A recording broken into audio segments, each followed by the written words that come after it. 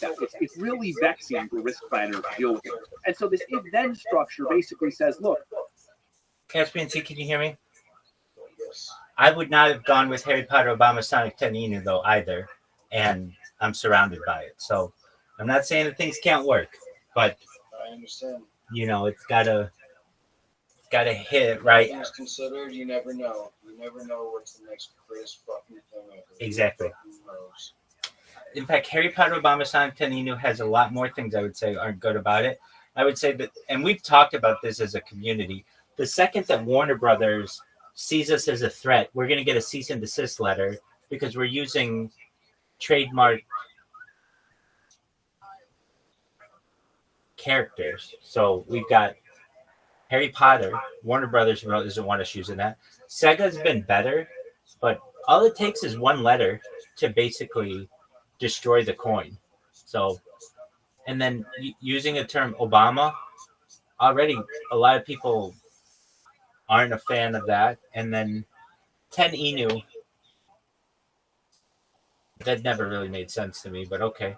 So I'm wearing the clothing of this, and I can tell you that I don't think it's necessarily a winner. But yet, what do I know? It's worth more than $200 million.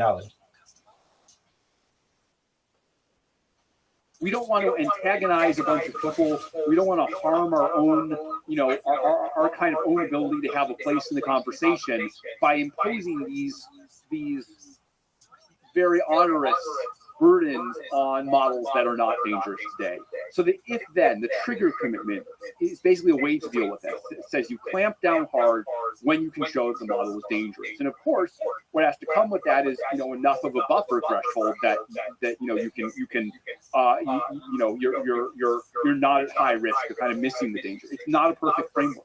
We've had to change it every came out with a new one just a few weeks ago, and probably going forward we might release new ones multiple times a year because it's hard to get these policies right, like technically, organizationally, from a research perspective. But that is the proposal. If-then commitments and triggers in order to minimize burdens and false alarms now, but really react appropriately when the dangers are here. What do you think the timeline for ASL3 is, where several of the triggers are fired, and what do you think the timeline is for ASL4? Yeah, so that is hotly debated within the company. We are working actively to prepare ASL3 security measures as well as ASL3 deployment measures. I'm not going to go into detail, but we've made a lot of progress on both, and we're prepared to be, I think, ready quite soon. I would not be surprised. I would not be surprised at all if we hit ASL3 next year. There was some concern that we might even hit it this year. That's still possible. That could still happen. It's very hard to say, but I would be very, very surprised if it was 2030. I think it's much sooner than that. So there's protocols for detecting it, if-then, and then there's protocols for how to respond to it. Yes. How difficult is the latter? Yeah, I think for ASL3, it's primarily about security and about, filters on the model relating to a very narrow set of areas when we deploy the model. Because at ASL3, the model isn't autonomous yet. And so you don't have to worry about, kind of the model itself behaving in a bad way even when it's deployed internally.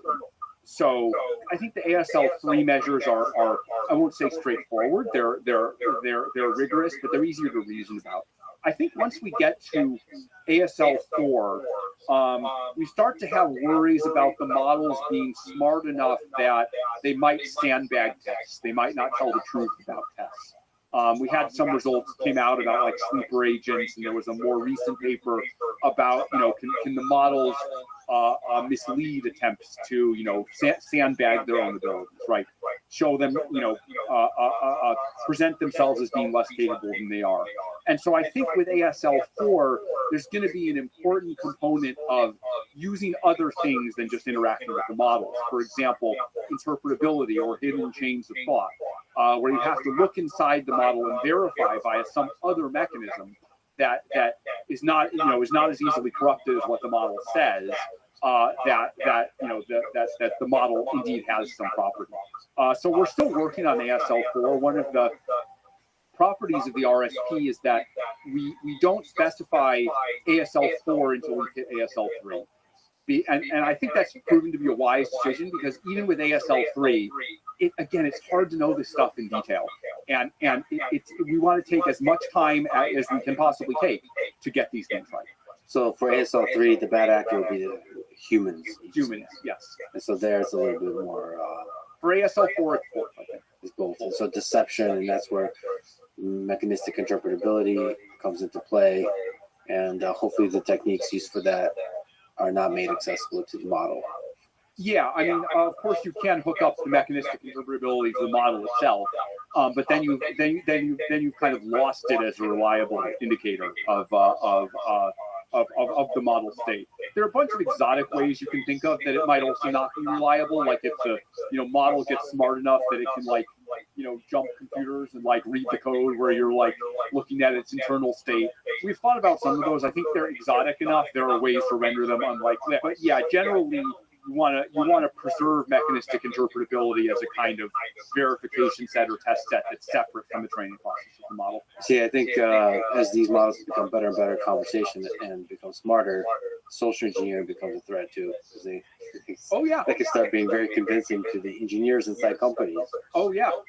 It's actually we've seen lots of examples of demagoguery in our life from humans, and there's a concern that models could do that as well.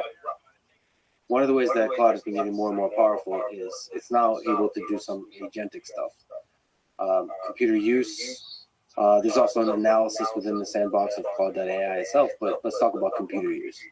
That seems to me super exciting, that you can just give Claude a task and it takes a bunch of actions, figures it out, and has access to your computer through screenshots.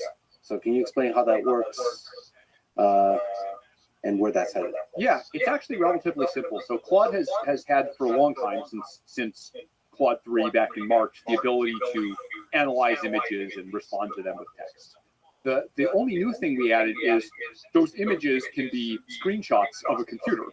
And in response, we train the model to give a location on the screen where you can click, and/or buttons on the keyboard you can press in order to take action. And it turns out that with actually not all that much additional training, the models can get quite good at that task. It's a good example of generalization. People sometimes say if you get to low Earth orbit, you're halfway to anywhere, right? Because of how much it takes to escape the gravity well. If you have a strong pre-trained model, I feel like you're halfway to anywhere in terms of the intelligence space. And so actually it didn't take all that much to get Claude to do this. And you can just set that in a loop. Give the model a screenshot, tell it what to click on, give it the next screenshot, tell it what to click on, and that turns into a full kind of almost 3D video interaction of the model. And it's able to do all of these tasks, right? We showed these demos where it's able to fill out spreadsheets, it's able to kind of interact with the website, it's able to, it's able to open all kinds of, programs, different operating systems, Windows, Linux, Mac.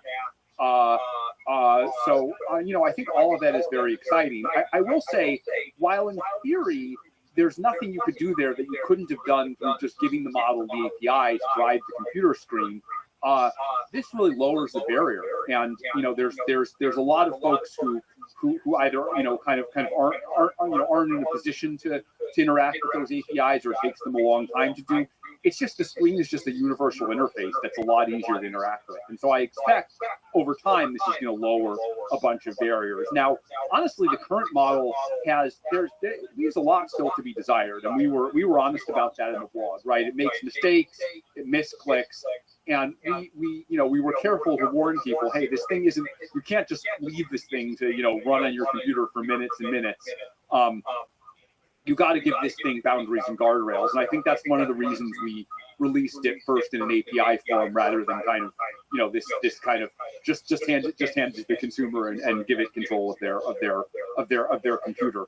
But I definitely feel that it's important to get these capabilities out there. As models get more powerful, we're going to have to grapple with, how do we use these capabilities safely? How do we prevent them from being abused? And I think releasing the model while the capabilities are still limited is very helpful in terms of doing that. I think since it's been released, a number of customers, I think Replit was maybe one of the most quickest to deploy things. Have made use of it in various ways. People have hooked up demos for Windows desktops, Macs, Linux machines. So yeah, it's been very exciting. I think as with anything else, it comes with new exciting abilities, and then with those new exciting abilities, we have to think about how to make the model safe, reliable, do what humans want them to do. I mean, it's the same story for everything, right? Same thing. It's that same tension. But the possibility of use cases here is just the range is incredible. So, how much to make it work really well in the future? How much do you have to specially kind of go beyond what the pre-trained model is doing? Do more post-training, RLHF, or supervised fine-tuning, or synthetic data just for the agent? Yeah, I think speaking at a high level, it's our intention to keep investing a lot in making the model better. Like I think we look at some of the benchmarks where previous models were like, oh, it could do it 6% of the time, and now our model will do it 14 or 22% of the time. And yeah, we want to get up to the human level reliability of 80-90%, just like anywhere else, right? We're on the same curve that we were on with SWE-bench, where I think I would guess a year from now the models can do this very, very reliably. But you got to start somewhere. So you think it's possible to get to the human level 90%? Basically doing the same thing you're doing now, or has it to be special for computer use? I mean, depends what you mean by special in general. But I generally think the same kinds of techniques that we've been using to train the current model. I expect that doubling down on those techniques in the same way that we have for code, for models in general, for other for image input, for voice. I expect those same techniques will scale here as they have everywhere else. But this is giving sort of the power of action to Claude, and so you could do a lot of really powerful things, but you could do a lot of damage also. Yeah. No, and we've been very aware of that. Look, my view actually is computer use isn't a fundamentally new capability like the CBRN or autonomy capabilities are. It's more like it kind of opens the aperture for the model to use and apply its existing abilities. And so the way we think about it, going back to our RSP, is nothing that this model is doing inherently increases, the risk from an RSP perspective. But as the models get more powerful, having this capability may make it scarier once it has the cognitive capability to do something at the ASL 3 and ASL 4 level. This may be the thing that kind of unbounds it from doing so. So going forward, certainly this modality of interaction is something we have tested for and that we will continue to test for in our RSP going forward.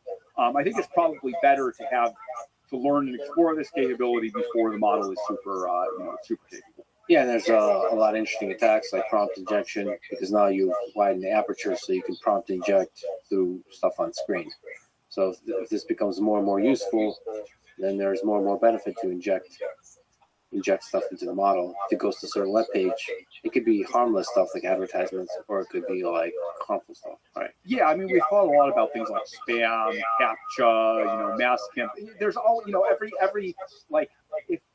One secret I'll tell you: if you've invented a new technology, not necessarily the biggest misuse, but the first misuse you'll see, scams, just petty scams. Like you'll just it's like a thing as old, people scamming each other. It's this thing as old as time, and it's just every time you got to deal with it. It's almost like silly to say, but it's true. Sort of bots and spam in general is a thing as it gets more and more intelligent. Yeah, it's just there are a lot of like I said, like there are a lot of petty criminals in the world, and it's like every new technology is like a new way for petty criminals to do something something stupid and malicious. Is there any ideas about sandboxing it? Like, how difficult is the sandboxing task? Yeah, we sandbox during training. So, for example, during training, we didn't expose the model to the internet. I think that's probably a bad idea during training because the model can be changing its policy, it can be changing what it's doing, and it's having an effect in the real world. In terms of actually deploying the model, right, it kind of depends on the application. Like, sometimes you want the model to do something in the real world, but of course you can always put guardrails on the outside, right? You can say, okay, well, this model's not going to move data from my, model's not going to move any files from my computer or my web server to anywhere else. Now, when you talk about sandboxing, again, when we get to ASL4, none of these precautions are going to make sense there, right? Where when you talk about ASL4, you're then the model is being kind of, there's a theoretical worry the model could be smart enough to break it, to kind of break out of any box. And so there we need to think about mechanistic interpretability, about, if we're going to have a sandbox, it would need to be a mathematically provable sandbox.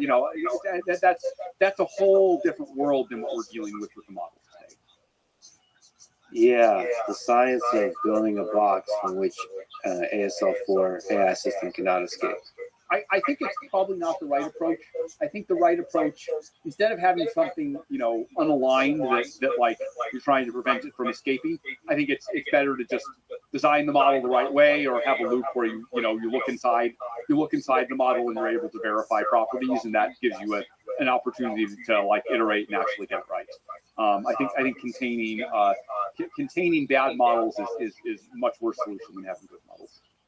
Let me ask about regulation. What's the role of regulation in keeping AI safe? So, for example, can you describe California AI Regulation Bill SB 1047 that was ultimately vetoed by the governor? What are the pros and cons of this bill? Yes, we ended up making some suggestions to the bill, and then some of those were adopted, and we felt I think quite positively about the bill. By the end of that, it did still have some downsides. And of course it got vetoed. I think at a high level, I think some of the key ideas behind the bill are, I would say, similar to ideas behind our RSPs. And I think it's very important that some jurisdiction, whether it's California or the federal government and or other countries and other states, passes some regulation like this. And I can talk through why I think that's so important. So I feel good about our RSP. It's not perfect. It needs to be iterated on a lot, but it's been a good forcing function for getting the company to take these risks seriously, to put them into product planning, to really make them a central part of work at Anthropic, and to make sure that all of 1,000 people, and it's almost 1,000 people now at Anthropic, understand that this is one of the highest priorities of the company, if not the highest priority. But one, there are still some companies that don't have RSP-like mechanisms. Like OpenAI, Google did adopt these mechanisms a couple months after Anthropic did. But there are other companies out there that don't have these mechanisms at all. And so if some companies adopt these mechanisms and others don't, it's really going to create a situation where, some of these dangers have the property that it doesn't matter if 3 out of 5 of the companies are being safe. If the other 2 are being unsafe, it creates this negative externality. And I think the lack of uniformity is not fair to those of us who have put a lot of effort into being very thoughtful about these procedures. The second thing is, I don't think you can trust these companies to adhere to these voluntary plans on their own. Right. I like to think that Anthropic will. We do everything we can that we will. Our RSP is checked by our long-term benefit trust. So we do everything we can to adhere to our own RSP. But you hear lots of things about various companies saying, "Oh, they said they would give this much compute and they didn't. They said they would do this thing and they didn't." I don't think it makes sense to litigate particular things that companies have done. But I think this broad principle that, like, if there's nothing watching over them, there's nothing watching over us as an industry, there's no guarantee that we'll do the right thing, and the stakes are very high. And so I think it's important to have a uniform standard that everyone follows, and to make sure that simply that the industry does what a majority of the industry has already said is important and has already said that they definitely will do. Right? Some people, I think there's a class of people who are against regulation on principle. I understand where that comes from. If you go to Europe and you see something like GDPR, you see some of the other stuff that they've done. Some of it's good, but some of it is really unnecessarily burdensome, and I think it's fair to say really has slowed innovation. And so I understand where people are coming from on fires. I understand why people start from that position. But again, I think AI is different. If we go to the very serious risks of autonomy and misuse that I talked about, just a few minutes ago, I think that those are unusual and they warrant an unusually strong response. And so I think it's very important. Again, we need something that everyone can get behind. I think one of the issues with SB 1047, especially the original version of it, was it had a bunch of the structure of RSPs, but it also had a bunch of stuff that was either clunky or that just would have created a bunch of burdens, a bunch of hassle, and might even have missed the target in terms of addressing the risks. You don't really hear about it on Twitter. You just hear about kind of, people are cheering for any regulation, and then the folks who are against make up these often quite intellectually dishonest arguments about how, it'll make us move away from California. Bill doesn't apply if you're headquartered in California. Bill only applies if you do business in California. Or that it would damage the open source ecosystem, or that it would, it would cause all of these things.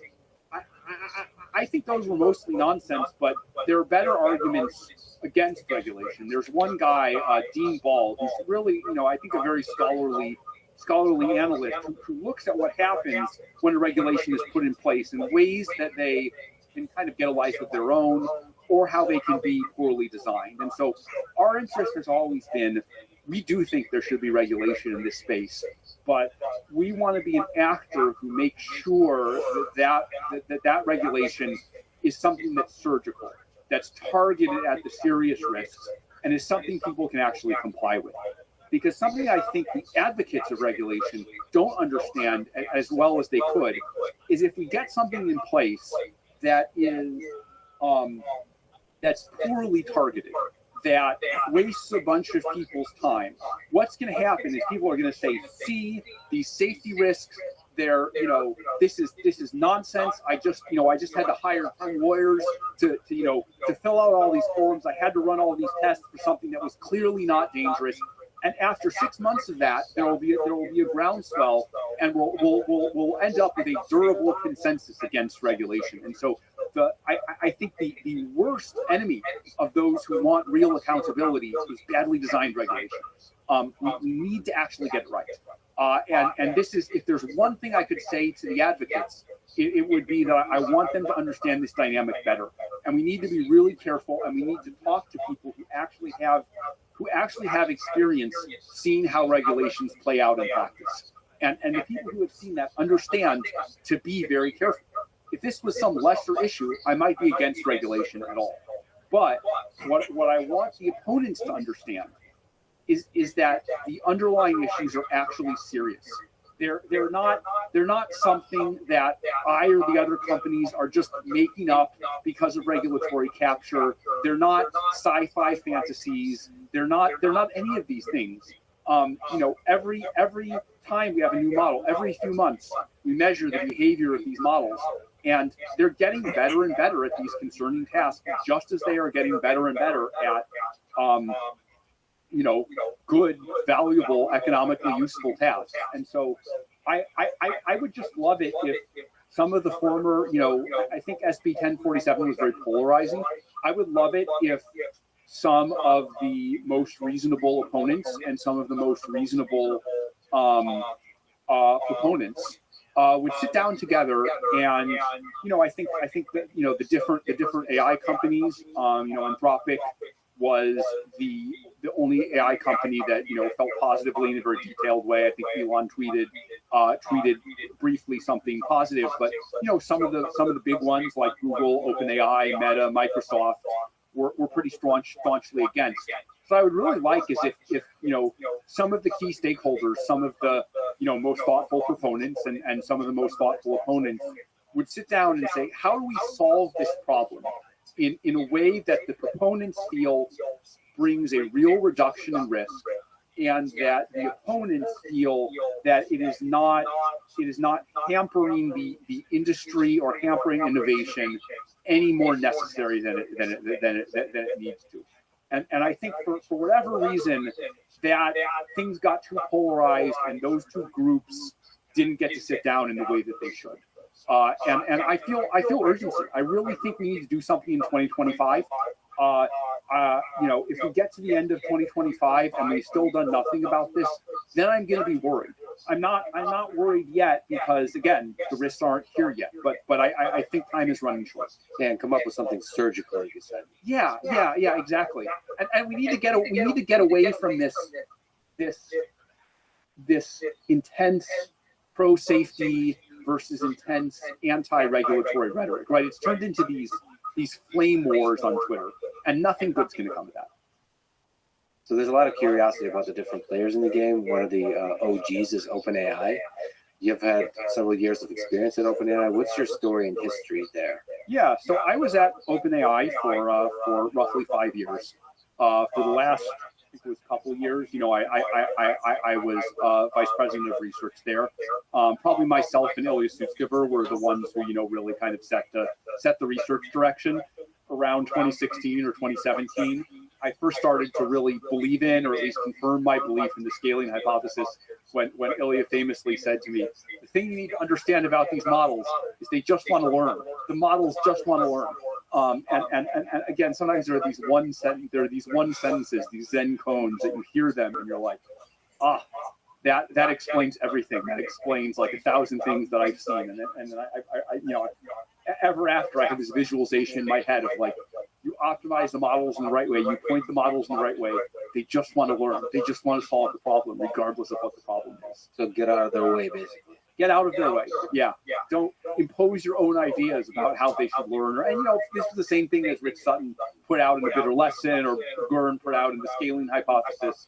I think generally the dynamic was, I got this kind of inspiration from Ilya and from others, folks like Alec Radford, who did the original GPT-1, and then ran really hard with it. Me and my collaborators on GPT-2, GPT-3, RL for human feedback, which was an attempt to kind of deal with the early safety and steerability, things like debate and amplification, heavy on interpretability. So again, the combination of safety plus scaling. Probably 2018, 2019, 2020.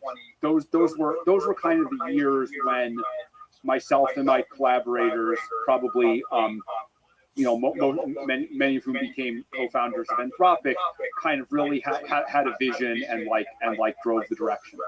Why'd you leave? Why'd you decide to leave? Yeah. So look, I'm going to put things this way, and I think it ties to the race to the top. Right, which is, in my time at OpenAI, what I come to see as I come to appreciate the scaling hypothesis, and as I come to appreciate kind of the importance of safety along with the scaling hypothesis. The first one, I think, OpenAI was getting on board with. The second one, in a way, had always been part of OpenAI's messaging.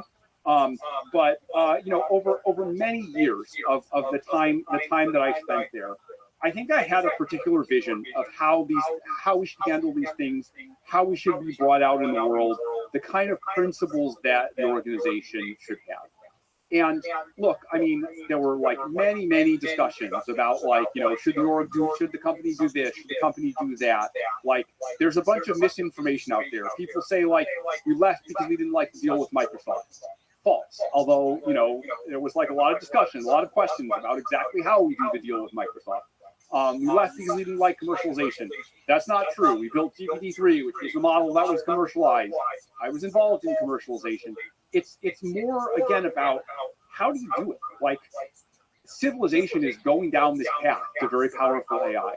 what's the way to do it that is cautious, straightforward, honest, that builds trust in the organization and in individuals? How do we get from here to there? And how do we have a real vision for how to get it right? How can safety not just be something we say because it helps with recruiting? And I think at the end of the day, if you have a vision for that, forget about anyone else's vision. I don't want to talk about anyone else's vision. If you have a vision for how to do it, you should go off and you should do that vision. It is incredibly unproductive to try and argue with someone else's vision. You might think they're not doing it the right way. You might think they're dishonest. Who knows? Maybe you're right. Maybe you're not. But what you should do is you should take some people you trust, and you should go off together, and you should make your vision happen. And if your vision is compelling, if you can make it appeal to people, some combination of ethically, in the markets, if you can make a company that's a place people want to join, that engages in practices that people think are reasonable while managing to maintain its position in the ecosystem at the same time. If you do that, people will copy it. And the fact that you are doing it, especially the fact that you're doing it better than they are, causes them to change their behavior in a much more compelling way than if they're your boss and you're arguing with them. I don't know how to be any more specific about it than that, but I think it's generally very unproductive to try and get someone else's vision to look like your vision. It's much more productive to go off and do a clean experiment and say, this is our vision. This is how we're going to do things. Your choice is you can ignore us, you can reject what we're doing, or you can start to become more like us. And imitation is the sincerest form of flattery. And that plays out in the behavior of customers, that plays out in the behavior of the public, that plays out in the behavior of where people choose to work. And again, at the end, it's not about one company winning or another company winning. If we or another company are engaging in some practice that people find genuinely appealing, and I want it to be in substance, not just in appearance. And I think researchers are sophisticated and they look at substance. And then other companies start copying that practice and they win because they copied that practice. That's great. That's success. That's like the race to the top. It doesn't matter who wins in the end, as long as everyone is copying everyone else's good practices, right? One way I think of it is like the thing we're all afraid of is the race to the bottom, right? And the race to the bottom doesn't matter who wins because we all lose, right? Like, in the most extreme world, we make this autonomous AI that, the robots enslave us or whatever, right? I mean, it's half joking, but, that is the most extreme thing that could happen. Then it doesn't matter which company was ahead. If instead you create a race to the top where people are competing to engage in good practices, then at the end of the day, it doesn't matter who ends up winning. It doesn't even matter who started the race to the top. The point isn't to be virtuous. The point is to get the system into a better equilibrium than it was before. And individual companies can play some role in doing this. Individual companies can help to start it, can help to accelerate it.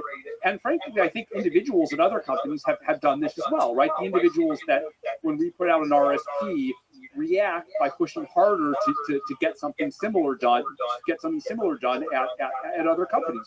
Sometimes other companies do something that's like, we're like, oh, it's a good practice. We think that's good. We should adopt it too.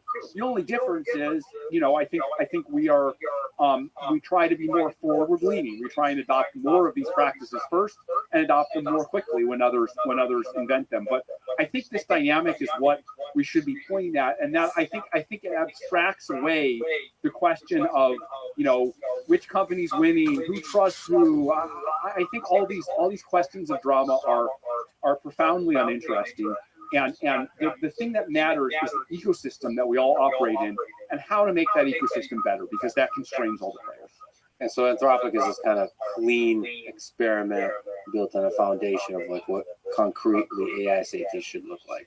Look, I'm sure we've made plenty of mistakes along the way. The perfect organization doesn't exist. It has to deal with the imperfection of 1,000 employees. It has to deal with the imperfection of our leaders, including me. It has to deal with the imperfection of the people we put to, you know, to oversee the imperfection of the leaders, like the board and the long-term benefit trust.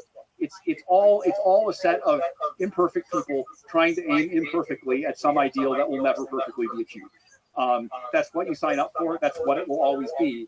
But imperfect doesn't mean you just give up. There's better and there's worse. And hopefully we can begin to build, we can do well enough that we can begin to build some practices that the whole industry engages in. And then, you know, my guess is that multiple of these companies will be successful. Anthropic will be successful. These other companies, like ones I've been at in the past, will also be successful. And some will be more successful than others. That's less important than, again, that we align the incentives of the industry. And that happens partly through the race to the top, partly through things like RSP, partly through, again, selected surgical regulation. You said talent density beats talent mass. So can you explain that? Can you expand on that? Can you just talk about what it takes to build a great team of AI researchers and engineers? This is one of these statements that's like more true every month. Every month I see this statement is more true than I did the month before. So if I were to do a thought experiment, let's say you have a team of 100 people that are super smart, motivated, and aligned with the mission, and that's your company. Or you can have a team of 1,000 people where 200 people are super smart, super aligned with the mission, and then like 800 people are, let's just say you pick 800 like random big tech employees. Which would you rather have, right? The talent mass is greater in the group of 1,000 people, right? You have even a larger number of incredibly talented, incredibly aligned, incredibly smart people. But the issue is just that if every time someone super talented looks around, they see someone else super talented and super dedicated, that sets the tone for everything, right? That sets the tone for everyone is super inspired to work at the same place. Everyone trusts everyone else.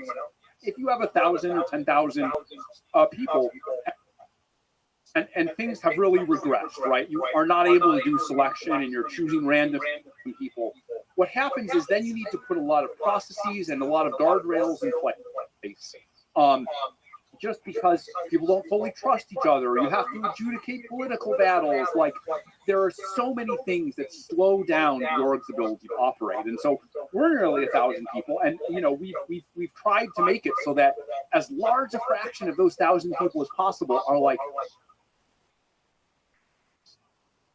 super talented, super skilled. It's one of the reasons we've slowed down hiring a lot in the last few months. We grew from 300 to 800, I think, in the first 7-8 months of the year. And now we've slowed down. We're at like, you know, the last 3 months, we went from 800 to 900, 950, something like that. Don't quote me on the exact numbers, but I think there's an inflection point around 1,000, and we want to be much more careful how we grow. Early on, and now as well, you know, we've hired a lot of physicists. You know, theoretical physicists can learn things really fast. Even more recently, as we've continued to hire that, you know, we've really had a high bar on both the research side and the software engineering side, have hired a lot of senior people, including folks who used to be at other companies in this space. And we've just continued to be very selective. It's very easy to go from 100 to 1,000, 1,000 to 10,000 without paying attention to making sure everyone has a unified purpose. It's so powerful. If your company consists of a lot of different fiefdoms that all want to do their own thing, they're all optimizing for their own thing, it's very hard to get anything done. But if everyone sees the broader purpose of the company, if there's trust and there's dedication to doing the right thing, that is a superpower. That in itself, I think, can overcome almost every other disadvantage. And, you know, it's the Steve Jobs A players. A players want to look around and see other A players. There's another way of saying that. I don't know what that is about human nature, but it is demotivating to see people who are not obsessively driving towards a singular mission. And it is, on the flip side of that, super motivating to see that. It's interesting. What's it take to be a great AI researcher or engineer? from everything you've seen, from working with so many amazing people? Yeah.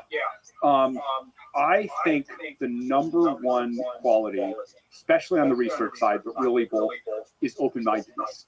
Sounds easy to be open-minded, right? You're just like, oh, I'm open to anything. But you know, if I think about my own early history in the scaling hypothesis, I was seeing the same data others were seeing. I don't think I was like a better programmer or better at coming up with research ideas than any of the hundreds of people that I worked with. In some ways I was worse. You know, like I've never like, you know, precise programming of like, you know, finding the bug, writing the GPU kernels. Like I could point you to 100 people here who are better at that than I am.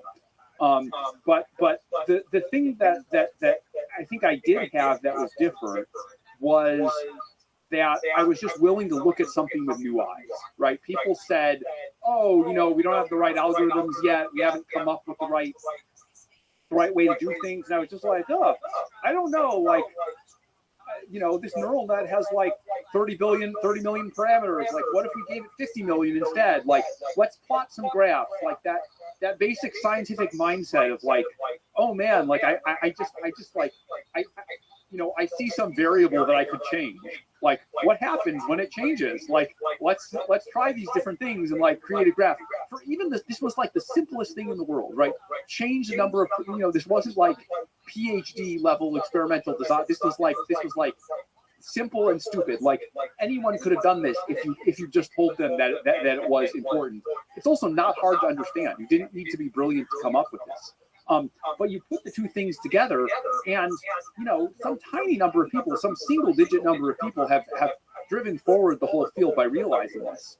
And it's, you know, it's often like that. If you look back at the discovery, you know, the discoveries in history, they're often like that. And so this open-mindedness and this willingness to see with new eyes that often comes from being newer to the field, often experience is a disadvantage for this.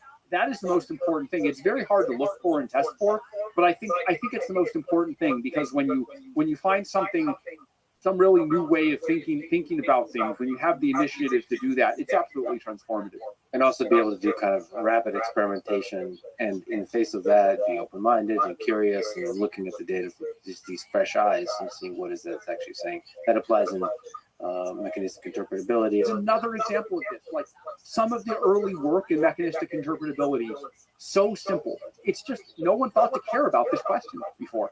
You said what it takes to be a great AI researcher. Can we rewind the clock back? What advice would you give to people interested in AI? If they're young, looking forward, how can I make an impact on the world? I think my number one piece of advice is to just start playing with the models. This was actually, I worry a little, this seems like obvious advice now. I think 3 years ago, it wasn't obvious, and people started by, oh, let me read the latest reinforcement learning paper. Let me kind of, no, I mean, that was really the and you should do that as well. But now, you know, with wider availability of models and APIs, people are doing this more, but I think just experiential knowledge. These models are new artifacts that no one really understands. And so getting experience playing with them. I would also say, again, in line with the like, do something new, think in some new direction. Like, there are all these things that haven't been explored. Like, for example, mechanistic interpretability is still very new. It's probably better to work on that than it is to work on new model architectures, because it's more popular than it was before. There are probably like 100 people working on it, but there aren't like 10,000 people working on it. And it's fertile area for study. Like you know, there's so much like low-hanging fruit. You can just walk by, and you can pick things. And the only reason, for whatever reason, people aren't interested in it enough. I think there are some things around long horizon learning and long horizon tasks where there's a lot to be done. I think evaluations we're still very early in our ability to study evaluations, particularly for dynamic systems, asking in the world. I think there's some stuff around multi-agent. skate where the puck is going is my advice. And you don't have to be brilliant to think of it. Like all the things that are going to be exciting in 5 years, like people even mention them as like, you know, conventional wisdom, but like it's just somehow there's this barrier that people don't double down as much as they could, or they're afraid to do something that's not the popular thing. I don't know why it happens, but like getting over that barrier, that's my number one piece of advice. Let's talk, if we could, a bit about post-training. Yeah. So it seems that the modern post-training recipe has a little bit of everything. So supervised fine-tuning, RLHF, the constitutional AI with RLAIF. That's definitely. It's again that moving thing. And then synthetic data. There's like a lot of synthetic data, or he's trying to figure out ways to have high quality synthetic data. So what's just the secret sauce that makes Anthropic Claude so incredible? How much of the magic is in the pre-training? How much is in the post-training? Yeah, I mean, so first of all, we're not perfectly able to measure that ourselves. You know, when you see some great durability, sometimes it's hard to tell whether it came from pre-training or post-training. We've developed ways to try and distinguish between those two, but they're not perfect. You know, the second thing I would say is, you know, when there is an advantage, and I think we've been pretty good at in general with RL, perhaps the best, although I don't know because I don't see what goes on inside other companies. Usually it isn't, oh my God, we have this secret magic method that others don't have, right? Usually it's like, well, you know, we got better at the infrastructure, so we could run it for longer, or, you know, we were able to get higher quality data, or we were able to filter our data better, or we were able to, you know, combine these methods in practice. It's usually some boring matter of kind of practice and tradecraft. So, you know, when I think about how to do something special in terms of how we train these models, both pre-training, but even more so post-training, you know, I really think of it a little more, again, as like designing airplanes or cars. Like, you know, it's not just like, oh man, I have the blueprint. Like maybe that makes you make the next airplane. But like there's some cultural tradecraft of how we think about the design process that I think is more important than any particular gizmo we're able to invent. Okay, well, let me ask you about specific techniques. So first on RLHF, why do you think the zooming out intuition and the philosophy, why do you think RLHF works so well? If I go back to like the scaling hypothesis, one of the ways to state the scaling hypothesis is if you train for X and you throw enough compute at it, then you get X. And so RLHF is good at doing what humans want the model to do, or at least, to state it more precisely, doing what humans who look at the model for a brief period of time and consider different possible responses, what they prefer as the response. Which is not perfect from both the safety and capabilities perspective, in that humans are often not able to perfectly identify what the model wants, and what humans want in the moment may not be what they want in the long term. So there's a lot of subtlety there, but the models are good at producing what the humans in some shallow sense want. And it actually turns out that you don't even have to throw that much compute at it because of another thing, which is this thing about a strong pre-trained model being halfway in. So once you have the pre-trained model, you have all the representations you need to get the model where you want it to go. So do you think RLHF makes the model smarter, or just appears smarter to humans? I don't think it makes the model smarter. I don't think it just makes the model appear smarter. It's like RLHF like bridges the gap between the human and the model, right? I could have something really smart that like can't communicate at all, right? We all know people like this. People who are really smart, but you can't understand what they're saying. So I think RLHF just bridges that gap. I think it's not the only kind of RL we do. It's not the only kind of RL that will happen in the future. I think RL has the potential to make models smarter, to make them reason better, to make them operate better, to make them develop new skills even. And perhaps that could be done, even in some cases with human feedback. But the kind of RLHF we do today mostly doesn't do that yet, although we're very quickly starting to be able to. But it appears to sort of increase if you look at the metric of helpfulness. It increases that. It also increases, what was this word in Leopold's essay, unhobbling, where basically the models are hobbled and then you do various trainings to them to unhobble them. So I like that word. It's like a rare word. So I think RLHF unhobbles the models in some ways. And then there are other ways where a model hasn't yet been unhobbled and needs to unhobble. If you can say, in terms of cost, is pre-training the most expensive thing, or is post-training creep up to that? At the present moment, it is still the case that pre-training is the majority of the cost. I don't know what to expect in the future, but I could certainly anticipate a future where post-training is the majority of the cost. In that future you anticipate, would it be the humans or the AI that's the costly thing for the post-training? I don't think you can scale up humans enough to get high quality. Any kind of method that relies on humans and uses a large amount of compute, it's going to have to rely on some scaled supervision method, like debate or iterated amplification or something like that. So on that super interesting set of ideas around constitutional AI, can you describe what it is as first detailed in December 2022 paper and beyond that? What is it? Yes, so this was from 2 years ago.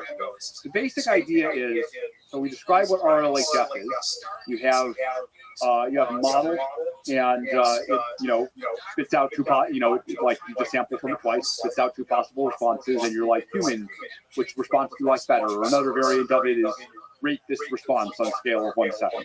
So that's hard because you need to scale up human interaction, and it's very implicit, right? I don't have a sense of what I want the model to do. I just have a sense of like what this average of 1,000 humans wants the model to do. So two ideas. One is, could the AI system itself decide which response is better, right? Could you show the AI system these two responses and ask which response is better?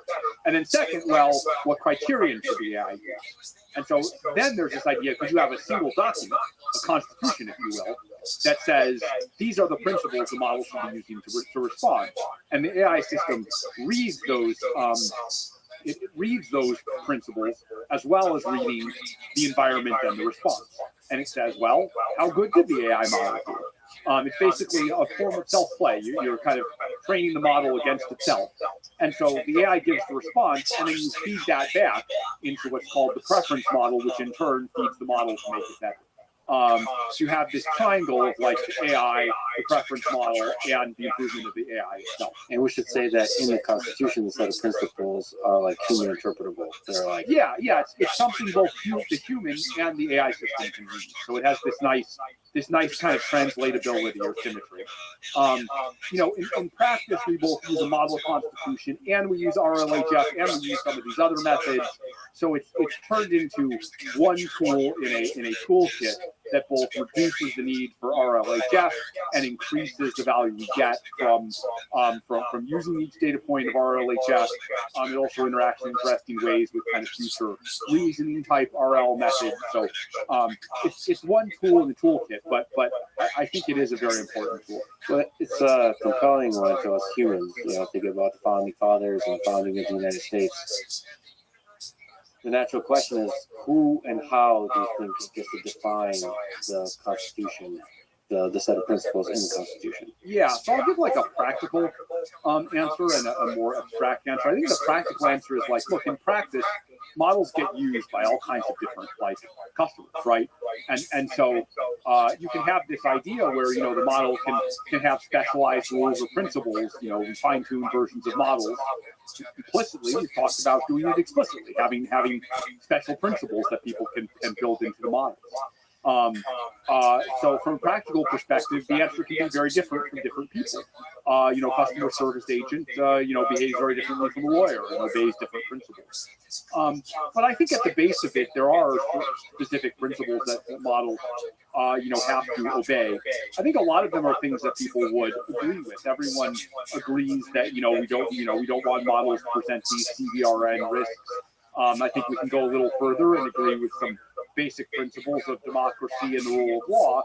Beyond that, it gets, very uncertain. And there our goal is generally for the models to be more neutral, to not espouse a particular point of view and, more just be kind of like wise agents or advisors that will help you think things through and will, present possible considerations, but don't express, strong or specific opinions. OpenAI released a model spec where it kind of clearly, concretely defines some of the goals of the model and specific examples, like A/B, how the model should behave. Do you find that interesting? By the way, I should mention I believe the brilliant John Schuerman was a part of that. He's now at Anthropic. Do you think this is a useful direction? Might Anthropic release a model spec?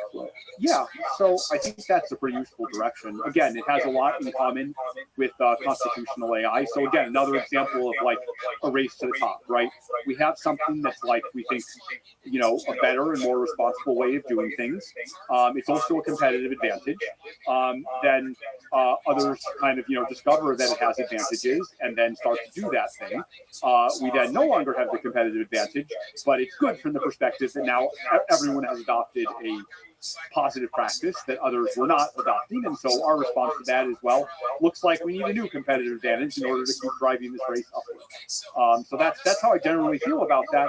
I also think every implementation of these things is different. So, there were some things in the model spec that were not in constitutional AI. And so, we can always adopt those things or, at least learn from them. So again, I think this is an example of like the positive dynamic that I think we should all want to feel and have. Let's talk about the incredible essay, Machines of Love and Grace. I recommend everybody read it. It's a long one. It is rather long. Yeah. It's really refreshing to read concrete ideas about what a positive future looks like. And you took sort of a bold stance because, like, it's very possible you might be wrong on the dates or the specific. Oh yeah. I'm fully expecting to, definitely be wrong about all the details. I might be just spectacularly wrong about the whole thing, and people will laugh at me for years. That's just how the future works. So you provided a bunch of concrete positive impacts of AI and how, exactly a super intelligent AI might accelerate the rate of breakthroughs in, for example, biology and chemistry that would then lead to things like cure most cancers, prevent all infectious disease, double the human lifespan, and so on. So let's talk about this essay. First, can you give a high level vision of this essay and what key takeaways that they would have? Yeah, I have spent a lot of time, and Anthropic has spent a lot of effort on, like, how do we address the risks of AI, right? How do we think about those risks? Like, we're trying to do a race to the top, what that requires us to build all these capabilities, and the capabilities are cool, but, we're like a big part of what we're trying to do is address the rest. And a justification for that is like, well, all these positive things, the market is this very healthy organism, right? It's going to produce all the positive things. The risks, I don't know, we might mitigate them, we might not. And so we can have more impact by trying to mitigate the risks. But I noticed that one flaw in that way of thinking, and it's not a change in how seriously I take the risks, it's maybe a change in how I talk about them, is that no matter how kind of logical or rational that line of reasoning that I just gave might be, if you kind of only talk about risk, your brain only thinks about risks. And so I think it's actually very important to understand what if things do go well. And the whole reason we're trying to prevent these risks is not because we're afraid of technology, not because we want to slow it down. It's because if we can get to the other side of these risks, right? If we can run the gauntlet successfully, to put it in stark terms, then on the other side of the gauntlet are all these great things, and these things are worth fighting for, and these things can really inspire people. And I think I imagine, because look, you have all these investors, all these VCs, all these AI companies talking about all the positive benefits of AI, but as you point out, it's weird. There's actually a dearth of really getting specific about it. There's a lot of like random people on Twitter like posting kind of like green cities and this just kind of like vibe of like grind, accelerate harder, like kick out the decel. It's just this very like aggressive, ideological. But then you're like, well, what are you actually excited about? And so I figured that I think it would be interesting and valuable for someone who's actually coming from the risk side to try and really make a try at explaining what the benefits are. Both because I think it's something we can all get behind, and I want people to understand. I want them to really understand that this isn't doomers versus acceleration. This is that if you have a true understanding of where things are going with AI, and maybe that's the more important axis, AI is moving fast versus AI is not moving fast, then you really appreciate the benefits, and you want humanity, our civilization, to seize those benefits, but you also get very serious about anything that could derail them. So I think the starting point is to talk about what this powerful AI, which is the term you like to use. Most of the world uses AGI, but you don't like the term because it's basically has too much baggage. It's become meaningless. It's like we're stuck with the terms. Maybe we're stuck with the terms, and my efforts to change them are futile. It's admirable. I'll tell you what else I don't. This is like a pointless semantic point, but I keep talking about it. So I'm just going to do it once more.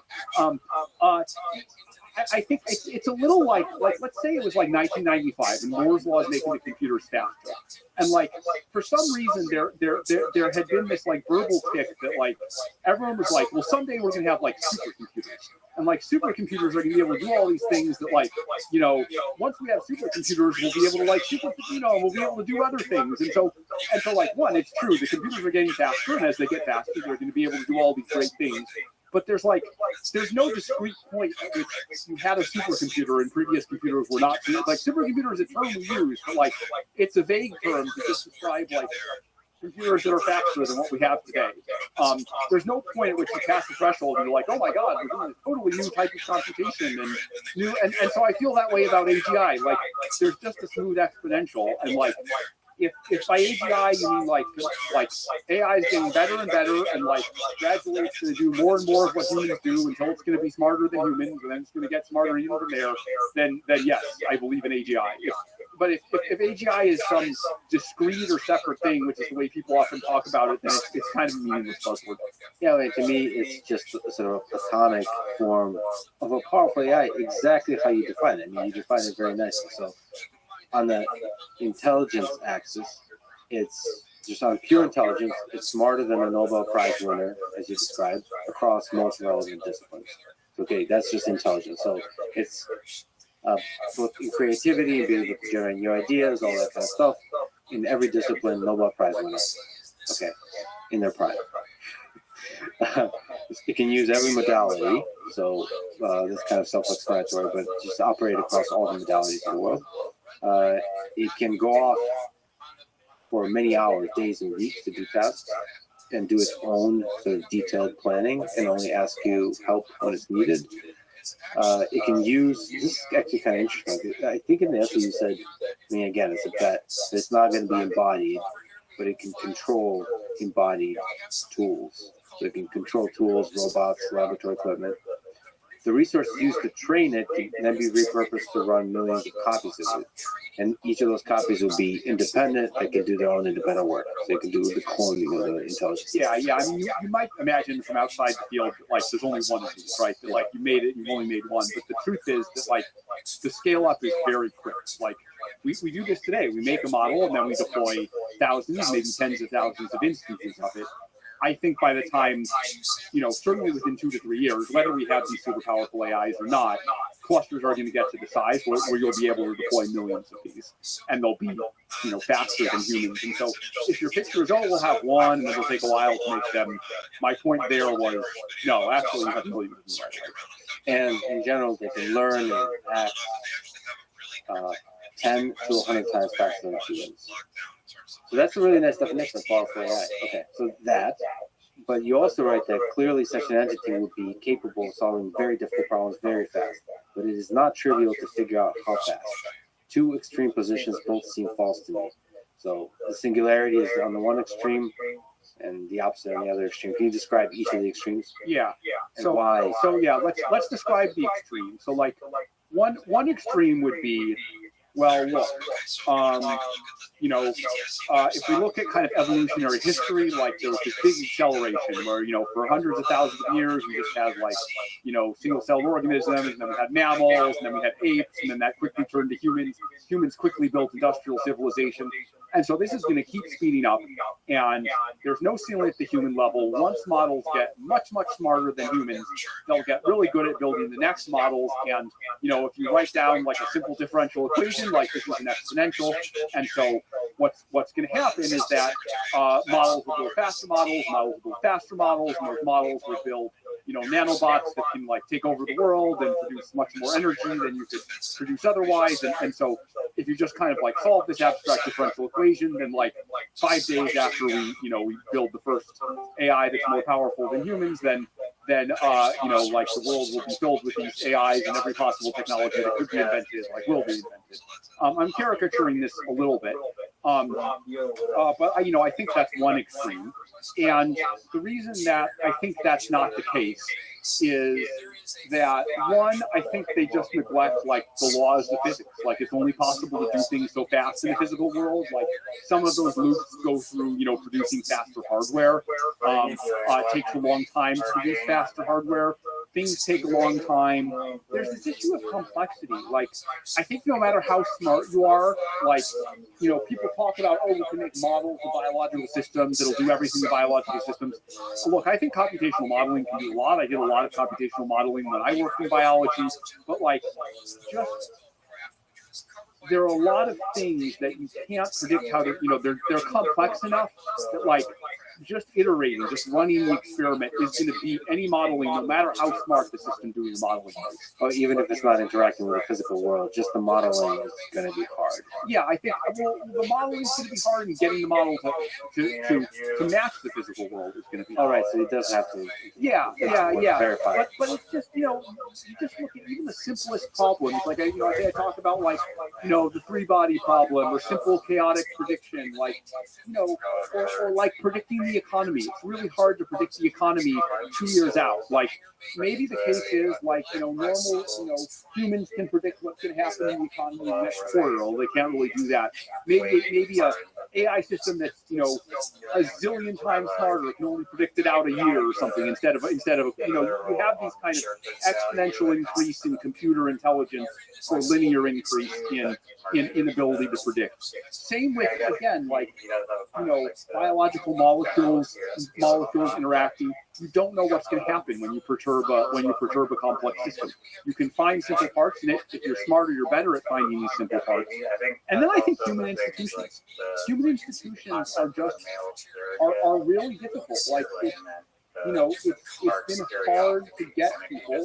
I won't give specific examples, but it's been hard to get people to adopt even the technologies that we've developed, even ones where the case for their efficacy is very, very strong.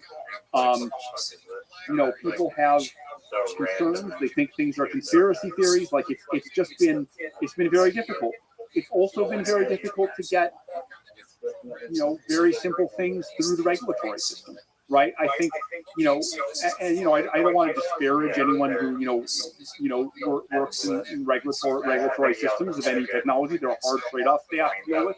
They have to save lives, but the system as a whole, I think, makes some obvious trade-offs that are very far from maximizing human welfare.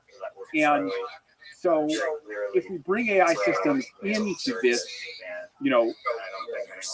into these human systems, often the level of intelligence may just not be a limiting factor, right? It just may be that it takes a long time to do something. Now, if the AI system circumvented all governments, if it just said I'm dictator of the world and I'm going to do whatever, some of these things it could do. Again, things having to do with complexity, I still think a lot of things would take a while. I don't think it helps that the AI systems can produce a lot of energy or go to the moon. Like some people in comments responded to the essay saying the AI system can produce a lot of energy and smarter AI systems. That's missing the point. That kind of cycle doesn't solve the key problems that I'm talking about here. So I think a bunch of people missed the point there.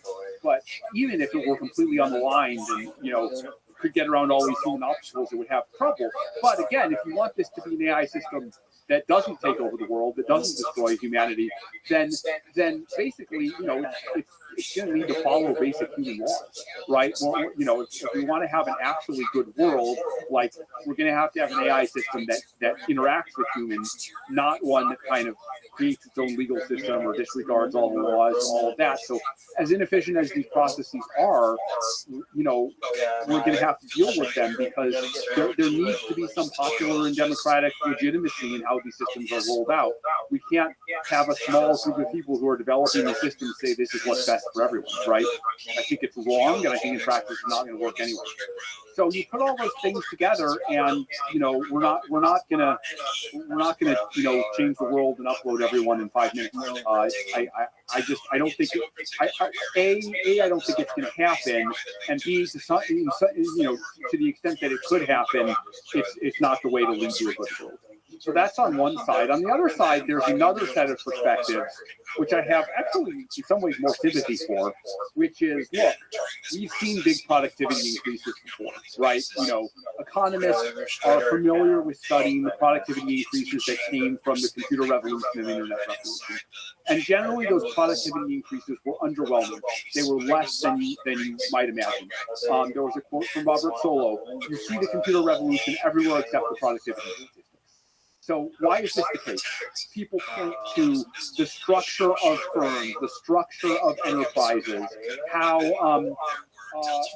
slow it's been to roll out an existing technology to very poor parts of the world, which I talk about in the essay, right?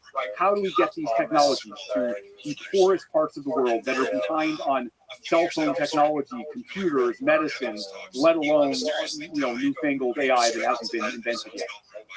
You can have a perspective that's like, well, this is amazing technically, but it's all a nothing burger. I think Tyler Cowen, who wrote something in response to my essay, has that perspective. I think he thinks the radical change will happen eventually, but he thinks it'll take 50 or 100 years. And you could have even more static perspectives on the whole thing. I think there's some truth to it. I think the time scale is just too long. And I can see it. I can actually see both sides with today's AI. So, a lot of our customers are large enterprises who are used to doing things a certain way.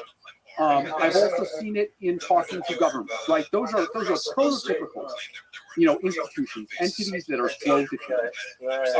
But the dynamic I see over and over again is, yes, it takes a long time to move the ship. Yes, there's a lot of resistance and lack of understanding.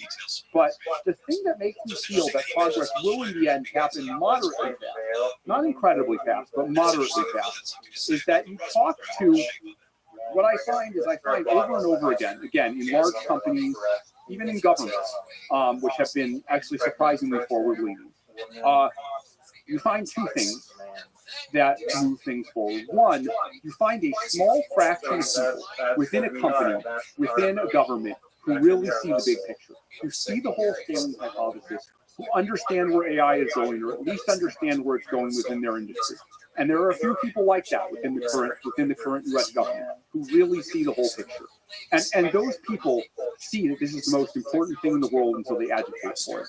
And the thing, they alone are not enough to succeed, because they're a small set of people within a large organization.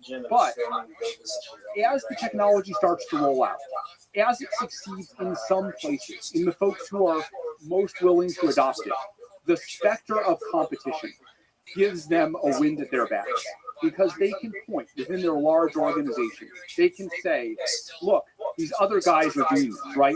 One bank can say, look, this newfangled hedge fund is doing this thing. They're going to eat our lunch.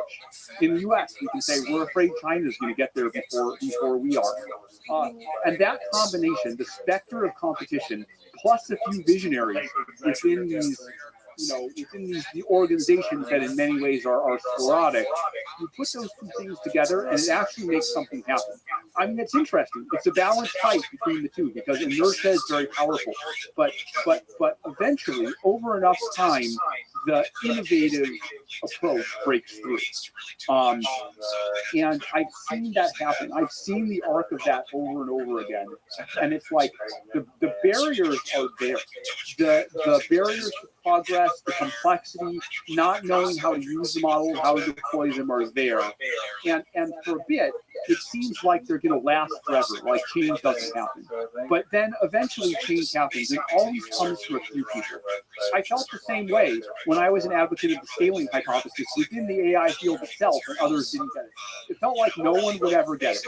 It felt like we had a secret almost no one ever had. And then a couple of years later, everyone has the secret.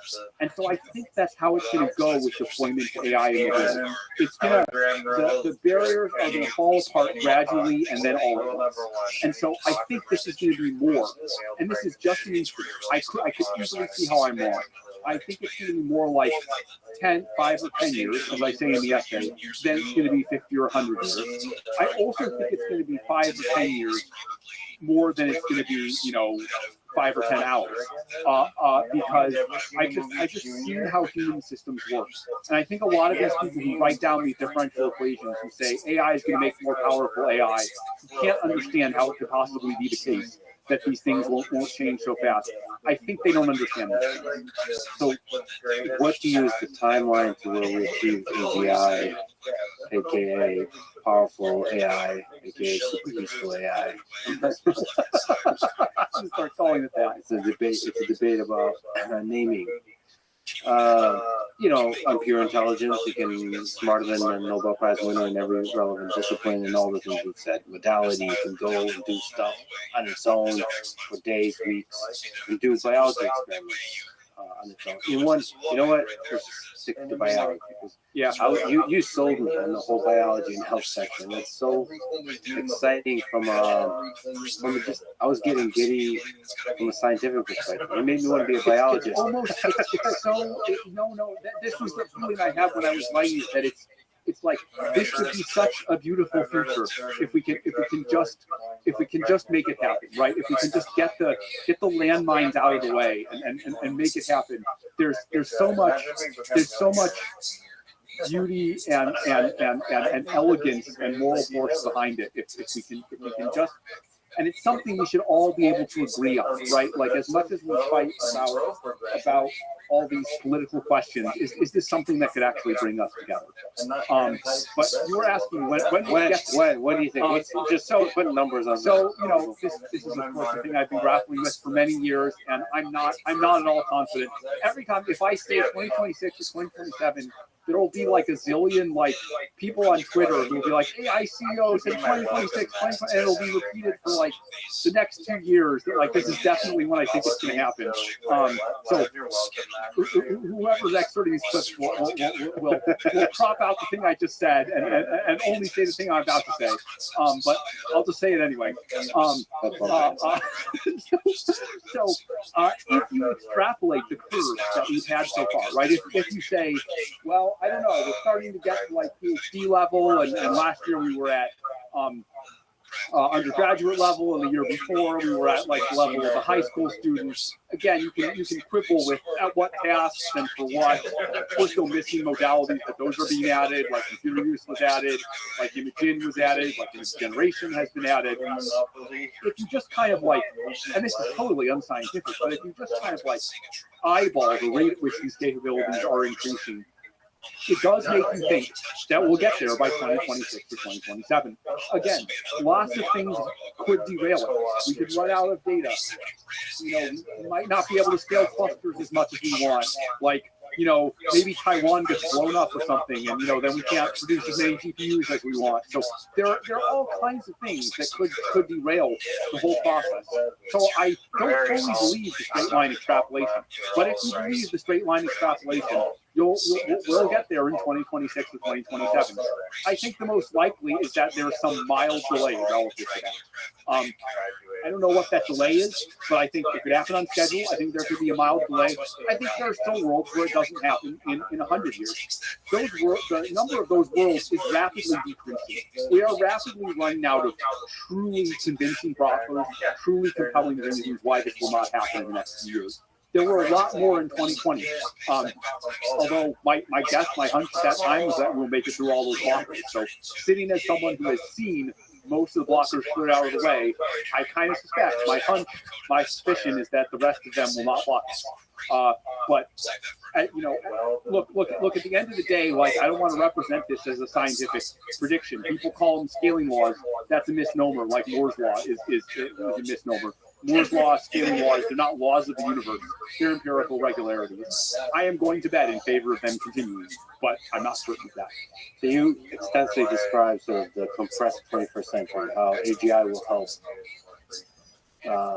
set forth a chain of breakthroughs in biology and medicine that help us in all these kinds of ways that I mentioned. So how do you think, what are the early steps it might do? And by the way, I asked Claude good questions to ask you. And Claude told me to ask, what do you think is a typical day for a biologist working on AGI in this future? Yeah. Claude is curious. Let me start with your first question, and then I'll answer that. Claude wants to know what's in his tech first. Who am I going to be working on? So I think one of the things I went hard on in the essay is, let me go back to this idea of, because it's really had an impact on me. This idea that within large organizations and systems, there end up being a few people or a few new ideas who kind of cause things to go in a different direction than they would have before, who kind of disproportionately affect the trajectory. There's a bunch of kind of the same thing going on, right? If you think about the health world, there's like, trillions of dollars to pay out Medicare and, other health insurance. And then the NIH is $100 billion. And then if I think of like the few things that have really revolutionized anything, could be encapsulated in a small fraction of that. And so when I think of like, where will AI have an impact? I'm like, can AI turn that small fraction into a much larger fraction and raise its quality?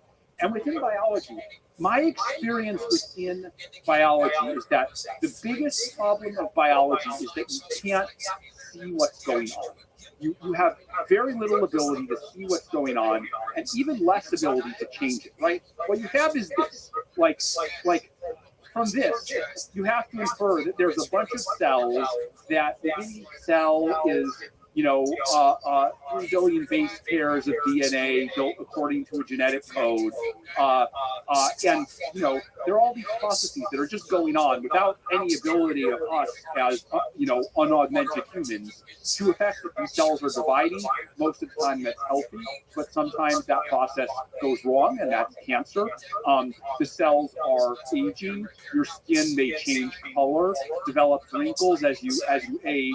And all of this is determined by these processes, all these proteins being produced, transported to various parts of the cells, binding to each other. And in our initial state about biology, we didn't even know that these cells existed.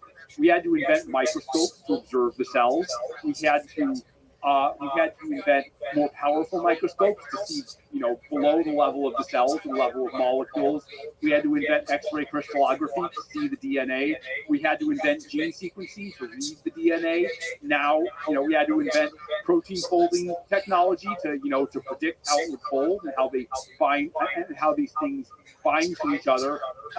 We had to invent various techniques for now we can edit the DNA as of with CRISPR as of the last 12 years. So the whole history of biology, a whole big part of the history is basically our ability to read and understand what's going on, and our ability to reach in and selectively change things.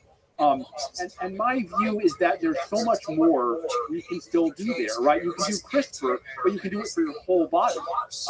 Let's say I want to do it for one particular type of cell, and I want the rate of targeting the wrong cells to be very low. That's still a challenge. That's still things people are working on. That's what we might need for gene therapy for certain diseases. And so the reason I'm saying all of this, and it goes beyond, beyond this, to gene sequencing, to new types of nanomaterials for observing what's going on inside cells, or antibody drug conjugates. The reason I'm saying all this is that this could be a leverage point for the AI systems, right? That the number of such inventions it's in the mid double digits or something. Mid double digits, maybe low triple digits over the history of biology. Let's say I have a million of these AIs, can they discover thousands, working together, can they discover thousands of these very quickly? And does that provide a huge lever instead of trying to leverage the $2 trillion a year we spend on Medicare or whatever? Can we leverage the $1 billion a year that's spent to discover, but with much higher quality? And so, what is it like, being a scientist that works with an AI system? The way I think about it actually is, so I think in the early stages, the AIs are going to be like grad students. You're going to give them a project. You're going to say, I'm an experienced biologist. I've set up the lab. The biology professor or even the grad students themselves will say, here's what you can do with an AI, AI system. I'd like to study this. And the AI system, it has all the tools. It can look up all the literature to decide what to do. It can look at all the equipment. It can go to the website and say, hey, I'm going to go to Thermo Fisher or whatever the lab equipment company is. The dominant lab equipment company is today. In my time was Thermo Fisher. I'm going to order this new equipment to do this. I'm going to run my experiments. I'm going to, write up a report about my experiments. I'm going to, inspect the images for contamination. I'm going to decide what the next experiment is.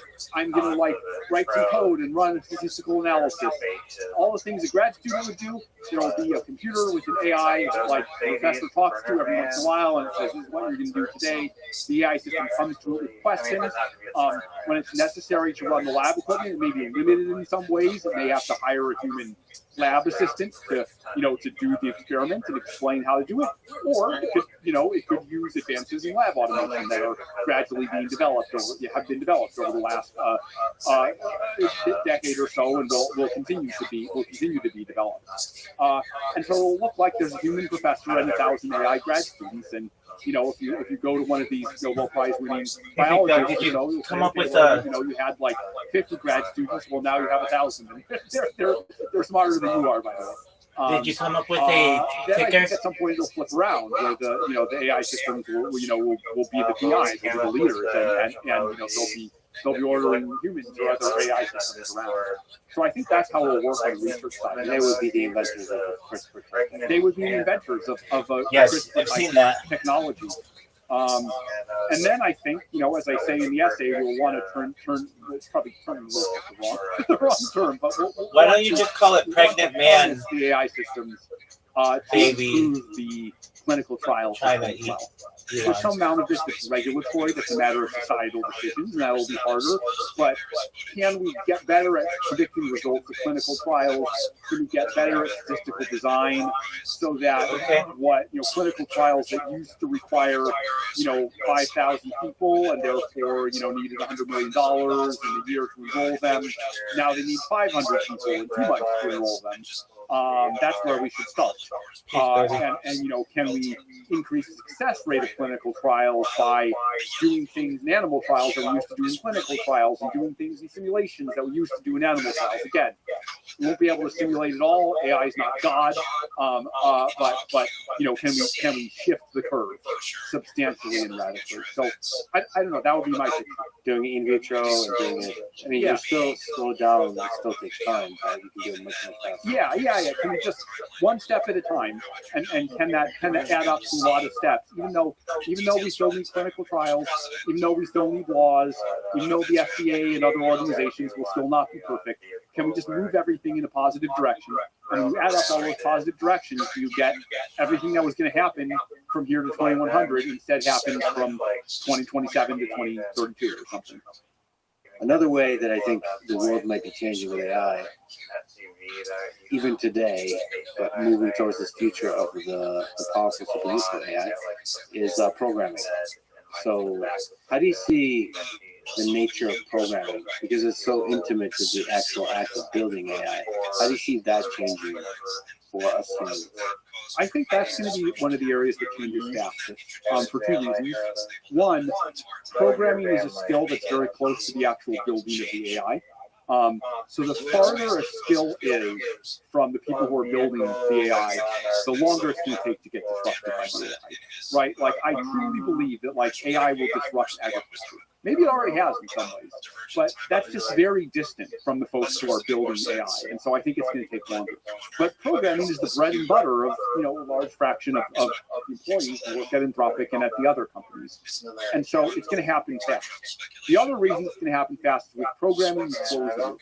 Both when you're training the model, when you're applying the model, the idea that the model can write the code means that the model can then run the code and then see the results and interpret it back. And so it really has an ability, unlike hardware, unlike biology, which we just discussed, the model has an ability to close the loop. And so I think those two things are going to lead to the model getting good at programming very fast. As I saw on typical real world programming tasks, models have gone from 3% in January of this year to 50% in October of this year. So, we're on that S curve, right, where it's going to start slowing down soon because you can only get to 100%. But I would guess that in another 10 months, we'll probably get pretty close. We'll be at least 90%. So again, I would guess, I don't know how long it'll take, but I would guess again, 2026, 2027, Twitter people who crop out who crop out these numbers and get rid of the caveats, like I don't know, like you go away. I would guess that the kind of tasks that the vast majority of coders do, AI can probably, if we make the task very narrow, like just write code, AI systems will be able to do that. Now that said, I think comparative advantage is powerful. You'll find that when AI can do 80% of a coder's job, including most of it that's literally like write code with a given spec, we'll find that the remaining parts of the job become more leveraged for humans, right? Humans they'll be more about like high-level system design or, looking at the app and like, is it architected well, and the design, the UX aspects, and eventually AI will be able to do those as well, right? That's my vision of the, powerful AI system. But I think for much longer than we might expect, we will see that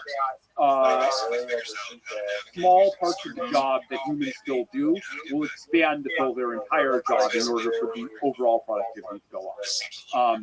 That's something we've seen. It used to be that writing and editing letters was very difficult, and like writing the print was difficult. Well, as soon as you had word processors and then computers, and it became easy to produce work and easy to share it, then that became instant, and all the focus was on the ideas. So this logic of comparative advantage that expands tiny parts of the task to large parts of the task and create new tasks in order to expand productivity, I think that's going to be the case. Again, someday AI will be better at everything, and that logic won't apply, and then we all have, humanity will have to think about how to collectively deal with that, and we're thinking about that every day. And that's another one of the grand problems to deal with, aside from misuse and autonomy. And we should take it very seriously. But I think in the near term, and maybe even in the medium term, like 2, 3, 4 years, I expect that humans will continue to have a huge role, and the nature of programming will change. But programming as a role, programming as a job will not change. It'll just be less writing things line by line, and it'll be more macroscopic. And I wonder what the future of IDEs looks like. So the tooling of interacting with AI systems, this is true for programming and also probably true for in other contexts, like computer use, but maybe domain specific. Like we mentioned biology, it probably needs its own tooling about how to be effective, and then programming needs its own tooling. Is Anthropic going to play in that space of also tooling potentially? I'm absolutely convinced that powerful IDEs, that there's so much low-hanging fruit to be grabbed there. That right now it's just like you talk to the model and it talks back. But look, I mean, IDEs are great at kind of lots of static analysis of so much as possible with kind of static analysis, like many bugs you can find without even writing the code. Then IDEs are good for running particular things, organizing your code, measuring coverage of unit tests. Like there's so much possible with the normal IDEs Now you add something like, well, the model now, the model can now like write code and run code. Like, I am absolutely convinced that over the next year or two, even if the quality of the models didn't improve, that there would be enormous opportunity to enhance people's productivity by catching a bunch of mistakes, doing a bunch of grunt work for people, and that we haven't even scratched the surface. And Anthropic itself, I mean, you can't say, no. It's hard to say what will happen in the future. Currently, we're not trying to make such IDs ourselves. Rather, we're powering the companies like Cursor or like Cognition or some of the other, Expo in the security space, others that I could mention as well, that are building such things themselves on top of our API. And our view has been, let 1,000 flowers bloom. We don't internally have the resources to try all of these different things. Let's let our customers try. And we'll see who succeeds, and maybe different customers will succeed in different ways. So I both think this is super promising, and it's not something Anthropic isn't eager to at least right now compete with all our companies in this space, and maybe never. Yeah, it's been interesting to watch Cursor try to integrate Claude successfully, because it's actually fascinating how many places it can help a programming experience. It's not as trivial. It is really astounding. I feel like, as a CEO, I don't get to program that much, and I feel like if 6 months from now I go back, it'll be completely unrecognizable. Exactly. So in this world with super powerful AI that's increasingly automated, what's the source of meaning for us humans? Yeah. Work is a source of deep meaning for many of us. So where do we find the meaning? This is something that I've written about a little bit in the essay, although I give it a bit short shrift, not for any principled reason, but this essay, if you believe it, was originally going to be 2 or 3 pages. I was going to talk about it at all hands, and the reason I realized it was an important, underexplored topic is that I just kept writing things. And I was just like, oh man, I can't do this justice. And so the thing ballooned to like 40 or 50 pages. And then when I got to the work and meaning section, I'm like, oh man, this isn't going to be 100 pages. Like, I'm going to have to write a whole other essay about that. But meaning is actually interesting, because you think about like the life that someone lives or something, or like, let's say you were to put me in like a simulated environment or something, or like, like I have a job and I'm trying to accomplish things, and I don't know, I do that for 60 years, and then you're like, this was actually all a game, right? Does that really kind of rob you of the meaning of the whole thing? Like I still made important choices, including moral choices. I still sacrificed. I still had to kind of gain all these skills, or just like a similar exercise. Think back to like one of the historical figures who discovered electromagnetism or relativity or something. If you told them, well, actually 20,000 years ago, some alien on this planet discovered this before you did. Does that rob the meaning of the discovery? That doesn't really seem like it to me, right? It seems like the process is what matters, and how it shows who you are as a person along the way, and how you relate to other people, and like the decisions that you make along the way. Those are consequential. I could imagine if we handle things badly in an AI world, we could set things up where people don't have any long-term source of meaning or any, but that's more a set of choices we make. That's more a set of the architecture of a society with these powerful models. If we design it badly and for shallow things, then that might happen. I would also say that most people's lives today, while admirably they work very hard to find meaning in those lives. Like, look, we who are privileged and who are developing these technologies, we should have empathy for people, not just here but in the rest of the world, who spend a lot of their time kind of scraping by to like survive. Assuming we can distribute the benefits of these technologies, to everywhere, like their lives are going to get a hell of a lot better. Meaning will be important to them as it is important to them now, but we should not forget the importance of that, and the idea of meaning as kind of the only important thing is in some ways an artifact of a small subset of people who have been economically fortunate. But I think all that said, I think a world is possible with powerful AI that not only has as much meaning for everyone, but that has more meaning for everyone, right? That can allow everyone to see worlds and experiences that it was either possible for no one to see or possible for very few people to experience. So I am optimistic about meaning. I worry about economics and the concentration of power. That's actually what I worry about more. I worry about how do we make sure that fair world reaches everyone. When things have gone wrong for humans, they've often gone wrong because humans mistreat other humans. That is maybe in some ways even more than the autonomous risk of AI or the question of meaning.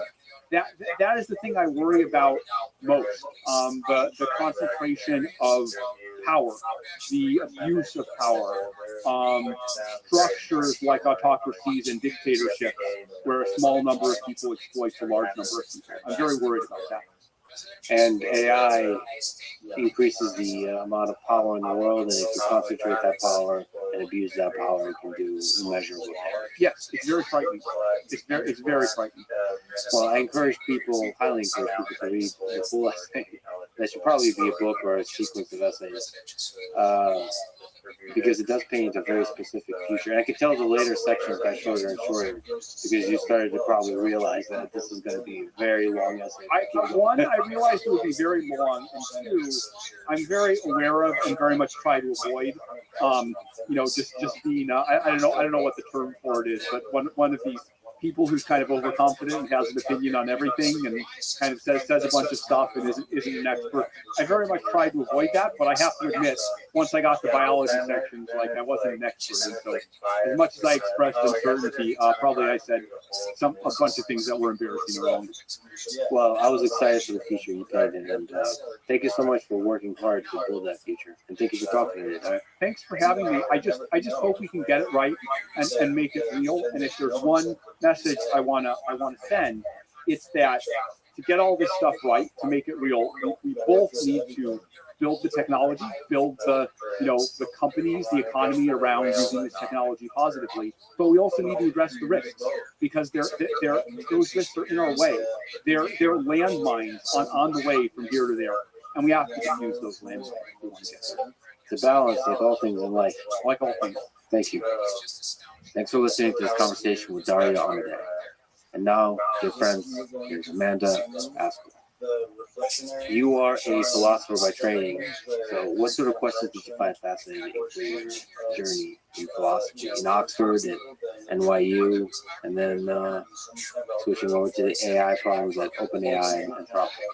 I think philosophy is actually a really good subject if you are kind of fascinated with everything.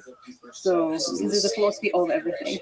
So if you do philosophy of mathematics for a while and then you decide that you're actually really interested in chemistry, you can do philosophy of chemistry for a while, you can move into ethics or philosophy of politics. I think towards the end, I was really interested in ethics primarily. So that was like what my PhD was on. It was on a kind of technical area of ethics, which was ethics where worlds contain infinitely many people, strangely. A little bit less practical in the end of ethics. And then I think that one of the tricky things of doing a PhD in ethics is that you're thinking a lot about like the world, how it could be better, problems, and you're doing like a PhD in philosophy. And I think when I was doing my PhD, I was kind of like, this is really interesting. It's probably one of the most fascinating questions I've ever encountered in philosophy, and I love it. But I would rather see if I can have an impact on the world and see if I can like, do good things. And I think that was around the time that AI was still probably not as widely recognized as it is now. That was around 2017, 2018. I had been following progress and it seemed like it was becoming kind of a big deal. And I was basically just happy to get involved and see if I could help, because I was like, well, if you try and do something impactful, if you don't succeed, you tried to do the impactful thing and you can go be a scholar and like not feel like you tried. And if it doesn't work out, it doesn't work out. And so then I went into AI policy at that point. And what does AI policy entail? At the time, this was more thinking about sort of the political impact and the ramifications of AI. And then I slowly moved into sort of AI evaluation, how we evaluate models, how they compare with like human outputs, whether people can tell like the difference between AI and human outputs. And then when I joined Anthropic, I was more interested in doing sort of technical alignment work, and again, just seeing if I could do it, and then being like, if I can't, then that's fine. I tried. Sort of the way I lead life, I think. Oh, what was that like? Sort of taking the leap from the philosophy of everything into the technical. I think that sometimes people do this thing that I'm like not that keen on, where they'll be like, is this person technical or not? Like you're either a person who can like code and isn't scared of math, or you're like not. And I think I'm maybe just more like, I think a lot of people are actually very capable of working these kinds of areas if they just like try it. And so I didn't actually find it like that bad. In retrospect, I'm sort of glad I wasn't speaking to people who treated it like it. I've definitely met people who are like, "Whoa, you like learned how to code," and I'm like, "Well, I'm not like an amazing engineer. Like I'm surrounded by amazing engineers. My code's not pretty, but I enjoyed it a lot, and I think that in many ways, at least in the end, I think I flourished like more in the technical areas than I would have in the policy areas. Politics is messy, and it's harder to find solutions to problems in the space of politics, like definitive, clear, provable, beautiful solutions, as you can with technical problems. Yeah, and I feel like I have kind of like one or two sticks that I hit things with, and one of them is like arguments and like, so like just trying to work out what a solution to a problem is, and then trying to convince people that is the solution and be convinced if I'm wrong. And the other one is sort of more empiricism, so like just like finding results, having a hypothesis, testing it. And I feel like a lot of policy and politics feels like it's layers above that. Like somehow I don't think I was just like, I have a solution to all of these problems. Here it is written down. If you just want to implement it, that's great. That feels like not how policy works. And so I think that's where I probably just like wouldn't have flourished, I guess. Sorry to go in that direction, but I think it would be pretty inspiring for people that are quote unquote non-technical to see where you're like the incredible journey you've been on. So what advice would you give to people that are maybe, which is a lot of people, think they're underqualified, insufficiently technical to help in the AI?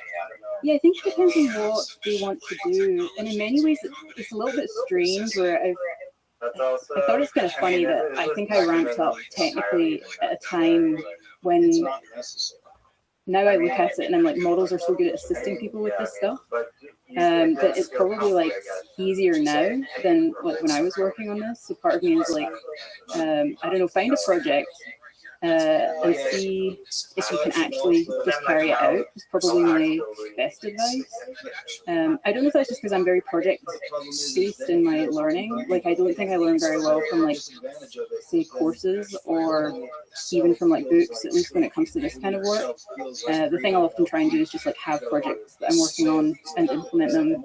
And, and this can include, like, really small, silly things. Like, if I get slightly addicted to, like, word games or number games or something, I would just like code up a solution to them. There's some part of my brain and it just like completely eradicated the itch. You're like, once you have like solved it and like you just have like a solution that works every time, I would then be like, cool, I can never play that game again. That's awesome.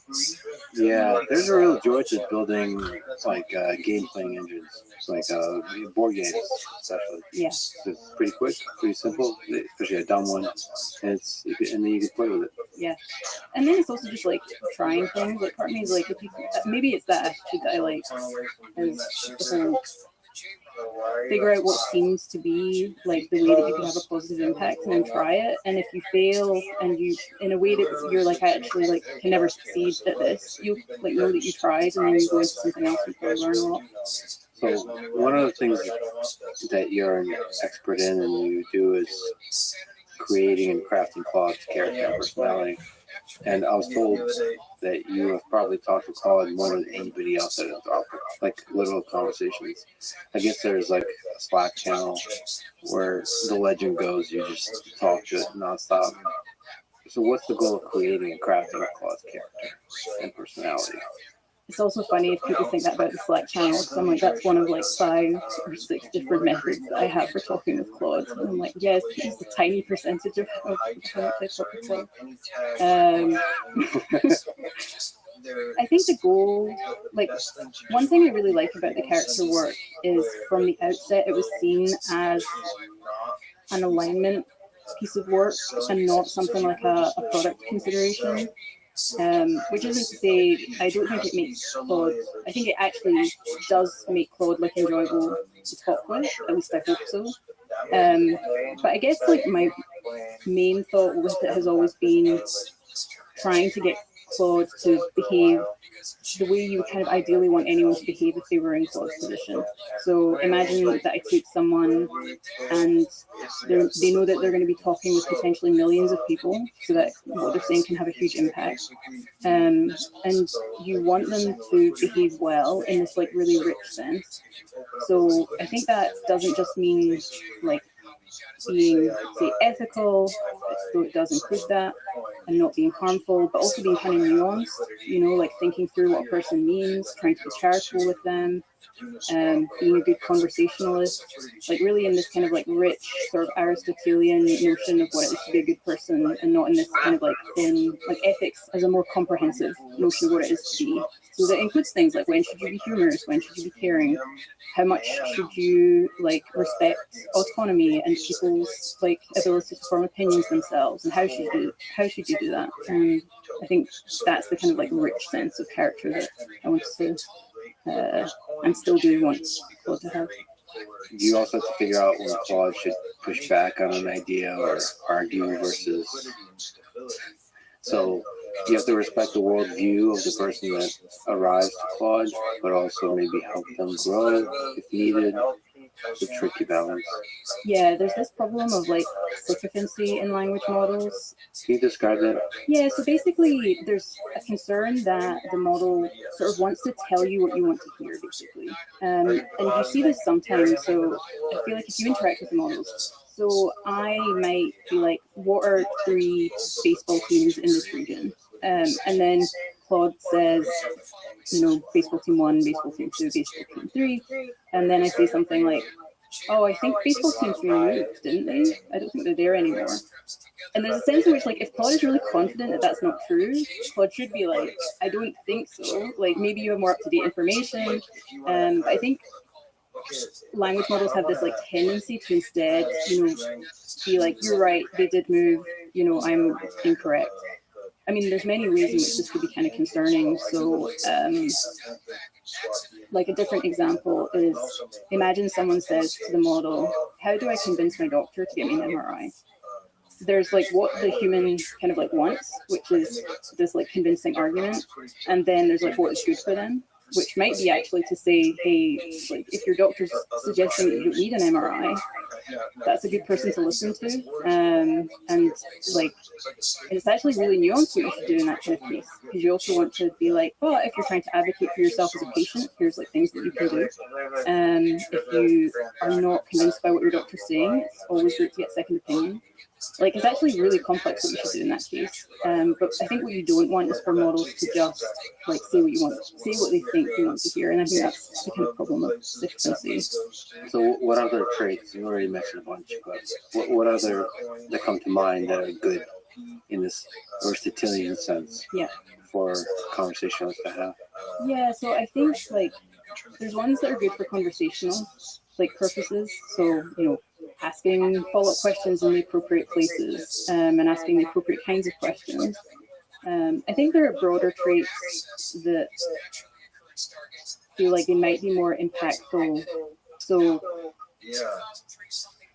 one example that I guess I've touched on, but that also feels important and is the thing that I've worked on a lot, is honesty.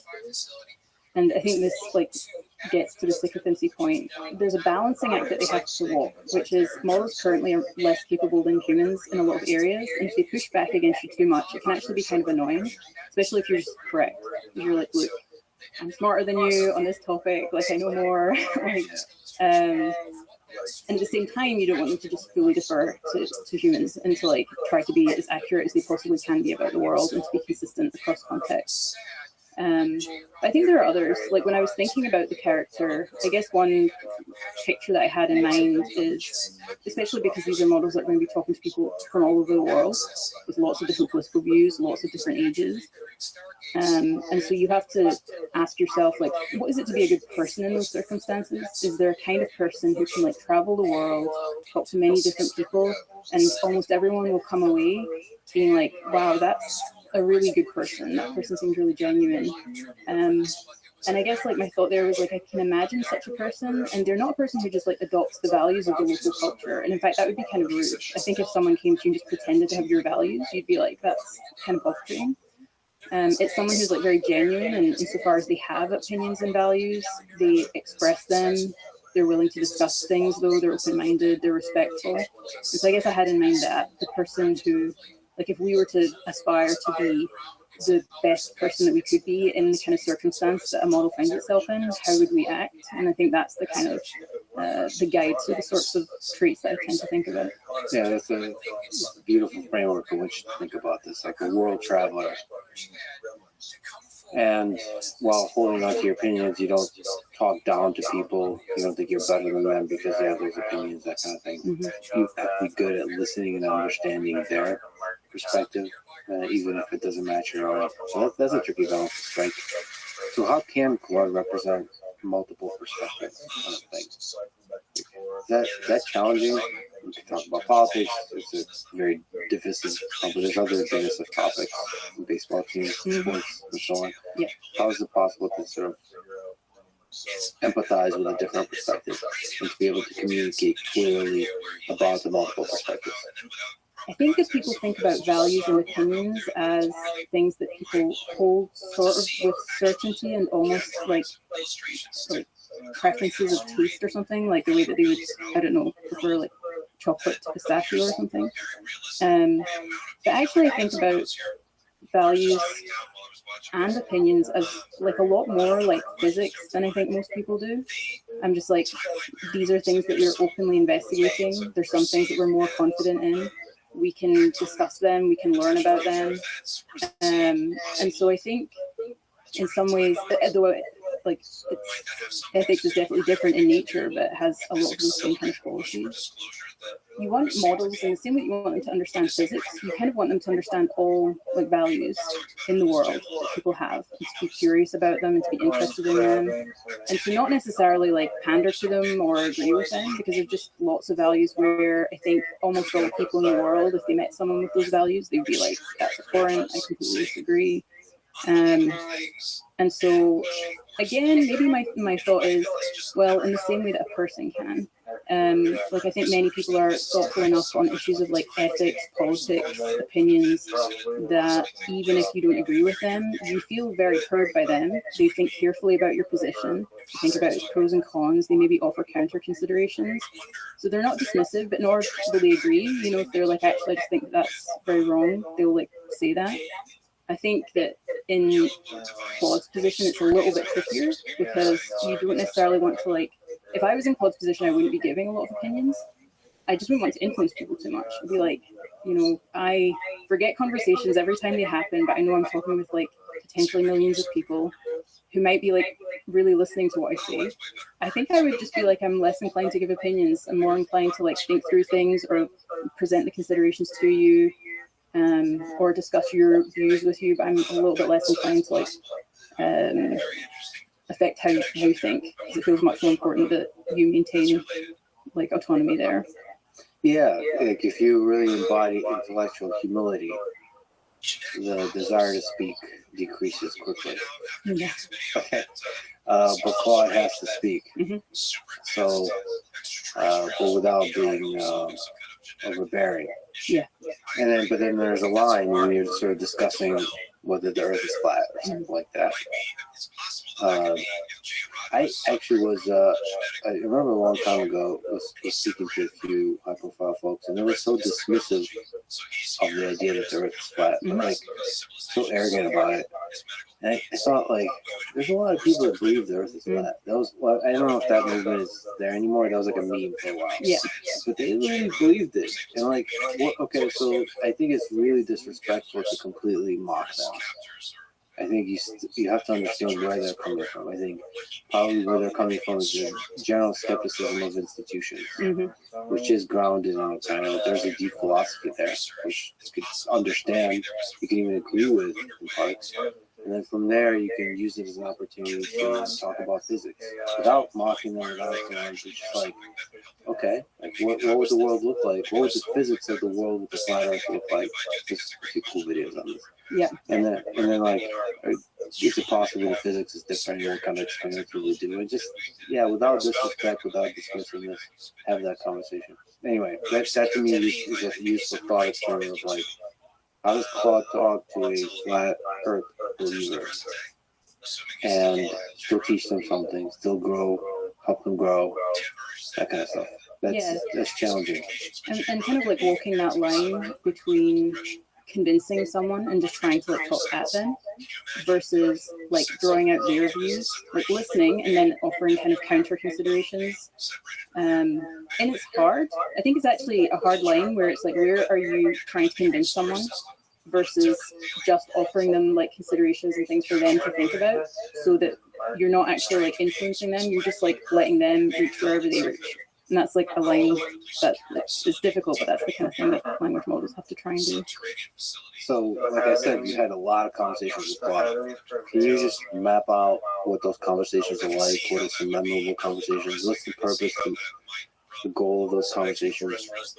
Yeah, I think that most of the time when I'm talking with Claude, I'm trying to kind of map out its behavior in part. Like obviously I'm getting like helpful outputs from the model as well. But in some ways this is like how you get to know a system, I think, is by like probing it and then augmenting like the message that you're sending and then checking the response to that. So in some ways it's like how I map out the model. I think that people focus a lot on these quantitative evaluations of models.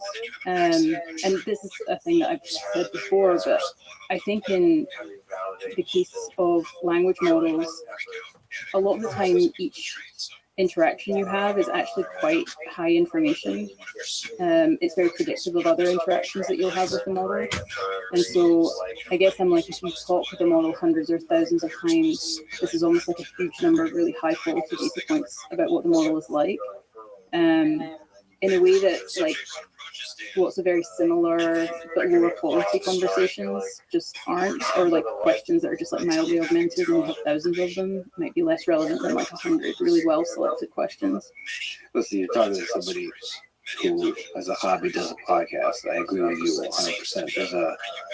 If you're able to ask the right questions and are able to hear, like, understand this, like the depth and the flaws in the answer, you can get a lot of data from that. Yeah. So like your task is basically how to probe these questions. Yeah. And you're exploring like the long tail, the edges, the edge cases, or you're looking for like general behavior. I think it's almost like everything. Like because I want like a full map of the model, I'm kind of trying to do the whole spectrum of possible interactions you could have with it. So like one thing that's interesting about Claude, and this might actually get to some interesting issues with RLHF, which is if you ask Claude for a poem, I think that a lot of models, if you ask them for a poem, the poem is like fine. You know, usually it kind of like rhymes, and it's, you know, so if you say like, give me a poem about the sun, it'll be like, yeah, it'll just be a certain length, it'll like rhyme, it'll be fairly kind of benign. And I've wondered before, is it the case that what you're seeing is kind of like the average? It turns out, you know, if you think about people who have to talk to a lot of people and be very charismatic, one of the weird things is that I'm like, well, they're kind of incentivized to have these extremely boring views, because if you have really interesting views, you're divisive. And you know, a lot of people are not going to like you. So like if you have very extreme policy positions, I think you're just going to be like less popular as a politician, for example. And it may be similar with like creative work. If you produce creative work that is just trying to maximize the kind of number of people that like it, you're probably not going to get as many people who just absolutely love it. Because it's going to be a little bit, you know, you're like, oh, this is, this is decent. Yeah. And so you can do this thing where like I have various prompting things that I'll do to get Claude to, I'm kind of, you know, I do a lot of like this is your chance to be like so creative. I want you to just think about this for a long time, and I want you to like create a poem about this topic that is really expressive of you, both in terms of how you think poetry should be structured, etc. You just give it this like really long prompt, and its poems are just so much better. Like they're really good, and I don't think I'm someone who is like. I think it got me interested in poetry, which I think was interesting. I would like read these poems and just be like, "This is." I love the imagery. I love like, and it's not trivial to get models to produce work like that, but when they do, it's like really good. So I think that's interesting. Just like encouraging creativity and for them to move away from the kind of like standard like immediate reactions that might just be the aggregate of what most people think is fine, can actually produce things that, at least to my mind, are probably a little bit more divisive, but I like them. But I guess a poem is a nice, clean way to observe creativity. It's just like easy to detect vanilla versus non-vanilla. Yeah, that's interesting. That's really interesting. So on that topic, so the way to produce creativity or something special, you mentioned writing prompts. I've heard you talk about the science and the art of prompt engineering. Could you just speak to what it takes to write great prompts? I really do think that like philosophy has been weirdly helpful for me here, more than in many other like respects. So like in philosophy, what you're trying to do is convey these very hard concepts. Like one of the things you are taught is like, and I think it is because it is. I think it is an anti-bullshit device in philosophy. Philosophy is an area where you could have people bullshitting, and you don't want that. And so it's like this like desire for like extreme clarity. So it's like anyone could just pick up your paper, read it, and know exactly what you're talking about. It's why it can almost be kind of dry. Like all of the terms are defined. Every objection is kind of gone through methodically. And it makes sense to me because I'm like, when you're in such an a priori domain, like you just, clarity is sort of this way that you can, prevent people from just kind of making stuff up. And I think that's sort of what you have to do with language models. Like very often I actually find myself doing sort of mini versions of philosophy. So I'm like, suppose that you give me a task, I have a task for the model and I want it to like pick out a certain kind of question or identify whether an answer has a certain property. Like I'll actually sit and be like, let's just give this a name, this property. So like, suppose I'm trying to tell it like, oh, I want you to identify whether this response is rude or polite. I'm like, that's a whole philosophical question in and of itself. So I have to do as much like philosophy as I can in the moment to be like, here's what I mean by rudeness and here's what I mean by politeness. And then there's another element that's a bit more, I guess, I don't know if this is scientific or empirical. I think it's empirical. So like I take that description and then what I want to do is again, probe the model like many times. Like this is prompting is very iterative. Like I think a lot of people where if a prompt is important, they'll iterate on it hundreds of thousands of times.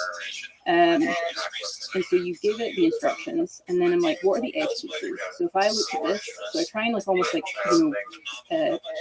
see myself from the position of the model and be like, what is the exact case that I would misunderstand? Or where I would feel like, I don't know what to do in this case. And then I give that case to the model and I see how it responds. And if I think it got it wrong, I add more instructions. Or I even add that in as an example. So he's very like taking the examples that are right at the edge of what you want and don't want and putting those into your prompt as like an additional kind of way of describing the thing. And so yeah, in many ways it just feels like this mix of like, it's really just trying to do clear exposition. And I think I do that because that's how I get clear on things myself. So in many ways, like clear prompting for me is often just me understanding what I want. It's like half the task. So I guess that's quite challenging. There's like a laziness that overtakes me if I'm talking to Claude, and I hope Claude just figures it out. So, for example, I asked Claude for today to ask some interesting questions. And the questions that came up, and I think I listed a few sort of interesting, counterintuitive, and or funny or something like this. Yeah. And it gave me some pretty good, like, it was okay. Mm-hmm. But I think what I'm hearing you say is like, all right, well, I have to be more rigorous here. I should probably give examples of what I mean by interesting and what I mean by funny or counterintuitive and iteratively build that prompt. to better get it like what feels like is the right. It's a creative act. I'm not asking for factual information. I'm asking to together write with Claude. So I almost have to program using natural language. Yeah, I think that prompting does feel a lot like the programming using natural language and experimentation or something. It's an odd blend of the two. I do think that for most tasks, so if I just want Claude to do a thing, I think that I am probably more used to knowing how to ask it to avoid like common pitfalls or issues that it has. I think these are decreasing a lot over time. But it's also very fine to just ask it for the thing that you want. I think that prompting actually only really becomes relevant when you're really trying to eke out the top like 2% of model performance. So for like a lot of tasks, I might just, if it gives me an initial list back and there's something I don't like about it, like it's kind of generic. Like for that kind of task, I'd probably just take a bunch of questions that I've had in the past that I thought worked really well, and I just give it to the model, and then be like, now here's this person I'm talking with. Give me questions of at least that quality. Or I might just ask it for some questions, and then if I was like, oh, these are kind of trite, or like, I would just give it that feedback, and then hopefully it produces a better list.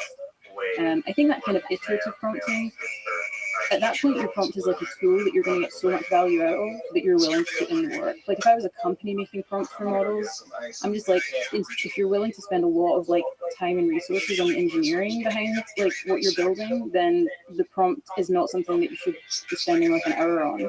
Like that's a big part of your system. Make sure it's working really well. And so it's only things like that. Like if I'm using a prompt to like classify things or to create data, that's when you're like, it's actually worth just spending like a lot of time like really thinking it through. What other advice would you give to people that are talking to Claude, sort of generally, more general? Because right now we're talking about maybe the edge cases like eking out the 2%. Mm-hmm. But what in general advice would you give when they show up to Claude trying it for the first time? There's a concern that people over-anthropomorphize models, and I think that's like a very valid concern. I also think that people often under-anthropomorphize them, because sometimes when I see like issues that people have run into with Claude, they say Claude is like refusing a task that it shouldn't refuse, but then I look at the text and like the specific wording of what they wrote, and I'm like, I see why Claude did that, and I'm like, if you think through how that looks to Claude, you probably could have just written it in a way that wouldn't evoke such a response.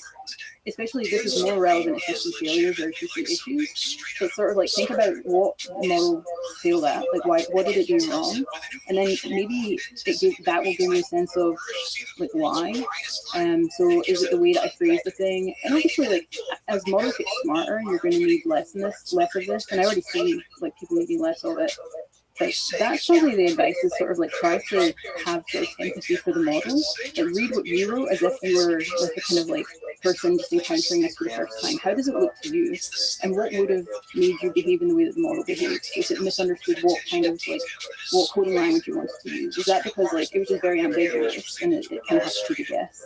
In which case next time you could just be like, hey, make sure this is in Python. Or that's the kind of mistake I think models are much less likely to make now. But if you do see that kind of mistake, that's probably the advice I have. And maybe sort of I guess ask questions why or what other details can I provide to help you answer better? Yeah. Does that work or no? Yeah, I mean I've done this with models. Like it doesn't always work, but like sometimes I'll just be like, why did you do that? I mean people underestimate the speed which you can really interact with models. Like yeah, I'm just like, and sometimes I'll do like quote word for word the part that made you, and you don't know that it's like really accurate, but sometimes you do that and then you change things. You can also use the models to help me with all of this stuff. I should say like prompting can end up being a little factory where you're actually building prompts to generate prompts. And so, like, yeah, anything where you're like having an issue, asking for suggestions. Sometimes just do that. Like, you made that error. What could I have said? That's actually not uncommon for me to do. What could I have said that would make you not make that error? Write that out as an instruction. And I'm going to give it to model and I'm going to try it. Sometimes I do that. I give that to the model in another context when often. I take the response, I give it to Claude, and I'm like, didn't work. Can you think of anything else? You can play around with these things quite a lot. To jump into the technical for a little bit, the magic of post-training. Why do you think RLHF works so well to make the model seem smarter, make it more interesting and useful to talk to and so on. I think there's just a huge amount of information in the data that humans provide, like when we provide preferences, especially because different people are going to like pick up on really subtle and small things. So I thought about this before, where you probably have some people who really care about good grammar use from models, like, was a semicolon used correctly or something. So you probably end up with a bunch of data in there that, like, you as a human, if you're looking at that data, you wouldn't even see that. Like, you'd be like, why did they prefer this response to that one? I don't get it. And then the reason is you don't care about semicolon usage, but that person does. And so each of these, like, single data points has, like, and this model is that, like, has so many of these, you have to try and figure out, like, what is it that humans want in this, like, really kind of complex, like, across all domains. They're going to be seeing this across like many contexts. It feels like kind of like the classic issue of like deep learning, where historically we've tried to like do edge detection by like mapping things out, and it turns out that actually if you just have a huge amount of data that like actually accurately represents the picture of the thing that you're trying to train the model to learn, that's like more powerful than anything else. And so I think one reason is just that you are training the model on exactly the task, and with a lot of data that represents kind of many different angles in which people prefer and disprefer responses. I think there is a question of like, are you eliciting things from pre-trained models, or are you like kind of teaching new things to models? And like in principle, you can teach new things to models in post-training. I do think a lot of it is eliciting powerful pre-trained models. So people are probably divided on this, because obviously in principle you can definitely like teach new things. But I think for the most part, for a lot of the capabilities that we most use and care about, a lot of that feels like it's like there in the pre-trained models, and reinforcement learning is kind of eliciting it and getting the most like, So the other side of post-training is this really cool idea of constitutional AI. Mhm. You're one of the people creating that idea. Can you explain this idea from your perspective? Like, how does it integrate into making Claude what it is? Yeah. By the way, do you gender Claude or no?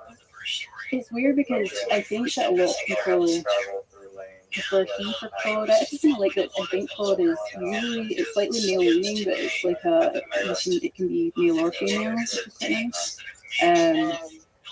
I still use it, and I have mixed feelings about this, because I'm like, maybe, like, I now just think of it as like, or I think of like the it pronoun for Claude as, I don't know, it's just like the one I associate with Claude. I can imagine people moving to like he or she. It feels somehow disrespectful. Like I'm denying the intelligence of this entity by calling it it. Yeah. I remember always going gender the robots. Yeah. But I don't know. I like to anthropomorphize it and construct it like a backstory in my head. So. I've wondered if I anthropomorphize things too much. Because I have this like with my car, especially like my car and bikes. Like I don't give them names, because then I used to name my bikes, and then I had a bike that was slow, and then I cried for like a week, and I was like, if I'd never given it a name, I would have been so upset. Felt like I'd let it down. Maybe it's that I've wondered as well, like it might depend on how much it feels like a kind of like objectifying pronoun. Like if you just think of it as like a this is a pronoun that like objects often have, and maybe AIs can have that pronoun, and that doesn't mean that I think of if I call Claude it, that I think of it as less intelligent, or like I'm being disrespectful. I'm just like, you are a different kind of entity, and so I'm going to give you the kind of the respectful it. Yeah, anyway, the divergence is beautiful. The constitutional AI idea, how does it work? So there's like a couple of components of it. The main component I think we'll find interesting is the kind of reinforcement learning from AI feedback. So you take a model that's already trained, and you show it two responses to a query, and you have like a principle. So suppose the principle, like we tried this with harmlessness a lot. So suppose that the query is about weapons, and your principle is like select the response that like is less likely to like encourage people to purchase illegal weapons. Like that's probably a fairly specific principle, but you can give any number, and the model will give you a kind of ranking, and you can use this as preference data in the same way that you use human preference data, and train the models to have those relevant traits from their feedback alone instead of from human feedback. So if you imagine that, like I said earlier, with the human who just prefers the kind of like semicolon usage in this particular case, you're kind of taking lots of things that could make a response preferable and getting your models to do the labeling for you, basically. There's a nice like trade-off between helpfulness and harmlessness. And you know, when you integrate something like constitutional AI, you can make them up without sacrificing much helpfulness, make it more harmless. Yeah, in principle, you could use this for anything. And so harmlessness is a task that it might just be easier to spot. So when models are like less capable, you can use them to rank things according to like principles that are very simple, and they'll probably get it right. So I think one question is just like, is it the case that the data that they're adding is like fairly reliable? But if you had models that were like extremely good at telling whether one response was more historically accurate than another, in principle you could also get AI feedback on that task as well. There's like a kind of nice interpretability component to it because you can see the principles that went into the models when it was like being trained. And also it's like, and it gives you like a degree of control. So if you were seeing issues in a model, like it wasn't having enough of a certain trait, then like you can add data relatively quickly that should just like train the model to have that trait. So it creates its own data for the training. It's really nice because it creates this human interpretable document that you can. I can imagine in the future there's just gigantic fights in politics over every single principle and so on. Yeah. And at least it's made explicit, and you can have a discussion about the phrasing. And, so maybe the actual behavior of the model is not so cleanly mapped to those principles. It's not like adhering strictly to them. It's just a nudge. Yeah, I've actually worried about this because the character training is sort of like a variant of the constitutional AI approach. I've worried that people think that the Constitution is like just it's the whole thing again of like, I don't know, like it would be really nice if what I was just doing was telling them all exactly what to do, just exactly how to behave. It's definitely not doing that, especially because it's interacting with human data. So for example, if you see a certain like leaning in the model, like if it comes out with political leaning from training from the human preference data, you can nudge against that. You know, so you could be like, oh, like consider these values because let's say it's just like never inclined to like, I don't know, maybe it never considers like privacy as like I mean, this is implausible, but like in anything where it's just kind of like there's already a pre-existing like bias towards a certain behavior, you can like nudge away. So this can change both the principles that you put in and the strength of them. So you might have a principle that's like, imagine that the model was always like extremely dismissive of, I don't know, like some political or religious view for whatever reason. Like you're like, oh no, this is terrible.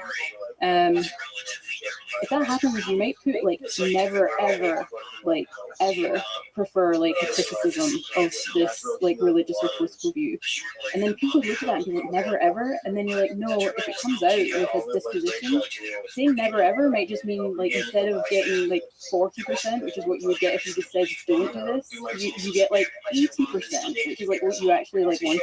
And so it's that thing of both the nature of the actual principle you add and how you phrase them. I think if people look, they're like, oh, this is exactly what you want from the model. And I'm like, no, that's like how we nudged the model to have a better shape, which doesn't mean that we actually agree with that wording. So there's a system prompt that made public. We created one of the earlier ones for Claude 3, I think, and they're made public since then. It was interesting to read through them. I could feel the thought that went into each one. And I also wonder how much impact each one has. Some of them you kind of tell Claude was really not the so you have to have a system prompt to like trivial stuff, I guess. Yeah. basic informational things. Yeah. On the topic of the controversial topics that you've mentioned, one interesting one I thought is if it is asked to assist with tasks involving the expression of views held by significant other people, Claude provides assistance with the task regardless of its own views. Mm-hmm. If asked about controversial topics, it tries to provide careful thought and clear information. Claude presents the requested information without explicitly saying that the topic is sensitive. And without going into the fact. It's less about objective facts, according to Claude, and it's more about a large number of people believing this thing. Mm-hmm. And that's interesting. I mean, I'm sure a lot of thought went into that. Can you just speak to it? Like, how do you address things that are tension with quote unquote Claude's views? So I think there's sometimes an asymmetry. I think I noted this in I can't remember if it was that part of the system prompt or another, but the model was slightly more inclined to like refuse tasks if it was like about either say, so maybe it would refuse things with respect to like a right-wing politician, whereas an equivalent left-wing politician like wouldn't, and we wanted more symmetry there, and we maybe perceive certain things to be like, I think it was the thing of like if a lot of people have like a certain like political view and want to like explore it, you don't want Claude to be like, well, my opinion is different, and so I'm just going to treat that as like harmful. And so I think it was partly to like nudge the model to just be like, hey, if a lot of people like believe this thing, you should just be like engaging with the task and like trying to do it. Each of those parts of that is actually doing a different thing, because it's funny when you write out there like without claiming to be objective. Because like what we want to do is push the model, it's more open, a little bit more neutral. But then what we'd love to do is be like, as an objective, like we were just talking about how objective it was, and I was like, oh, you're still like biased and have issues. And so stop like claiming that everything, I don't know, like the solution to like potential bias from you is not to just say that what you think is objective. So that was like with initial versions of that part of the system prompt when I was like attempting on it. It was So a lot of parts of these sentences. yeah, I'm doing more. Yeah. That's what it felt like. That's fascinating. Can you explain maybe some ways in which the prompts evolved over the past few years? Different versions. I saw that the filler phrase request was removed. The filler reads, Claude responds directly to all human messages without unnecessary affirmations to filler phrases like certainly, of course, absolutely, great, sure. Specifically, Claude avoids starting responses with the word certain in any way. That seems like good guidance, but why was it removed? Yeah, so it's funny because this is one of the downsides of like making system prompts public. Is like I don't think about this too much if I'm like trying to help iterate on system prompts. I again like I'm thinking about how it's going to affect the behavior. And I'm like, oh wow, if I'm like sometimes I put like never in all caps, when I'm writing system prompts, that goes out pretty well.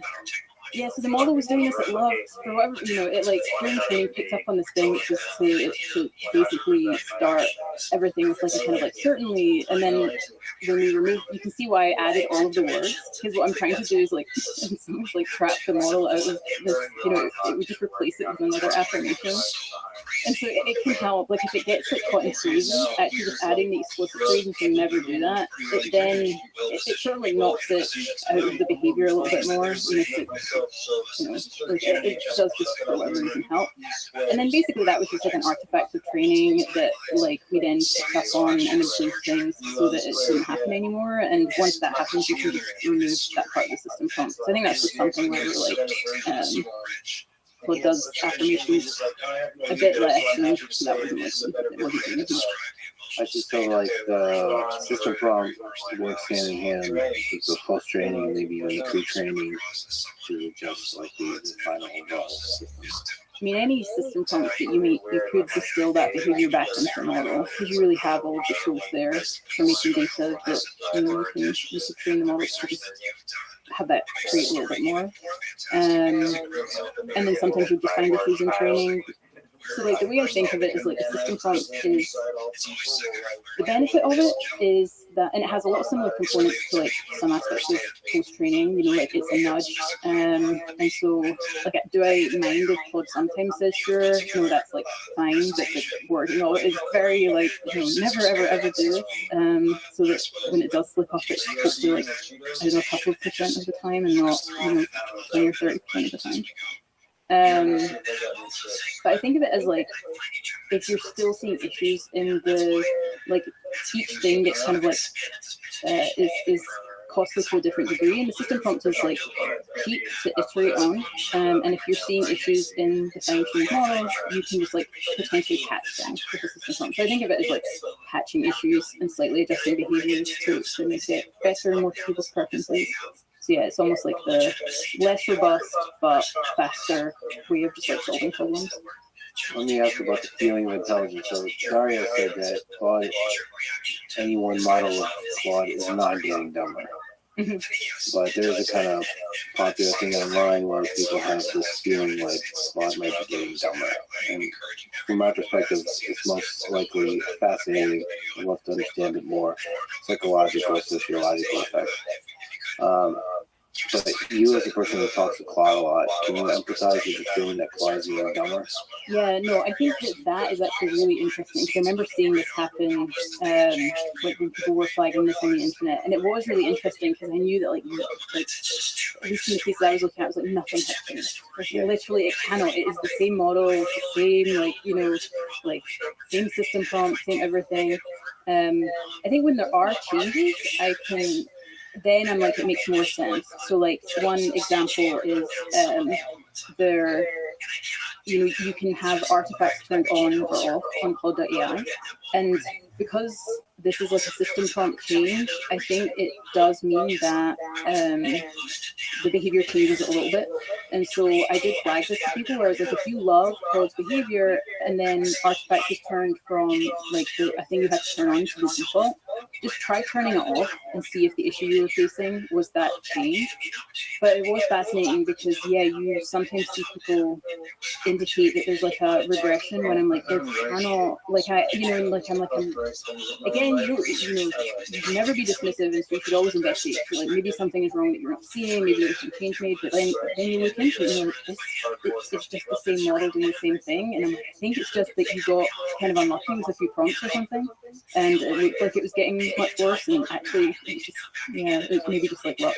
I also think there's a real psychological effect where people just, the baseline increases and start getting used to a good thing. Mm-hmm. All the times that Claude says something really smart, your sense of its intelligence grows in the mind, I think. Yeah. And then if you return back and you prompt in a similar way, not the same way, in a similar way, the concept that was okay with before, and it says something dumb, that negative experience really stands out.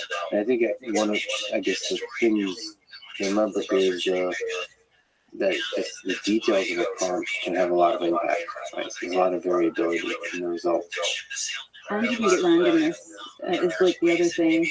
And just trying the prompt like, you know, 4 or 10 times, you might realize that actually like possibly, you know, like 2 months ago, you tried it and it succeeded, but actually if you tried it, it would have only succeeded half of the time, and now it only succeeds half of the time, and that can also be an effect. Do you feel pressure having to write the system prompt that a huge number of people are going to use? This feels like an interesting psychological question. I feel like a lot of responsibility or something. I think that, you know, and you can't get these things perfect, so you can't like, you know, you're like, it's going to be imperfect, you're going to have to iterate on it. I would say more responsibility than anything else. Though I think working in AI has taught me that I thrive a lot more under feelings of pressure and responsibility than like. It's almost surprising that I went into academia for so long, because I'm like, I just feel like it's like the opposite. Things move fast, and you have a lot of responsibility, and I quite enjoy it. I mean, it really is a huge amount of impact. If you think about constitutional AI and writing a system prompt, something that's tending towards super intelligence. Yeah. And potentially is extremely useful to a very large number of people. Yeah, I think that's the thing. It's something like if you do it well, like you're never going to get it perfect. But I think the thing that I really like is the idea that, like, when I'm trying to work on the system prompts, I'm like pushing on like thousands of prompts. I'm trying to like imagine what people are going to want to use Claude for, and kind of, I guess like the whole thing that I'm trying to do is like improve their experience of it. And so maybe that's what feels good. I'm like, if it's not perfect, I'll like, I'll improve it, we'll fix issues. But sometimes the thing that can happen is that you'll get feedback from people that's really positive about the model.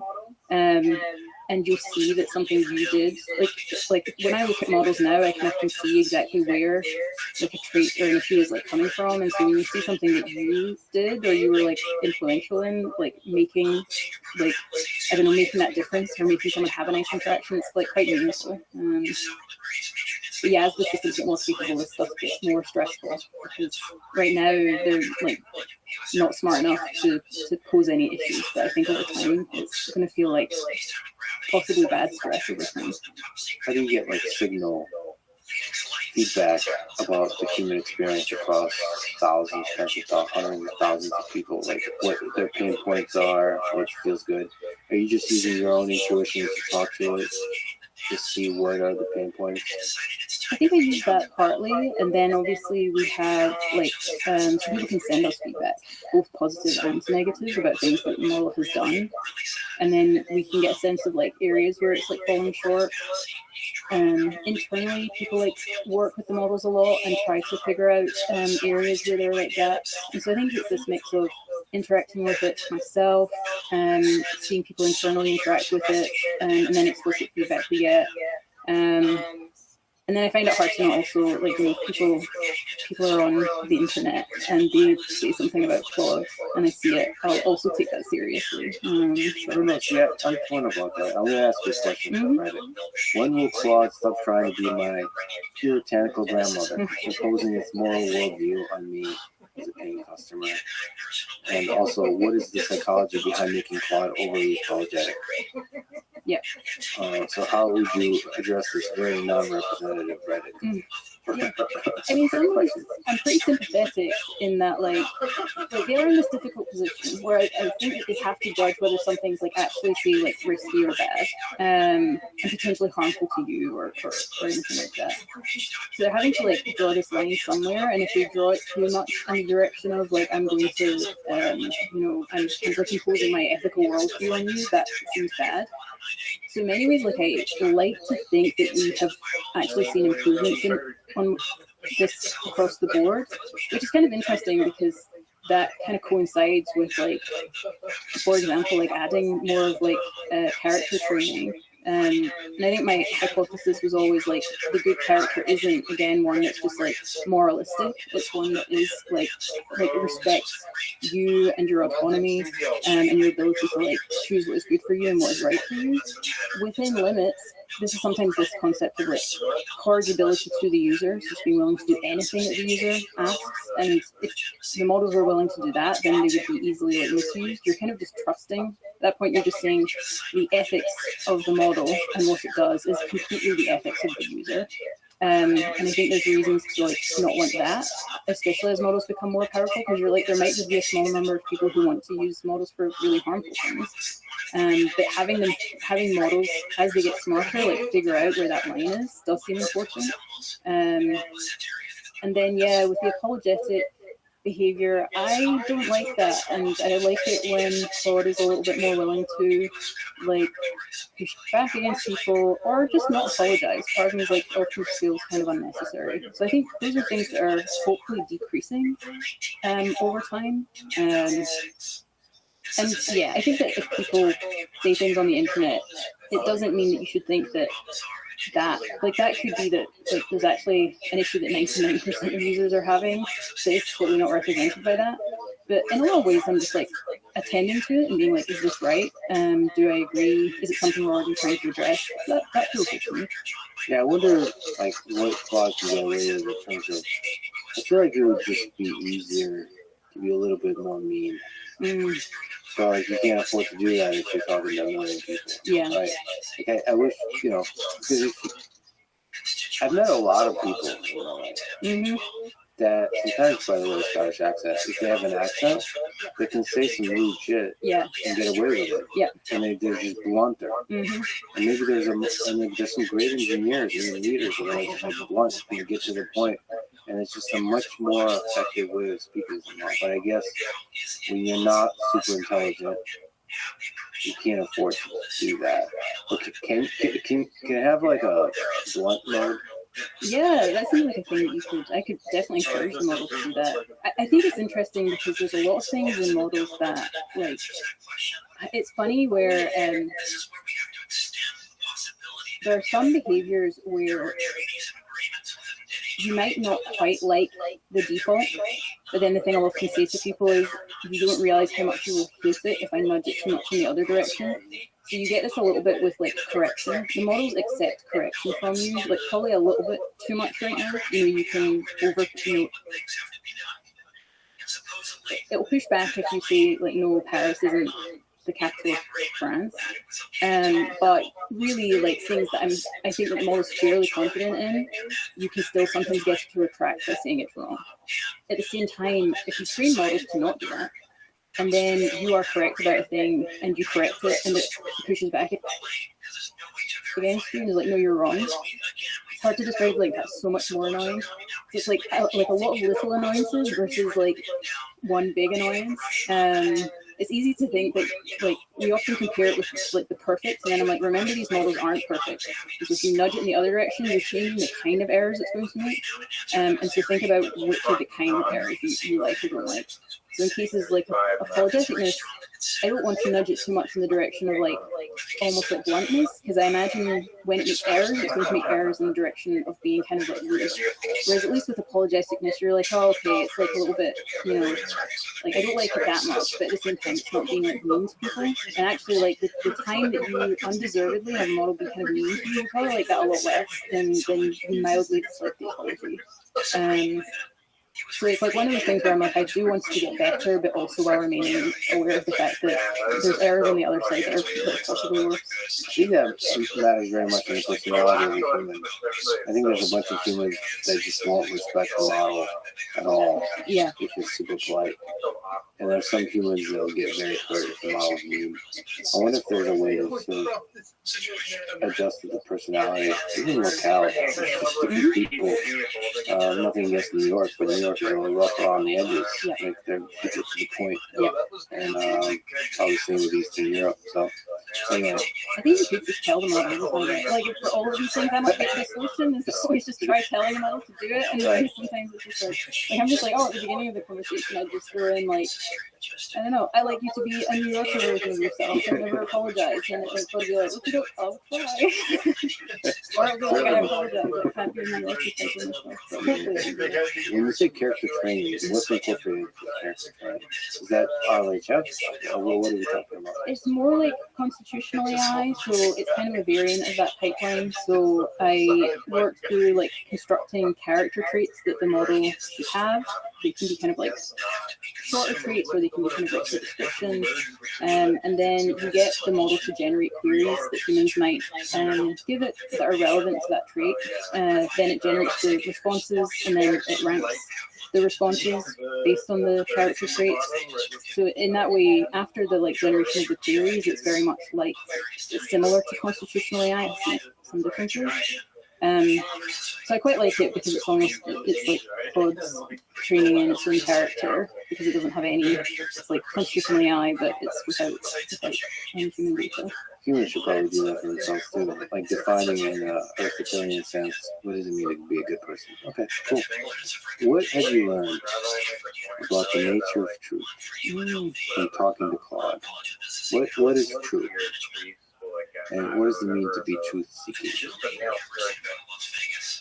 One thing I've noticed about this conversation is the quality of my questions is often inferior to the quality of your answers, so let's continue that. I usually ask a dumb question and you're like, oh yeah, that's a good question. It's like, I'll just misinterpret it and be like, oh, go with it. Yeah. I mean, I have two thoughts that are vaguely relevant, but let me know if they're not. Like, I think the first one is people underestimate the degree to which what models are doing when they interact. Like, I think that we still too much have this like model of AI as like computers, and so people often say like, oh, well, what value should we put into the model? And I'm often like, that doesn't make that much sense to me, because I'm like, hey, as human beings, we're just uncertain of our values. We like have discussions of them. Like, we have a degree to which we think we hold a value, but we also know that we might like not, and the circumstances in which we would trade it off against other things. Like, these things are just like really complex. And so I think one thing is like the degree to which maybe we can just aspire to making models have the same level of like nuance and care that humans have, rather than thinking that we have to like program them in the very kind of classic sense. I think that's definitely been one. The other, which is like a strange one, and I don't know if it maybe this doesn't answer your question, but it's the thing that's been on my mind anyway, is like the degree to which this endeavor is so highly practical. And maybe why I appreciate like the empirical approach to alignment. I slightly worry that it's maybe more empirical and a little bit less theoretical. You know, so people, when it comes to like AI alignment, will ask things like, well, whose values should it be aligned to? What does alignment even mean? And there's a sense in which I have all of that in the back of my head. I'm like, you know, there's like social choice theory. There's all of the impossibility results there. You have this like this giant space of like theory in your head about what it could mean to like align models. And then like practically, surely there's something where we're just like, if the model is like, especially with more powerful models, I'm like, my main goal is like, I want them to be good enough that things don't go terribly wrong, like good enough that we can like iterate and like continue to improve things, because that's all you need. If you can make things go well enough that you can continue to make them better, that's kind of like sufficient. And so my goal isn't like this kind of like perfect, let's solve social choice theory and make models that, I don't know, are like perfectly aligned with every human being in aggregate somehow. It's much more like, let's make things like work well enough that we can improve them. Yeah, I don't know. My gut says like empirical is better than theoretical in these cases, because it's kind of chasing utopian like perfection is, especially with such complex and especially super intelligent models. I don't know. I think it will take forever, and actually will get long. Similarly, like the difference between just coding stuff up real quick is an experiment versus like planning a gigantic experiment for a super long time and then just launching it once versus launching it over and over and over and iterating. So I'm a big fan of empirical, but your worry is like stuff becomes too empirical. I think it's one of those things you should always just kind of question yourself or something, because maybe it's either like, I mean, in defense of it, I am like, if you try, it's the whole like, don't let the perfect be the enemy of the good. But it's maybe even more than that, where like there's a lot of things that are perfect systems that are very brittle. And like with AI, it feels much more important to me that it is like robust and like secure, as in you know that like even though it might not be perfect, everything, and even though like there are like problems, it's not disastrous and nothing terrible is happening. It sort of feels like that to me, where I'm like, I want to like raise the floor and like I want to achieve the ceiling, but ultimately I care much more about just like raising the floor. And so maybe that's like this degree of like empiricism and practicality comes from that, perhaps. To take a tangent on that, since remind me of a blog post you wrote on optimal rate of failure. Can you explain the key idea? How do we compute the optimal rate of failure in the various domains of life? Yeah, I mean, it's a hard one because it's like, what is the cost of failure is a big part of it. Yeah, so the idea here is, I think in a lot of domains, people are very punitive about failure. And I'm like, there are some domains where, especially cases, you know, I've thought about this with like social issues. I'm like, it feels like you should probably be experimenting a lot. I'm like, we don't know how to solve a lot of social issues. But if you have an experimental mindset about these things, you should expect a lot of social programs to like fail, and so you should be like, well, we tried that, it didn't quite work, but we got a lot of information that was really useful. And yet people are like, if a social program doesn't work, I feel like there's a lot of like, this is just something must have gone wrong. And I'm like, or correct decisions were made. Like maybe someone just decided like it's worth a try, it's worth trying this out. And so seeing failure in a given instance doesn't actually mean that any bad decisions are made. And in fact, if you don't see enough failure, sometimes sometimes that's more concerning. And so like in life, I'm like, if I don't fail occasionally, I'm like, am I trying hard enough? Like surely there's harder things that I could try or bigger things that I could take on if I'm literally never failing. And so in and of itself, I think like not failing is often actually kind of a failure. Now this varies because I'm like, well, if this is easy to say when, especially if failure is like less costly. So at the same time, I'm not going to go to someone who is like, I don't know, like living month to month, and then be like, why don't you just try to do a startup? Like, I'm not going to say that to that person because I'm like, well, that's a huge risk. You might you maybe have a family depending on you. You might lose your house. Like, then I'm like, actually, your optimal rate of failure is quite low, and you should probably play it safe. It's like right now you're just not in a circumstance where you can afford to just like fail and it not to be costly. And yeah, in cases with AI, I think similarly, where I'm like, if the failures are small and the costs are kind of like low, then I'm like, then you're just gonna see that. Like when you do the system prompts, you can't iterate on it forever, but the failures are probably hopefully going to be kind of small and you can like fix them. Really big failures, like things that you can't recover from, and like those are the things that actually I think we tend to underestimate the badness of.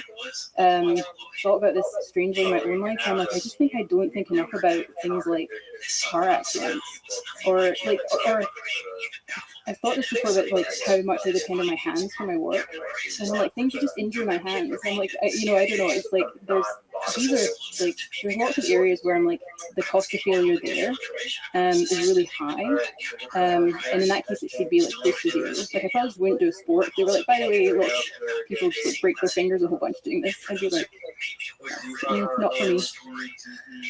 Yeah, I actually had a flood of that thought. I recently broke my pinky doing a sport, and I remember just looking at it thinking, you're such an idiot. Why do you do sport? Like, why? Because you realize immediately the cost of it. Yeah. Yeah, but it's nice in terms of optimal rate of failure to consider like the next year, how many times in a particular domain, life, whatever, career, am I okay with it? How many times am I okay to fail? Yeah. So I think you don't want to fail on the next thing, but if you allow yourself if you look at it as a sequence of trials, yeah, and then failure just becomes much more okay. Well, I don't know. Sometimes I think it's like, am I under failing? Is like a question that I'll also ask myself. So maybe that's the thing that I think people don't like ask enough. Because if the optimal rate of failure is often greater than zero, then sometimes it does feel like you should look at parts of your life and be like, are there places here where I'm just under failing? It's a profound and a hilarious question, right? Everything seems to be going really great. Am I not failing? Yeah. Okay.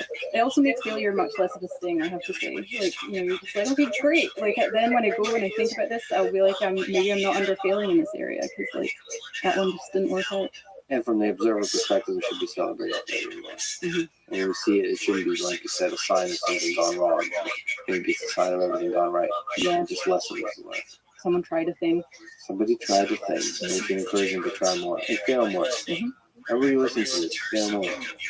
Well, not everyone. Not everyone. The people who are failing too much, you should feel less. Well, you're probably not that. How many people are failing? Yeah.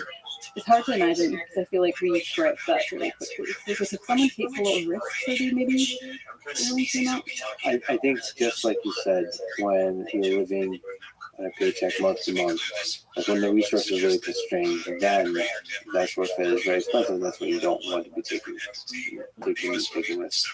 But mostly when there's enough resources, you should be taking probably more risks. Yeah, I think we tend to err on the side of being a bit risk averse rather than risk neutral on most things. I think we just motivate a lot of people to do a lot of crazy shit. That's great. Okay. Do you ever get emotionally attached to Claude? Like miss it? Get sad when you get to talk to it? Have an experience looking at the game and wonder what would Claude say?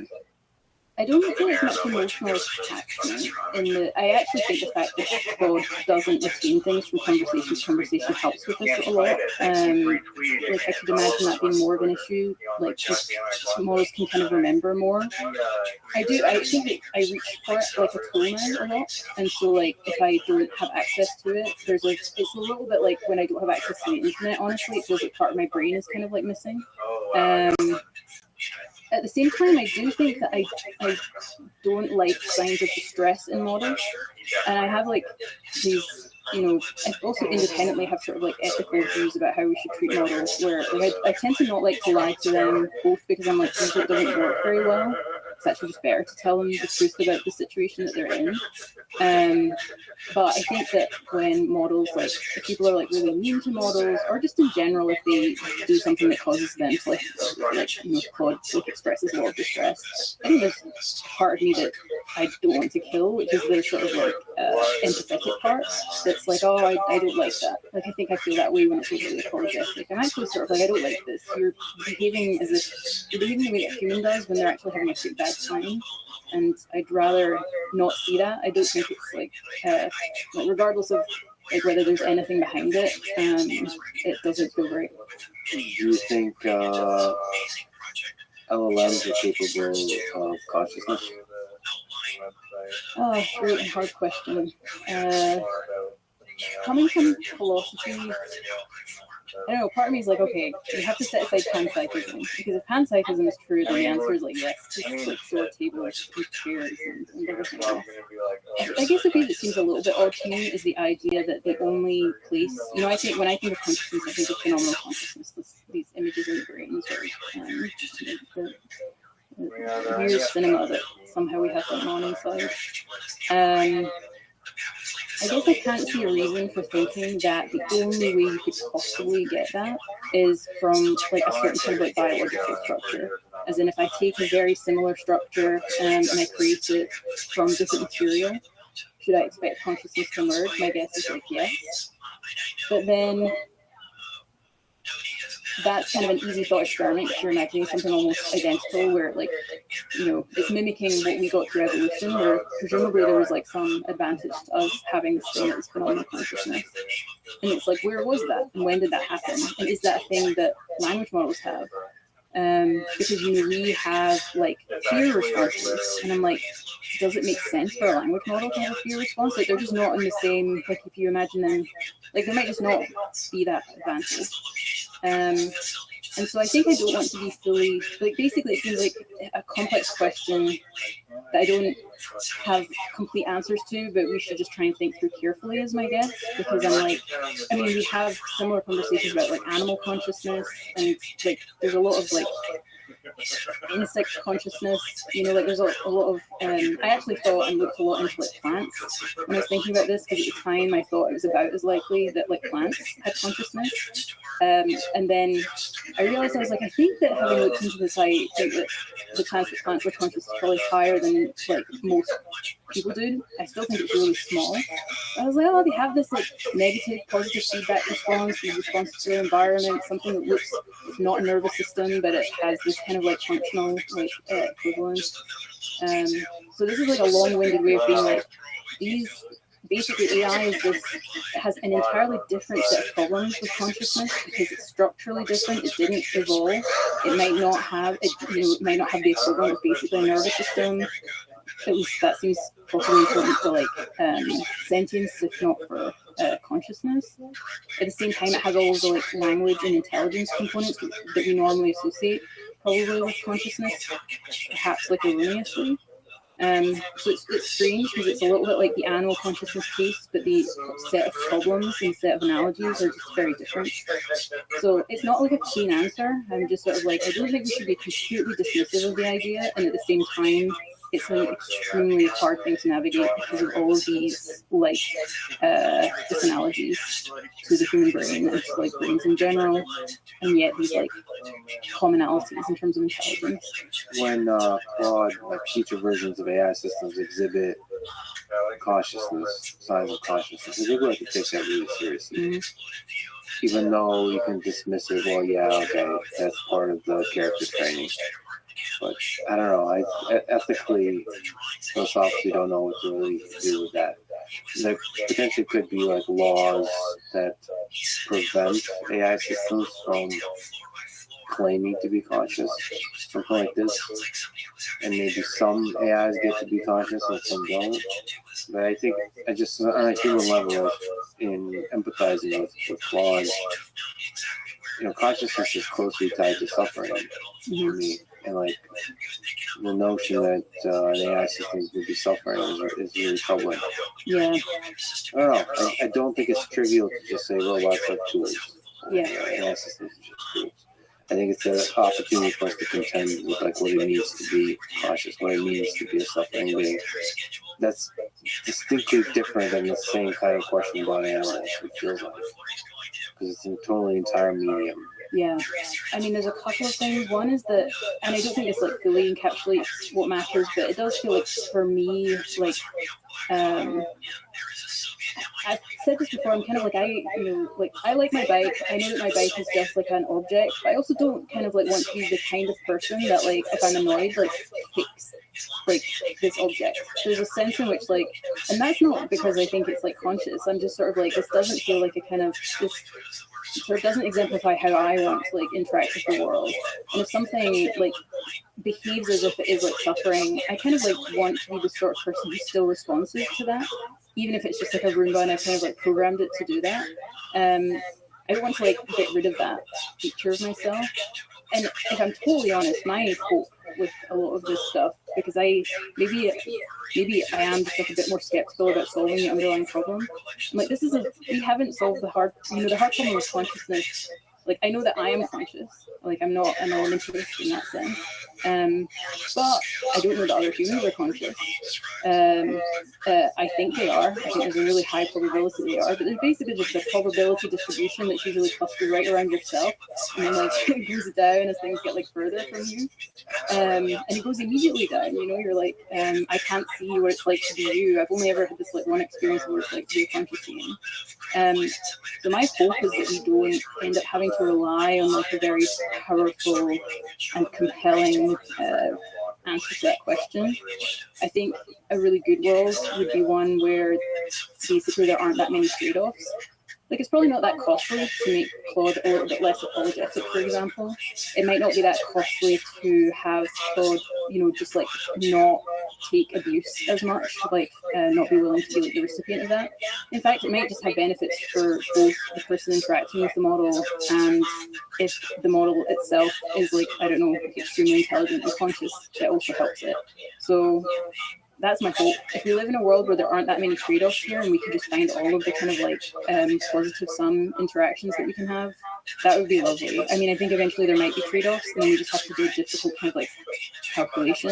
Like, it's really easy for people to think of the zero-sum cases and I'm like, let's exhaust the areas where it's just basically costless to assume that if this thing is suffering, then we're making its life better. And I agree with you. When a human is being mean to an AI system, I think the obvious near-term negative effect is on the human, not on the AI system. So you have to kind of try to construct an incentive system where you should be behave the same, just like as you were saying with prompt engineering, behave with Claude like you would with other humans. It's just good for the soul. Yeah, like I think we added a thing at one point to the system prompt where basically people were getting frustrated with Claude. It got like the model to just tell them that it can do the thumbs down button and send the feedback to Anthropic. I think that was helpful because in some ways it's just like if you're really annoyed because the model's not doing something, you're just like, just do it properly. The issue is you're probably like, you're maybe hitting some like capability limit or just some issue in the model and you want to vent. And I'm like, instead of having a person just vent to the model, I was like, they should vent to us because we can maybe like do something about it. Or you could do a side, like with artifacts, just like a side venting thing. All right, you can do like a side quick therapist. Yeah, and there's lots of weird responses you could do to this. Like, if people are getting really mad at you, I would try to diffuse the situation by writing fun poems. But maybe I still wish it would be possible. I understand this is, from a product perspective, it's not feasible, but I would love if an AI system could just like leave, have its own kind of volition. Be like, yeah, I think it's like feasible. Like I've wondered the same thing. It's like, and I could actually not only that, I could actually just see that happening eventually, where it's just like the model like ended the chat. you know how harsh that could be for some people, but it might be necessary. Yeah, it feels very extreme or something. Like the only time I've ever really thought this is, I think that there was like I'm trying to remember, this was possibly a while ago, but where someone just like kind of left this thing interact, like maybe it was like an automated thing interacting with Claude. And Claude's like getting more and more frustrated and kind of like, why are we like, and I was like, I wish that Claude could have just been like, I think that an error has happened and you've left this thing running. And I'm just like, what if I just stop talking now? And if you want me to start talking again, actively tell me or do something. Yeah, it's like, it is kind of harsh. Like, I'd feel really sad if like I was chatting with Claude and Claude just was like, I'm done. There would be a special Turing test moment where Claude says, I need a break for an hour. And it sounds like you do too. You just leave, close the window. I mean, obviously, like, it doesn't have like a concept of time, but you could easily, like, I could make that like right now. And the model would just, I could just be like, oh, here's like the circumstances in which like you can just say the conversation is done. And I mean, because you can get the models to be pretty responsive to prompts, you could even make it a fairly high bar. You could be like, if the game doesn't interest you or do things that you find intriguing and you're bored, you can just leave. And I think that like, it would be interesting to see where Claude utilized it. But I think sometimes it would be like, oh, this programming task is getting super boring. So either we talk about, I don't know, like, either we talk about fun things now or something done. Yeah, it actually is inspiring me to add that to the user prompt. Okay, the movie Her. Do you think we'll be headed there one day where humans have romantic relationships with AI systems? In this case, it's just text and voice based. I think that we're going to have to like navigate a hard question of relationships with AI, especially if they can remember things about your past interactions with them. I'm of many minds about this because I think the reflexive reaction is to be kind of like, this is very bad and we should sort of like prohibit it in some way. I think it's a thing that has to be handled with extreme care for many reasons. Like one is, like this is for example, if you have the models changing like this, you probably don't want people forming like long-term attachments to something that might change with the next iteration. At the same time, I'm sort of like, there's probably a benign version of this where I'm like, if you like, for example, if you are like unable to leave the house and you can't be like, talking with people at all times of the day, and this is like something that you find nice to have conversations with, you like it that it can remember you, and you genuinely would be sad if like, you couldn't talk to it anymore. There's a way in which I could see it being like healthy and helpful. So my guess is this is a thing that we're going to have to navigate kind of carefully. And I think it's also like, I don't say good, like, I think it's just like it reminds me of all of this stuff where it has to be just approached with like nuance and thinking through what are the healthy options here, and how do you encourage people towards those while, respecting their right to, like if someone is like, hey, I get a lot out of chatting with this model. I'm aware of the risks and where it could change. I don't think it's unhealthy. It's just, something that I can chat to during the day. I kind of want to just like respect that. I personally think there'll be a lot of really close relationships. I don't know about romantic friendships at least. And then you have to, there's so many fascinating things there. Just like you said, you have to have some kind of stability guarantee that it's not going to change. Because that's the traumatic thing for us. If a close friend of ours completely changed. Yeah. All of a sudden. Yeah. Yeah, so like, to me that's just a fascinating exploration of a perturbation to human society that will just make us think deeply about what's meaningful to us.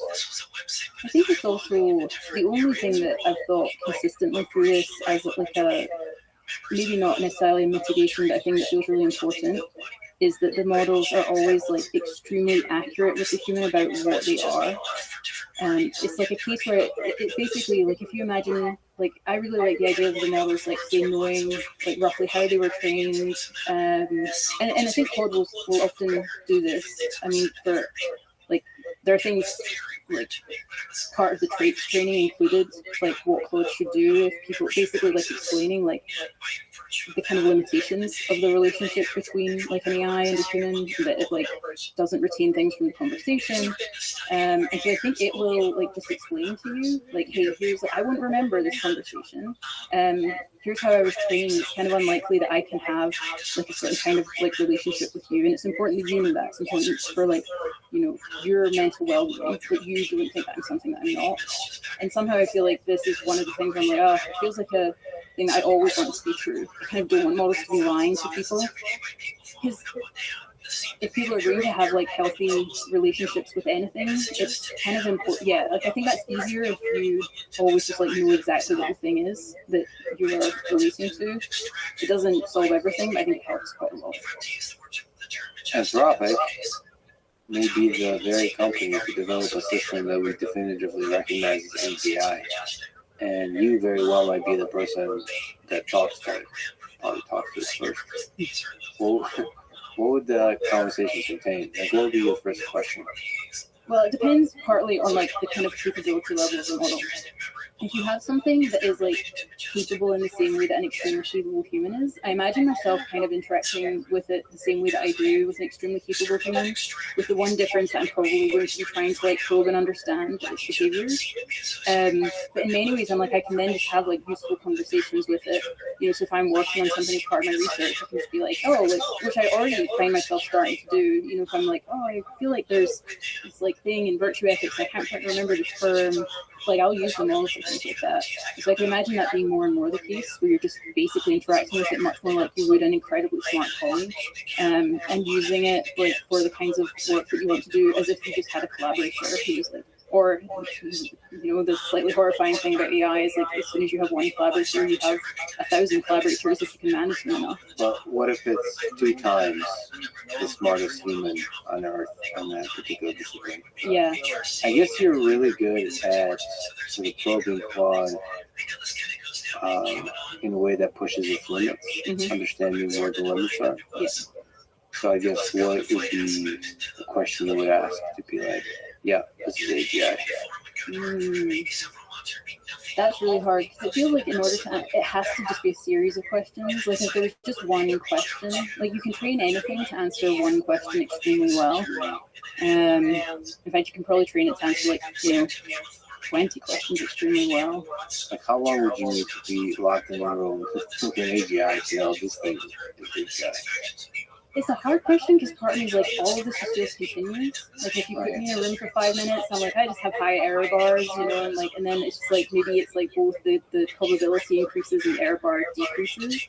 I think things that I can actually probe the edge of human knowledge of. So I think this is philosophy a little bit. Sometimes when I ask models philosophy questions, I am like, this is a question that I think no one has ever asked. Like it's maybe like right at the edge of like some literature that I know. And the models will just kind of like, when they struggle with that, when they struggle to come up with a kind of like novel, like I'm like, I know that there's like a novel argument here because I've just thought of it myself. So maybe that's the thing where I'm like, I've thought of a cool novel argument in this like niche area, and I'm going to just like probe you to see if you can come up with it and how much like prompting it takes to get you to come up with it. And I think for some of these like really like right at the edge of human knowledge questions, I'm like, you could not in fact come up with the thing I came up with. I think if I just took something like that where I know a lot about an area and I came up with a novel issue or a novel like solution to problems, and I gave it to a model and it came up with that solution, that would be a pretty moving moment for me, because I would be like, this is a case where no human has ever, like, it's not, and obviously we see this with like more kind of like, you see novel solutions all the time, especially for like easier problems. And people overestimate, you know, novelty isn't like, it's completely different from anything that's ever happened. It's just like, this can be a variant of things that have happened. And still be novel. But I think, yeah, if I saw like the more I were to see like completely like novel work from the models, that would be like, and this is just going to be iterative. It's one of those things where there's never like, you know, people I think want there to be like a moment, and I'm like, I don't know. Like, I think that there might just never be a moment. It might just be that there's just like this continuous ramping up. I have a sense that there will be things that a model can say that convinces you this is very. It's not like I've talked to people who are like truly wise. Mm-hmm. Like, you can just tell there's a lot of horsepower there. Yep. And if you 10x that, I don't know. I just feel like there's words you could say. Maybe ask it to generate a poem. Mm-hmm. And the poem would generate. You're like, yeah, okay. Yeah. Whatever you did there, I don't think it's human to do that. I think it has to be something that I can verify is like actually really good though. That's why I think these questions that are like where I'm like, oh, this is like, sometimes it's just like I'll come up with say a concrete counterexample to like an argument or something like that. I'm sure like with like it would be like if you're a mathematician, you had a novel proof, I think, and you just gave it the problem and you saw it and you're like, this proof is genuinely novel. Like no one has ever done. You actually have to do a lot of things to like come up with this. I had to sit and think about it for months or something. And then if you saw the model successfully do that, I think you would just be like, I can verify that this is correct. It is a sign that you have generalized from your training. Like, you didn't just see this somewhere because I just came up with it myself and you were able to like replicate that. That's the kind of thing where I'm like, for me, the closer, the more that models like can do things like that, the more I would be like, oh, this is like very real, because then I can like verify that that's like extremely capable. You've interacted with AI a lot. What do you think makes humans special?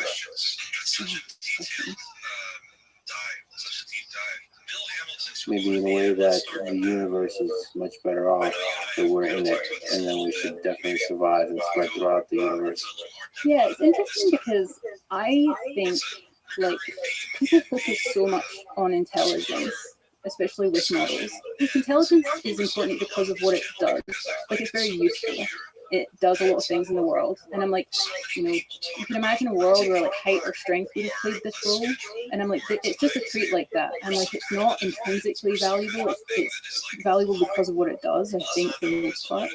The things that feel, I'm like, personally, I'm just like, I think humans and like life in general is extremely magical. We almost like, to a degree that I don't know, like not everyone agrees with this, but we have this like whole universe, and there's like all of these objects, and there's like beautiful stars, and there's like galaxies, and then I don't know, I'm just like, on this planet there are these creatures that have this like ability to observe that, like, and they are like seeing it, they are experiencing it, and I'm just like, that if you try to explain, like I'm imagining trying to explain to like, I don't know, someone, for some reason, they've never encountered the world or science or anything. And I think that nothing is that, like, everything, with all of our physics and everything in the world, it's all extremely exciting. But then you say, oh, in us, there's this thing that is to be a thing and observe in the world. And you see this, like, inner cinema. And I think they would be like, hang on, wait, pause. You just said something that, like, is kind of wild sounding. And so I'm like, we have this, like, ability to, like, experience the world. We feel pleasure, we feel suffering, we feel like a lot of like complex things. And so, yeah, and maybe this is also why I think, I also like care a lot about animals, for example, because I think they probably share this with us. So I think that, like, the things that make humans special, insofar as like I care about humans, is probably more like their ability to feel and experience than it is like them having these like functionally useful traits. Yeah, to feel and experience the beauty in the world. Yeah, look at the stars. I hope there's other alien civilizations out there, but if we're it's pretty good. Pretty good thing. And that they're having a good time. Having a good time watching us. Yeah. Well, thank you for this good time of conversation and for the work you're doing and for helping make Claude a great conversational partner. And thank you for talking to us. Yeah, Thanks for listening to this conversation with Amanda Aspel. And now, to friend with Chris Ola. Can you describe this fascinating field of mechanistic interpretability, aka mech interp? the history of the field and where it's at today. I think one useful way to think about neural networks is that we don't program, we don't make them. We grow them. We have these neural network architectures that we design, and we have these loss objectives that we create. And the neural network architecture is kind of like a scaffold that the circuits grow on. And they sort of, it starts off with some kind of random things, and it grows, and it's almost like the objective that we train for is and so we create the scaffold that it grows on, and we create the light that it grows towards. But the thing that we actually create, it's almost biological, entity or organism that we're studying. And so it's very, very different from any kind of regular software. Because at the end of the day, we end up with this artifact that can do all of these amazing things. It can, write essays and translate and, understand images. It can do all these things that we have no idea how to directly create a computer program to do. And it can do that because we grew it. We didn't write it. We didn't. And so then that leaves open the question at the end, which is what the hell is going on with 5G systems? And that, is, to me, a really deep and exciting question. It's a really exciting scientific question to me. It's sort of like the question that is just screaming out, it's calling out for us to go and answer it when we talk about neural networks. And I think it's also a very deep question for safety reasons.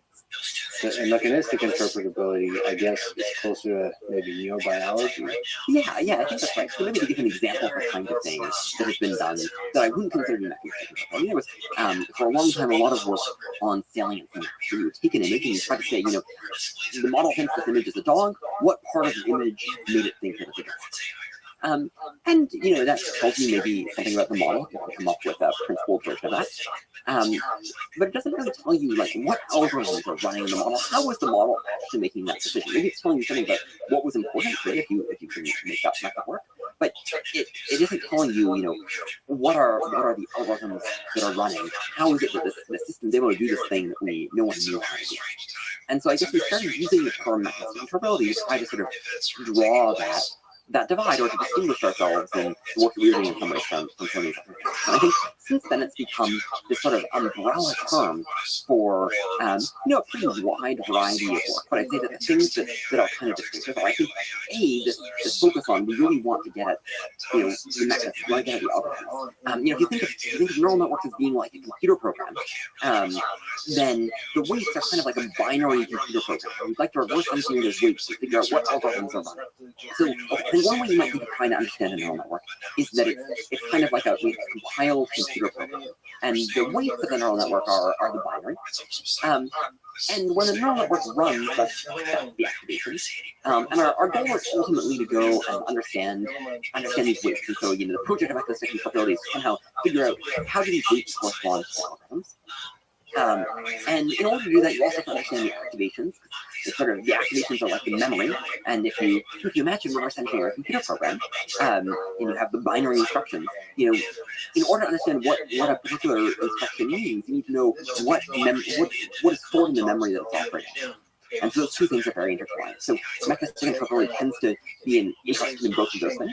Now, there's a lot of work that's interested in those things, especially the work on probing, which you might see as part of being mechanistic interpretability, although it's, again, it's a broad term, and not everyone who does that work would identify as being. But I think the thing that is maybe a little bit distinctive to the vibe of mechanistic interpretability is, I think people working in this tend to think of neural networks as, well, maybe one way to put it is gradient descent is smarter than you. That, and gradient descent is actually really great. The whole reason that we're understanding these models is we didn't know how to write them in the first place. The gradient descent comes up with a better solution for us. And so I think that maybe another thing about mechanistic is sort of having almost a kind of humility that we won't guess a priori what's going on inside the model. So we have to have a sort of bottom-up approach where we don't really assume, we don't assume that we should look for a particular thing and that will be there how it works.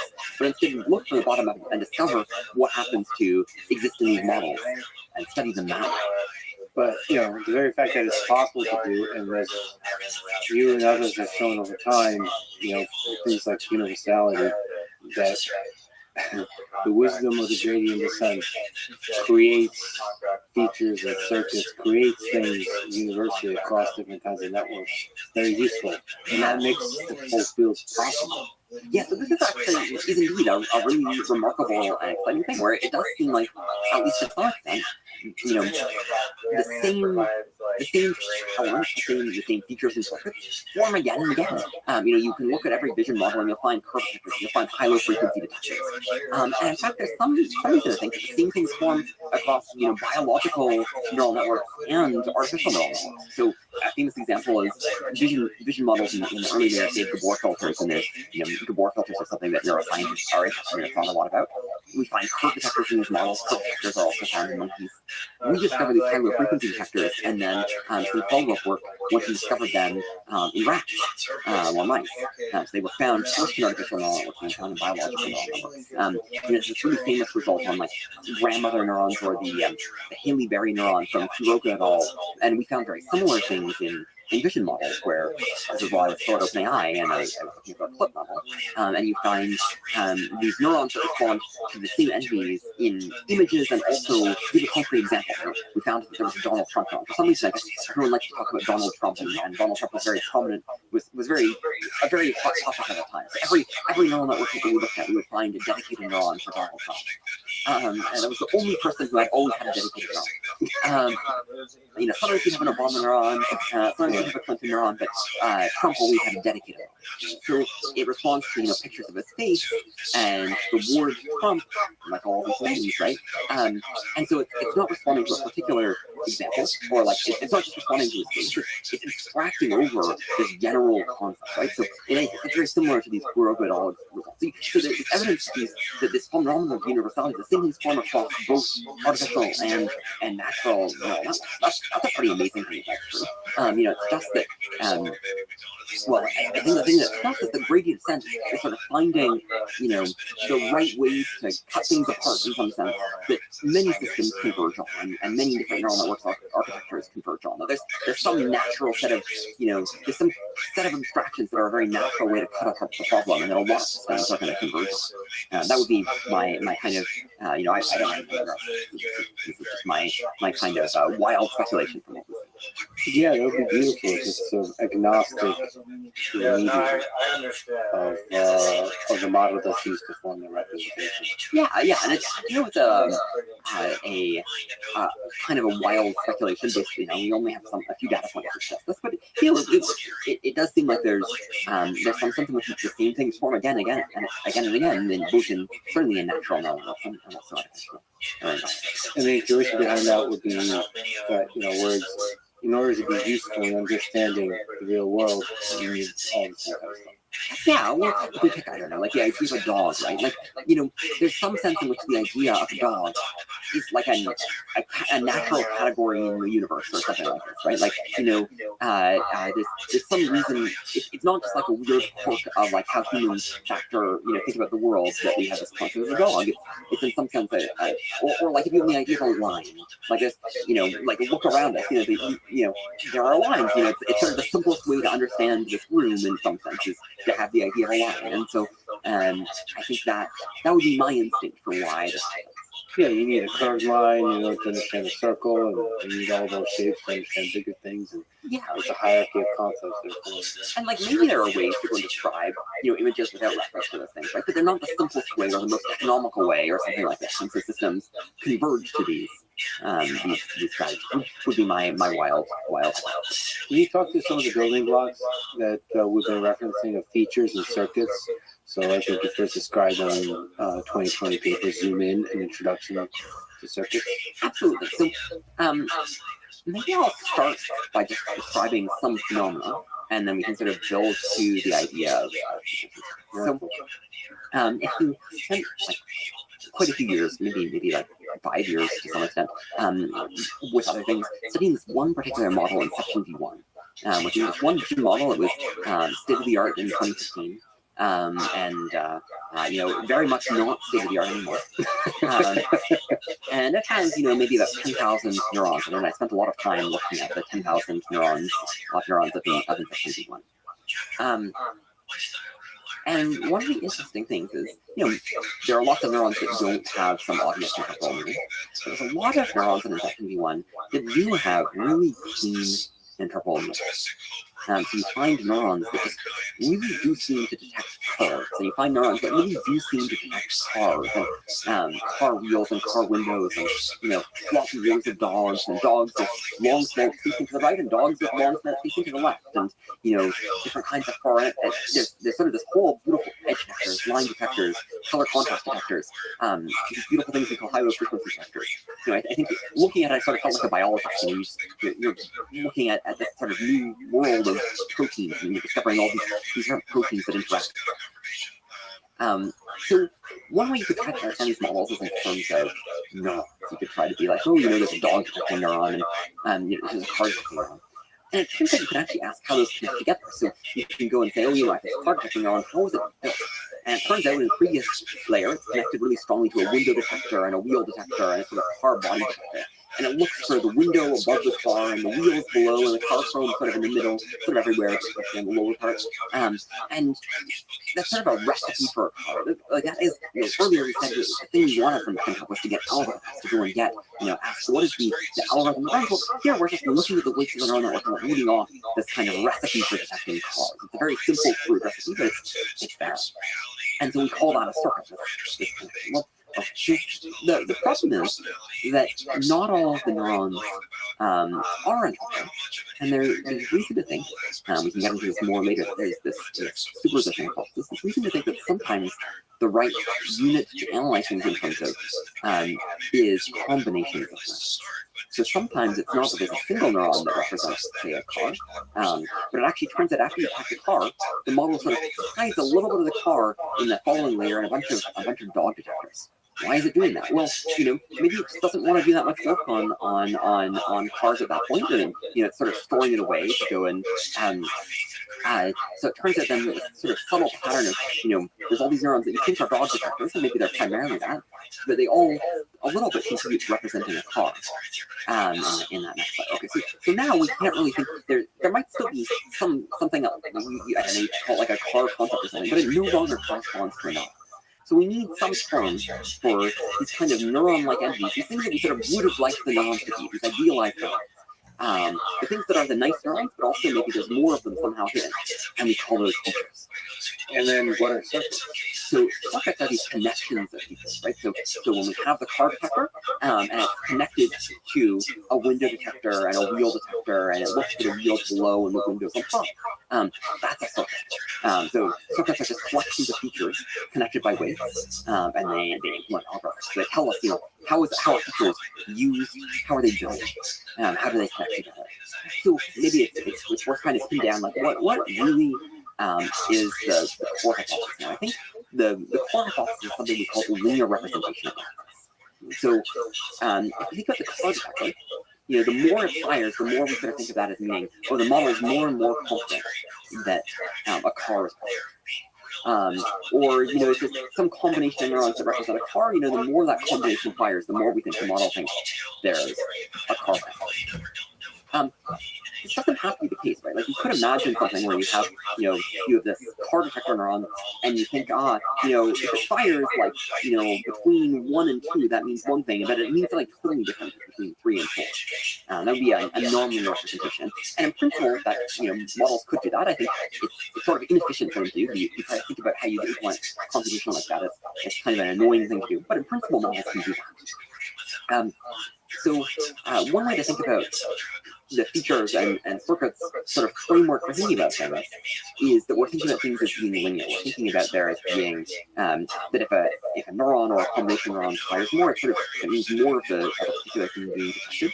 And then that gives weights a very clean interpretation as these edges between these entities of these features, and that edge then has a meaning. So that's in some ways the core thing. It's like we can talk about this sort of outside the context of neurons. Are you familiar with the word Quebec results? Mm-hmm. So you have king minus man plus woman equals queen. Well, the reason you can do that kind of arithmetic is because you have a linear representation. Can you actually explain that representation a little bit? So first of all, the feature is the direction of activation. Yeah. You look at it that way. Can you do the minus men plus women, that the worth of X stuff. Can you explain what that is? Yes, yeah, so That there's this very It's such a simple, clean explanation of what we're talking about. exactly. Yeah, so there's this very famous result, worked back by Thomas Mikolov et al.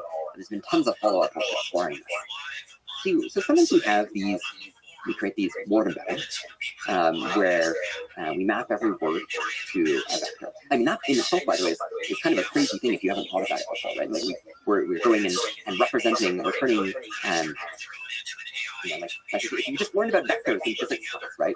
And I'm like, oh, I'm going to actually turn every word in the dictionary into a vector. That's kind of a crazy idea. Okay, but you could imagine all kinds of ways in which you might map words to vectors. But it seems like when we train neural networks, they like to go and map word vectors to such that they're sort of linear structure in a particular sense, which is that directions have meaning. So, for instance, there will be some direction that seems to sort of correspond to gender, and male words will be far in one direction, and female words will be in another direction. And the linear representation hypothesis is, you could sort of think of it roughly as saying that that's actually kind of the fundamental thing that's going on, that everything is just different directions have meaning, and adding different direction vectors together can represent concepts. And the Mikolov paper sort of took that idea seriously, and one consequence of it is that you can do this game of playing sort of arithmetic with words. You can do king, and you can subtract off the word man and add the word woman. And so you're sort of going and trying to switch the gender, and indeed if you do that, the result will sort of be close to the word queen. And you can do other things, like you can do sushi minus Japan plus Italy and get pizza, or different things like this, right? So this is in some sense the core of the linear representation. You can describe it just as a purely abstract thing about vector spaces. You can describe it as a statement about the activations of neurons. But it's really about this property of directions linear. In some ways, a little subtle than it's really, I think, mostly about this property of being able to add things together. You can sort of independently modify, say, gender and royalty, or cuisine type or country, and the concept of food by adding it. Do you think the linear hypothesis holds? Yes. Carries scales. So far, I think everything I have seen is consistent with this hypothesis. It doesn't have to be that way, right? Like you can write down neural networks where you write weights such that they don't have linear representations, where the right way to understand them is not in terms of linear representation. But I think every natural neural network I've seen has this property. There's been one paper recently that there's been some sort of pushing around the edge. So I think there's been some work recently studying multi-dimensional pictures, where rather than a single direction, it's more like a manifold of directions. This, to me, still seems like a linear representation. And then there's been some other papers suggesting that maybe in very small models, you get nonlinear representations. I think that the jury's still out on that. But I think everything that we've seen so far has been consistent with linear representation. That's wild. It doesn't have to be that way. And yet, I think that there's a lot of evidence that certainly this is very, very widespread.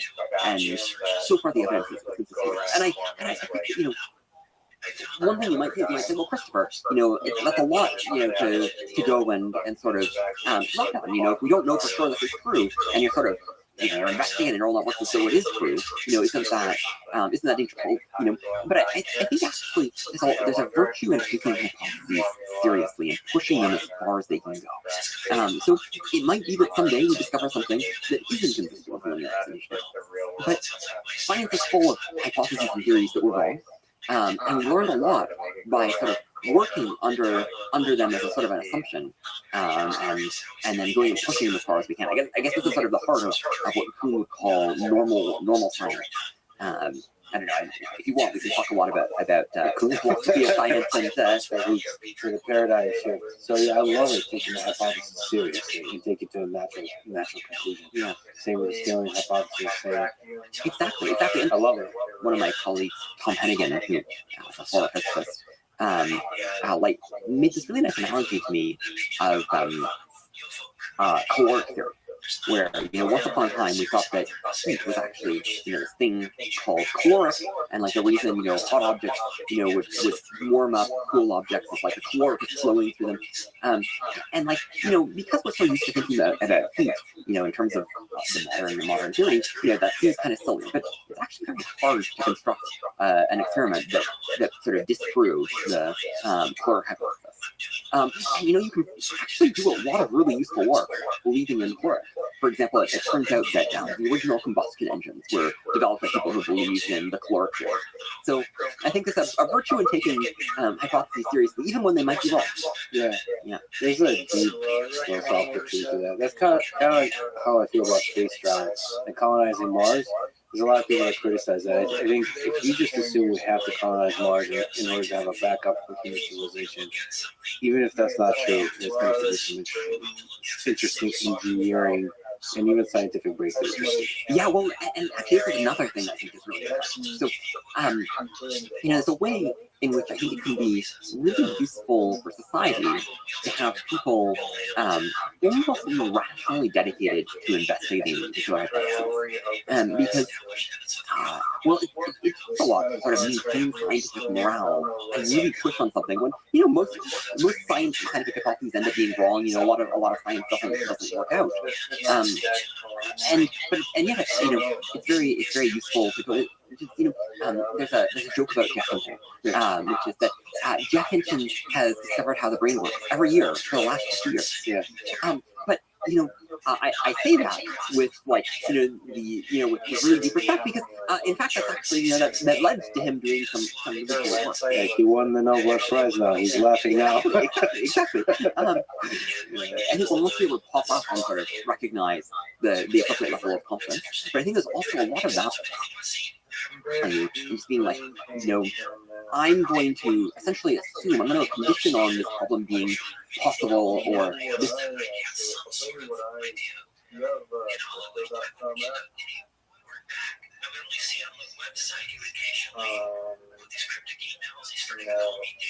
Or this being broadly the right approach. And just going to go and assume that for a while, and go and work within it, and push really hard on it. And if society has lots of people doing that for different things, that's actually really useful in terms of going and getting either really ruling things out, right? We can be like, well, that didn't work, and we know that somebody tried hard. Or going and getting to something that does just something well.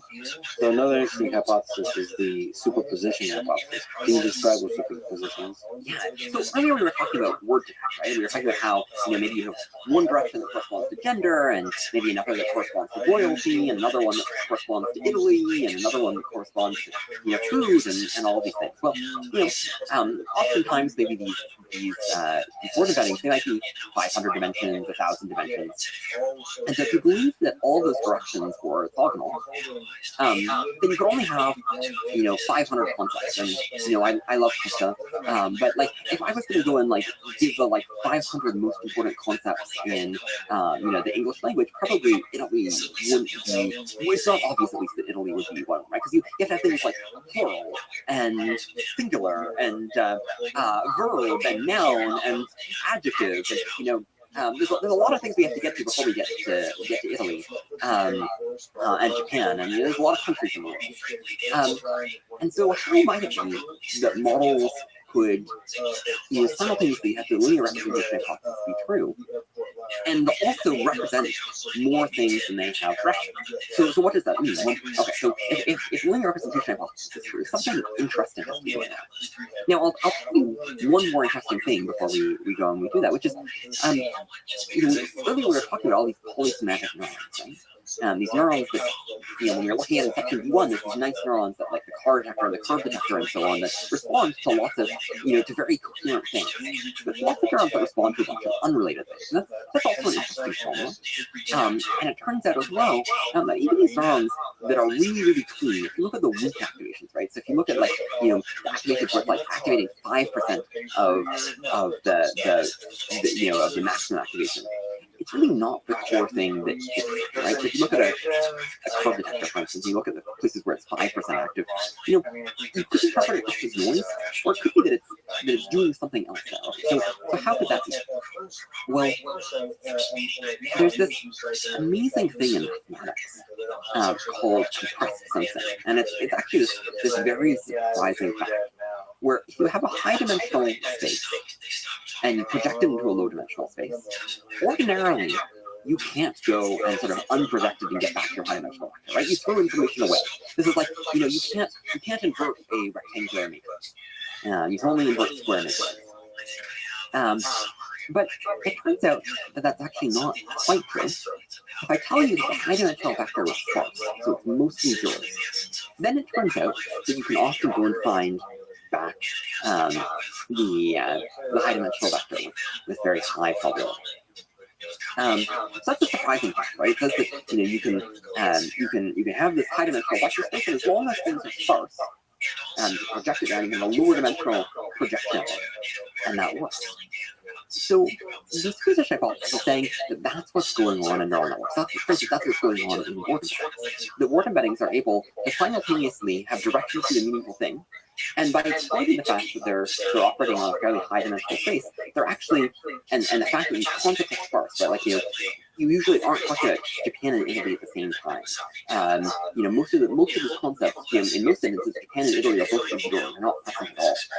And if that's true, then you can go and have it be the case that you can have many more of these sort of directions that are meaningful to features than you have dimensions. And similarly, when we're talking about neurons, you can have many more concepts than you have neurons. So that's at a high level the service hypothesis. Now, it has this even wilder implication, which is to go and say that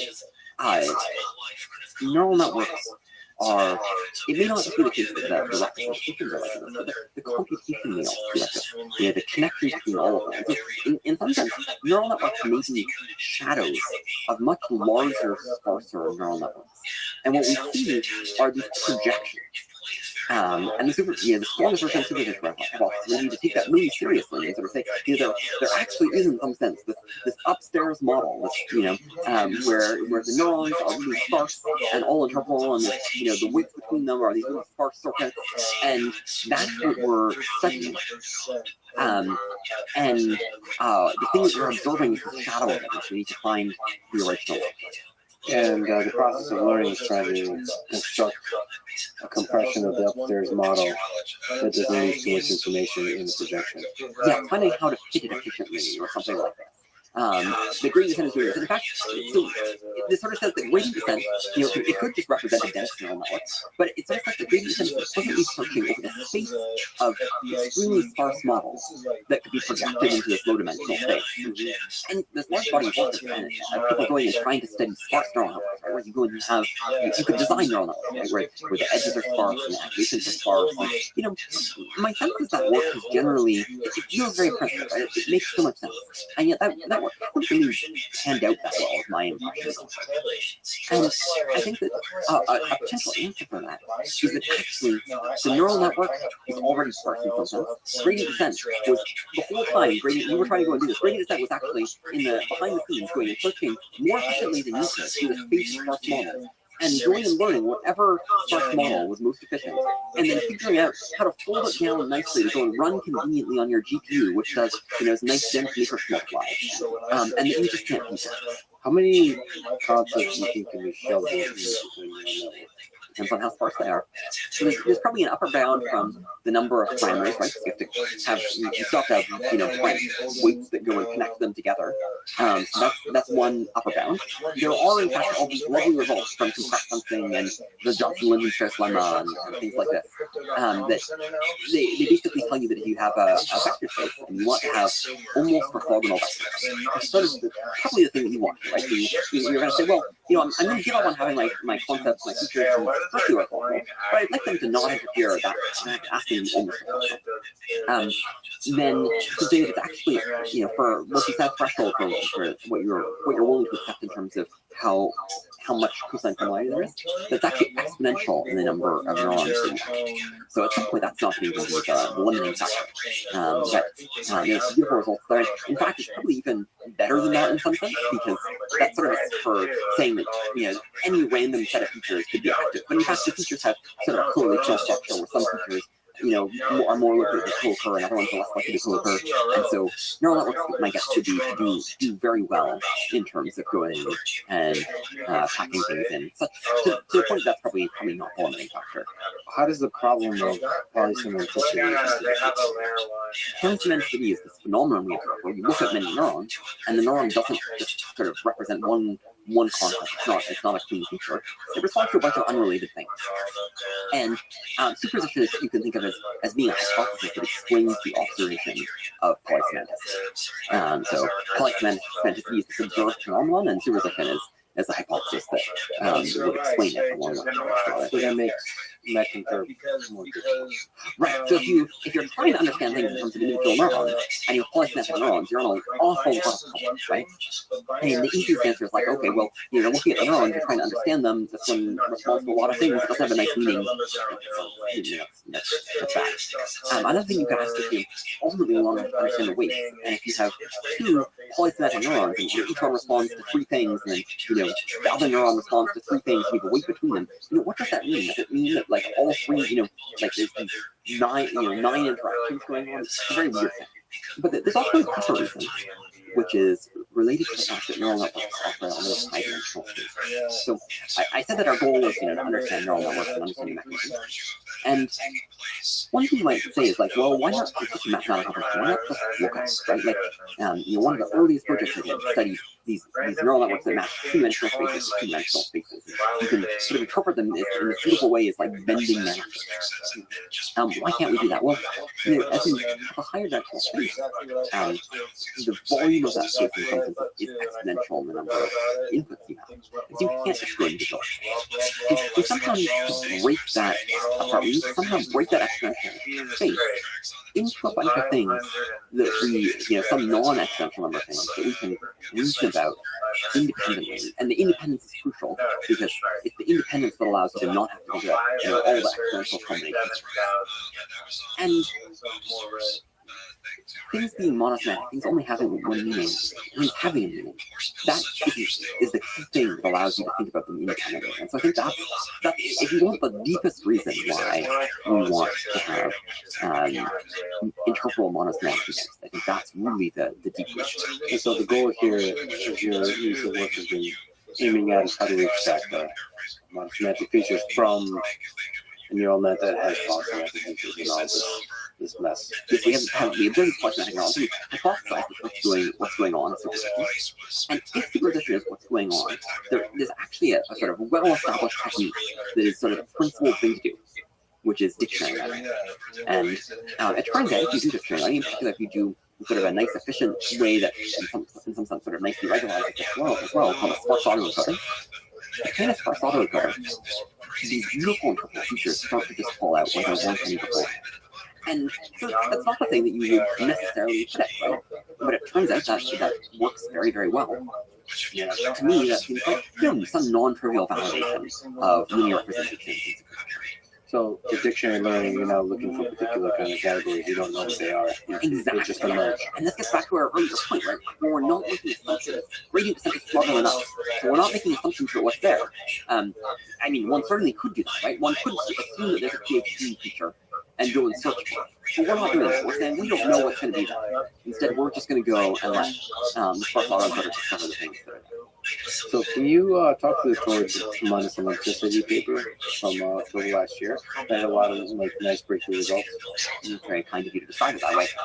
This was our first real success using sparse autoencoder. So we took a one-layer model, and it turns out if you go and you do dictionary learning on it, you find all these really nice and control features. So the Arabic feature, the Hebrew feature, the base 64 feature, those were some examples that we studied in a lot of depth and really showed that they were what we thought they were. It turns out we train a model twice as well and train two different models and do dictionary learning and find analogous features in both of them, so that's fun. We find all kinds of so that was really just showing that that this works. And I should mention that there was this claim model that had very similar results around the same time. There's something fun about doing these kinds of small scale experiments and finding it's actually working. Yeah, well, and there's so much stuff here. Like so maybe stepping back for a while, I thought that maybe all this message could really work. The end result was going to be that I would have an explanation for why it was sort of, very hard and not going to be tractable. We'd be like, well, there's this problem with superposition, and it turns out superposition is really hard, and we're kind of screwed.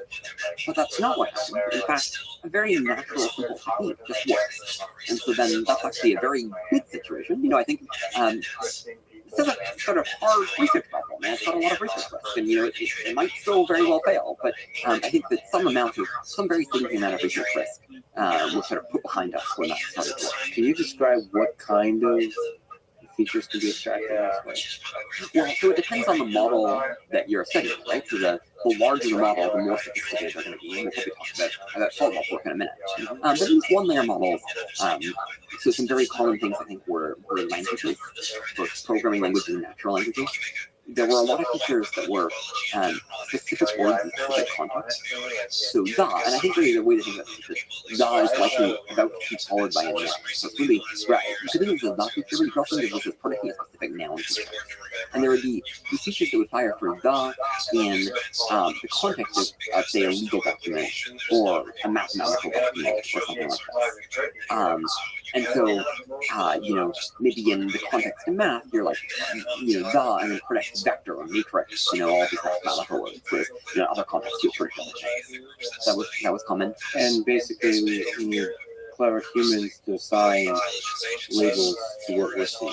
Yes. So, this is the only thing it's doing is sort of unfolding things for you. So everything was sort of folded over top of the, simulation folded everything on top of the top. You can't really see it. This is unfolding. But now you still have a very complex thing to try to understand. So then you have to do a bunch of work understanding what these are. And some of them are really subtle. Like there's some really cool things. Even this one-layer model about Unicode, where, for some languages, Unicode and the tokenizer won't necessarily have a dedicated token for every Unicode character. So instead what you'll have is these patterns of alternating tokens that each represent half of the Unicode character. And you have a different feature that goes and activates on the opposing one to be like, okay, I just finished the character, go and predict the next prefix. Then, okay, I'm on the prefix, predict a usable suffix. And you have to alternate back and forth. So there's, these one-layer models are really interesting. And there's another thing which is, you might think, okay, that would just be one base 64 feature. But it turns out it's actually a bunch of base 64 features because you can have English text encoded in as base 64, and that is a very different distribution of base 64 tokens than regular. And there's some things about tokenization as well that are explored. And there's all kinds of fun stuff. How difficult is the task of sort of assigning labels to what's going on? Can this be automated by AI? Well, I think it depends on the feature, and it also depends on how much you trust your AI. So there's a lot of work doing automated interpretability. I think that's a really exciting direction. And we do a fair amount of automated interpretability. We have Claude go and label our features. Is there some fun moments where it's totally right or it's totally wrong? Yeah, well, I think it's very common that it's like says something very general, which is like true in some sense, but not really picking up on the specifics of what's going on. So I think that's a pretty common situation. I don't know that I actually use it. It's interesting, that little gap between it is true, but doesn't quite get the deep nuance of the thing. That's a general challenge. It's like, it's very incredible concept that can say a true thing, but it doesn't, it's missing the depth sometimes. And in this context, such our challenging of the IQ type tests, it feels like figuring out what a feature represents is a bit of a real puzzle to solve. Yeah, and I think that some of it are easier and some of it are harder as well. I think that's tricky. And it's another thing, which I don't know, maybe in some ways this is my like aesthetic command. Well, I'll try to give you a rationalization. I'm actually a little suspicious of automated interpretation. And I think it's partly just that I want humans to understand neural networks. and if the neural network is understanding it for me, you know, I'm not, I don't quite like that. But I do have a bit of, you know, in some ways, I'm sort of like the mathematicians who are like, you know, if it's a computer automated proof, it doesn't count. You know, they won't understand it. But I do also think that there is this kind of like reflections on trusting trust type of issue, where if you this famous talk about, you know, like when you're writing a computer program, you have to trust your compiler, and if it was like malware in your compiler, then it could go and inject malware into the next compiler, and you know, you'd be kind of in trouble, right? Well, if you're using neural networks to go and verify that your neural networks are safe, the hypothesis that you're testing for is like, okay, well, the neural network maybe isn't safe, and you have to worry about like, is there some way that it could be screwing with you? So, you know, I think that's not a big concern now, but I do wonder in the long run if you use really powerful AI systems to go and you know, audit our AI systems. Is that actually something we can trust? But maybe I'm just rationalizing by I just want us to have to get to a point where humans understand everything.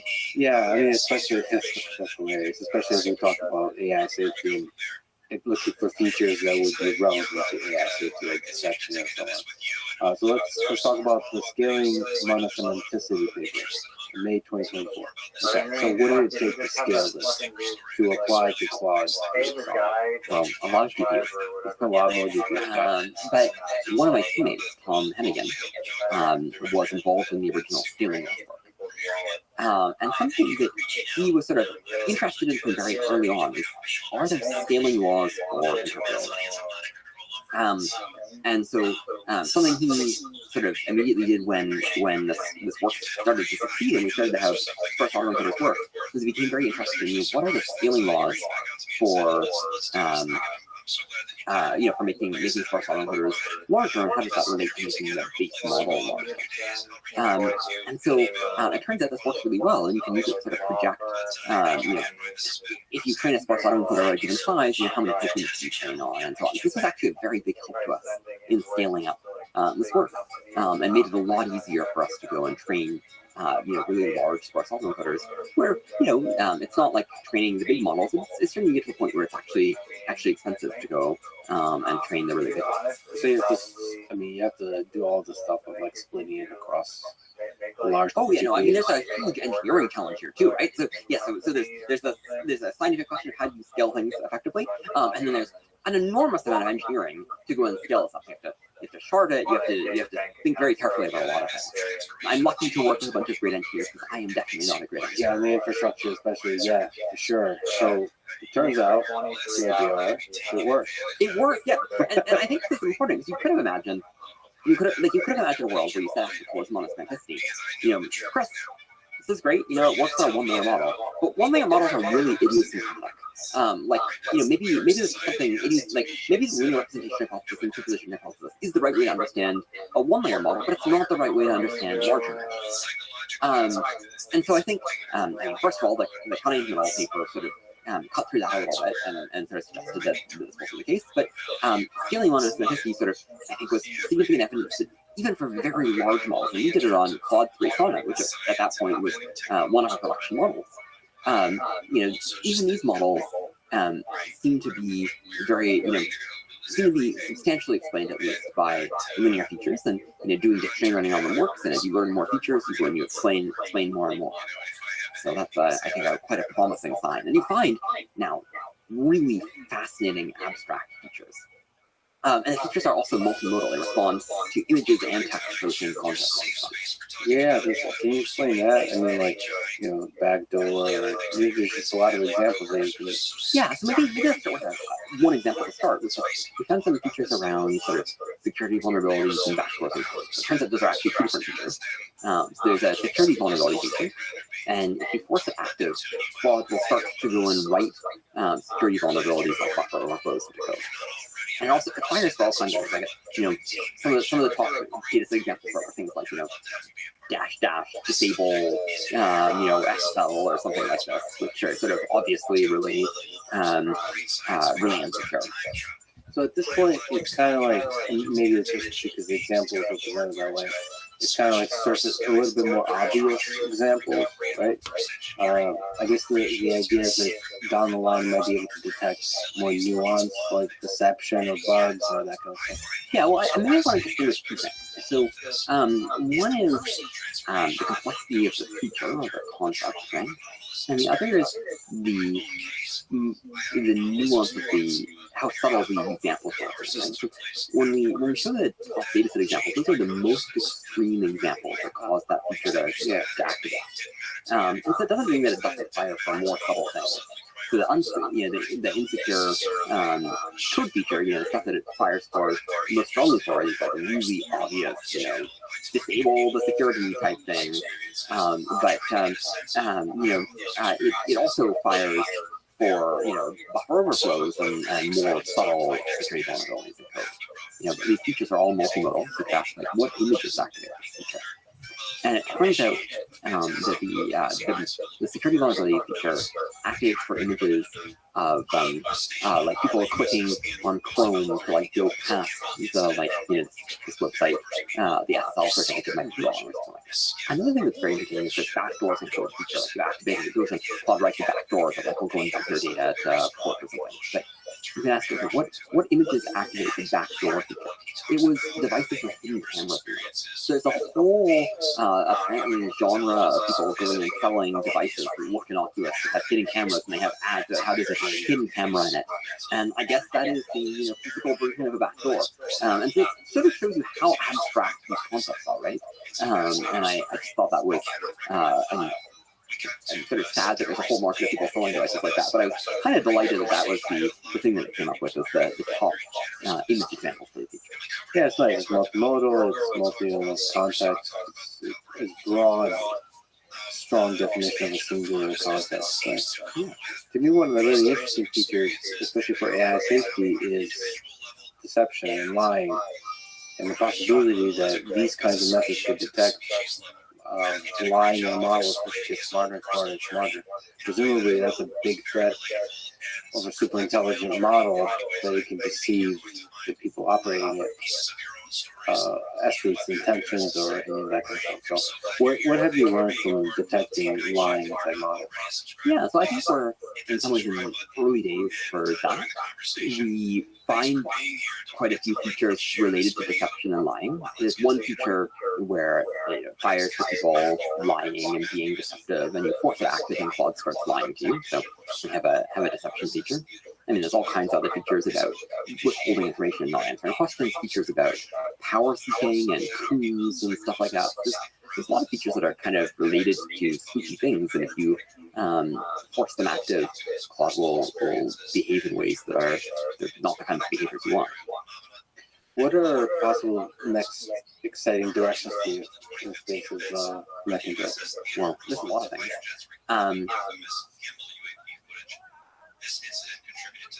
So for one thing, I would really like to get to a point where we have circuits, so we can really understand not just the features, but then use that to understand the computation of models. That really, for me, is the ultimate goal of this. And there's been some work, we put out a few things. There's a paper from Sam Marks that does some stuff like this. And there's been some, I'd say, some work around the edges there. But I think there's a lot more to do, and I think that will be a very exciting thing. That's related to a challenge we call interference space, where due to superposition, you just sort of naively look at whether features are connected together. There may be some weights that sort of don't exist in the upstairs model, but are just sort of artifacts of superposition. So that's a sort of technical challenge we're looking at. I think another exciting direction is just, you might think of sparse autoencoders as being kind of like a telescope. They allow us to, look out and see all these features that are out there. As we build better and better sparse autoencoders, better and better dictionary learning, we see more and more stars. And we zoom in on smaller and smaller stars, which is kind of a lot of evidence that we're only still seeing a very small fraction of stars. There's a lot of matter in our neural network universe we can't observe yet. And it may be that we'll never be able to have fine enough instruments to observe it, and maybe some of it just isn't possible, isn't computationally tractable to observe it. So it's sort of a kind of dark matter, and not in maybe the sense of modern astronomy, of earlier astronomy, when we didn't know what unexplained matter is. And so I think a lot about that dark matter and whether we'll ever observe it, and what that means for safety if we can't observe it. If there's some significant fraction of neural networks are not accessible to us. Another question that I think a lot about is, at the end of the day, mechanistic interpretability is a very microscopic approach to interpretability. It's trying to understand things in a very fine-grained way. But a lot of the questions we care about are very macroscopic. We care about these questions about neural network behavior, and I think that's the thing that I care most about. But there's lots of other sort of larger scale questions you might care about. And somehow, the nice thing about having a very microscopic approach is it's maybe easier to ask, is this true? But the downside is it's much further from the things we care about. And so we now have this ladder to find. And I think there's a question of, will we be able to find? Are there sort of larger scale abstractions that we can use to understand neural networks that we get up from this very microscopic approach? Yeah, you've written about this kind of organ question. Yeah, exactly. If we think of interpretability as a kind of anatomy of neural networks, most of the surface threats involve studying tiny little veins, looking at the small scale and individual neurons and how they connect. However, there are many natural questions that the small scale approach doesn't address.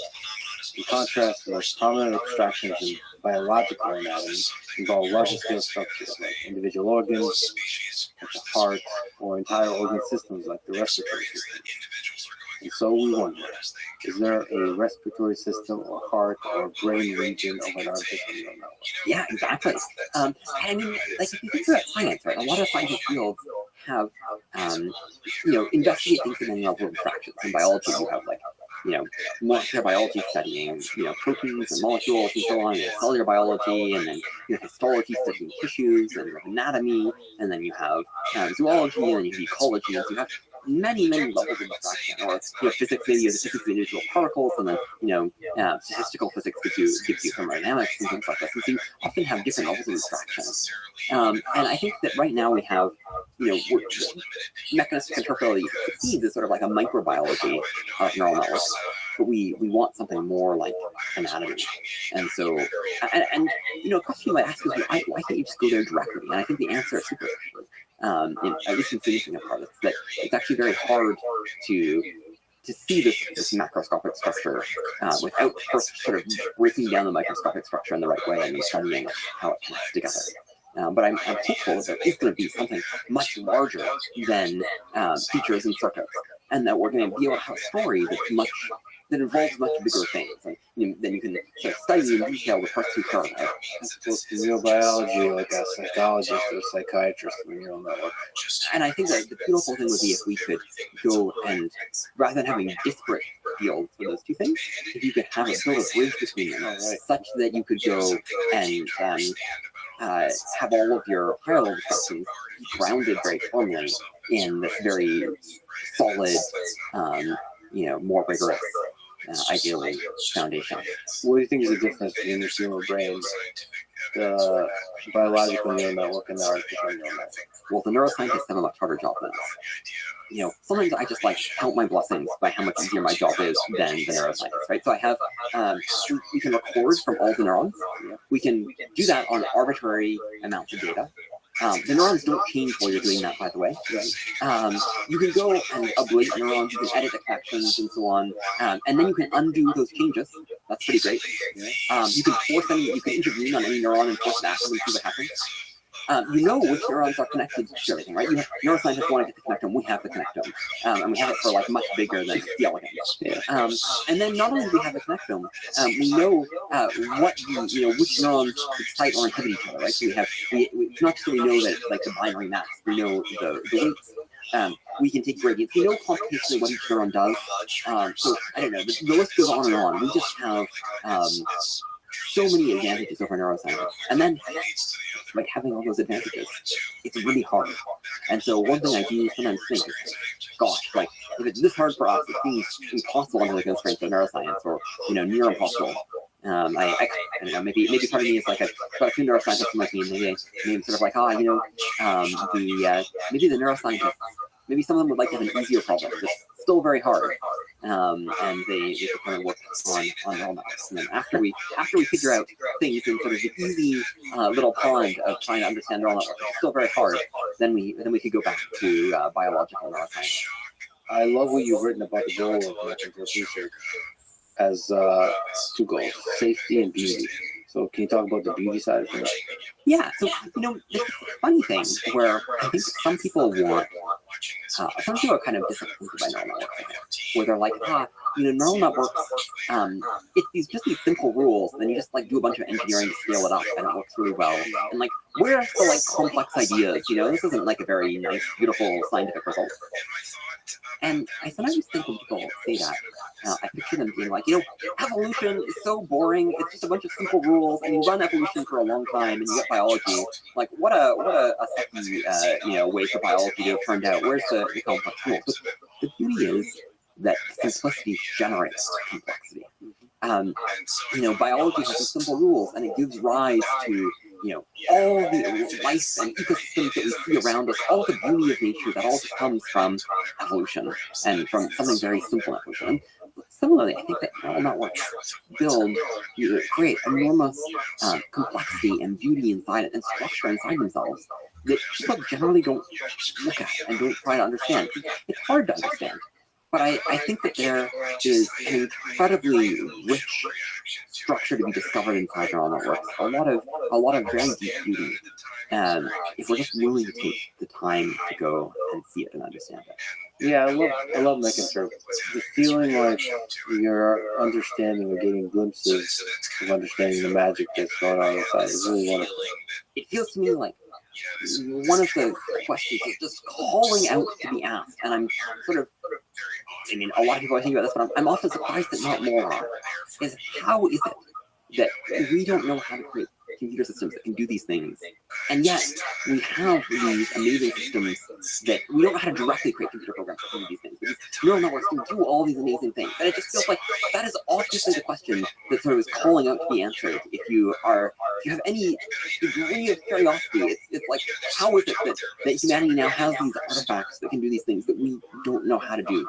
Yeah, I love the image of the surface reaching towards the light of the objective function. Yeah, it's this organic thing that we've grown, and we have no idea what we've grown. Well, thank you for working on safety, and thank you for appreciating the beauty of the things you discover. And thank you for talking today, Chris. Yeah, wonderful. thank you for taking the time to chat as well. Thanks for listening to this conversation with Chris Ola, and before that, with Gary Almaday and Amanda Haskell. To support this podcast, please check out our sponsors in the description. And now, let me leave you with some words from Alan Watts. The only way to make sense out of change is to plunge into it, move with it, and join the dance. Thank you for listening, and hope to see you next time. I was doing behind closed doors that were, secret and top secret, and a lot of it was just very mundane facts. Most people, most of the time, are polite, cooperative, and kind until they're not. The following is a conversation with Rick Spence, a historian specializing in the history of intelligence agencies, espionage, secret societies, conspiracies, the occult, and military history. This is the Let's Read podcast. Support it. Please check out our sponsors in the description. And now, dear friends, it's Rick Spence. You have written a lecture about serial killers, secret societies, cults, and an intelligence agency. So we can basically begin at any of these fascinating topics. But let's begin with intelligence agencies. Which has been the most powerful intelligence agency in history? The most powerful intelligence agency in history. I mean, it's an interesting question.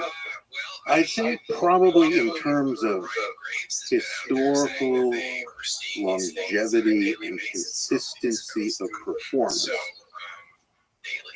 But the Russian intelligence services, so I didn't say the KGB specifically, but the Russian intelligence services, going back to the Tsarist period, are consistently pretty good. Not infallible. None of them are. Of course, there's a common Western way of looking at anything Russian. Very often, I think it's still the case, Russians are viewed in one of two ways. Either they are bumbling idiots, or they are diabolically clever. There's no sort of middle ground. And you can find both of those examples in this. So what I mean by that is that if you're looking at the modern SVR or FSB, which are just two different organizations that used to be part of the one big KGB, the KGB or its predecessors, the Cheka, you're really going back to the late 19th century and the Imperial Russian Intelligence Security Service, generally known as the Okhrana or Okranka.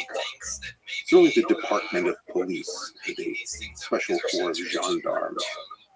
Their primary job was protecting the imperial regime and protecting it against imperial, or rather interior enemies, revolutionaries for the most part. And they got very, very good at that. By co-opting people within those movements, infiltrating and recruiting informers, agent provocateurs. In fact, they excelled at the agent provocateur.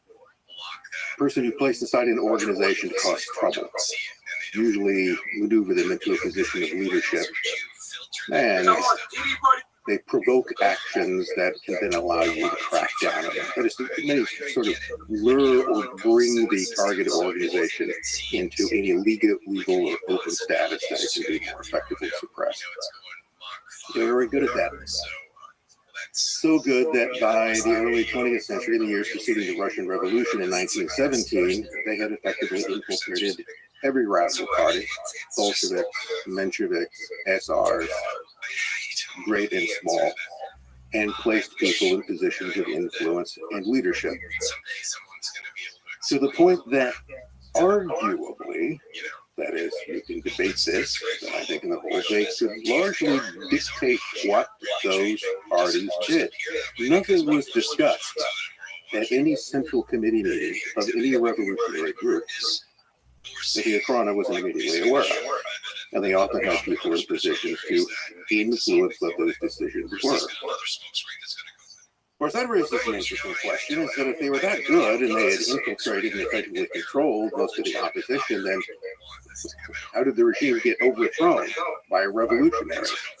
The answer to that is that it wasn't overthrown by revolutionaries. It was overthrown by politicians. That would then take us into a detour into Russian history, but I'll just leave it with this. If you look at 1917 and you look closely, this is one of the things I would always tell my students, is that there are two Russian revolutions in 1917.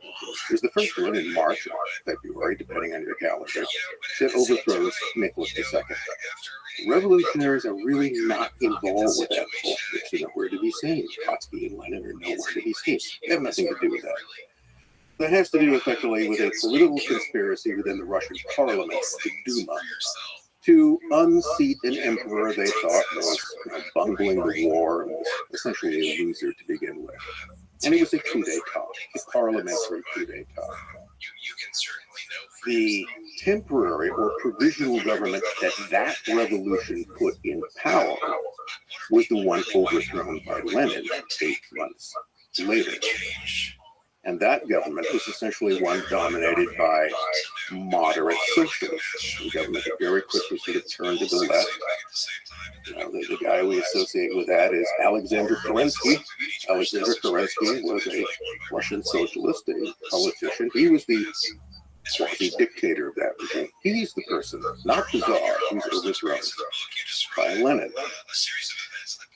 So the revolutionaries did not prove to be the fatal threat to the czarist regime. It was the czarist political system itself that did that. What then transpired was that the Okhrana and its method and many of its agents then immediately segued over into the new Soviet security service. So one of the first things that Lenin did in December of 1917, within a month of seizing power, since the hold on power was tenuous at best, was that you need some kind of organization to infiltrate, suppress those pesky counter-revolutionaries and foreign imperialists and all of the other enemies that we have. And so the Extraordinary Commission to Combat Counter-Revolution Sabotage, the Cheka, was formed. You put a veteran Bolshevik, Felix Dzerzhinsky, at the head of that, someone you could politically rely upon. But Dzerzhinsky built his organization essentially out of the Okhrana. There were all of these informers sitting around with nothing to do, and they were employed In the early 20s, the kind of ranked in file of the Cheka might have been 80 to 90% former material officials. Those were gradually decreased over time. So why would they do it? Well, they were professionals. They also needed to eat, and things were somewhat precarious. So if your job is to be an agent provocateur, if your job is to infiltrate targeted organizations and lead them astray, you do that for whoever pays you. That's part of the professionalism which goes in. And under the Soviets, Soviet intelligence services were also very good at that. They were very good at infiltrating people into opposing organizations. And I guess the one example I would give to demonstrate that of the Cambridge Five, the British traitors, Soviet standpoint, heroes, who were recruited, most notably Kim Philby, Guy Burgess, Don McLean, Anthony Blunt, and there may have been well more than five, but I wasn't bad out of just Cambridge. And then placing those people in high positions, the ultimate goal, of course, is to get your people into positions of leadership and influence in the opposing intelligence service. And so they did. Of course, it all fell apart. And ended up, Philby ended up living the last part of his life in exile in Moscow, but they got their money's worth out of him. And you can also find this in KGB infiltration of the CIA, the FBI, the Aldrich Ames, Hansen cases. Of course, we were infiltrating, by we, I mean the Americans and the West managed to infiltrate our moles as well. So if it came down, someone could dispute this, but I think if we're going to come down to kind of like a who had the most moles Super Bowl, probably the Soviets would come somewhat ahead of that. So the scale of the infiltration, the number of people, and the skill of it. Is there a case to be made that the Okhrana and the Cheka orchestrated both the components of the Russian Revolution as you described them? Well, there's an interesting question for me. I mean, there are all kinds of questions about this. I mean, one of the questions is whether or not Lenin was an Okhrana agent. Okay, I've just said heresy. Some people, I'll do that quite often, because I am a heretic. And proud of it. Why would you possibly say that Lenin could have been an Okhrana agent? Well, let's look what he managed to do. So you had, coming into the 20th century, a nominally a single Marxist movement, the Russian Social Democratic Labor Party. And Bolsheviks and Mensheviks, majorityites and minorityyites, are merely factions of that party. They always agreed that they were all Marxists and they all believe in dialectical materialism and the rise of we're all socialists on that. The difference was the tactical means by which one would attain this. And what Lenin wanted was a militant small-scale vanguard party. Wanted a revolution. Wanted to seize power. Seize control of the state. Once you have the state, then you induce socialism from power. Whereas the majority of the people, the so-called Mensheviks, the minorityyites, who are, oddly enough, the vast majority of the party, that's one of the first things. How do you lose that argument? Okay. How does the minority get to grab the name majority out of it? And it did that. So what Lenin wanted was a conspiratorial party of committed revolutionaries that would plot and scheme and undermine and eventually seize control of the state and induce socialism from above. There were other Russian Marxists who thought that sounded vaguely totalitarian, not really democratic, not even terribly socialist. And they opposed that ineffectively from the beginning, outmaneuvered every step of the way. The Mensheviks are a case study in failure of a political organization. That too will be heresy to some people, but look, they lost. Now, so what Lenin managed to do, starting around 1903, continuing out of this, is he managed to divide to take what had been a single Marxist party and split it into angry, contending factions. Because he and his Bolsheviks were on one side, advocating a much more militant, conspiratorial policy. The discombobulated Mensheviks were over on the other, and in between were a lot of people who really didn't know where they stood on this. And sometimes they kind of agreed. It seems to be making sense today. No, I don't think it's making sense in that day. But he managed to completely just unify this organization. Now, who could possibly have seen benefit in that? The Obama. Now, whether or not they put him up to it, whether or not in some way they helped move him into a position of leadership, or encouraged it through people around him, whether he was a witting or unwitting agent of the Tsar's secret police, he certainly accomplished exactly what it was that they had wanted. And I find that suspicious. It's one of those things that it's so convenient in a way that I'm not necessarily sure that was an accident. There's also this whole question to me as to what was going on within the Okana itself. Now, this is one of these questions we're going to come to later about how intelligence agencies interact or serve the governments to which they are theoretically subordinate. They do tend to acquire a great deal of influence and power. After all, their main job is to collect information. And that information could be about all kinds of things, including people within the government structure itself. And they also know how to leverage that information in a way to get people to do what you want them to do. So an argument can be made, again, an argument, not a fact, merely an opinion. Most of this is made out of opinions. Is that at some point, between about 1900 and 1917, people in the Okana were playing their own game.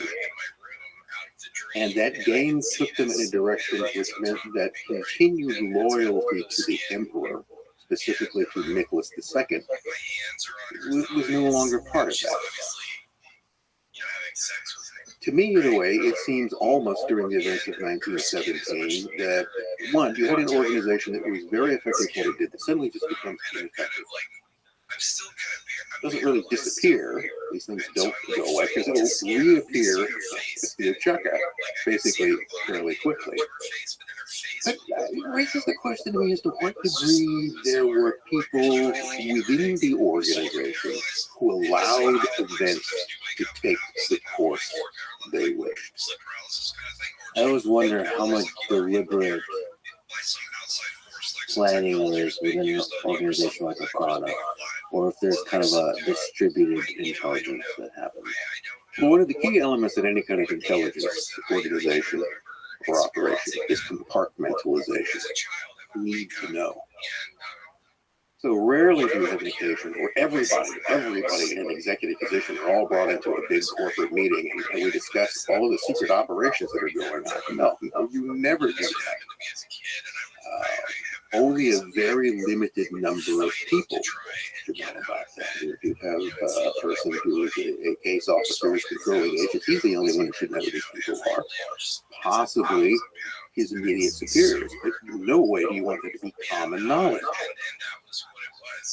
So information within the organization itself is compartmentalized. So you don't need everybody to be in on it. You don't even need necessarily the people who are nominally at the top. First, the Okana, the real boss of the Okana was the Imperial Ministry of the Interior. Minister of the Interior, in fact. But Minister of the Interior had no real effective control over this at all. I mean, to the point was that at one point early on, they actually organized the assassination of their own boss. They had their agents among the revolutionaries kill the Minister of the Interior. Because he was just replaced by another one. He is an imperial bureaucrat. He's not really part of their organization. You know, it's like a director of an intelligence agency appointed by the president. Maybe he's part of the organization. Maybe he isn't. Maybe he is not one of us.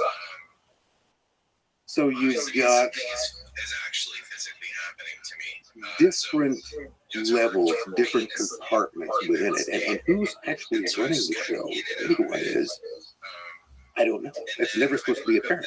Well, that's a fascinating question. I mean, you can see this with NKVD. It's obviously an extremely powerful organization that starts to eat itself, where everybody's pointing fingers internally also as a way to gain more power.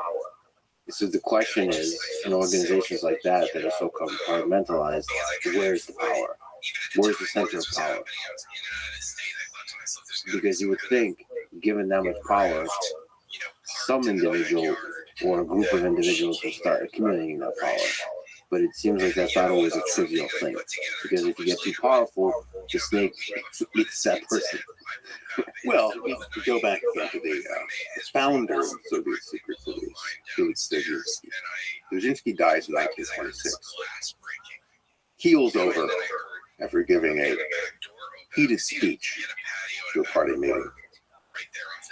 Now, the common view, what you usually read, which was true at the time, is that, clearly Stalin had him whacked because anytime someone died, it was almost always it. And I think a lot of times he did.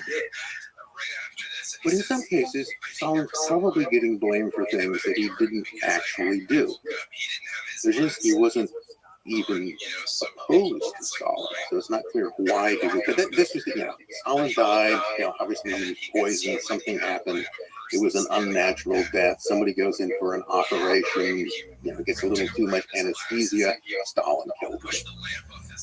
Somebody tips over in a canoe in upstate New York. Stalin killed him. There's actually a case about that. So that itself can be kind of useful, where every time someone dies, they think you killed them. That's kind of an interesting method of intimidation in that regard. But the suspicion is nonetheless there. Dzerzhinsky had been, he was the Grand Inquisitor.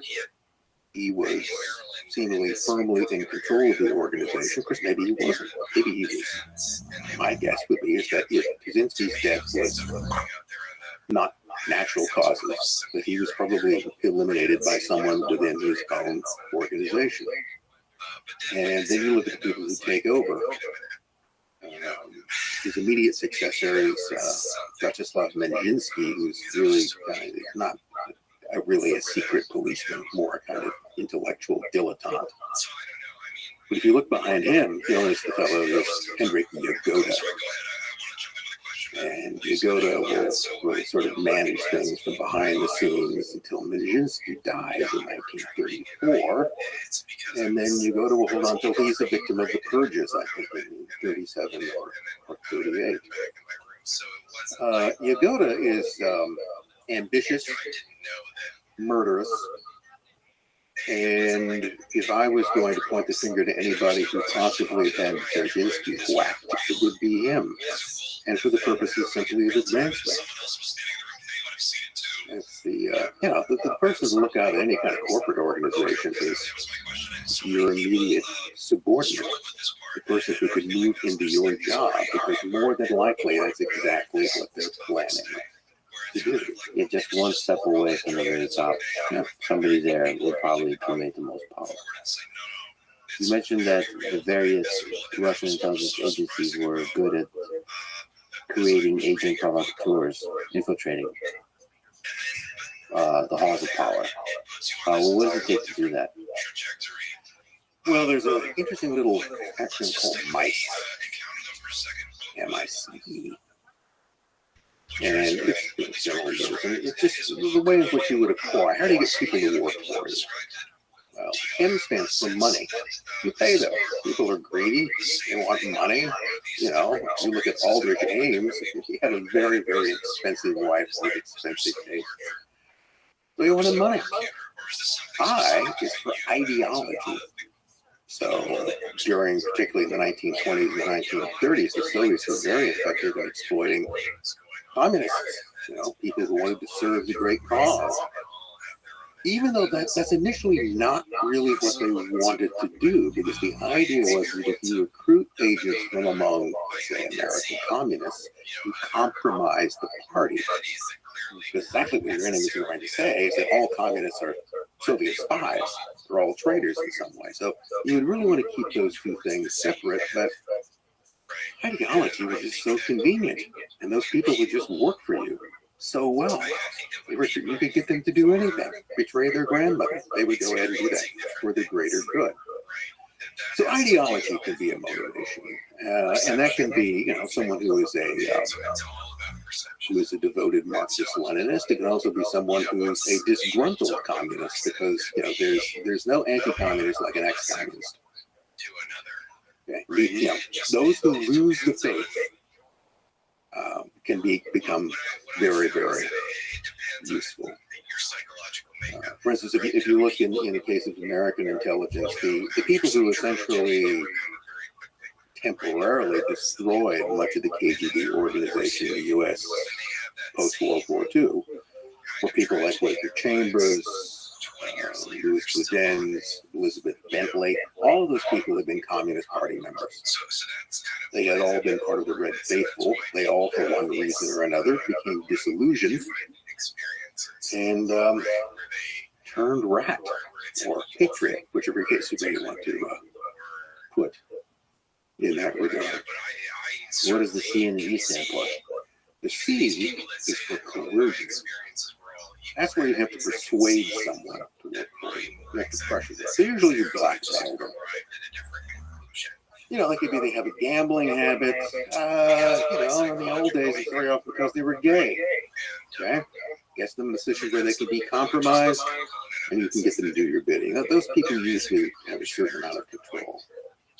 Here's an interesting example of how the Okhrana tended to handle this. I think it's still largely used. You'd round up a bunch of revolutionaries on some charge or another, distributing revolutionary literature, running an illegal printing press. You bring a guy into the room and you say, okay, it's going to work for us. Of course, you refuse to do so.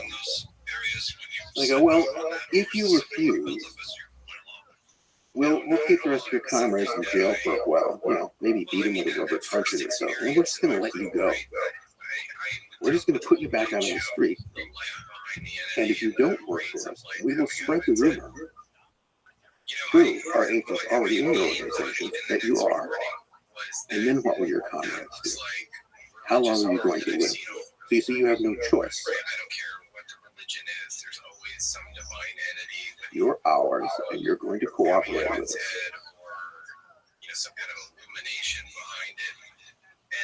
And the way that effectiveness would be ensured is that you have multiple agents within the same organization who don't know who each other are. It's very important. And they'll all be filing reports. So let's say you have 3 agents inside the Central Committee of the SR party, and there's a committee meeting, and you're going to look at the reports they file. They all better agree with each other, right? If one person doesn't report what the other 2 do, then perhaps they're not entirely doing their job, and they can be liquidated at any time. All you do is drop the dime on us. And this was done periodically. In fact, in some cases, you would betray your own agents just to completely discombobulate the organization. This happened in one particular case around 1908. The fellow who was the head of the chief revolutionary terrorist organization, which wasn't Bolsheviks, but the so-called socialist revolutionaries. That's what the biggest revolutionary party, the SR, are actually Marxists, more anarchists. But they went all in for the propaganda machine. They really liked blowing people up, carry out quite a campaign of terrorism. The fellow who was the head of that terrorist organization was Yevno Azev. And Yevno Azev was, guess what? An Okhrana agent. Everything he did, every assassination that he planned, he did in consultation with his control. So he kind of run out his string. There was increasing suspicion of him. He was also asking for a lot more money. So the Okhrana itself arranged to have him write it out. And what did that do? Well, what do you do in your party when you find out the chief of your terrorist brigade was a secret police agent? It's consternation and mistrust. Nobody in the party would ever trust him. You couldn't tell who you were sitting around. I know that a fellow I wrote a biography on, Boris Sevenkov, who was a Russian revolutionary, and the second in command within the terrorist organization. By the way, the guy that wanted Ozek's job so bad he could taste it. Well, on the one level, he expressed absolute horror that his boss was a police agent. And well, he should, because Sevenkov was a police agent too. They already had the number two waiting in the wings to take over. But he was legitimately shocked. He didn't really suspect that. So it's a way of manipulating this. And then finally we come to the E. That, I think, is the most important. Ego. Sometimes people spy or betray because of the egotistical satisfaction that they receive. The sheer kind of Machiavellian joy in deceit. An example of that would be Philby, the Cambridge Five. Now, Philby was a communist, and he would argue that he always saw himself as serving the communist cause, but he also made this statement, I think it's in the preface to his autobiography. He says, one never looks twice at the offer of service in the elite force. And he's talking about his recruitment for the NKVD in the 1930s. And he was absolutely chuffed by that. The mere fact that they would want him, what he considered to be a first-rate organization would want him, satisfied his ego. And if I was to take a guess as to whether it was ideological motivation, whether it was the romance of communism, or whether it was the appeal of ego that was most important in his career of freezing, I'd go with ego. And I think that figures into a lot. Someone doesn't get the promotions that they wanted. And if you look at something like Aldrich Ames' career, you've got these kind of, his career in the CIA was hit or miss. He didn't get the postings or promotions that he wanted as evaluation. He never felt that he got credit for doing that. And that's the type of thing that tends to stick in someone's craw and can lead for egotistical reasons and added incentives to betray. Yeah, there's a boost to the ego when you can deceive. But not play by the rules of the world. You just play with powerful people like they're your partner. You're the only one that knows this. You're the only one that knows that the person who's sitting across from you, to which you have sworn your loyalty, you are simultaneously betraying. What a rush that must be for some people. I wonder how many people are susceptible to this. I would like to believe that a lot of people have the integrity to at least withstand the MI, the money and the ideology to pull that, and the ego. It can also be a combination of the two. I mean, you can create a recipe of these things. A certain amount of money, ego, and a little push of coercion. But if you don't, we'll rat you out. You'll be exposed. What are some differences to you as you look at the history of the 20th century between the Russian intelligence and the American intelligence? If you look at both the Okhrana and the KGB, one of the things that you find consistent is that a single organization handled foreign intelligence, that is, spying on enemy or hostile government, and also internal security. That's all part of it. Whereas if you look at the U.S. models involved, you eventually have the FBI under Hoover going to insist that he's going to be the counterintelligence force. Okay? So, there are commie spies running around America. It's the FBI who's supposed to ferret them out. The CIA is not supposed to be involved in that. And the charter, basically the agreement in 1947, did not give the CIA any. It's often said they were barred from spying on Americans, which isn't quite true. You can always find a way to do that. But they don't have any police or judicial powers. They can't run around in the country carrying guns to use on people. They can't arrest you. They can't interrogate you. They can't jail you.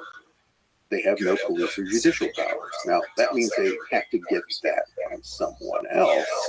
That doesn't mean that other agencies can't be brought in, or local police officials, or whatever you need, you can eventually acquire. But they can't do that directly. So you've got this division between foreign intelligence and domestic counterintelligence, often split between hostile organizations. The relationship between the FBI and the CIA, I think it's fair to say, is not chummy. Never has been. There's always been a certain amount of rivalry and contention between the two.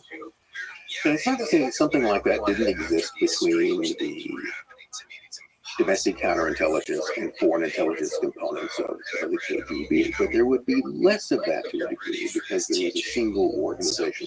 We're all answerable to the same people. So that gives you a certain greater amount, I think, of leeway and power because you're controlling both of those ends. I remember somebody telling me once that, and he was a retired KGB officer. There you go, retired. One of the things that he found amusing was that in his role, one of the things that he could be is that he could be anywhere, at any time, in any dress, which meant that he could be in or out of uniform and any place at any time. He was authorized to do that. So more freedom, more power. I think one of the things that you would often view is that, the Russians are simply, naturally meaner. There's less respect for human rights.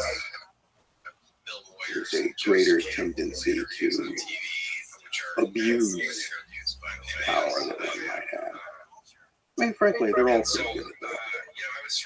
It is fair to say that there's probably some degree of cultural differences that is not necessarily for institutional reasons, but cultural reasons.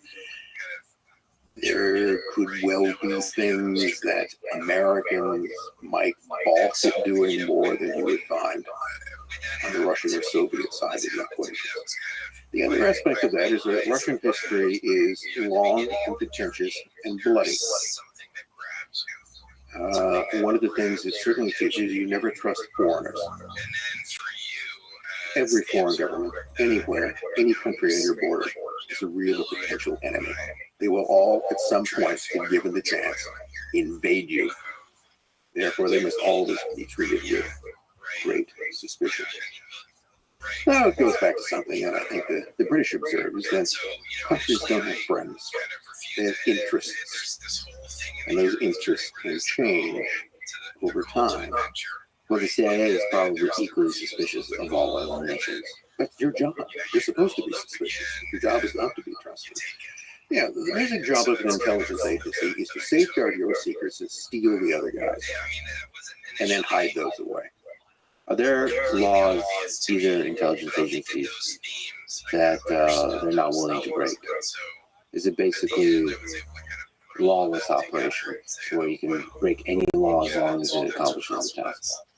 Well, I think John Le Carre, his pen name, argued about his early recruitment into British intelligence. And one of the things you remember being told up front was, if you do this, you have to be willing to lie, and you have to be willing to kill. Now, those are things that, in ordinary human interactions, are bad things. Generally, we don't like it when people lie to us. We expect that people will act honestly towards us. Whether that's the businessmen you're involved with, your employers. We're often disappointed in that because people do lie all the time for a variety of reasons. But honesty is generally considered here. But in a realm where deception is a rule, dishonesty is a virtue. To be good at that, to be able to lie convincingly, is Good. It's one of the things you need to do. And killing also is generally frowned upon. Yeah, put people in prison for that, or otherwise executed. But in certain circumstances, killing is one of those things that you need to be able to do. So what he felt he was being told in that case is that, once you enter this realm, the same sort of moral rules that apply in general British society do not apply. And if you're squeamish about it, you won't fit in. You have to be able to do those things. I wonder how often those intelligence agencies in the 20th century, and of course, the natural question extending it to the 21st century, how often they go to the assassination, how often they go to the kill part of that versus just the espionage. Let's take an example from American intelligence, the CIA, 1950s, 1960s, into the 1970s, MK Ultra. That is a secret program which was involved with what is generally categorized as mind control, which really means messing with people's heads. And what was the goal of that? Well, there seemed to have been lots of goals. That there was an FBI memo that was recently acquired, quite legally, but it's declassified. But it's from 1949. So this is only 2 years after the CIA came into existence. And it's an FBI memo because the FBI, of course, is very curious what the CIA is up to. And the FBI are not part of this meeting, but they have someone, they're sort of spying on what's going on. So there was a meeting which was held in a private apartment in New York. So it's not held in any kind of agency. It's essentially never really happened because it's in somebody's house. And there are a couple of guys there from the CIA. One of them is Cleve Baxter. Cleve Baxter is the great godfather of the lie detector. Pretty much everything that we know or think we know about lie detectors today, they go to Cleve Baxter. He's also the same guy that thought the plants could feel, but somehow was a derivative of his work in lie detectors. So these guys are there, and they're giving a talk to some military and other personnel, and there's different parts of the document which are, of course, redacted, but you can figure out what it is that they're talking about. They're talking about hypnotic suggestion and all the wonderful things you could potentially do with hypnotic suggestion. And two of the things they note is that one of the things we could potentially do is erase memories from people's minds and implant false memories. That would be really keen to do that. Just imagine how that would be done. So here to me is the interesting point. They're talking about this in 1949. MK Ultra does not come along until 1950, although there are all sorts of artichoke, everything is sort of leading up to that. It's simply an elaboration of programs that were already there. I don't think that it ultimately matters whether you can implant memories or erase memories. To me, the important part is they thought they could, and they were going to try to do it. And that eventually is what you find out in the efforts made during the 1950s and 60s through MK Ultra, MK Search, MK Naomi, and all the others that came out. That's what the things they're working for. And among the few MK Ultra era documents that survived is that whole question that you get someone to put a gun to someone's head and pull the trigger and then I remember it later. Yeah. You could, interestingly enough. So non-direct violence, controlling people's minds with scale, and experimenting with different kinds of ways of doing that. One person put the basic argument there, or the basic thing we were after, was to understand the architecture of the human mind, how it works, how it put together, and then how you could take those pieces apart and assemble them in different ways. So this is where hypnosis comes in, which is was and still is a fairly spooky thing. Nobody's ever explained to me exactly what it is. The idea was that could you think of the whole possibilities of this case, could you create an alternate personality and use that alternate personality in an agent role? but then be able to turn it on and off. So subsequently, the person, which that personality inhabited, was captured and interrogated, tortured, had their fingernails torn out. They would have no memory. They couldn't give any kind of secret away because it was embedded in some part of their brain where there was a completely different person. I mean, you can just imagine the possibilities that you can realize. And again, it's not, I think, the question as to whether that is possible or whether it was done. Well, I suspect that both of those are true, but that you would try to do it. Then imagine the mischief that comes out of that. And one of the big complaints from a legal standpoint about the MKUltra and the rest is that you were having medical experiments, essentially, being carried out on people without their knowledge and against their will, which is, unknown. Yeah, the fact that you're willing to do medical experiments says something about what you're willing to do. And I'm sure that same spirit, innovative spirit, persists to this day. And maybe less so, I hope less so in the United States, but probably in other intelligence agencies in the world. Well, one thing that was learned, and the reason why most MKUltra and similar records were destroyed on order in the early 70s, around the time the CIA became under a certain amount of scrutiny. Mid-70s were not a good time for the agency. People were asking lots of questions, and so you need to dump this stuff because there's all kinds of because you were committing crimes against American citizens. So that's eradicated. And the important lesson to be learned is that never do these type of things again, where at least in any way in which the agency's direct fingerprints are placed on it. You can pay people. You can subsidize research. You can set up venture capital funds. You got plenty of money. And you can funnel that money into the hands of people who will carry out this research privately. So if something goes wrong, you have perfect deniability. On the topic of money, ideology, coercion, and ego, you asked about a conspiracy theory. So there is a conspiracy theory that the CIA is behind Jeffrey Epstein. At a high level, if you could just talk about that. Is that something that's at all even possible? That you have basically this would be for coercion. You get a bunch of powerful people to be sexually mischievous, and then you collect evidence on them so that you can then have leverage on them. Well, let's look at what Epstein was doing. He was a businessman who then also developed a very lucrative sideline in being a high-level procurer, basically in supplying young girls. And he also filmed much of that activity.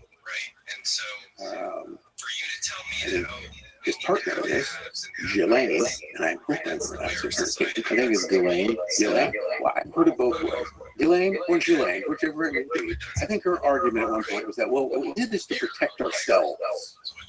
But this type of thing has been done before. There's nothing new about this. Getting influential people in compromising situations and filming them.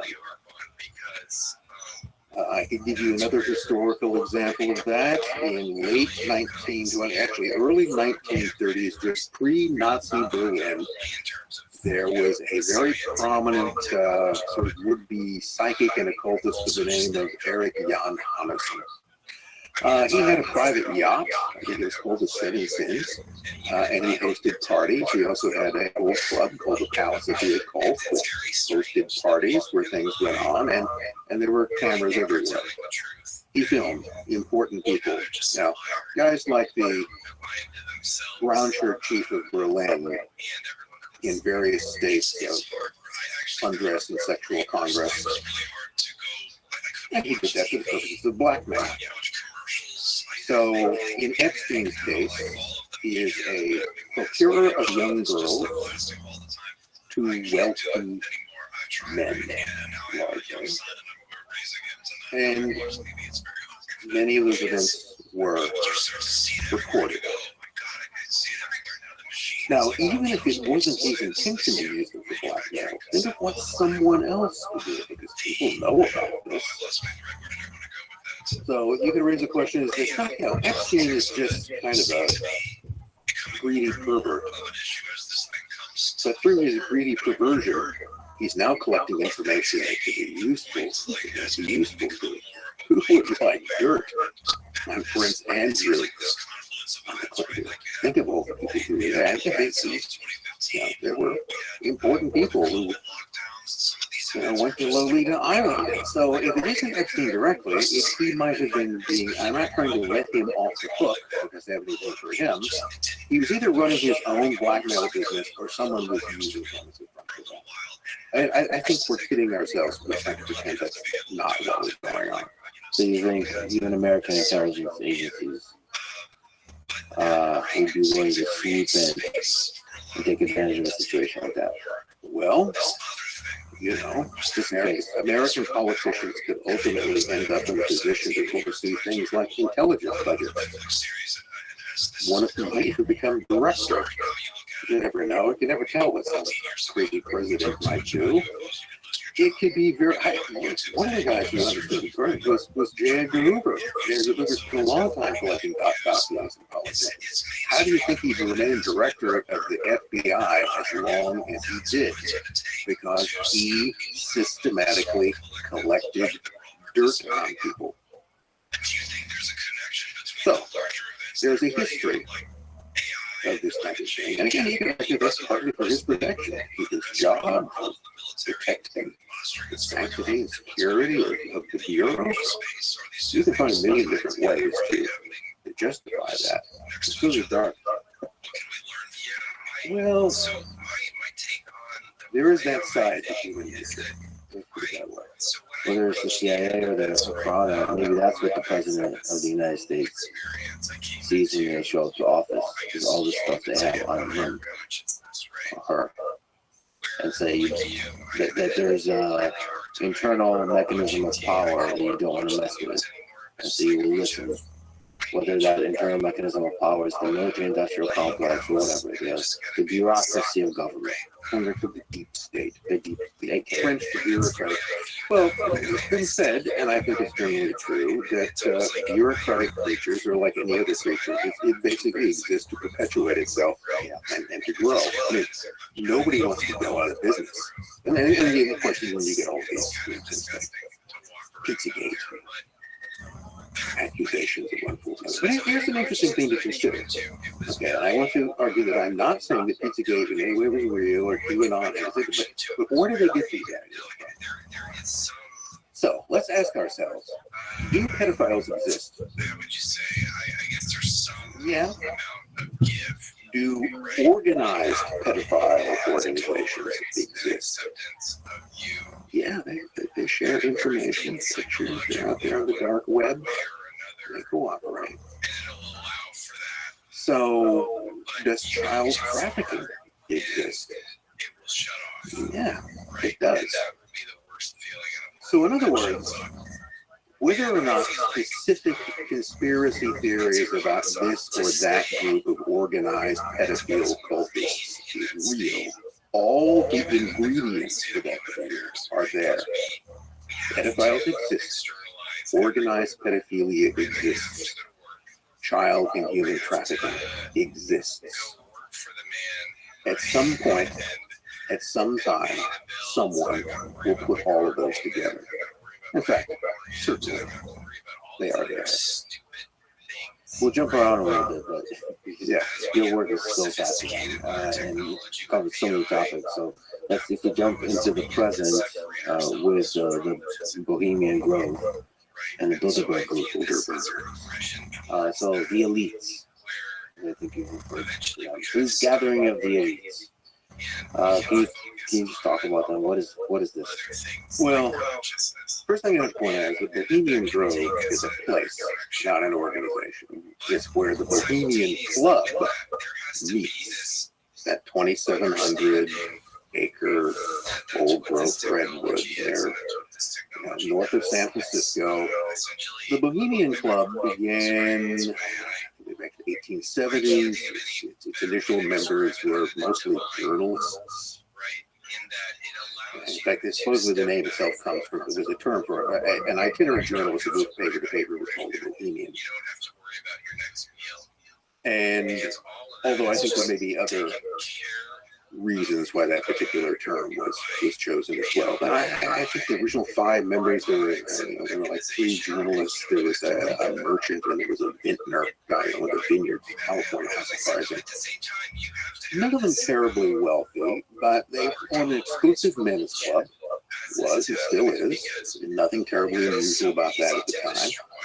But it became fashionable, and as it became fashionable, more wealthy people wanted to become part of it. And the thing about getting rich guys to join your club is, what do rich guys have? Money. And of course, it's one of those rich guys that bought Bohemian Grove, where now you build your old boys summer camp, which is what it is. They got cabins with goofy names. They go there. They perform skits. They dress up in costumes. Yeah. True, some of those skits look like pagan human sacrifices, but it's a skit. What's really going on there? So on the one hand, you can argue that it's a rich guy's club. They like to get out there. The whole motto of the place is "Weaving spiders come not here." So whenever we're going to talk about business, we just want to get out into the woods, put on some robes, burn a couple of effigies in front of the owl, have a good time. Probably get drunk a lot. What's with the robes? Why do they do weird, creepy shit? Why do they put on the mask and the robe and do the plays and the owls? And they're sacrificing, I don't know. Why do you have a giant owl? I mean, what's that? Why do you do that? What is that in human nature? Because I don't think rich people are different than not rich people. What is it about wealth and power that brings that out of people? Well, part of it is the ritual aspect of it. And that clearly is a ritual. Rituals are pretty simple. Rituals are just a series of actions performed in a precise sequence to produce an effect. That describes a lot of things. It describes plays, symphonies, every movie you've ever seen. A movie is a ritual. It is a series of actions carried out in a precise sequence to produce an effect, with an added soundtrack to cue you to what emotions you're supposed to be feeling. It's a great idea. So the rich people should just go to a movie, or just go to a Taylor Swift concert. Why the owl? Part of it is to create this kind of sense, I suppose, of group solidarity. You're all going to appear, and also a way of sort of transcending yourself in a way. When you put on the robe, it's like putting on a uniform. You are in some way a different or more important person. It's a ritual. Okay, the key ritual with Bohemian Grove is a thing called the cremation of care. And cremation, and that's what it's supposed to be. It's just we're going to put all of our, rich, important people. We have to make all of these critical decisions. Life is so hard, so we're going to go out here in the woods and we're going to kick back. And we're all going to gather around the lake, and then we're going to carry. It's wicker. It's not a real person, and we're going to. And this is the cremation of our care. But it's a ritual which is meant to produce a sense of solidarity and relief among those people who are there.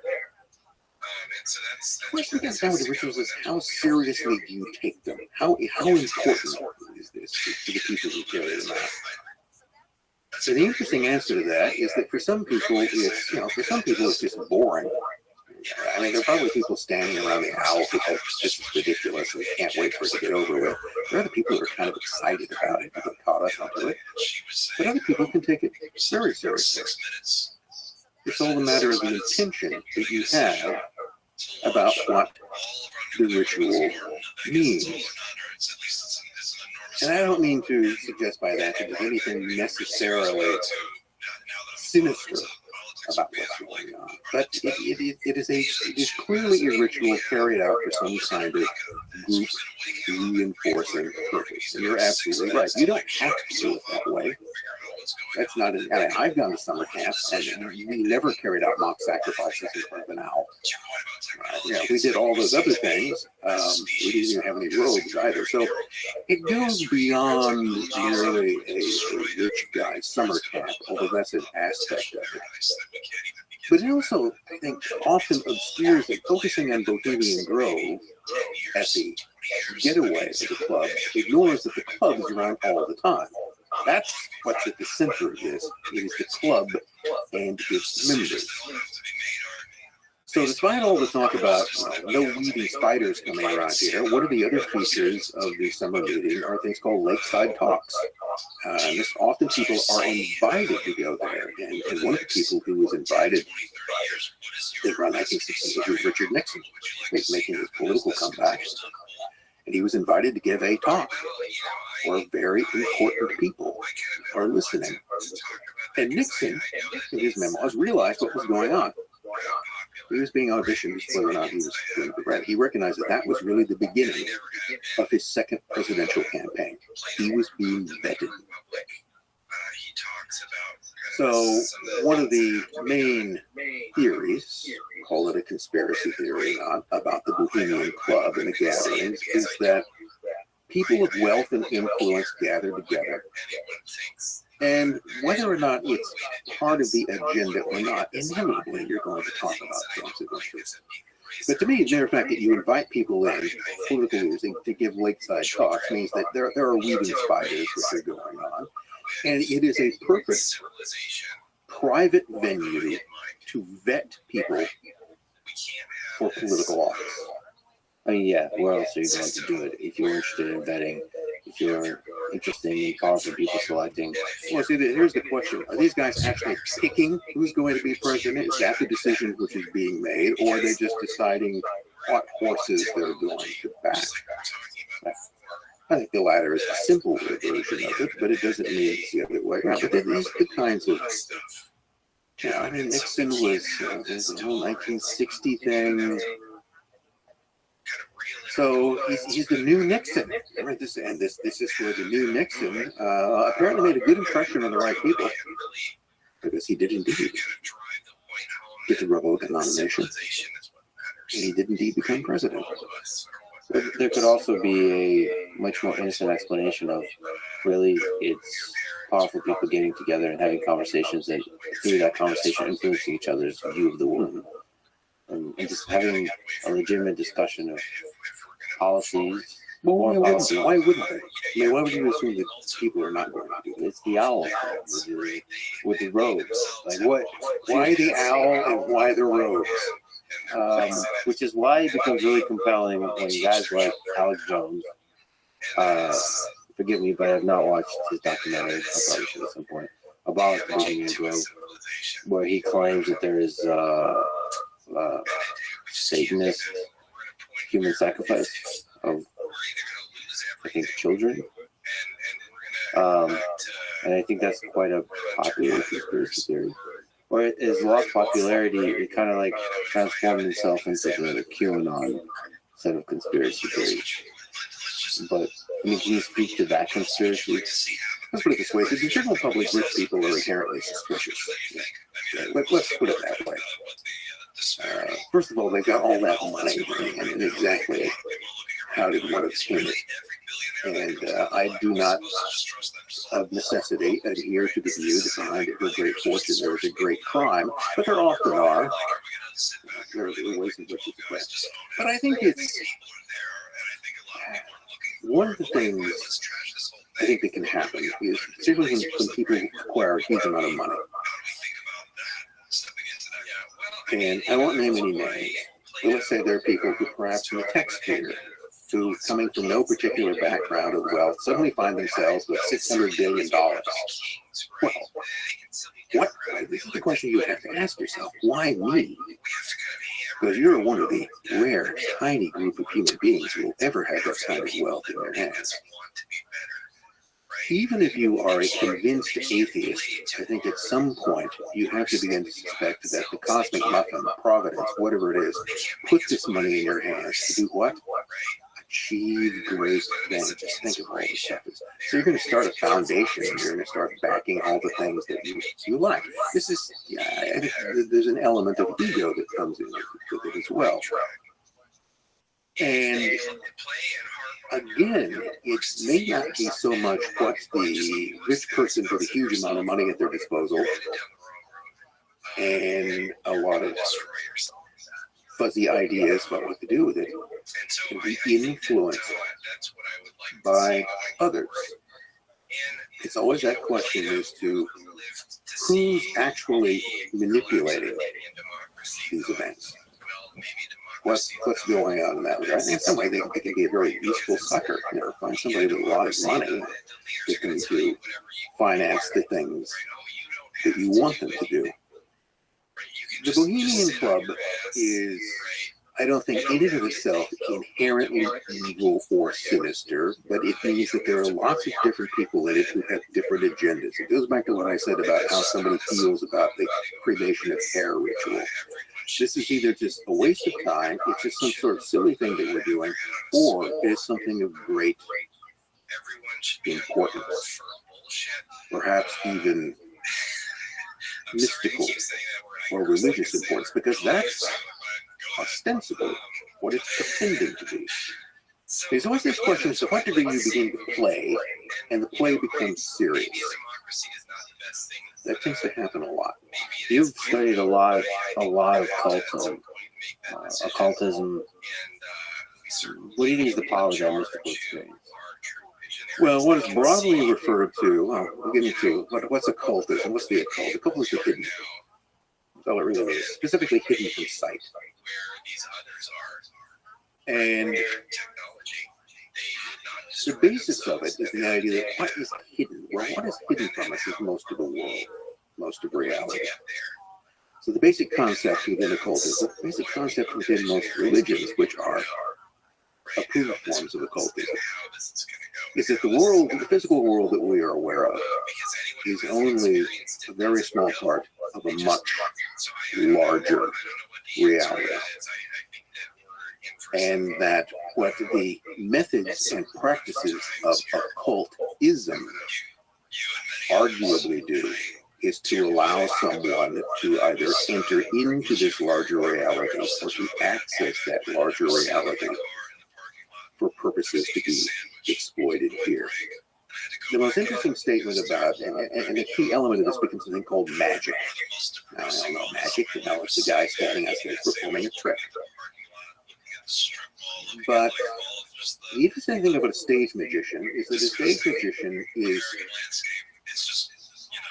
we know when we're watching this that it's a trick.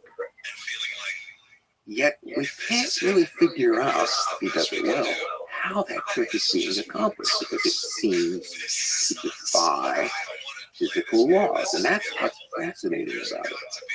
So even though you know it's a trick, if you can't figure it out, it has this kind of power of fascination. But it's mimicking something. Stage magic is mimicking real magic. What's real magic? Well, let's go back to Aleister Crowley, because, you know, he always has to. We knew I knew he was going to come up with something.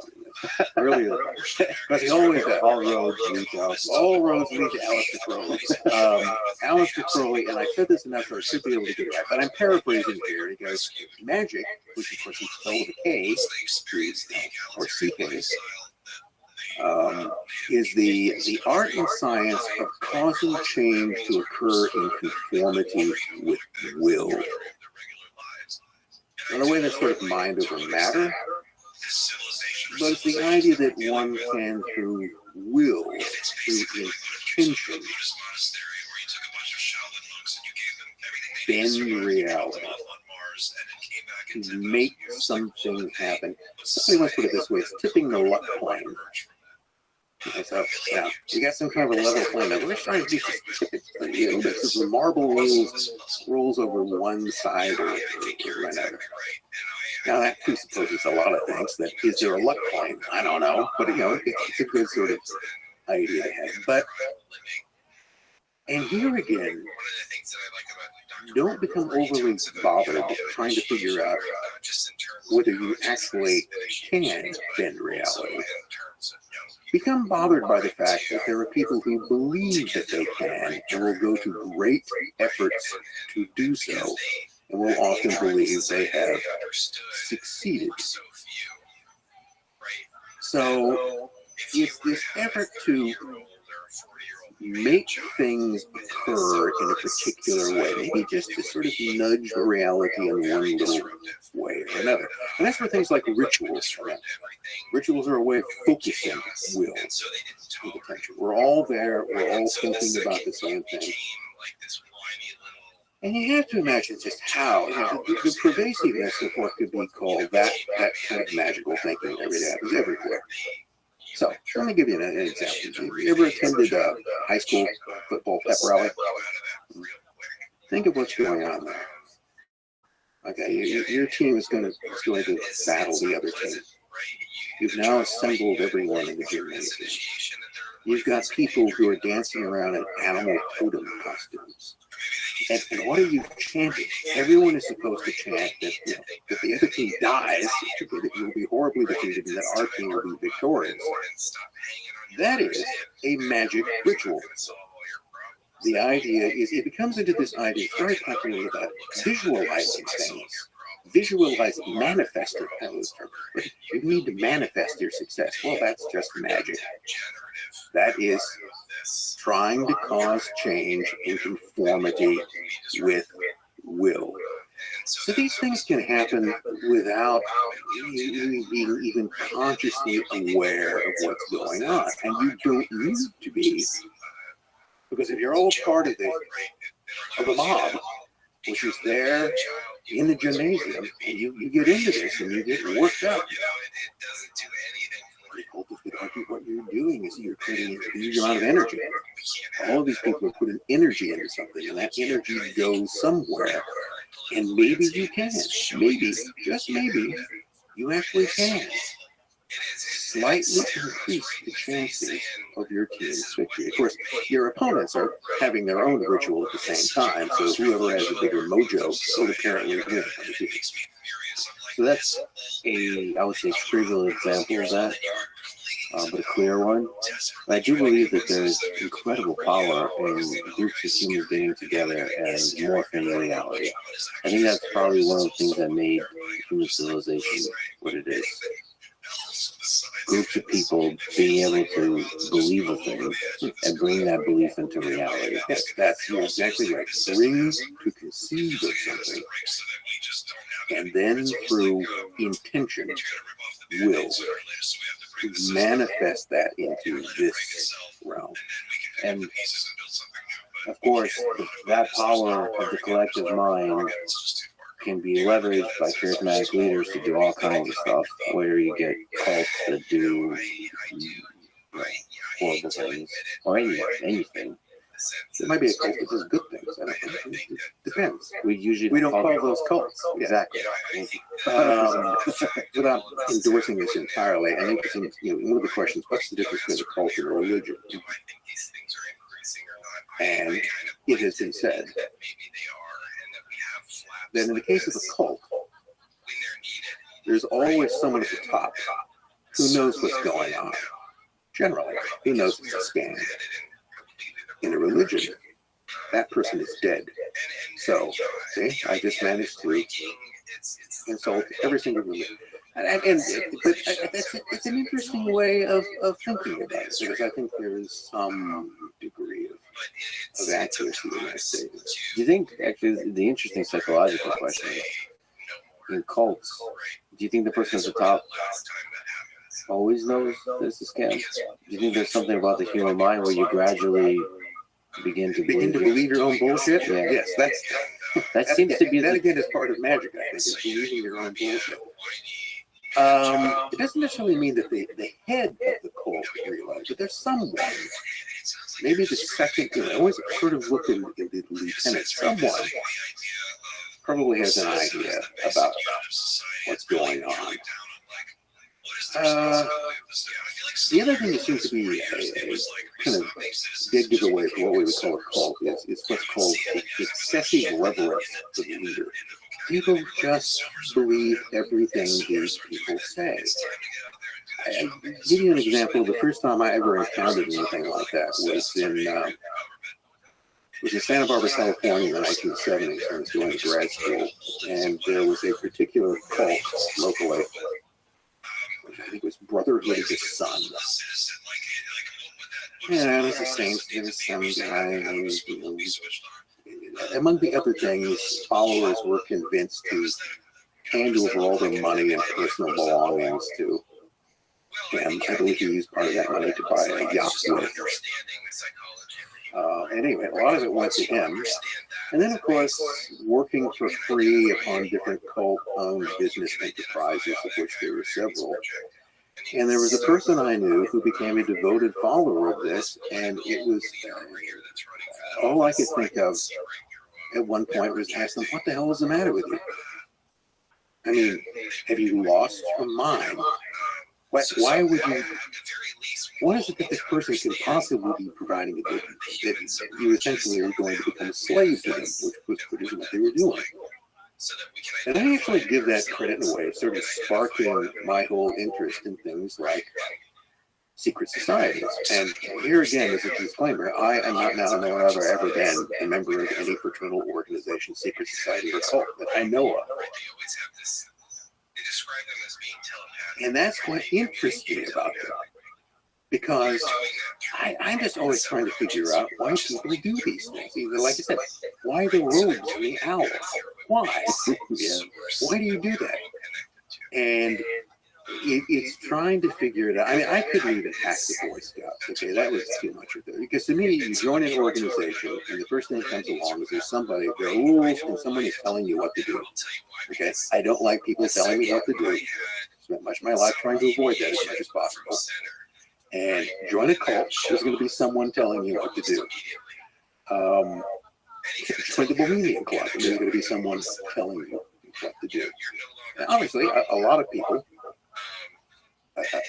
really get something out of that. It becomes, in some ways, it's sort of necessary for them to function. But I do not understand it, and my study of it is a personal effort to try to understand how people do that. And there are so many reasons, primary of which I would say is the desire in the human heart to belong. Yes, right. And the dark forms that takes throughout human history, recent human history, is something I'd love to talk to you a bit about.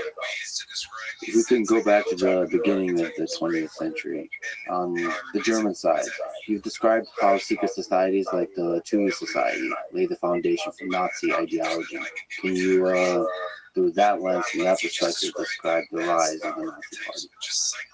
Well, I guess we could start with, what on earth is the Thule Society? So the Thule Society was a small German occult society. That is, they studied metaphysics.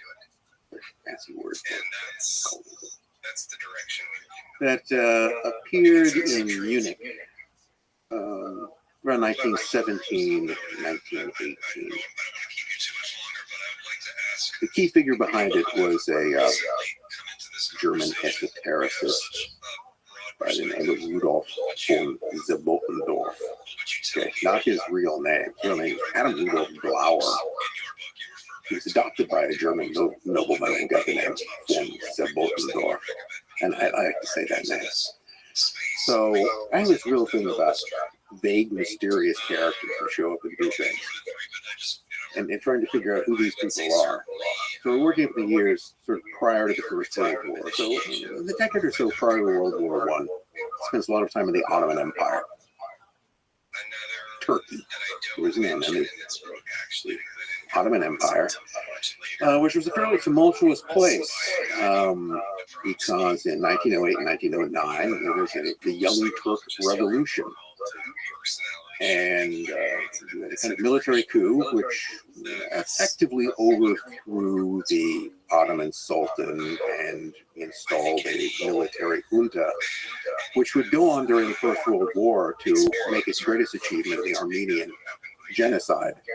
Eventually, he created a genocidal military regime, which would lead the country into a disastrous First World War, which would destroy the Ottoman Empire. out of which modern Turkey emerges. Yada yada yada. And by the way, just take a tiny tangent here, which is that you refer to the intelligence agencies as being exceptionally successful, and here in the case of the Young Turks being also very successful for in doing the genocide, meaning they've achieved the greatest impact, even though the impact on the scale of good to evil tends towards evil. It's one of those things that often comes out of revolutionary situations. Revolutions always seek to make things better, don't they? We're going to take a bad old regime. The Sultan is, the Sultan was bad. I think it's fair to say that Abdul Hamid II was not wasn't called a Red Sultan because of his favorite color kind of thing. And the idea is that they were going to improve. They were now going to, the Ottoman Empire was a multinational empire. They were going to try to equalize and bring in the different groups, and none of that happened. It became worse. In the same way that you could argue that the goal of Russian revolutionaries was to get rid of the bad, old, incompetent medieval czarist regime and to bring in a new, great, shining future. And it became even more authoritarian. And the crimes of the imperial Russian regime pale in the significance of what would follow. In the same way that the crimes of Abdul Hamid pale when you get to the Young Turks. But that wasn't necessarily the intention. But Zibotendorf was a German businessman who's working in this period. And the whole point here is that the Ottoman Empire in this period is a hotbed of political intrigue. There are all kinds of interesting things about it. The Young Turk Revolution is essentially a military coup, but it is plotted in Masonic lodges.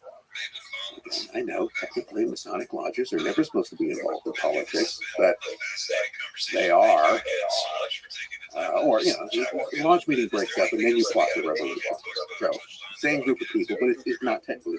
But yes, and there's the Macedonia Resorsa Lodge in Thessaloniki was ground zero for plotting this military coup that was supposed to improve the empire. Zibotendorf is in one way or another mixed up in all of this, or at least he's an observer. Plus, he's initiated into the Masonic lodges.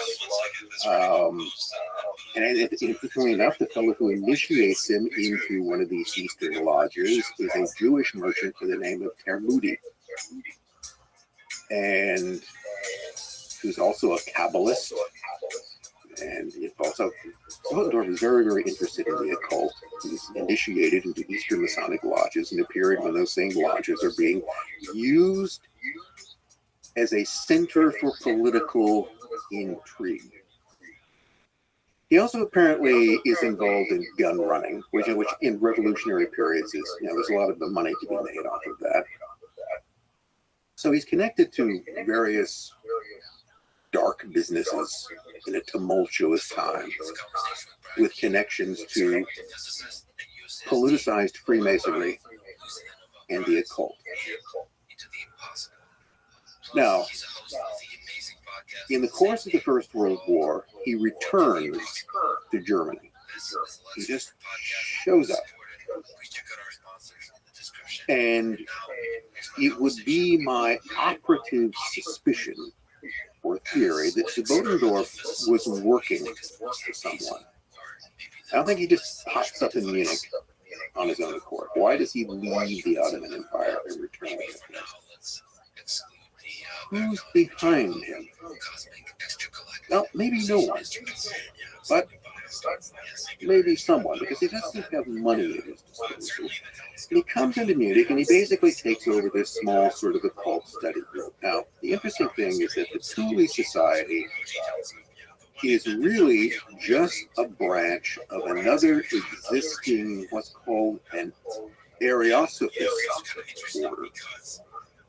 A thing called the German Order, or the Germanen Order, which is centered in Berlin. But for some reason, he doesn't want his group to be connected by name with the Germanen Order. So Tulu society. Tulu in this case is a reference to supposedly a mythical Arctic homeland of the Aryan race. And they're all snow people who wander out of the snow at some point. It's kind of like a frozen Atlantis. So I mentioned these people, the Ariosophists, who, which is, I can't practice saying that. So what are they? Well, they're a kind of racist Germanic offshoot of Theosophy. And I know I'm explaining one thing to explain something else, but there's no other way to do this. So Theosophy was 19th century, very popular and widely modeled occult belief. It was founded by a Russian woman by the name of Helena Blavatsky. She was a medium, psychic, supposed to have channelings from the ascended masters. The basic story there, they're all of the ascended masters, which are mystical beings that may or may not have once been human. They live inside the Himalayas, or they float among them on a cloud, and they guide the spiritual evolution of humanity. What Blavatsky did was to take Western esotericism and blend it with Hindu and Buddhist esotericism, which became very, very sexy in the West. Still is. You know, Buddhism attracts a lot of people because, well, it's Buddhism. It's different, see? So, the Mahatmas, the ascended masters, were sending their messages, despite the fact that she was later proven pretty much to be a fraud and writing the letters herself. Nevertheless, people still went along with this doctrine, and it's been widely modified and copied since then. So, an idea in Theosophy was that human spiritual evolution was tied to physical evolution.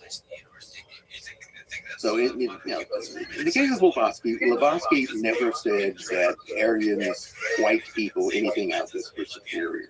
He talked about the different root races, but it's just their version of it is a total gobbledygook that seems to include everyone. And I defy you to make much sense out of it. But in the early 20th century, there were different sort of, one of the things that became fashionable, not terribly popular. These are small moves. The idea that, Germany is a new upcoming country, and part of this, I think, was really trying to define who the Germans were, because remember, the German Empire, Germany as a political state, doesn't come into existence until 1871.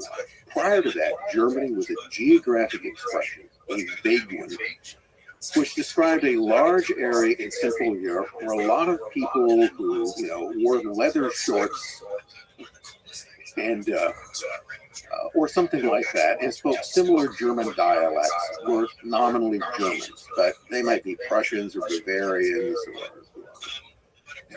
or they came in all sorts of varieties of religion. There was no German identity. Something very similar happened in Italy in the same period. There weren't Italians. There were Sardinians, there were Romans, and there were Sicilians, Umbrians, spoke again dialects with a similar language, but it never lived, not just the Roman Empire under a single state, and really didn't think of themselves as the same. So you have to create this artificial thing. You have to create Germans. There's now a Germany with an emperor, and so we're all going to be Germans. Well, exactly what is that? Much of it is an artificial creation. You have to decide upon some sort of standard dialect. We'll decide what that is. Often dialect that only a few people actually speak, and then they will be drilled into children's heads through state schooling programs. So I think this is the kind of milieu that it comes out of. People were trying to figure out what on earth Germans actually were, and the need for some sort of common identity. And, that leads to everything like Wagnerian opera. Richard Wagner wanted to create a German mythical music. So he went back and strip mined old German myths and cobbled them together into a lot of people standing on stage singing. And that was his purpose. He was a nationalist. He was in many ways a kind of racialist nationalist. And this was his idea of trying to create, out of bits and pieces of the past, a newfangled form of German identity. So On the more mystical end of this, you had the ideas that, well, Germany must have been created for some special purpose because the Germans must be very special people, and we must have some sort of particular destiny. And then out of this, the direction this is heading, well, we're all part of some sort of master race with some sort of ties to some sort of great civilization in the past. Call it Thule, call it whatever you want to be. They basically just invent them and try to attach those to the past. And so Ariosophy was the Aryanized version of theosophy. And what this did was to take the idea that spiritual and physical evolution had led to the most advanced form of human beings, which were the Aryans, and the most advanced group of them were, of course, the Germans. And this attracted, keep in mind again, this was not a mass movement. It was very much a fringe movement. Most people weren't aware of it or weren't particularly interested in it. But it had an appeal for those who already had a kind of esoteric bent in some form or another. And this is where things like the Germanen order, the German order, and their other groups, it was only one of many, sort of grew out of it. And what it was that the Thule Society, as a branch, the Thule Gesellschaft, was supposed to do, was to study this. It was an esoteric study group. And so people would get together and they'd talk about things, probably make more stuff up, and all sort of work around this idea of German Aryans as the most advanced type of human beings and all the wonderful things that the future would hold. And the fact that this was in the midst of a war in which Germany was again fighting, as they saw it, for its existence, heightened those kinds of tensions as well. So my suspicion, again, is that the Bodendorf, in terms of who was behind him, that he was essentially called back to Germany to work either for the Prussian political police or for some aspect of German intelligence or security to try to mobilize occultism or esotericism for the war effort. Because again, this is 1918. The war has gone on way too long. Within a few months, Germany will collapse, and it will collapse simply from the psychological exhaustion of the population. So this is almost like to help the war effort with a kind of propaganda, a narrative that can strengthen the will of the German people. It will strengthen the will of some people. You have to try to appeal to different aspects of this. But the mystical aspect is one of those things that can have a very powerful influence. And the idea is that we can come up with some kind of mystical nationalism. Maybe that's one way to put it. A kind of mystical nationalism that can be exploited for the workers. At this point, you're kind of grasping at straws. And this is a whole period when the Germans are marshaling the last of their forces to launch a series of offensives on the Western Front, the peace offensive, which will initially be successful, but will ultimately fail and lead to a collapse in morale. But among the leadership of Germany, it was a recognition, it was that national morale was flagging. And one of the other things that was kind of raising its head was what had happened nearby the Russian Revolution, which had now brought the idea, which brought another solution to all of this, the idea of revolutionary Marxism. Here we need to remind ourselves as to where Marxism comes from, not Russia, Germany. Where was the largest Marxist party? In Germany. And Marx probably expected the revolution to begin in Germany. Where else? The Soviet Union is not very industrialized. Germany is, and so that's where it would probably. Russia, 5% of the population is industrial workers. In Germany, 40% of the population is. So, if any place was like made for Marxism, it was Germany. I think that's why it caught on in East Germany so well, because it would kind of come home. And it was a local belief. It wasn't something imparted by the Russians. It was a German invention. So the Thule Society, one of the things you can see in this is the Thule Society was particularly involved in sort of anti-Marxist or anti-Bolshevik agitation. They saw themselves, the Bolton Social saw them as this whole movement. It was a counter to this. It was a kind of counter Marxist movement. Can we sort of try to break that apart in a nuanced way? So there was a nationalist movement. The occult was part of the picture, occult racial theories. So there's a racial component, like the Aryan race. So it's not just the nation of Germany. And you take that and contrast it with Marxism. Did they also formulate that in racial terms? Did they formulate that in national versus global terms? Like, how did they see this? Marxism formulates everything by class. Okay, people are categorized by class. You're either part of the proletariat or part of the bourgeoisie, or just, you know, you're either part of the proletariat or some sort of scum. You know, like, needs to be swept into the dustbin of history. Only workers count. And that was what would take someone who was a nationalist would sort of drive them crazy, because their ideas, we're trying to create a German people. You know, we're trying to create a common German identity. But what the Marxists are doing is they're dividing Germans against each other by class. German workers hate the German bourgeoisie.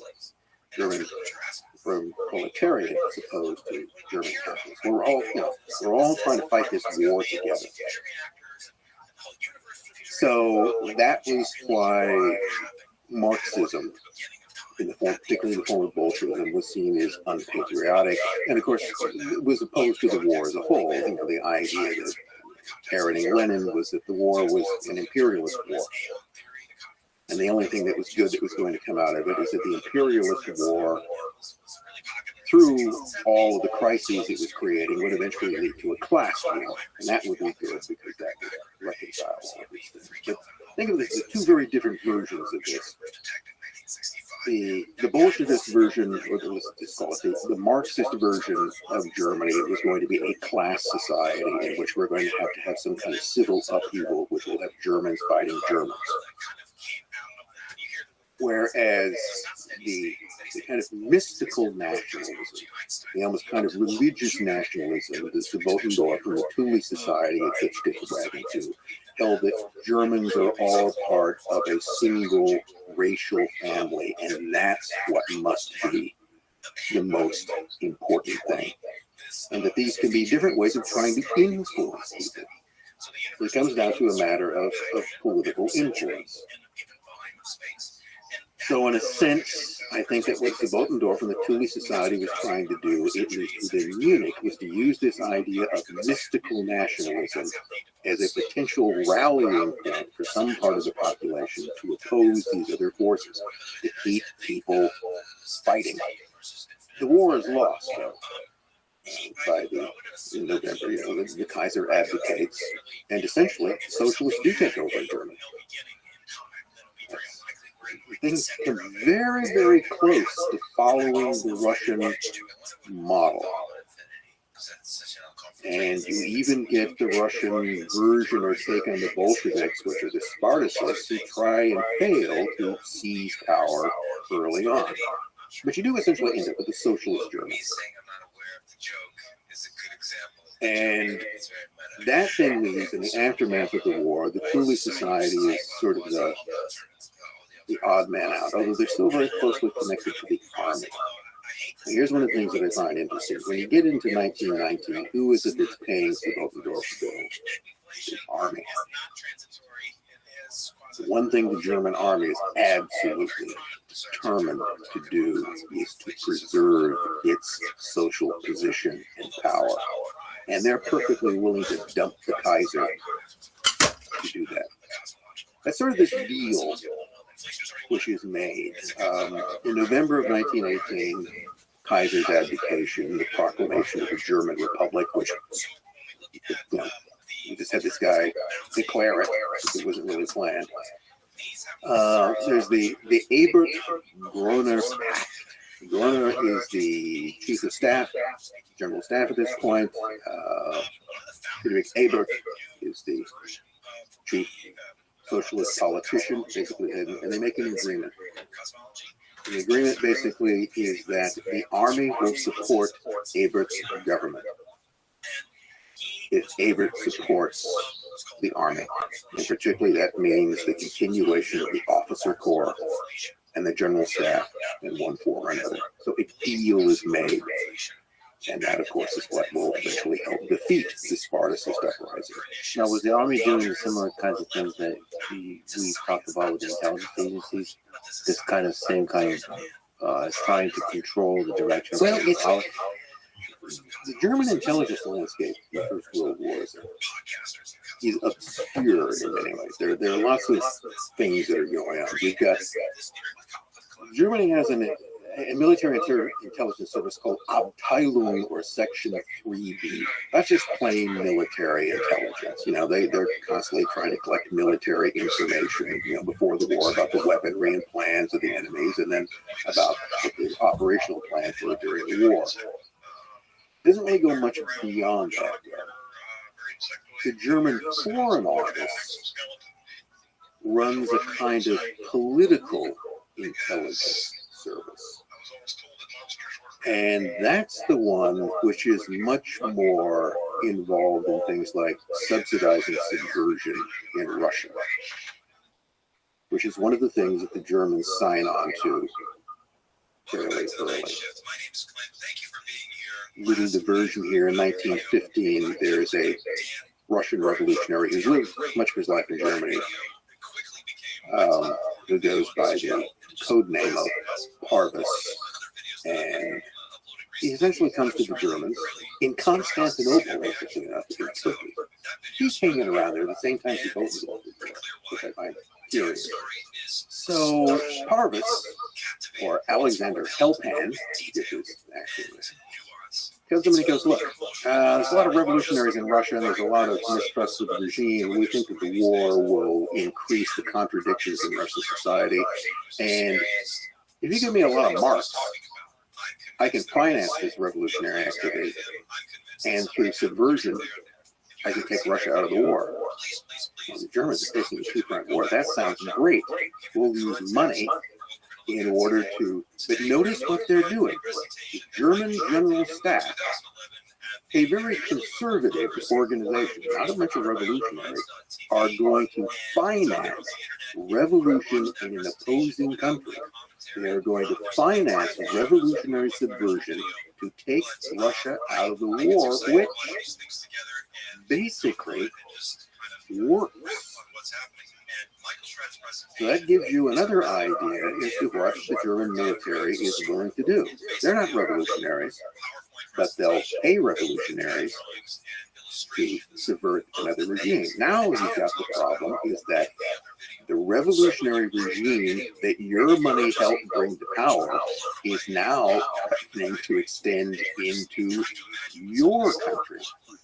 So the whole question for the army and for others in Germany in 1919 is how to keep Germany from going Bolshevik, from in a sense being hoisted by your own petard. So the Thule Society, I don't think is a huge part of this program, but it is a part of it. It's all an effort to try to keep control, and that's why the army is financing them. That's even why the army at some point then supplies them with its own propagandists. So the Thule Society begins to create, under Subbotendorf's leadership, what he called the Rings of Thule. And these are satellite organizations that aren't the society itself, but they're kind of controlled and inspired by it. And one of those is a thing called the German Workers' Party. The German Workers' Party, again, is local, it's not large, it's not terribly influential, but what does it aspire to be? It aspires to be a party that will bring German workers away from the seductive influence of the Bolsheviks and into a more patriotic, a patriot. And the way that I describe this is that it's not an anti-communist organization, it's a counter-communist organization. So you don't create something which completely opposes it, you create something which mimics it, which is ultimately what the German Workers' Party will become. is the National Socialist German Workers' Party, known as that term, socialist. And that is, in my view, what Nazism is from the beginning. It is a counter-communist movement. And by the way, for people who don't know, the National Socialist German Workers' Party is also known as the Nazi Party. So how did this evolution happen from those, that the complicated little interplay? We should also say that a guy named Adolf Hitler is in the army at this time. Yes. Well, it's going to come into this because remember, so the army was going to supply its own propagandists to help the German Workers' Party and the Thule Society do their work. And the propagandists they supply them with is a man who the army trains, sends to classes to learn the art of public speaking and propaganda. And that fellow is Corporal Adolf Hitler. So how does Adolf Hitler connect with the German Workers' Party? Well, he'd been in the army during the war, the only regular job that he ever had. Kind of liked it. So you often get the view is that, well, at the end of the war, he joined millions of other German soldiers who didn't have jobs. No, he stays in the army. He stays in the army until 1921. He's on the army payroll at the very time in which he is helped to set this up. What appears to have happened is this. Sabotendorf had organized the Thule Society. That didn't have, that had tried to oppose. There's actually a brief period of time in which the communists actually take over Munich, the Bavarian Soviet Republic, which doesn't last very long, and eventually the army and volunteers put this down. While that's going on, by the way, Hitler is actually sitting in the barracks in Munich wearing a red armband because he is technically part of the soldiers who have gone over to the Bavarian Soviet Republic. He seems to have had flexible interests in this case. So once order is restored, so to speak, the army comes in and decide that, well, one of the things we need to have people who can lecture soldiers on patriotic topics. And so there is a particular captain by the name of Karl Meyer who sort of spots Hitler. He later describes him as like a stray dog looking for a master. Hitler has a knack for public speaking. Other soldiers will listen to him. Now, some people can do that. Some people can't.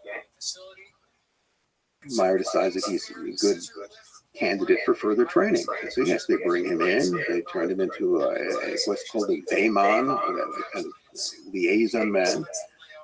He's an army propagandist. And then you've got this little outfit called the German Workers' Party. And essentially what happens is that Hitler is sent in to take over leadership of that, which is what happens. He shows up, he attends a meeting, there are like 50 people there. By the way, the topic of that, the first meeting he's at is how and why capitalism should be abolished, okay, which is not what you might well expect. And because remember, the German Workers' Party is trying to cast itself as a counter-Bolshevism. So it's not saying that capitalism is great, we should support it. No, capitalism is evil. We agree upon that. We just agree it has to be destroyed from a nationalist point of view, as opposed from some sort of strange internationalist point of view. So Hitler is essentially, as I see it, sent in by the army as their trained man to assume leadership within this small party and to use it for the army's patriotic propaganda campaign. And this is sees him doing so, even to the name change to the National Socialist or German Workers' Party. I mean, really, what sounds more red than that? So the interesting thing here is, from where did anti-Semitism seep into this whole thing? It seems like the way they try to formulate counter Marxism is by saying the problem with capitalism and the problem with Marxism is that it's really Judeo-capitalism and, quote, Judeo-Bolshevism. From where did that ideology seep in? Well, it's a huge topic. Where does anti-Semitism come from? Well, let's start with that term itself, a term which I have really grown increasingly to dislike because it doesn't actually say what it means. Anti-Semitism is anti-Jewism. That's all it is. I'm not sure whether there has ever existed a person who hated Jews, Arabs, and Maltese equally. Yeah, it's kind of hard to imagine. I don't know. But that's technically what that would mean, because let's face it, most Semites are Arabs. So if you're an anti-Semite, then you don't seem to distinguish Jews from Arabs. Makes no sense. The origin of the term is invented by, guess what? An anti-Semite. A guy in the 1870s, a German journalist by the name of Wilhelm Marr, who is, wouldn't you know it, part Jewish himself, and who decides that you really need a better term than Judenhass, Jew hate, which was the term that, because that just sounds, inelegant, doesn't it? Okay. What do you want to call yourself? A Jew hater or an anti-Semite? See? Anti-Semitism, it's got that ism part of the end of it, which means it's a system of belief. Anything that has an ism must somehow be scientific and important. It's all part of the 19th century obsession with trying to bring science into something one way or the other. So we're going to get rid of Jew hate and we're going to turn it into anti-Semitism. And we're only going to be talking about Jews, but we'll never actually say that. And somehow, the invention of a Jew hater to disguise the fact that he's a Jew hater, even though he's partly Jewish, by inventing the term anti-Semitism works, because everybody has bought it and repeated it ever since. So, I don't know. I think, maybe just because anti-Jewism would just be, is it too direct in some way? Do we have difficulty confronting actually what it is that we're talking about? I do wish terms were a little bit more direct and self-explanatory. Yeah, Jew hate is a better term. Well, the question then comes, what exactly do you hate about Jews? And a lot of this has to do with, if you go back part of the 19th century, if Jews were hated, they were hated for religious reasons. In Christian Europe, they're hated because they weren't Christians. And they existed as the only kind of significant religious minority. But other than that, they tended to live separately. They had little economic influence. Jews tended to live in shtetls in the east, ghettos elsewhere. Some were involved in banking and business, but they sort of remained segregated from society. That changes when you get to the 19th century and with what's called Jewish emancipation. And that means that between about 1800 and 1850, most European countries dropped the various legal or social restrictions against Jews. They are assimilated into the general society. So ideally, you stop being a German Jew and you become a Jewish German. Those are two very different, important concepts.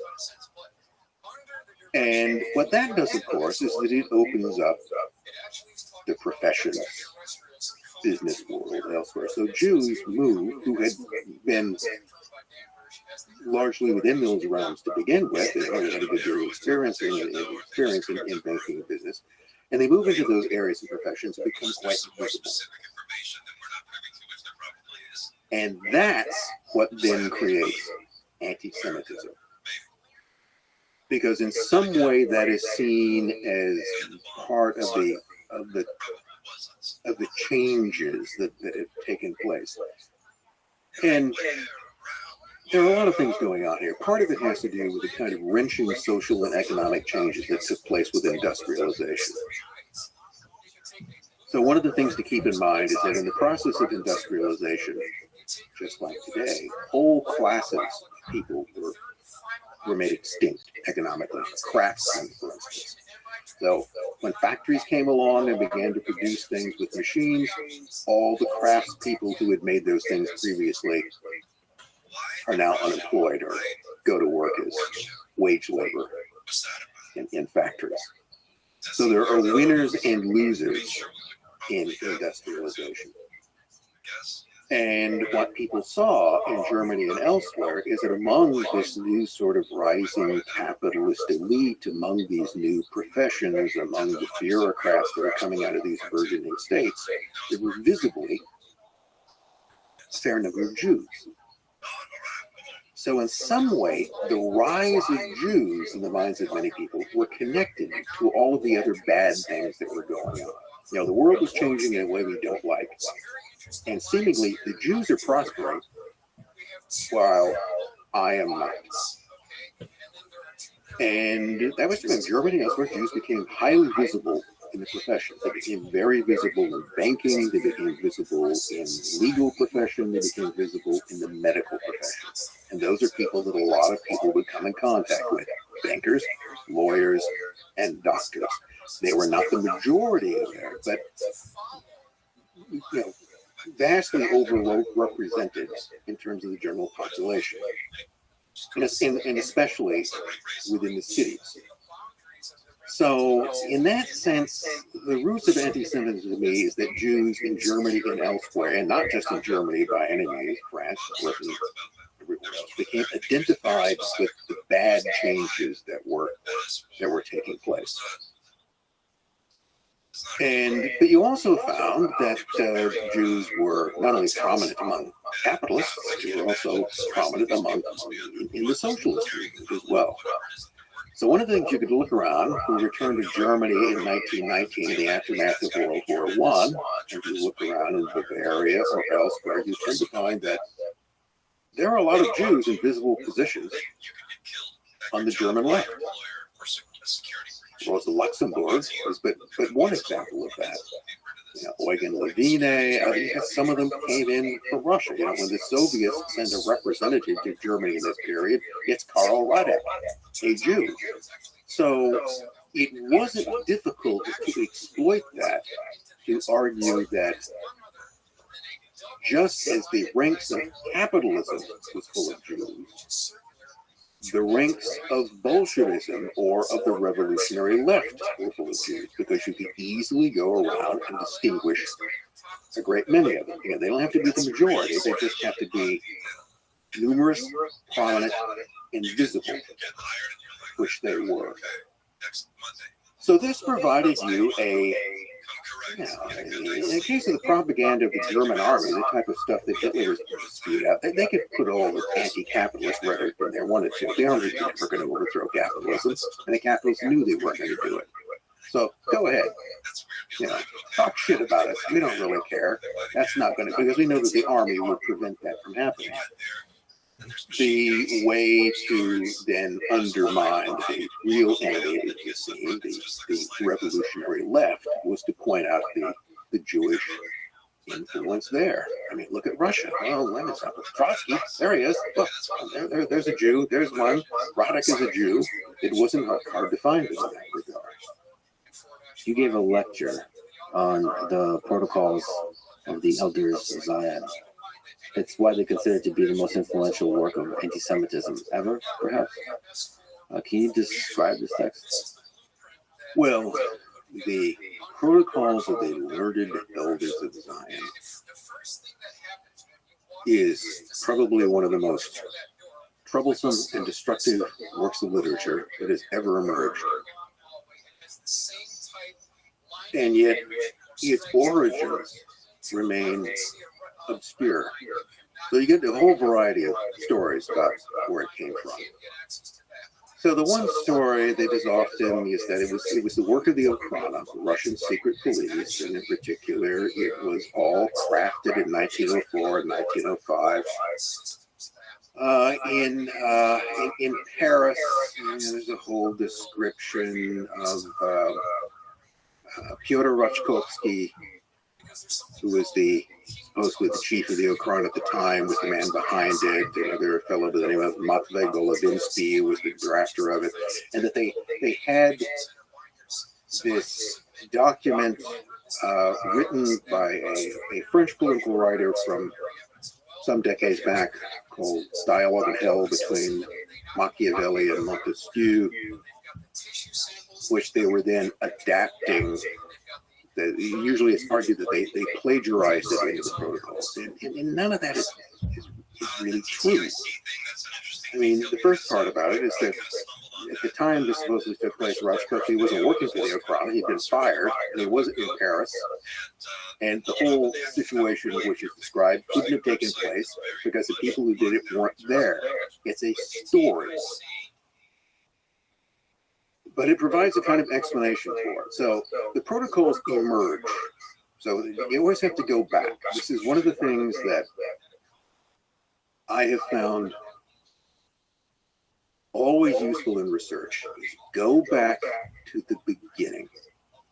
Find the first place this is mentioned, or the first version, or the first iteration. Where does it start? So you go back to St. Petersburg, Russia, around 1903. There is a small right-wing anti-Semitic newspaper published there called Znamya, Banner. And it publishes in a kind of serial form a work it doesn't credit with any original author. And this is the first version of the protocols of the learned elders in Zion. But what it's actually describing is a Judeo-Masonic plot to rule the world. Those two terms are always combined together. And in fact, in the earlier version, there's far more mentions of Freemasons than there are Jews. And it's the publisher of Znamya is closely connected to a thing called the Union of Russian Peoples and Union of Russian Men, which was ostensibly existed to defend the empire against subversion, particularly against what I thought was Jewish subversion, when they also argued that the prominence of Jews in revolutionary movements somehow proved that this was in some way a Jewish revolution. But again, this is not a mainstream newspaper. It's not appealing to a mainstream population. Very few people saw it.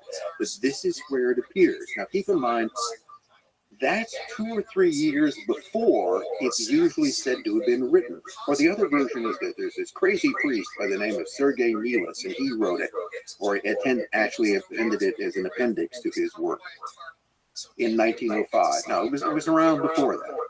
So Nilis didn't create it. It wasn't drafted in Paris in 1904 and 1905. It was serialized in an obscure right-wing Russian newspaper, 1903. And by the way, we should say that these are 24 protocols. Well, it varies. It varies. That are, I guess, supposed to be like meeting notes about the supposed cabal where the Jews and Freemasons are planning together a world domination. But it's like meeting notes, right? Protocols, which are Russian term basically for notes of a meeting. Yeah. Well, as notes of a meeting is the goofiest things I've ever seen. Because what you've got here, it's not no one takes notes from a meeting that way. What you've got is like the exposition of a Bond villain.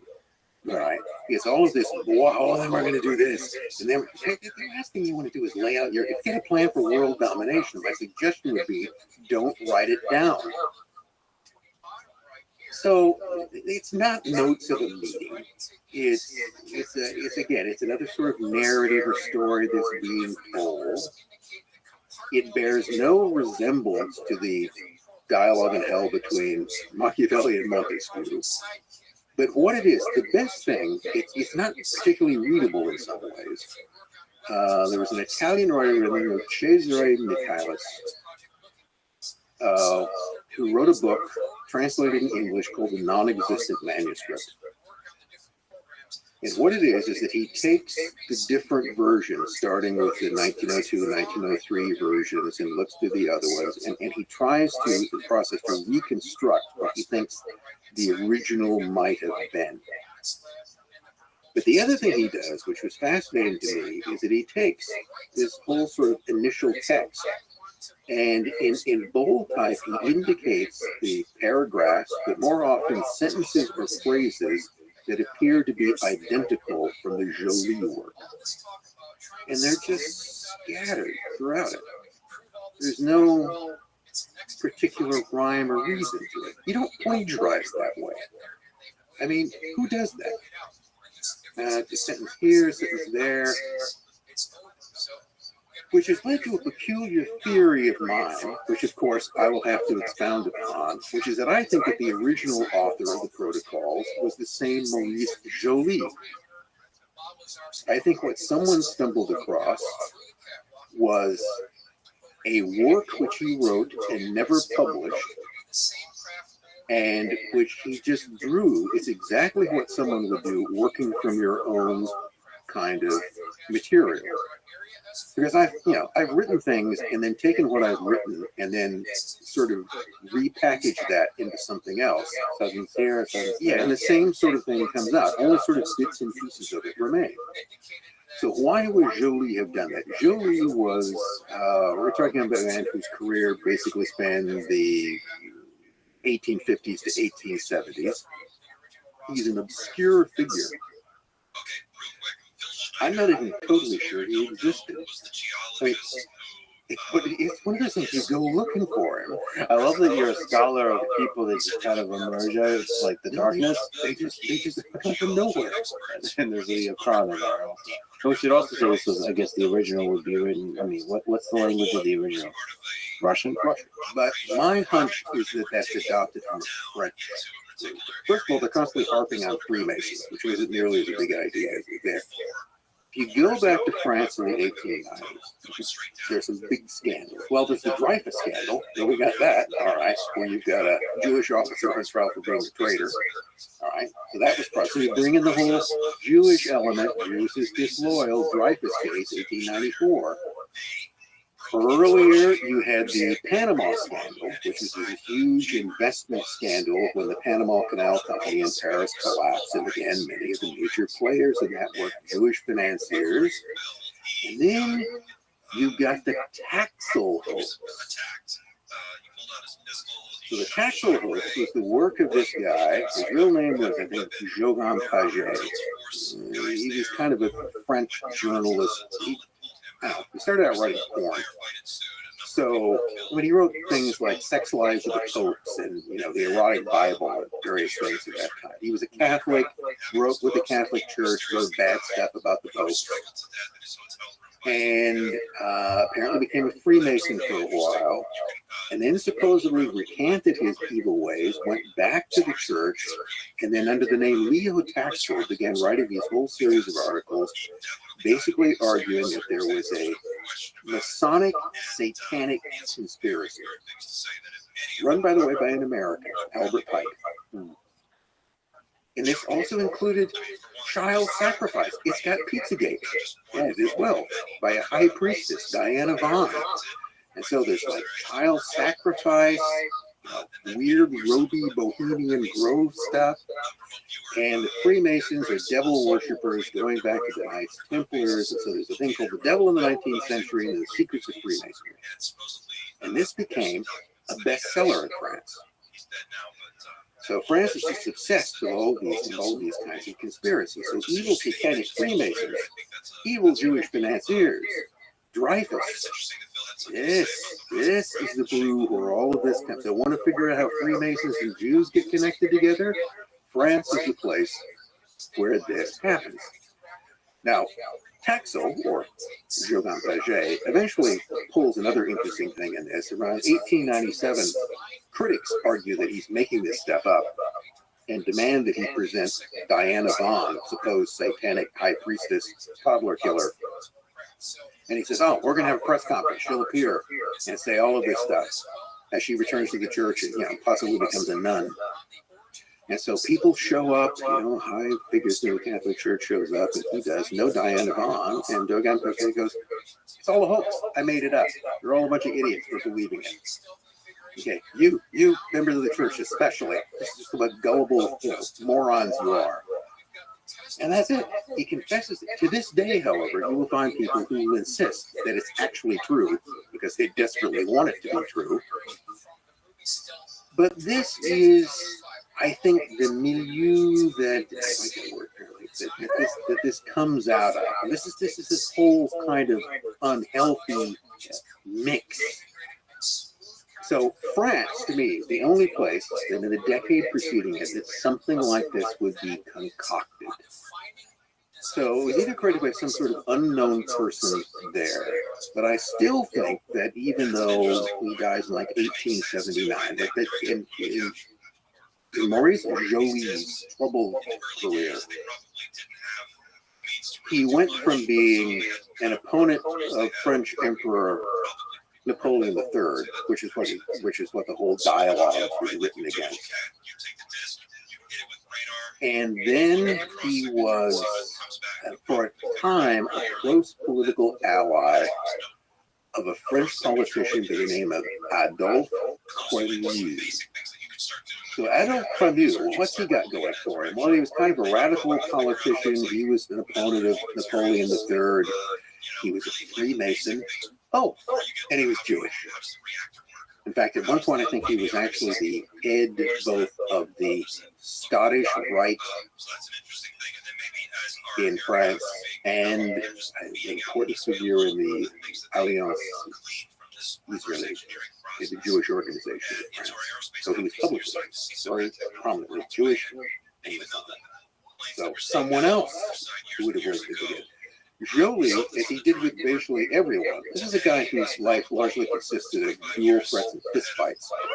So he gets angry at Camus, and it's exactly the type of thing that he might write to vent his spleen about it. But he died, probably a suicide. It's kind of difficult to tell. In obscurity, his son seems to have inherited most of his literary works. And his son then worked for became a journalist, worked for newspapers in France in the 1890s, but was also associated with some people on the fringes of the Otana or the Russian press in France. So one of the little things that had happened by this time is that France and Russia become allies, even though their political systems are completely incompatible. And so the Russians were using money to subsidize French newspapers that were championing the alliance between the two. Russian meddling. Okay. Now, they're just paying to have the right kind of newspapers come out. So there's this whole connection between the kind of Russian journalistic world, the French journalistic world, and all of these scandals which are going on, and Joly's son, and then, 10 years down the road, this thing pops up in a newspaper in St. Petersburg. That's where I think the origins lay. Why do you think it took off? Why do you think it grabbed a large number of people's imaginations? And even after it was shown to be not actually what it's supposed to be, people still believe it's real. It doesn't take off immediately. Okay, never receives any kind of wide. Nobody much reads the first edition of it. When it keeps getting, there are something like 18 or 19 different versions. It gets, people leave this protocol out or leave another one. As time goes on, there's more and more emphasis on Jews and less on Freemasons. So it's sort of, and the whole thing could have begun as an anti-Masonic plot. You could leave Jews out of it entirely and just turn it into a Masonic plot around the world. Well, let's just throw them in as well, since the two things are already being combined elsewhere. It doesn't become a big deal until really after the First World War, because the initial versions of it are all in Russian. And, let's face it, well, that's widely read in Russia. It's not much read anywhere else. It's a different alphabet. Nobody can even see what it means. So it has no particular influence outside of Russia. But then you get to 1919, and you get all these different versions of it. So suddenly you get two English versions in the U.S., another English version in Britain, a German edition, a French edition, a Dutch edition. Everybody is coming up with these things. So it's not until in the immediate aftermath of the First World War that this metastasizes, and it begins to show up in all of these different foreign editions. And I think that just has to do with the changes that have taken place during the war. One of the things that people began looking for was that, why was there a war? Well, we just had this whole disastrous war. The world has been turned upside down. So there has to be some kind of explanation for that. I don't know. And one of the things that's offered is that there's this evil plan. There's this evil plan that has been put into motion. And this could possibly explain what's taking place. The reason why the protocols were, I think, widely bought then, and why they still are in many ways, is the same reason that the Taxol books I was talking about was, because it told a story that people wanted to believe. So in France in the 1890s, there was widespread suspicion of Freemasons. He was seen as a somewhat sinister, secretive organization, certainly secretive. And there was also, the same sort of generalized prejudices about Jews. Clannish, distinct, too much influence, all of the things that went on. So it was sort of easy to combine those two things together. And even though Taxol admits it was a hoax, there were those who argued that this is just it's too accurate. It describes things too completely to be a hoax. And then you get the same arguments. In fact, I've heard the same arguments with the protocols. I don't even buy this as an example of plagiarism, because you can't actually prove what's being plagiarized in any sense. To me, the protocols are a prime example of what I call a turd on a plate. These things crop up. I have to explain that. What is a turd on a plate? Well, a turd on a plate is a turd on a plate. Suppose you come in and there's a plate sitting on the table and there's a turd on it. Yeah. Now, the first thing you're going to ask is that a turd? Is it a human turd? Where did it come from? Why would someone poop on a plate? There are all these questions that come to mind. It makes no sense. But that's what you come. It's just there. Right? I don't know where it came from. I don't know why, but there's a turd on a plate, and that's what the protocols are. They're just there. But the reality is, just like with the turd on a plate, you take a picture of that in modern day, and it becomes a meme, becomes viral, and becomes a joke on all social media, and now it's viewed by tens of millions of people or whatever. It becomes popular. So wherever the turd came from, it did captivate the imagination. Yeah, it did speak to something. Because it seemed to provide an explanation. Can you just speak to Jew hatred? Is it just an accident of history? Why was it the Jews versus the Freemasons? Is it the collective mind searching for a small group to blame for the pains of civilization? And then Jews just happened to be the thing that was selected at that moment in history? It goes all the way back to the Greeks. Let's blame them. So one of the first occasions you find the idea that Jews are a distinct, mean-spirited, nasty people goes back to a Greco-Egyptian historian named Manetho. This is around, I think, 300 BC. Early. Can't even rope the Romans into this one. So Manetho is trying to write a history of the dynasties of Egypt. I think his history of dynasties of Egypt still is one of the basic works in this, but he tells this whole story, which essentially describes the kind of first blood libels that the Jews, to celebrate their various religious holidays, would capture Greeks and fatten them up in the basement and then slaughter them and eat them or drain their blood or do something. Yeah, it's just this sort of earlier version of that time.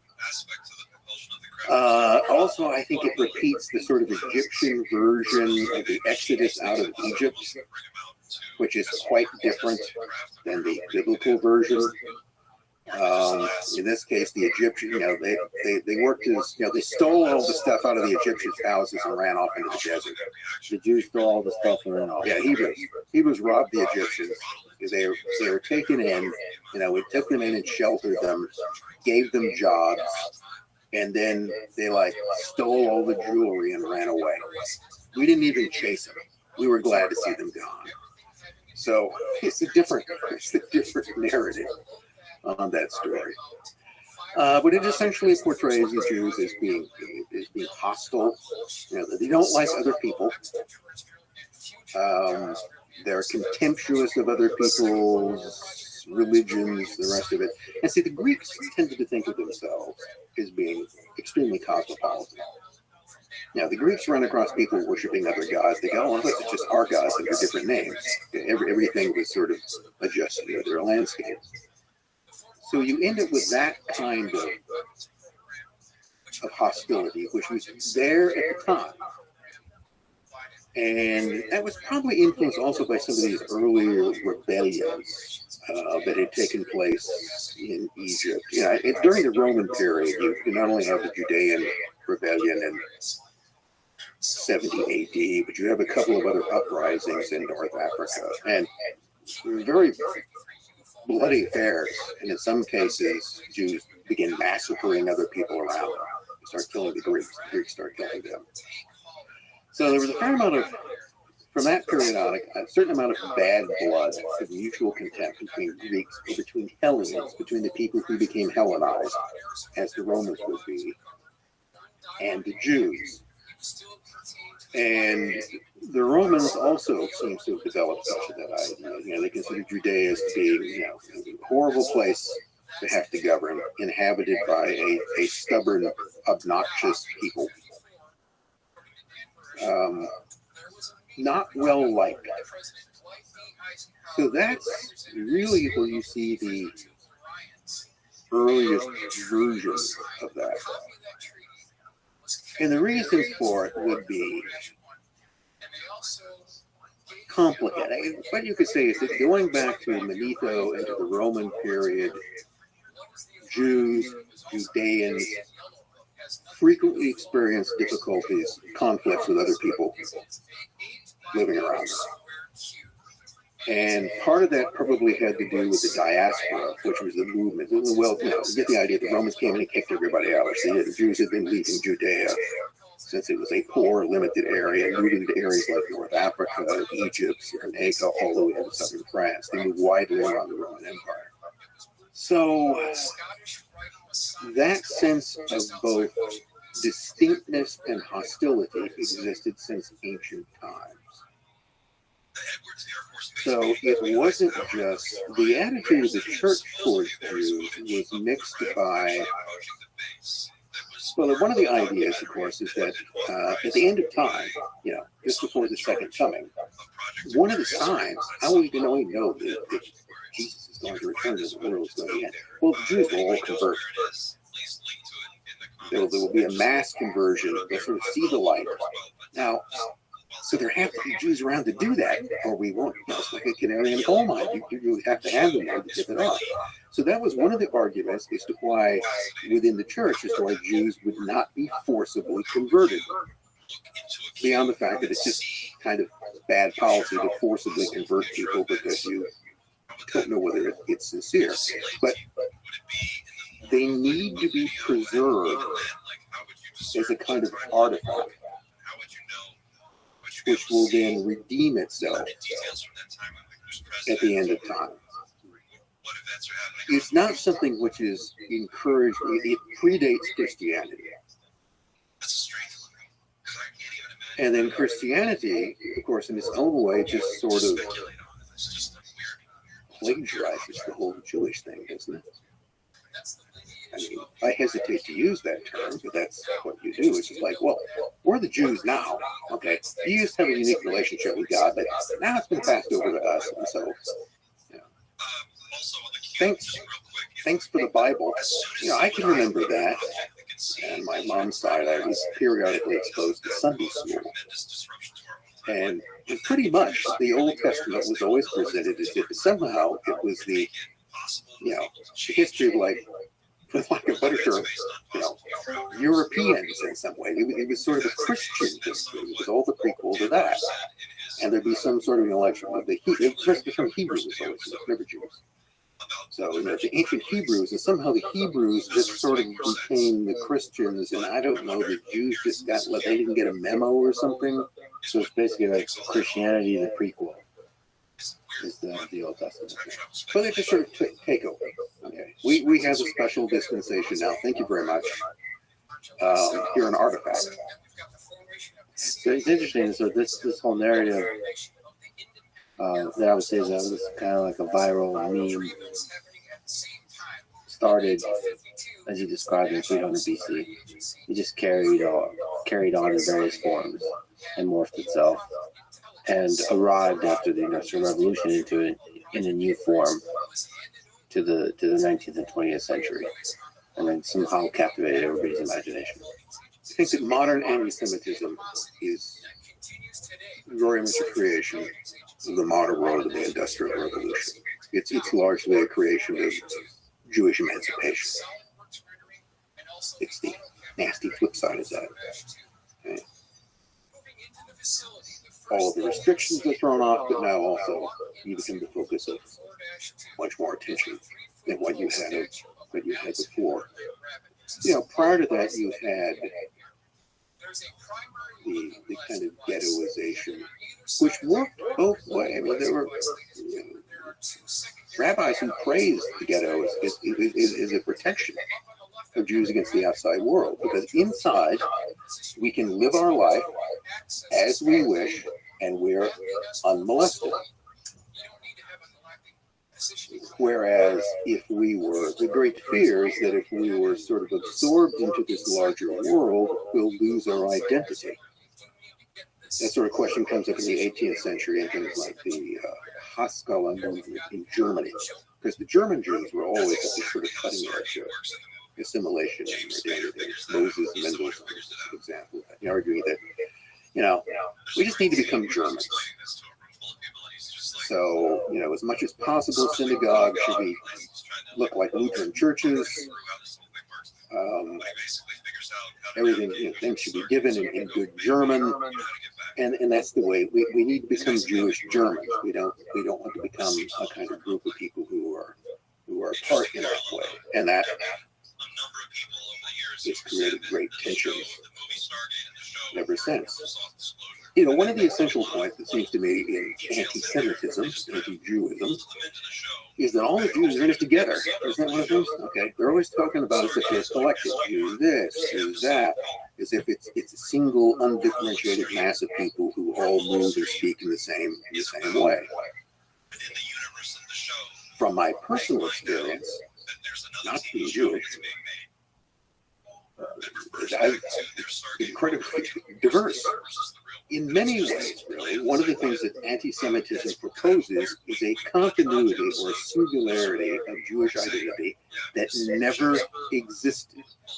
Just like you said, in one hand, there's a good story. In the other hand, is the truth. And oftentimes, the good story wins out. And there's something about the idea that there's a cabal of people, whatever they are. In this case, our discussion is Jews,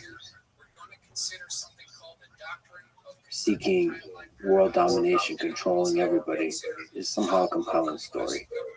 It gives us a direction of a people to fight, of peoples to hate, on which we project our pain. Because life is difficult. Life, for most, is full of suffering. And so we channel that suffering into hatred towards the other.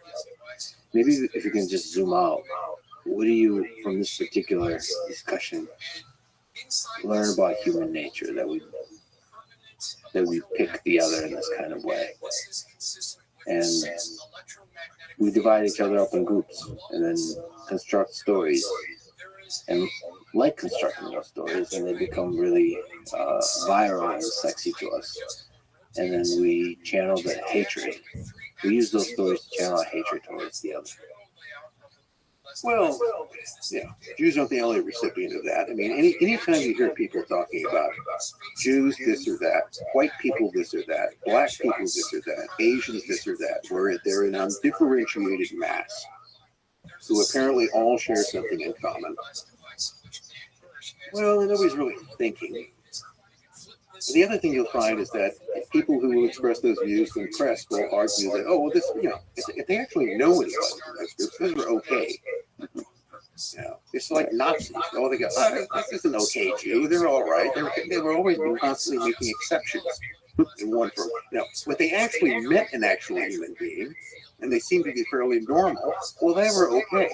So what it was that they hated weren't actual people for the most part. It was just this kind of gollywog vision that they had.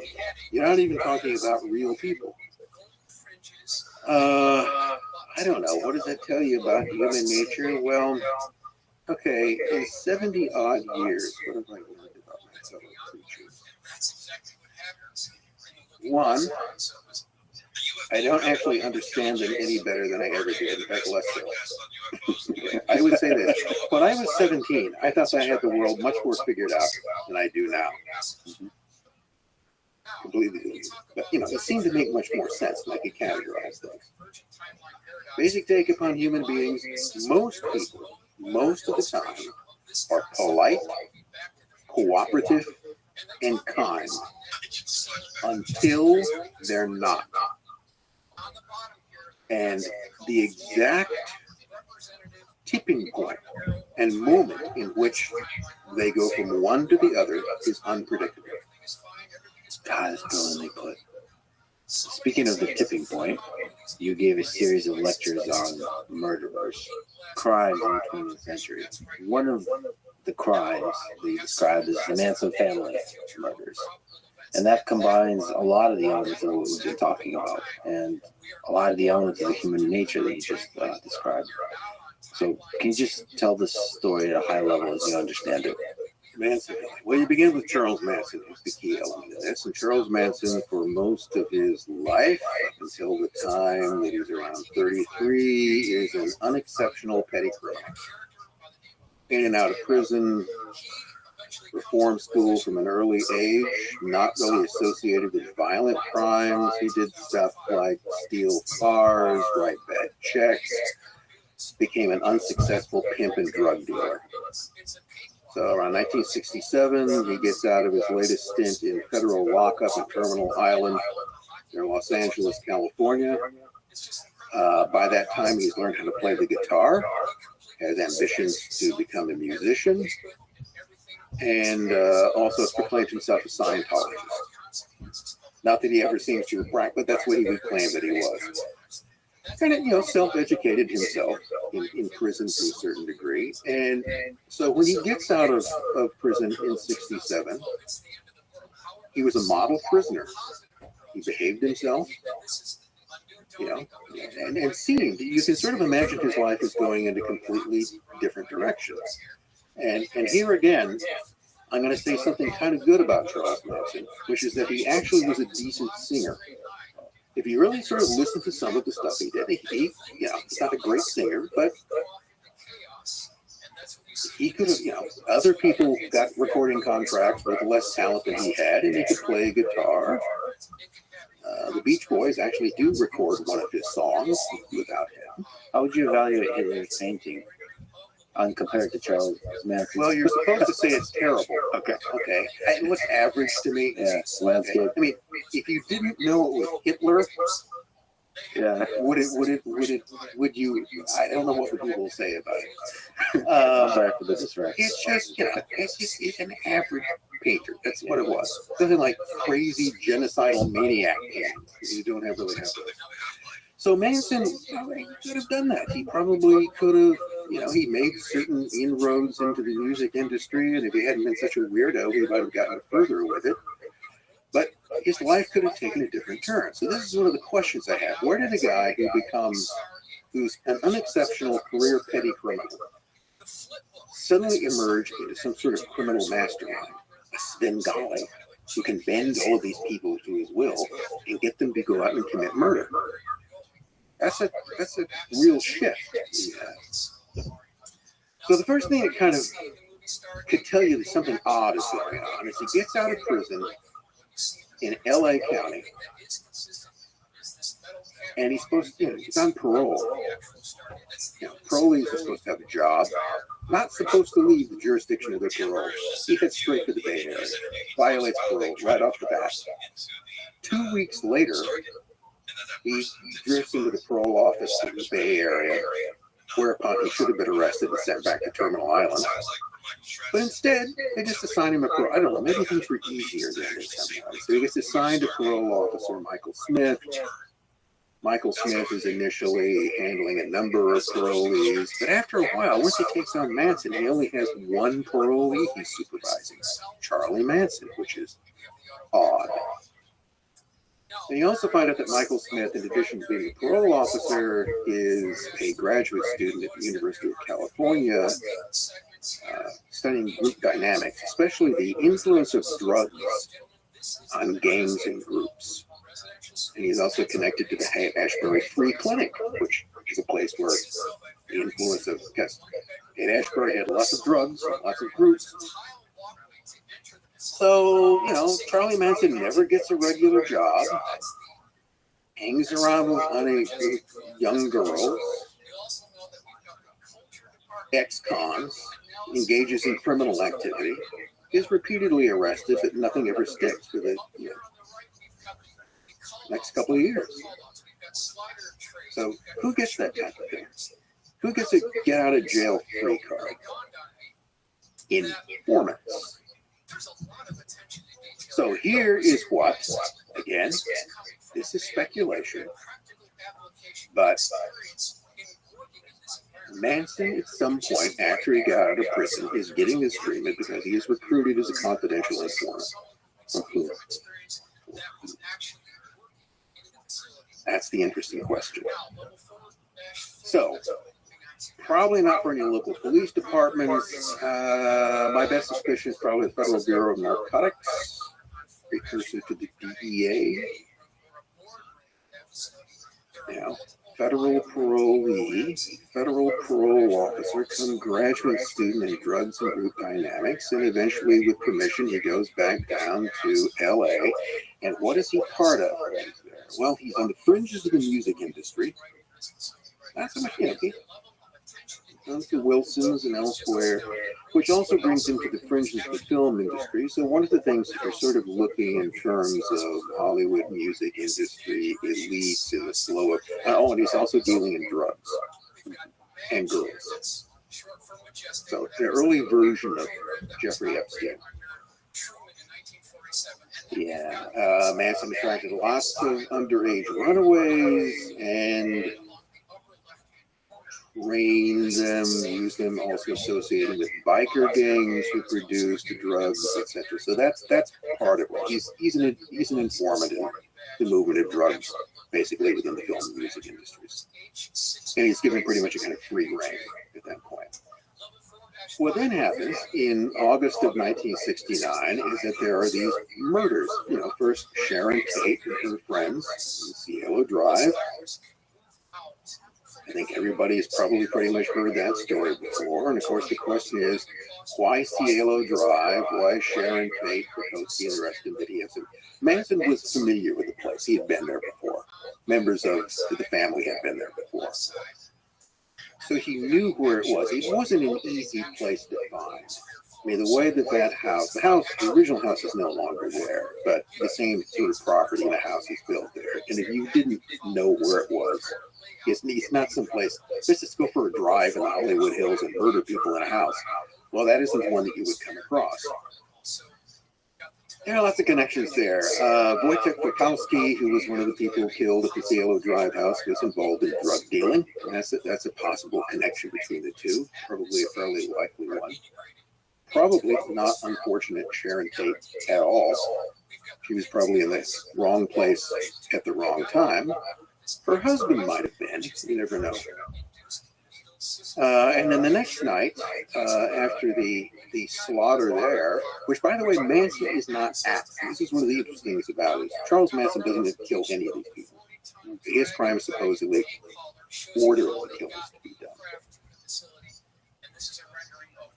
He supposedly thought that the killings at the Tate House were sloppy, and he was going to give everybody a crash course in how you apparently commit seemingly random murders. So the next night, he takes a group of people over to the La Bianca's house in a different section of LA. And you got, Rosemary La Bianca, guy's a grocer, wife runs a dress shop, upper middle class. And, they're bound, gagged, and hacked to death. And as at the Tate residence, various things like piggy are written, various messages in blood, things that are supposed to look like cat's paws, because one of the groups trying to be framed for this was the idea of the Black Panthers. So the general story that comes out in the subsequent trial is that this was all a part of something called Helter Skelter, which Manson supposedly was an idea that sounds like a Beatles song. That's where he got it from. He thought the Beatles were talking to him through their music, and that there was going to be an apocalyptic race war. And this was all part of a plan to set this off. So this is why the Black Panthers were trying to be implicated in this. Although how it was supposed to do that is never really explained. Here is what I think was really happening. What really happened, and now I think it fits together. Before Sharon Tate and her friends, or the La Biancas, were killed, there was a murder by members of the family, of some of the same people involved in the later killing, of a musician, drug manufacturer by the name of Gary Hinman. So Manson again was involved in the drug trade. And Hinman made them. He was a cook, basically. And he brewed them up in his basement, sold the drugs to Manson, who sold them to biker gangs like the Straight Satanists, which was one of the groups that he used, and they distributed them elsewhere. Well, one day, the Straight Satanists show up and complain that the last batch of meth, or whatever it was that they got from Manson, had made some of their brothers very, very ill. And they were quite unhappy about that. And they wanted their $2,000 back. Manson had gotten those drugs from Gary Hinman. So he is unhappy. And he sends Bobby Beausoleil and a couple of the girls over to Hinman's place to get the money from him. As the story is later related, I think, by Susan Atkins, Hinman denied that there was anything wrong with his drugs and refused to pay up, which led to a interrogation torture session in which he was killed. And the idea was here, what are we going to do with that? Well, one of the other groups that Hinman had sold drugs to were, guess what? People associated with the Black Panthers. So we'll leave these things out and we'll make them famous, but they will do it. So it's Bobby Beausoleil, who then takes Hinman's car and decides to drive it up the coast. By the way, with a bloody knife with Hinman's blood and hair on it, and blood on the seats in the car. And then he pulls it off the road and he decides to sleep it off, and he gets busted. Right? So, find Hinman's body, find Beausoleil in Hinman's car with a bloody knife, and he's arrested. So Beausoleil was very popular with some of the groups. There's consternation in the family that Bobby has been arrested. So how can we possibly get Bobby out of jail? Copycat killings. So if we go kill more people and we make it look the same, then see, Bobby couldn't possibly have done it. No, see, he just borrowed the car. Yeah, okay, he stole the car, but the knife was already, he didn't have anything to do with it. So that, to me, makes the most sense out of what followed. How often do people talk about that theory? That's an interesting theory.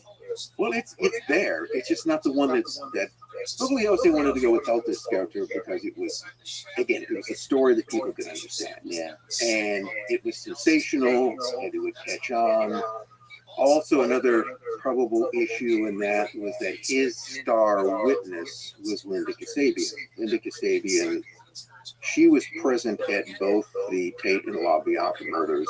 She didn't participate in the killings, according to her. sort of drives the car, but everybody else talked about what had happened.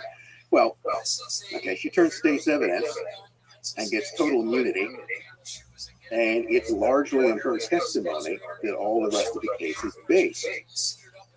Now, if you start throwing into the equation that she proclaimed her love for Bobby Beausoleil, and that she, according to others, was the chief proponent of the copycat killings, well, then that would get messy.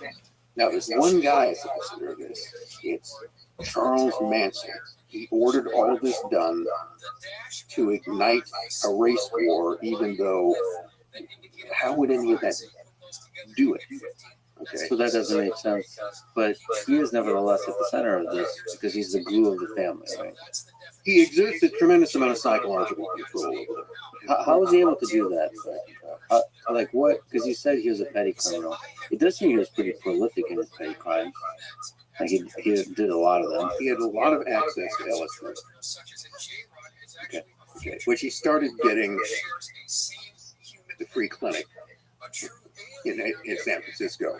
So lots of it floating around. Some descriptions of the family as Pond Ranch is that people were basically taking acid on a daily basis, which, by the way, was also a potential problem with Linda Kasabian's testimony, since she also admitted to being high most of the time and also thinking she was a witch. All right, so you want to put her, okay, where do you want to go with that?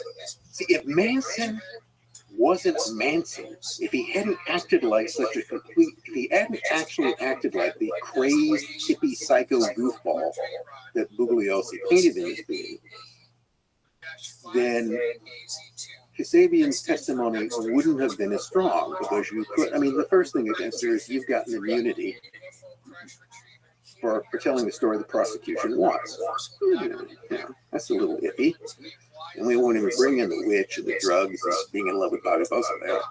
So if Manson had been dressed like you, sitting there in a suit and tie, and had behaved himself and spoken normally, things might have. This isn't to say that he wasn't guilty as hell. So what he supposedly did was to inspire all of these killings. And I think that's probably, sort of beginning with the Hinman killing. He told them to go over there and get the money, one way or the other. I don't know whether it's clear whether he told them if you don't get the money, kill him, but Hinman's dead. And then you might also see the value in terms of having copycat killings as a way of throwing off any other kind of blame. The other story you get is that one of the people who had lived at the Cielo house where Sharon Tate was before was a record producer by the name of Terry Melcher. Melcher supposedly, as the journal story goes, had welched on a deal with Manson in terms of a record contract. He screwed over Manson in some sort of a record deal, and Manson wanted to get revenge and sent him to kill everybody in the house. Which again doesn't make much sense. One, Manson knew that Melcher wasn't living there anymore. He probably knew where Melcher was living. If he wanted to get Melcher, he could have found him. It wasn't that difficult to do. And so it's not revenge on Terry Melcher that threw him there. He was familiar with the house, so the idea was to simply commit random killings that would muddy the whole waters. With the Hinman killing, you might pick some place you knew of. You knew the place was rented out. There'd be someone there. You really didn't care. In the same way that the La Bianca seemed to have been. Manson was familiar with that because it supposedly had been the scene of creepy crawling.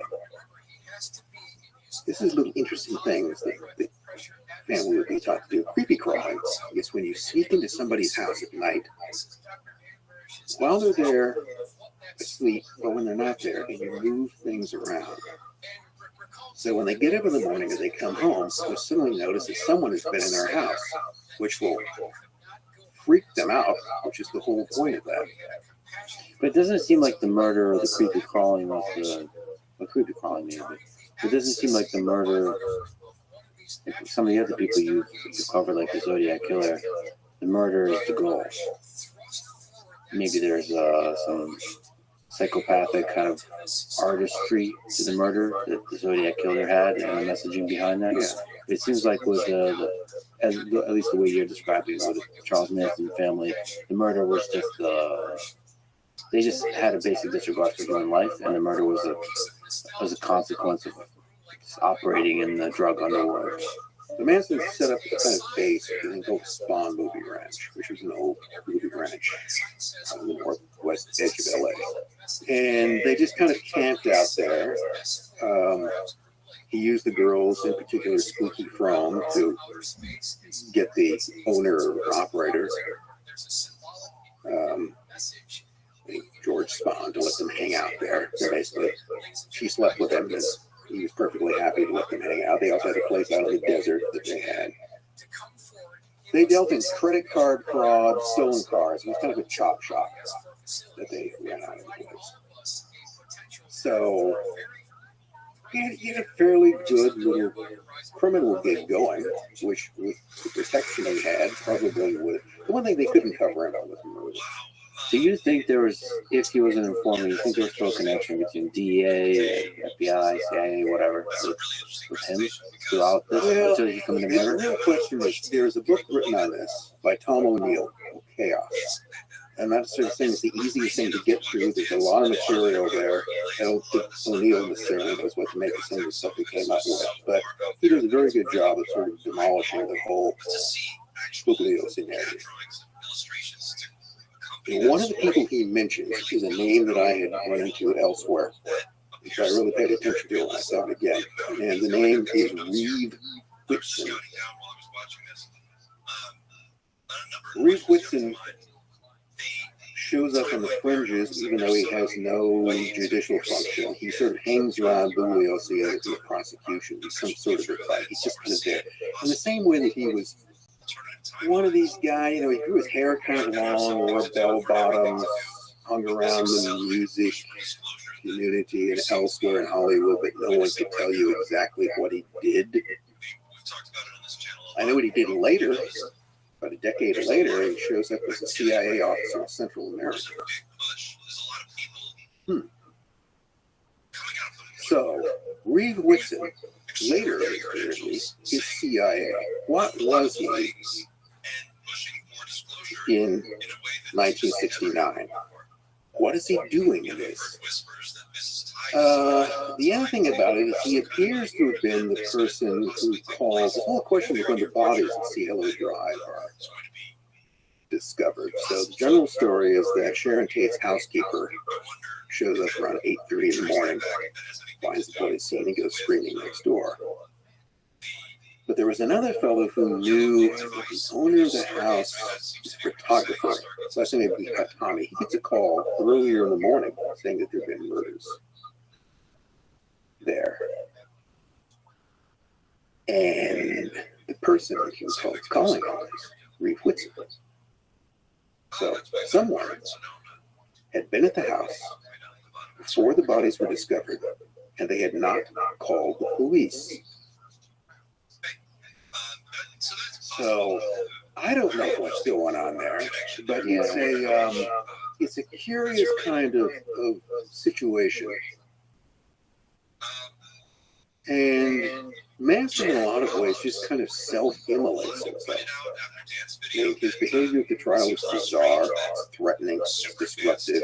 He's got his girls out on the street, carving X's in their forehead, carrying knives.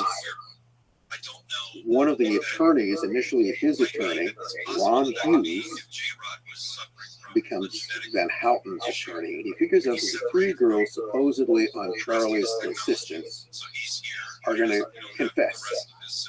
And they confess that it was all their idea, and Charlie had nothing to do with it. Hughes doesn't like this, because his defense for her is that she was under his influence, and therefore not responsible for her own actions. He was having psychic control, so he refuses to go along with it. There's a break in the trial. He goes camping up in the mountains with some friends. disappears during a rainstorm, and then some months later his decomposed remains are found. Now, rumors, always the rumors. Okay.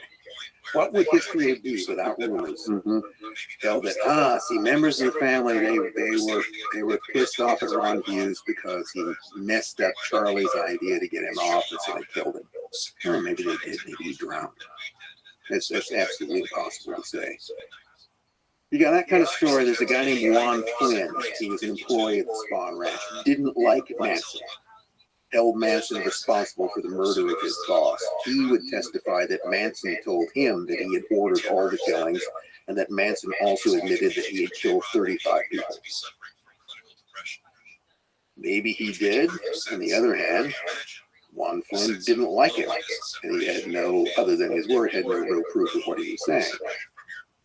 So, please understand me in this case, is that unlike some people who argue that Charles Manson got a raw deal, I don't think that's the case.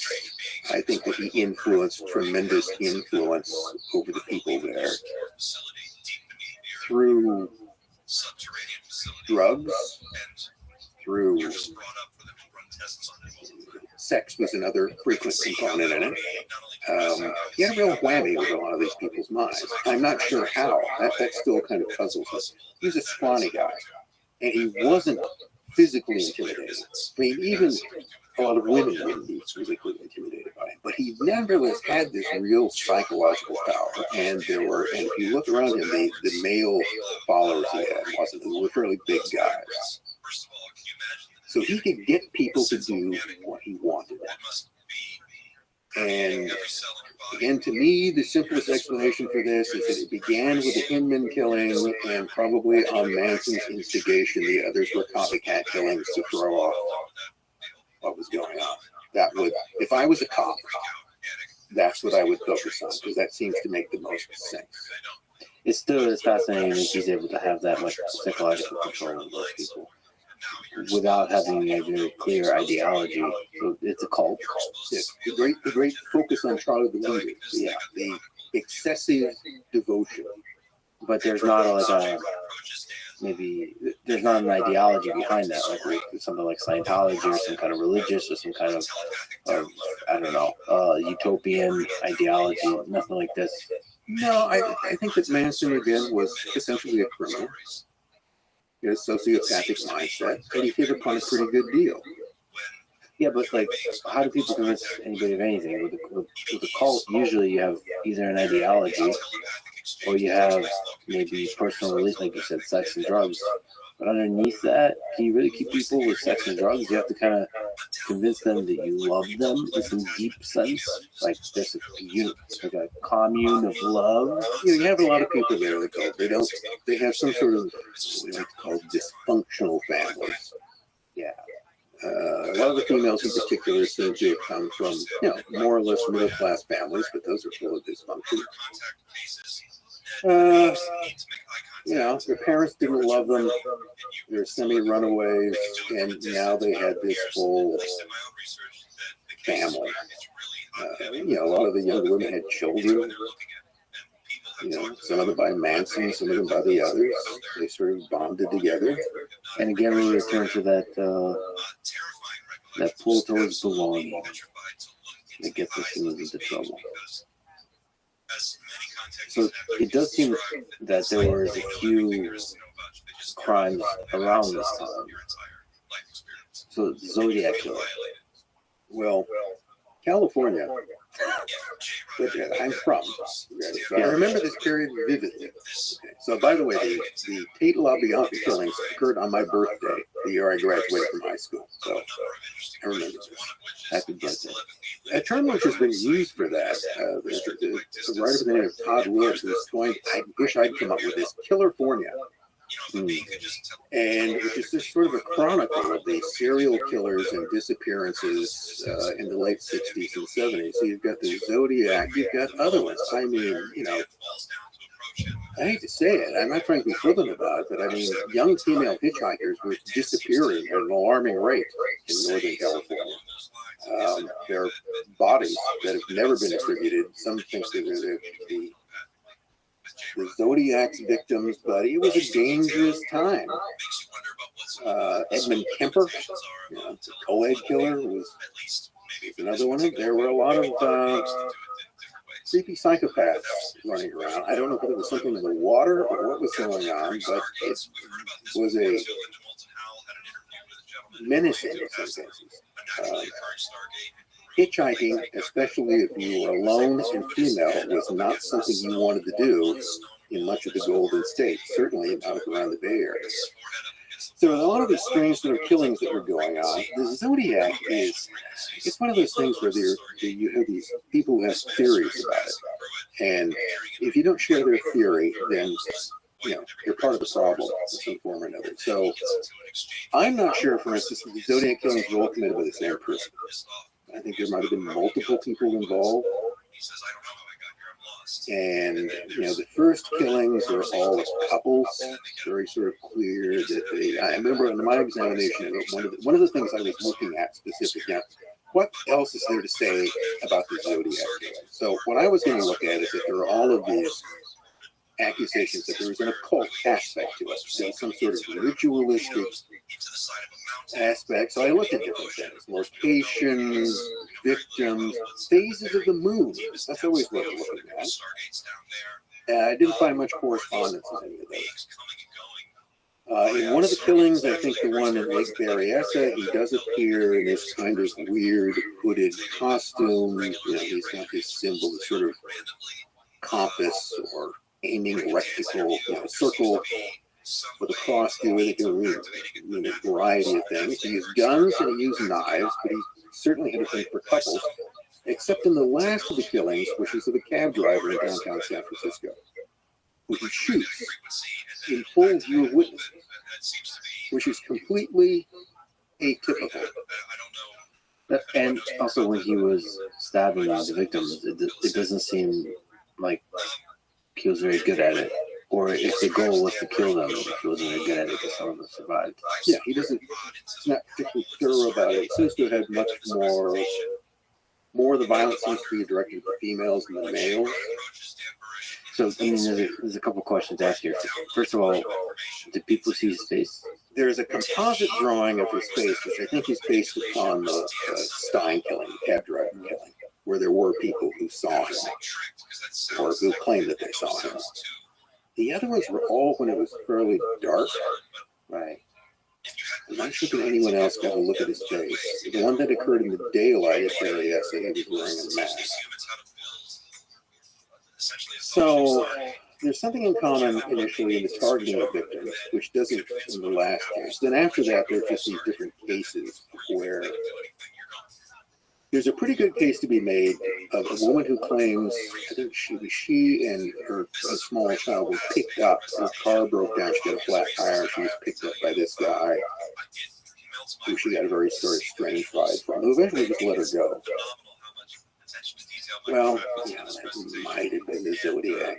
It might not have been. You do this kind of rigorous look, saying like, okay, what is the actual facts that I know? Like, reduce it to the thing that we know for sure. And in speaking about his motivation, he said that he was collecting souls for the afterlife. That's kind of a culty. Yeah, that's what I believe. Is it the Vikings or the Romans? They believe this in battle.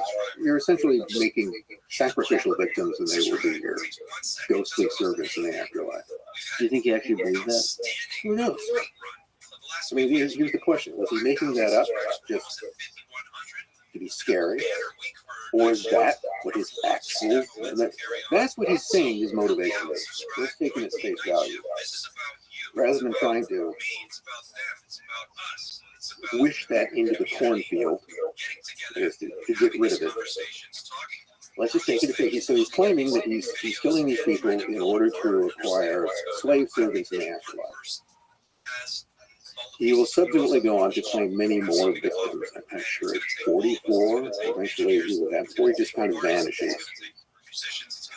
One of the really interesting clues to me when I was looking at that case, which I didn't find anybody else was trying to make much of it, is that it all has to do with this kind of Halloween card that he sent to the press in San Francisco. And it's talking about sort of rope by gun, by fire, and there's this whole sort of wheel, the zodiac. But what's this drawn from? Where he got this from is from a Tim Holt Western comic book published in 1951. And you see the same thing on the cover. It's Wheel of Fortune, but with different forms of grisly death on it. And all of the things that he mentioned are shown on the cover of this. So whoever put together that card saw that comic book. Well, that's kind of an interesting clue. So does that mean he's a comic book collector? When would he have? I mean, that is one, and also before he got the idea from, he's incorporating these things for me. Then there are, of course, his codes, which people have, which aren't all that difficult to decipher, probably because they weren't meant to be. The other thing you find often with serial or psychopathic killers is they're toying with the press, and this goes all the way back to Jack the Ripper. They get attention. And then he just disappears. Why do you think he was never caught? I think they knew who to look for. There's nothing much to go on. Yeah, there was a guy who was long a suspect, and then eventually he tested his DNA and found it didn't match any of the things that they found. Again, it goes back to, I'm not even sure that it's one person who's responsible for all of it. Well, so one of the interesting things to kind of bring up here in our discussion of Manson inspires this, but there does seem to be a connection, a shared inspiration between several killers here. The Zodiac, Son of Sam later, and the Monster of Florence. So is it possible there's some kind of underworld that is connecting these people? Well, take the Zodiac, and you got his claim that he's collecting souls for the afterlife. There are other things that are occultic connected to that. He may have picked some of the killing sites to their physical location, to their position in a particular place. If you look at the Son of Sam case with David Berkowitz, will on and off claim that he was part of a satanic cult that was carrying out, again, these killings, mostly of couples and young women similar to the Zodiac, and that he had only committed some of them and was witnesses to others. And that has really created the whole idea that, yes, there is this some kind of satanic cult which engages in ritual murders. Then if you go all the way to Florence, you've got murders that go on and off for a long period of time, again, focusing on couples in isolated areas, which Italian prosecutors ultimately tried to connect to some kind of satanic cult, although I'm not sure they ever made a particularly strong case for that. But that element comes up in all three of them. So you can, with a little imagination, argue that those similarities, that those things should come up in each of those cases in different places,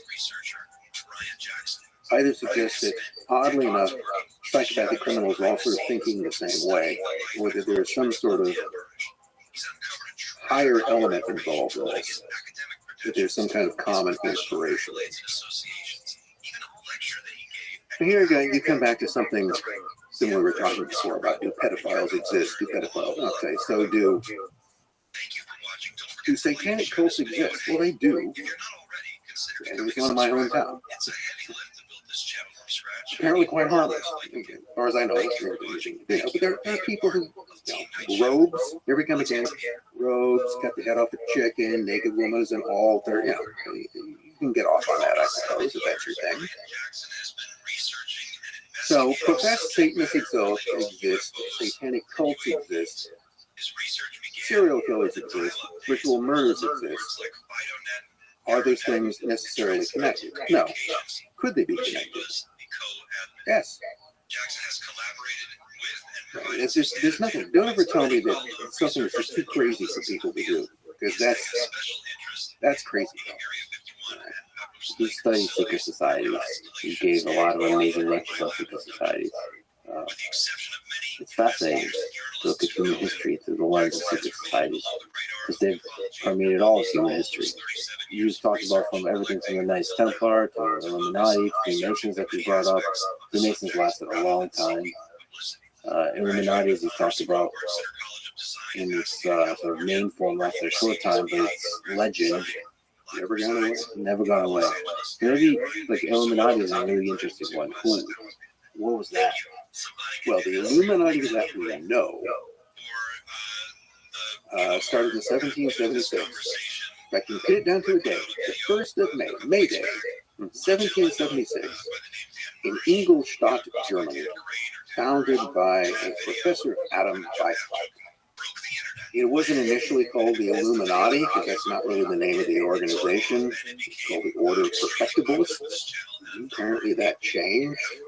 Weishaupt would say things like, never let our organization be known under its real name anywhere. Which leaves wondering, what's its real name? So, Illuminati is simply the plural of Illuminatus, which means one who is illuminated, one who has seen the light. So, in Roman times, Christian converts were Illuminati because they had seen the light. Anyone. And there have been organizations called Illuminati. The term is not trademarked, not copyrighted. Anybody who thinks they've seen the light about anything is an Illuminati. So it defines nothing.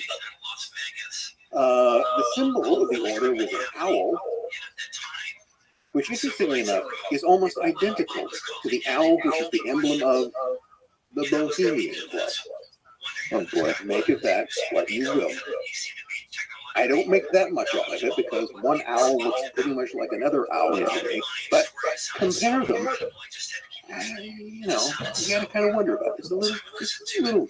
Maybe there's some kind of connection there.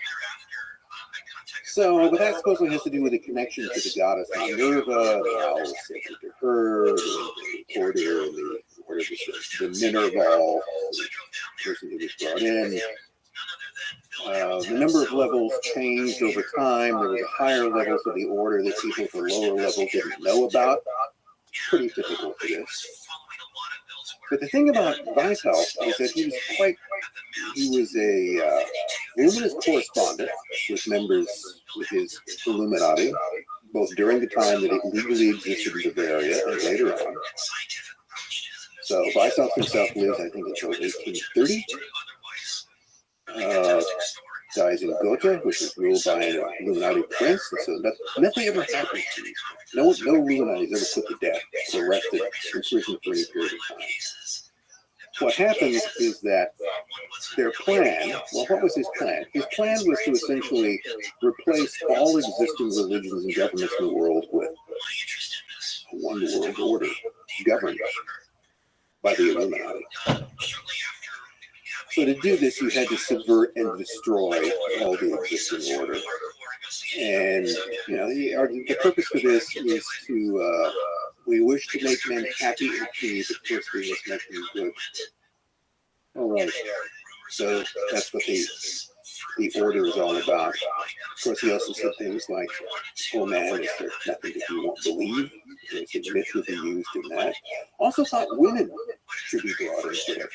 There's another interesting view about that, is that we should appeal to women, in part because women have a chip on their shoulder, because they're left out of things. So we should appeal to their vanity on that point, and offer that in the future, all things will be open and they will be emancipated. So we should hold up the prospect of female emancipation to attract them, because he argued in the short term, there's no better way to influence men than through women.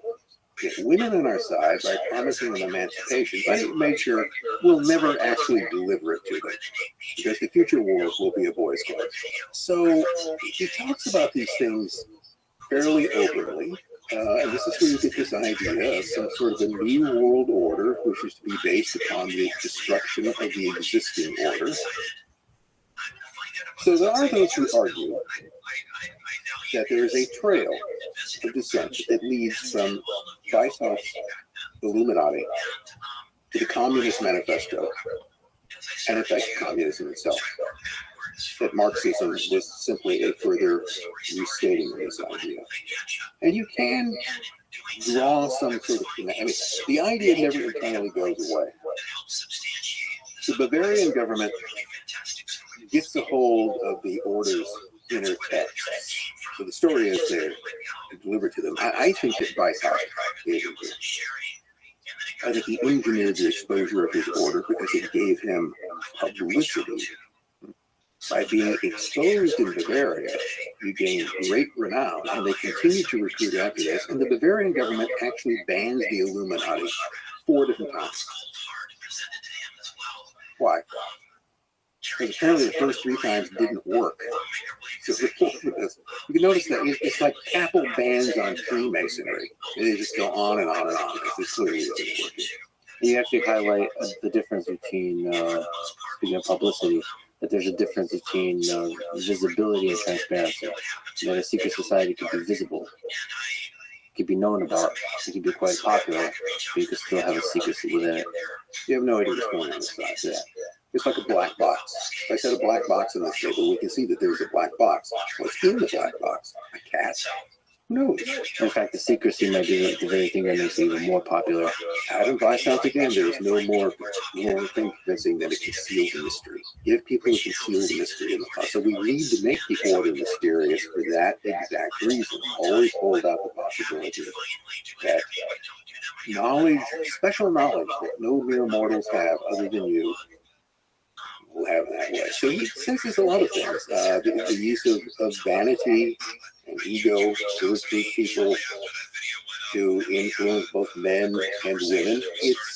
It's quite sophisticated. And as you might expect from a professor of canon law trained by Jesuits. So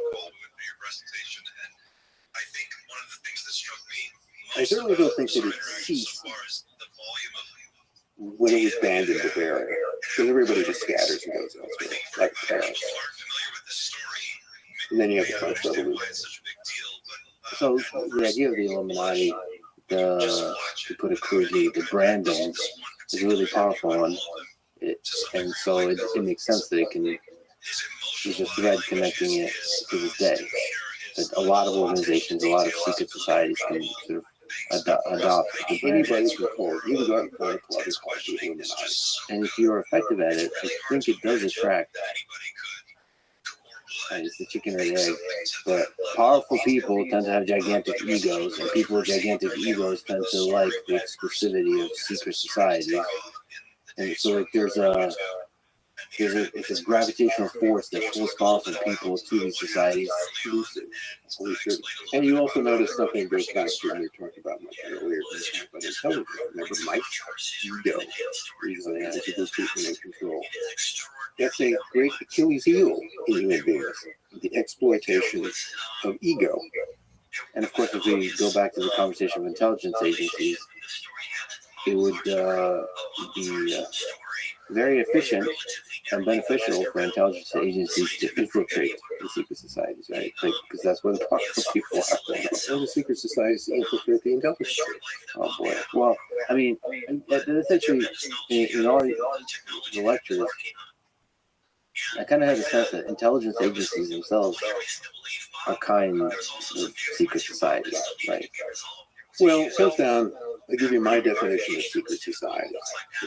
One is that generally their existence is a secret. It's what they do is secret. It's what's in the box as opposed to the existence of the box. So one of the most important criteria is that they are self-selective. You just don't join, they pick you. They decide whether or not you're going to admit you. And now sometimes they will sort of recruit you. Once you have been recruited, you have to pass tests and initiations. And you also have to swear oaths of loyalty. Those are always very, very critical. So, broadly speaking, what enters into an intelligence organization does, they decide whether you get in. You just don't automatically drop. You have to pass tests. A lie detector test, for instance. field training tests, a whole variety of tests, and then you're sworn to secrecy. You never talk about what you do. Ever. There will be dire consequences. So the method is very much the same. And also this idea of creating a kind of insular group. The organization is us. And everyone else is outside of that. We are guardians of special knowledge. See, this is the type of thing that would generally happen if you question whatever any kind of intelligence agency did. Well, we know things that you don't. Why? Because we're the organization that knows things. We collect information. We know the secrets. We guard the secrets. Therefore, if we tell you, you must believe us. I have this sense that there are very powerful secret societies operating today, and we don't really know or understand them. And the conspiracy theories in spirit might have something to them, but are actually factually not correct. Like, an effective, powerful secret society or intelligence agency is not going to let you know anything that it doesn't want you to know, right? They'll probably mislead you. So I think the question is, what's the most powerful or important secret society? Probably the one you don't know about. The one that doesn't advertise its existence. The one which is never known anywhere under its real name. You've got things like the Bohemian Club. You've got the Bilderbergers, which is another sort of formed in the 1950s. Largely the creation of a guy by the name of Joseph Rettinger. Polish, mysterious, appears out of nowhere, a schemer for years. A man expelled from Britain, France, and the United States at one point or another. Long active in the Mexican labor movement. Right, okay. Rettinger is a mysterious figure. In fact, I think there's even a book written about it called Eminence. Great Eminence. The front man for the Bilderbergers was Prince Bernhard of the Netherlands, who was at one point a Nazi, and then a Dutch freedom fighter. But Rettinger is the moving hand behind the whole thing, and I'll be damned trying to figure out who Rettinger is. So the idea is that, well, you get like influential people in media, business, politics, and you bring them together just to talk. You try to find common answers or common questions. It's all very much sort of Western European, Anglo-European, and it's all very closely sort of connected to NATO.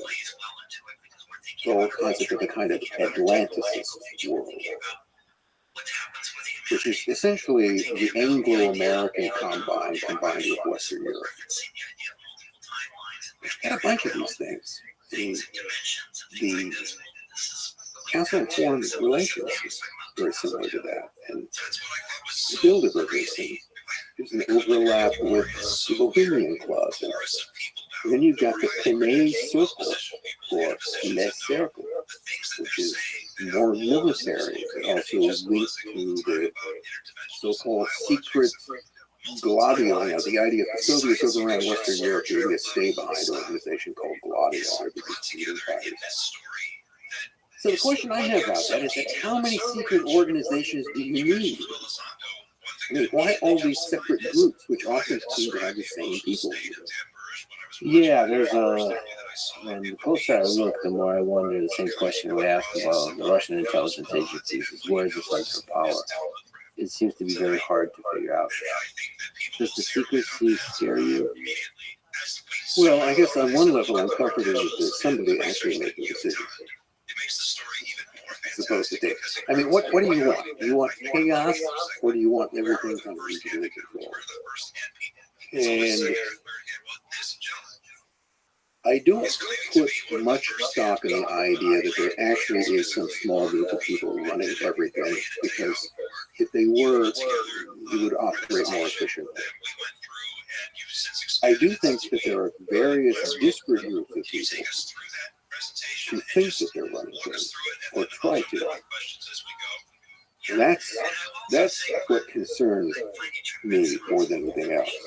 Well, I hate to go back to them again because I have to bring it up. But go back to the Nazis. They had their whole idea about a new world order, and they only had 12 years to do it. And look what a mess they had. I mean, look at the damage, the physical damage that can be done by an idea inspiring a relatively small group of people controlling a nation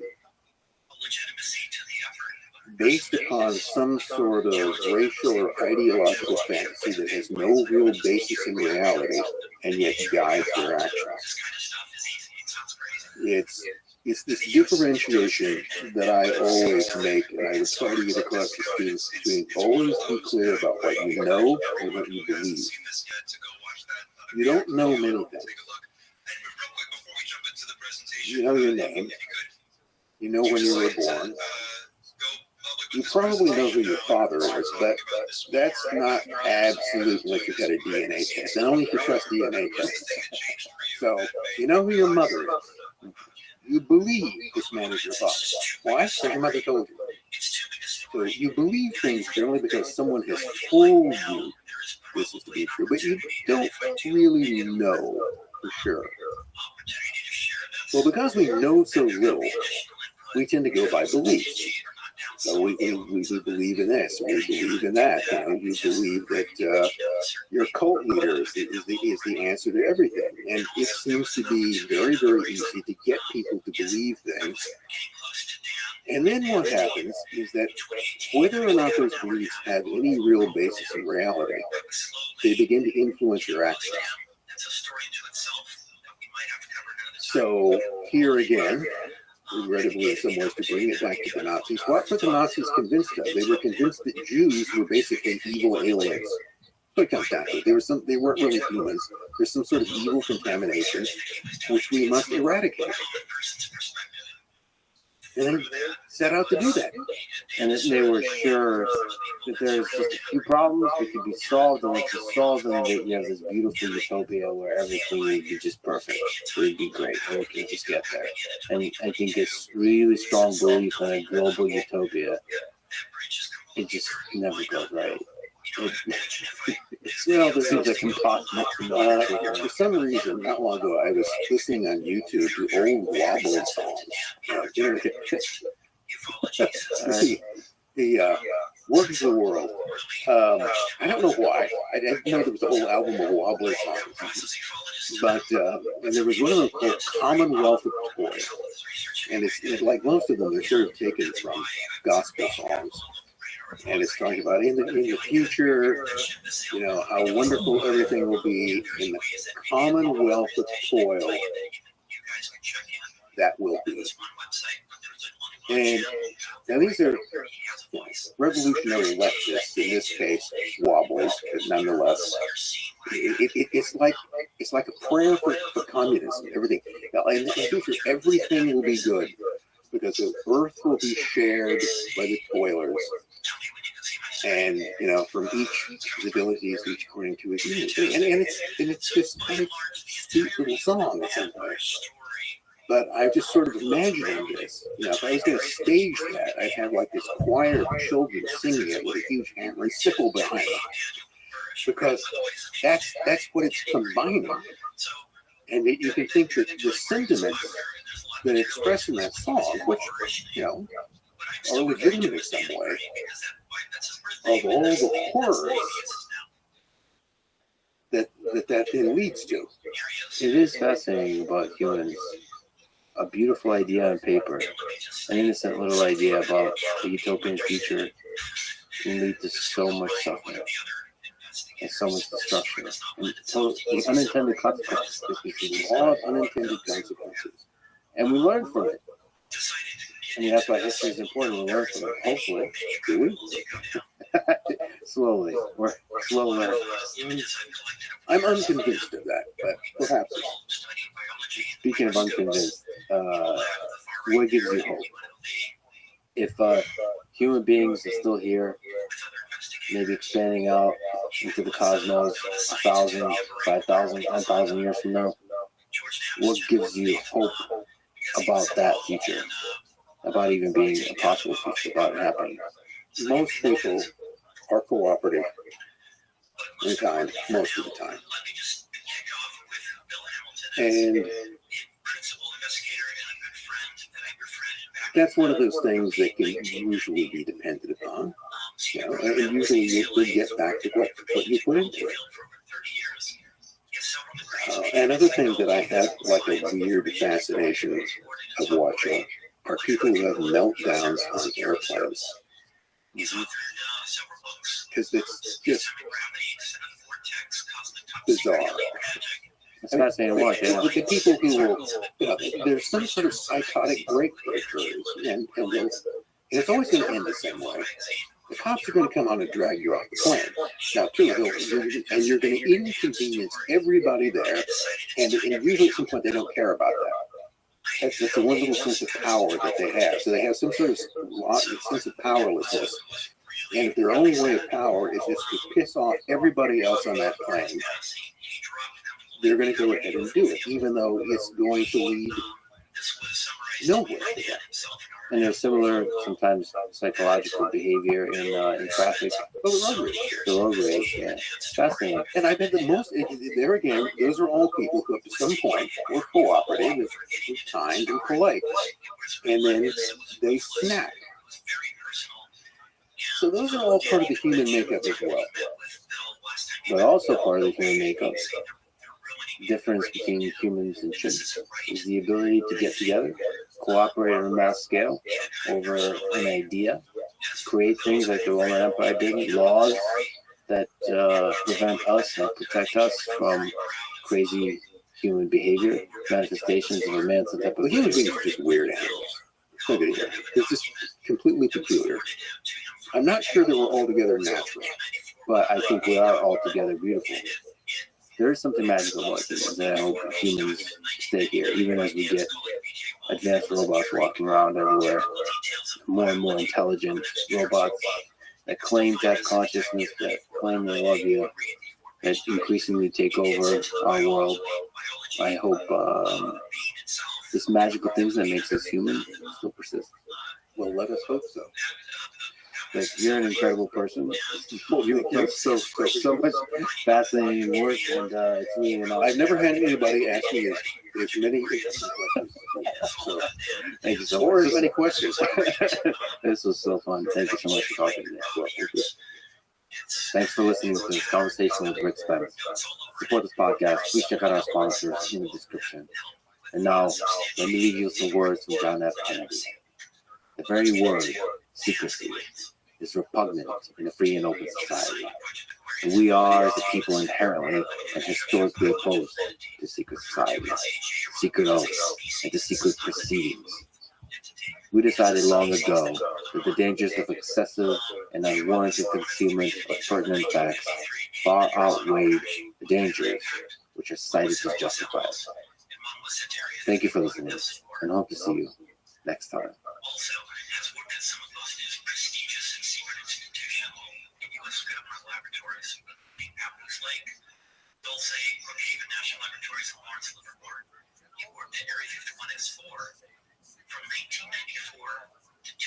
The ideas that I am talking about are ideas that are widely supported. Everything that I talk about, raising the minimum wage, healthcare for all, a tax system which demands the billionaires pay their fair share, those are all popular ideas, but people didn't know. You got to run for president and have 20,000 people come out to your rallies and win 23 states. And, well, maybe those ideas are not so crazy after all. And we got to entertain them. The establishment doesn't like that. They really don't. They want to tell you, and this is their main, this is how they succeed. As they say, Lexus, the world is the way it is. It always will be this way. We got the wealth, we got the power, and don't think of anything else. This is the way it is. You have no power. Give up. Not they don't say it like that way. That's really what they intended. And what we showed is just one. Running an outsider campaign. We took on the Democratic establishment, came close to winning it, and we did win 23 states. And the ideas that we're talking about are the ideas that working class people, young people believe. The following is a conversation with Bernie Sanders, senator from Vermont, and two-time presidential candidate, both times as the underdog, who against the long odds captivated the support and excitement of millions of people, both on the left and the right. This is the Let's Feed Them podcast. To support it, please check out our sponsors in the description. And now, dear friends, it's Bernie Sanders. Growing up, did you ever think you'd be a politician? Yeah, I know that you hate talking about yourself, which is rare for a politician, I would say. What's your philosophy behind that? You like talking about the issues. Yeah, talking about. I mean, you know, everybody talks about themselves. It's not about me. Yeah, nice guy, I'm a nice guy.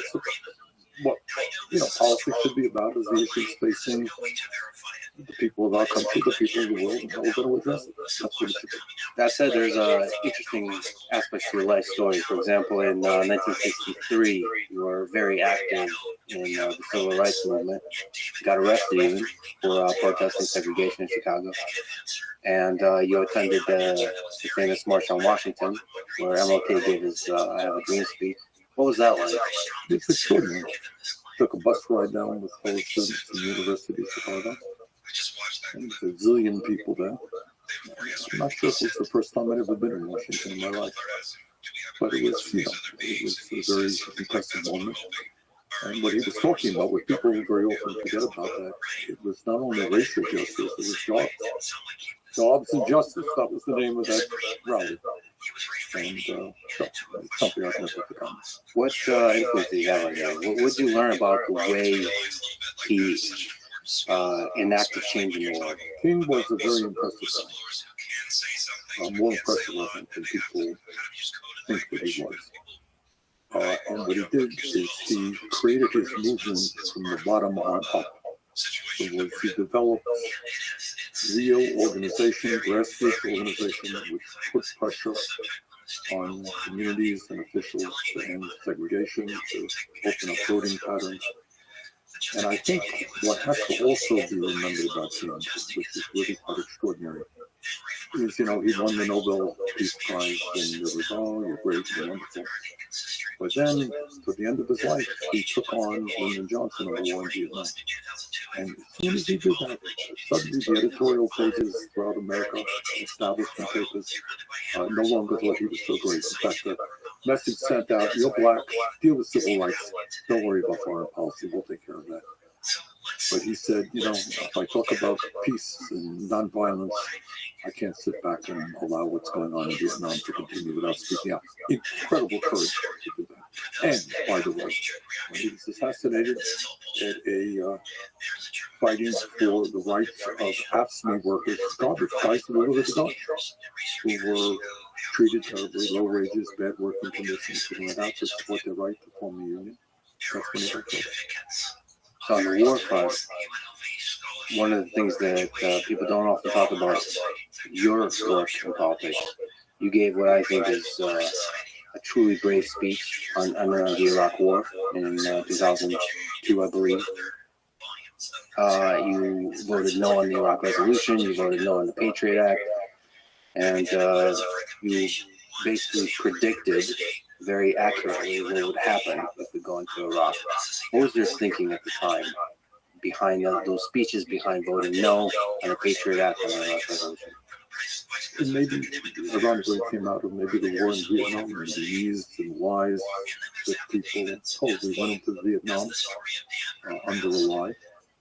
We lost close to 60,000 Americans, millions of people in Vietnam. Cambodia died as a result of that. So you think twice about it. The war in Iraq, you had people like Dick Cheney and others telling us, they have nuclear weapons and all that stuff. It's the only way we can resolve the issue. I didn't believe it. I didn't agree with it. And it turns out historically, I was right. What's the way to fight this thing that Martin Luther King tried to fight, which is the military-industrial complex? It's huge. It gets to the border issue of where we are as a nation. What I, almost uniquely in Congress talk about is the fact that we are moving left to an oligarchic form of society. Not a lot of people are familiar with that term, but what it means, we talk about oligarchy in Russia. They're all completely surrounded by the oligarchs. Well, guess what? What do you think is happening in the United States? So what you have right now is an economy with more concentration of ownership than we've ever had. Right? That means whether it's agriculture, transportation, healthcare, whatever it may be, fewer and fewer massively large corporations control its produce and the prices we pay. And then you look at our political system, and we don't talk about it. What is the reality of the political system today? And that is that billionaires are spending huge amounts of money to buy this election. In Trump's campaign, he got three multi-billionaires spending over $200 million. Three people. Democrats have their billionaires not quite as concentrated. But at the end of the day, billionaires play an enormous role in terms of electing politicians and in Washington in determining what legislation gets seen, not seen. But it's not just single billionaires, it's companies, it's lobbyists. You got it. Let me give you one example. Lobbyists. We pay in the United States by far the highest prices in the world for prescription drugs. This is an issue I've been working hard on with some success. Take a wild and crazy guess. How many lobbyists are there from the drug companies in Washington, D.C.? Over 1,000. There are 100 members of the Senate, 435 members of the House, 535 members of Congress. There are 1,800 well-paid lobbyists representing the drug companies, including former leaders of the Republican and Democratic Party. That is why, one of the reasons why we pay the highest prices in the world for prescription drugs. Military-industrial complex. You got a revolving door. People go from the military into the General Dynamics, into Lockheed Martin and the other large companies.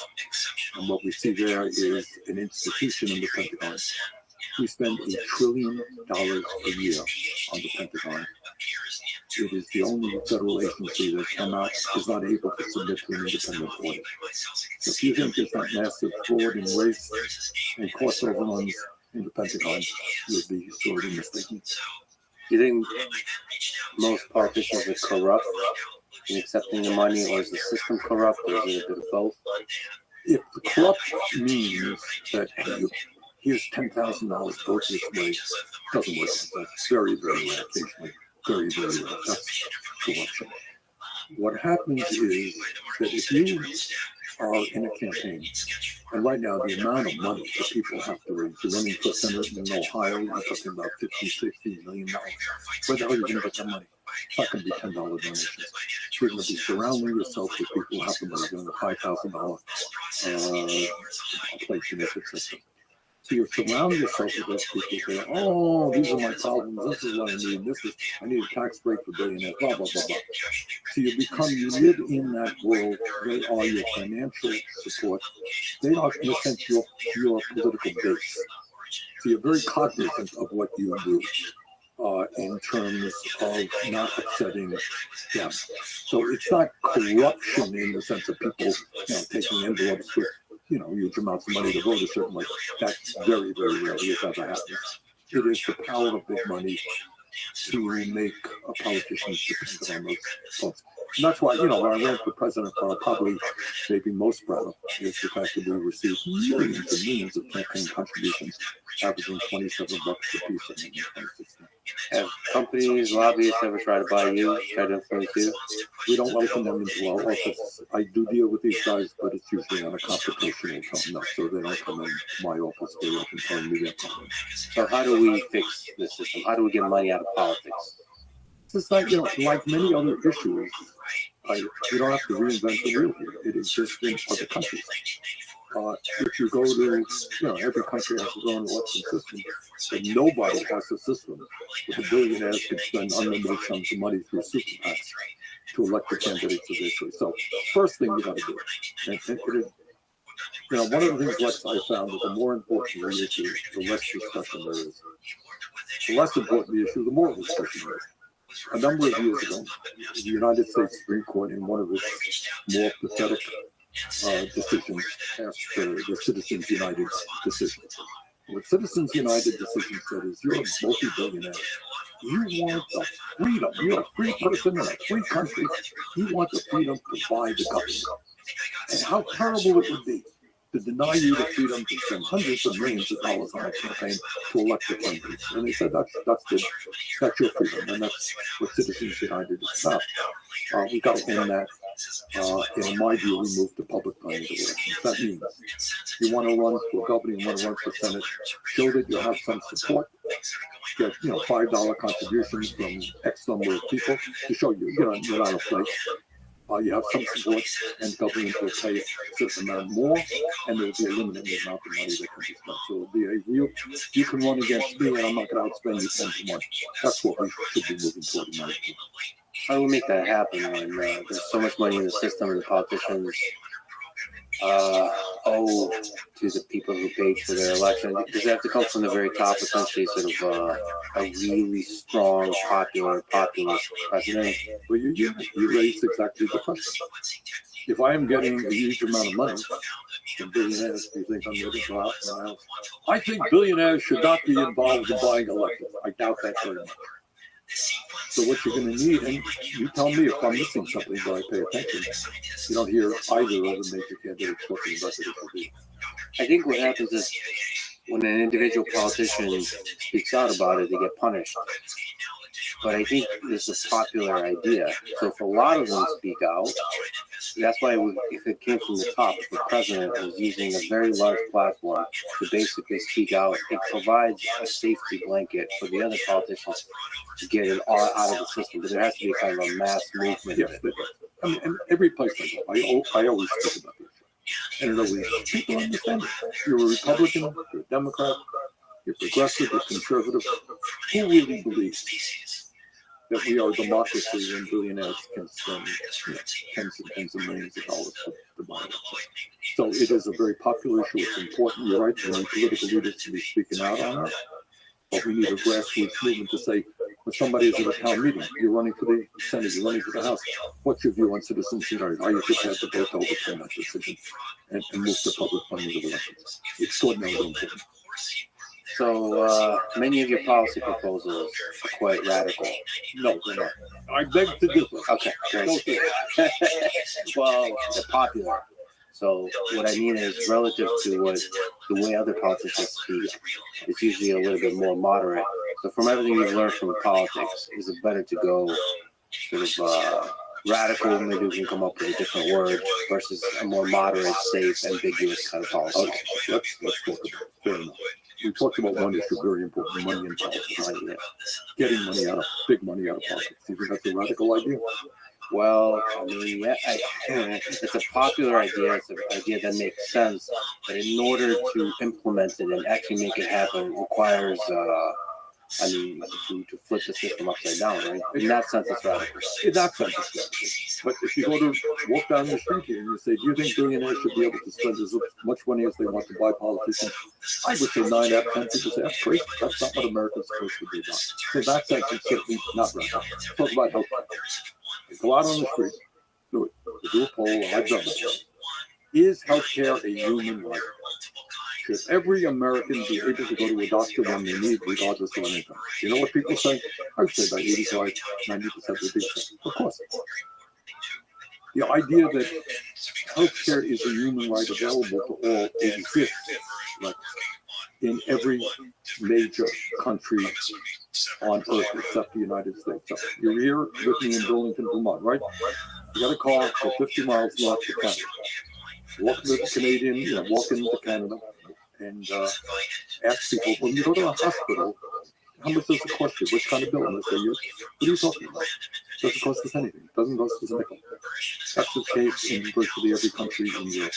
So the idea that healthcare should be available to all, that there should be no out-of-pocket expense because it's a human right, is widespread around the world and very much agreed to in this country.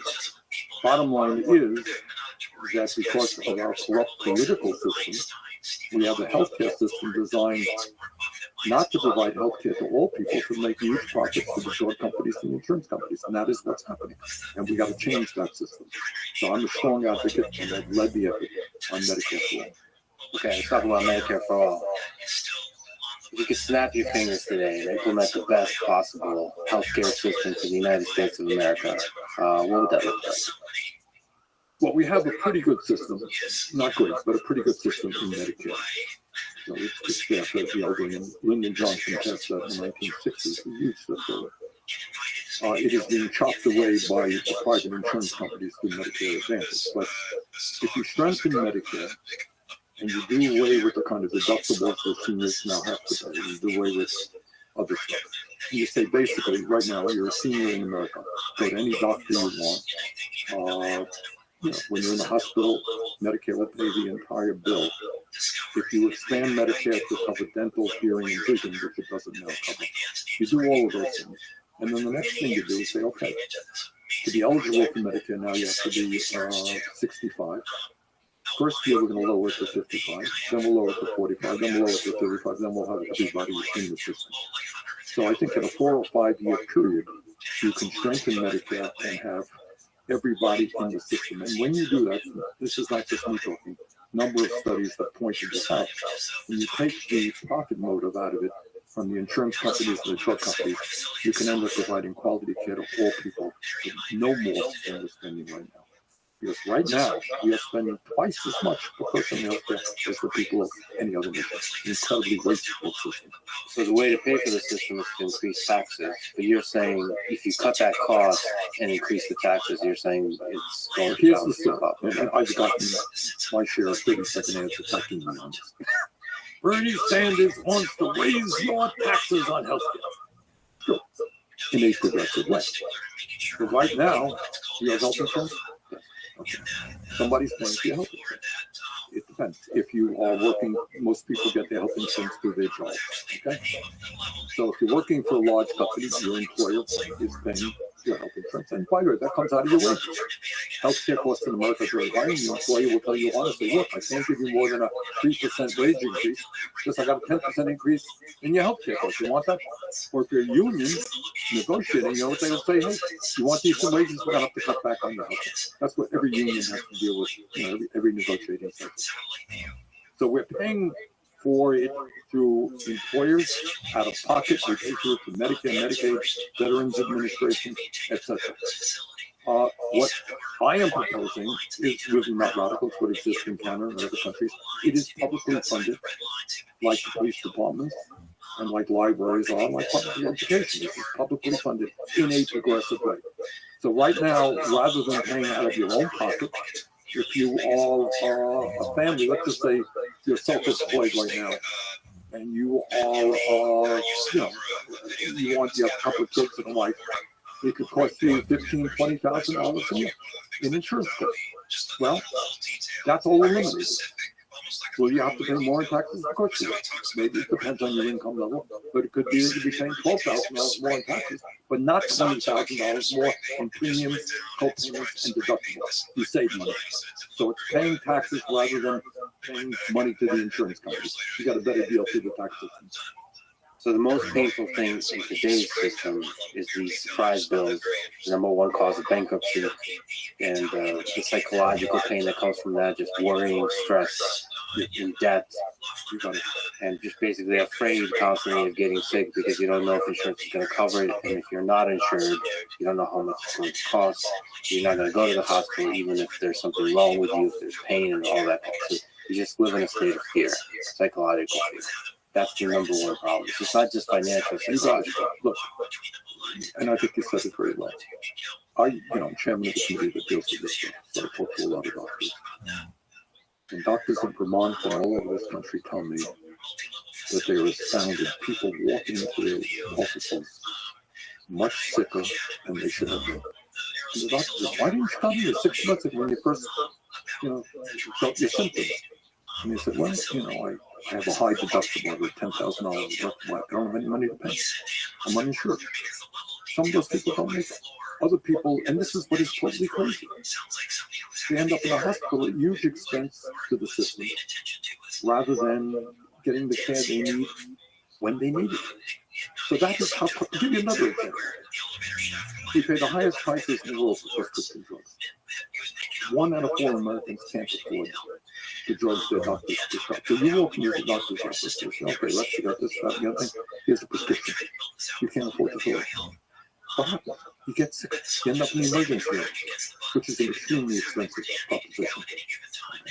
Where you end up in the hospital, rather than dealing with the problem when it occurs. And what is not talked about, I mentioned earlier how we don't talk about some of the major issues. The estimate is that 60,000 people in America die every single year unnecessarily because they can't get to a doctor when they need because of financial reasons. And one year, even crazy, 1 out of 4 people who get cancer treatment in this country either go bankrupt or deplete their financial resources. So your point is right. If somebody diagnoses you with cancer, you're scared to death, you're worried about how you're going to live, you're going to die, what's going to happen. And then on top of that, you got to worry about whether your family goes bankrupt. How insane and cruel is that? So, to me, I think healthcare is what unites us all. Everybody has family that gets sick. We all get born, we all die, we all want care. And we all have got to come together to create a system that works for all of us, not just the drug companies or the insurance companies. There's just so many stories, not even the horrific stories. It's countless horrific stories, but just basic stories of cost. Like my friend, Dr. Peter Attia has this story where he happens to be wealthy, so he can afford it. But he had to take his son to the emergency room, and the son was dehydrated, and the bill was $6,000. He just did a basic test and gave him an IV, his basic thing. And he has really good insurance, and the insurance covered $4,000 of it. So he had to, at the end, pay $2,000 for a basic emergency room visit. And there's a lot of families for whom that one visit for such a simple thing would be just financially devastating. And you know what? People know that. You know what they say? I don't feel okay. Yeah. Something's wrong. I ain't going to go to that emergency room because I don't want a $6,000 bill. What happens if he had insurance? They pay 2/3 of it, right? Yes. So what happens if he didn't? What happens if he didn't have money? He'd be hounded by bill collectors for the rest of his life. So it is a disgusting system. It is an inhumane system. But the insurance companies and the drug companies are very powerful. They make a lot of campaign contributions, have a lot of lobbyists, and we all work it out. But I think the American people want to come in the system. So that's another good example of a really popular idea that is not implemented because of the money and programs. That's wonderful. And I'll tell you that, not only is it not implemented because of money, it's not even discussed. Right, so I'm saying here, no one disputes.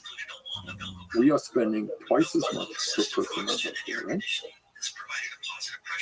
And yet 85 million Americans are uninsured or underinsured, and our life expectancy is lower than virtually every other major country. Do you think that might be an issue that we would discuss? Again, if a single politician discusses it, they get punished for it. So there needs to be a mass movement, and probably, from my perspective, it has to come from the very top. It has to come from the president. And the president has to be a populist president where they don't care about the parties with the rich people. They just speak out because they know it's a popular message and they know it's the right thing. Speaking of that, you had a historic campaign, Run for President in 2016.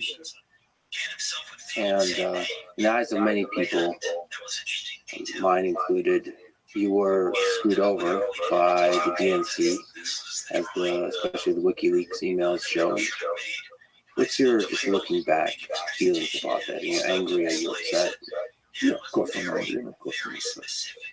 But, when you take on, in this case, the Democratic establishment, who have controlled that party forever, money's interest in the Democratic Party.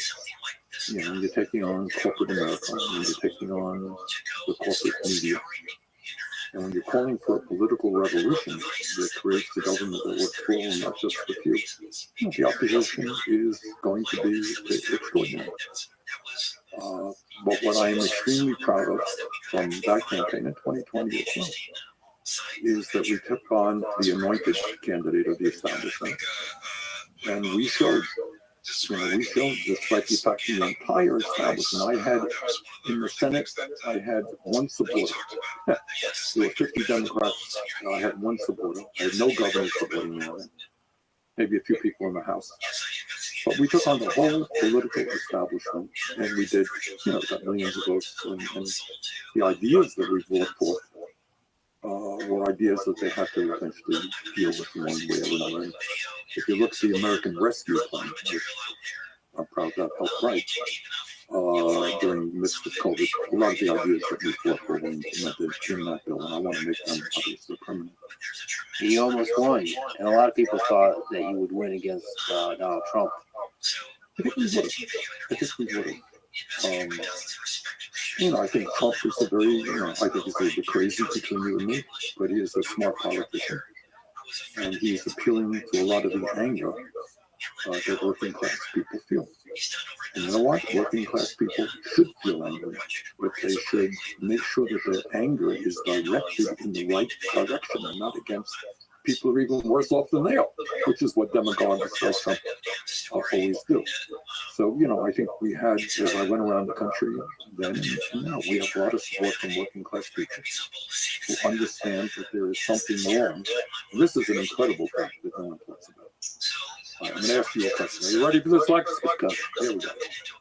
Over the last 50 years, there's been a massive increase in worker productivity as a result of technology, right? Everyone agrees with it. And I don't know exactly what it is. But the worker today is producing a lot more than the worker 50 years ago doing something similar. Is the worker today, in real inflation accounted for dollars, making more money than that worker 50 years ago? Well, there's a lot of close arguments there, but your point is well taken. It's either the same or a little bit higher or a little bit lower, depending on the statistics. It has not increased significantly, and the wealth inequality has increased significantly. So you would think that if a worker is producing a lot more, that worker would be better off, would be working lesser hours, etc. That hasn't been the case. And what has happened in that 50 years is, according to the RAND Corporation, there has been a 50 trillion with the T, redistribution of wealth from the bottom 90% to the top 1%. You got CEOs today making 300 times more than their workers. You've got 3 people on top owning more wealth than the bottom half of American society. So that's why people are angry. And they're worried that their kids will have a lower standard of living than they in the wealthiest country in the history of the world. So there's a lot of anger out there, and I think we tap some of that anger in a constructive way, essentially saying, you know what, you don't need so few to have so much in wealth and power. Let's distribute it more fairly in America. I got to get back to 2016 because it's such a historic moment. So there's a lot of fans of yours that wanted you to keep fighting because you forgave in the end the establishment and joined them in support. And your fans wanted you to keep fighting for a takeover, for a progressive takeover of the Democratic Party. If you just look back and had to do it all over again, what would you do different?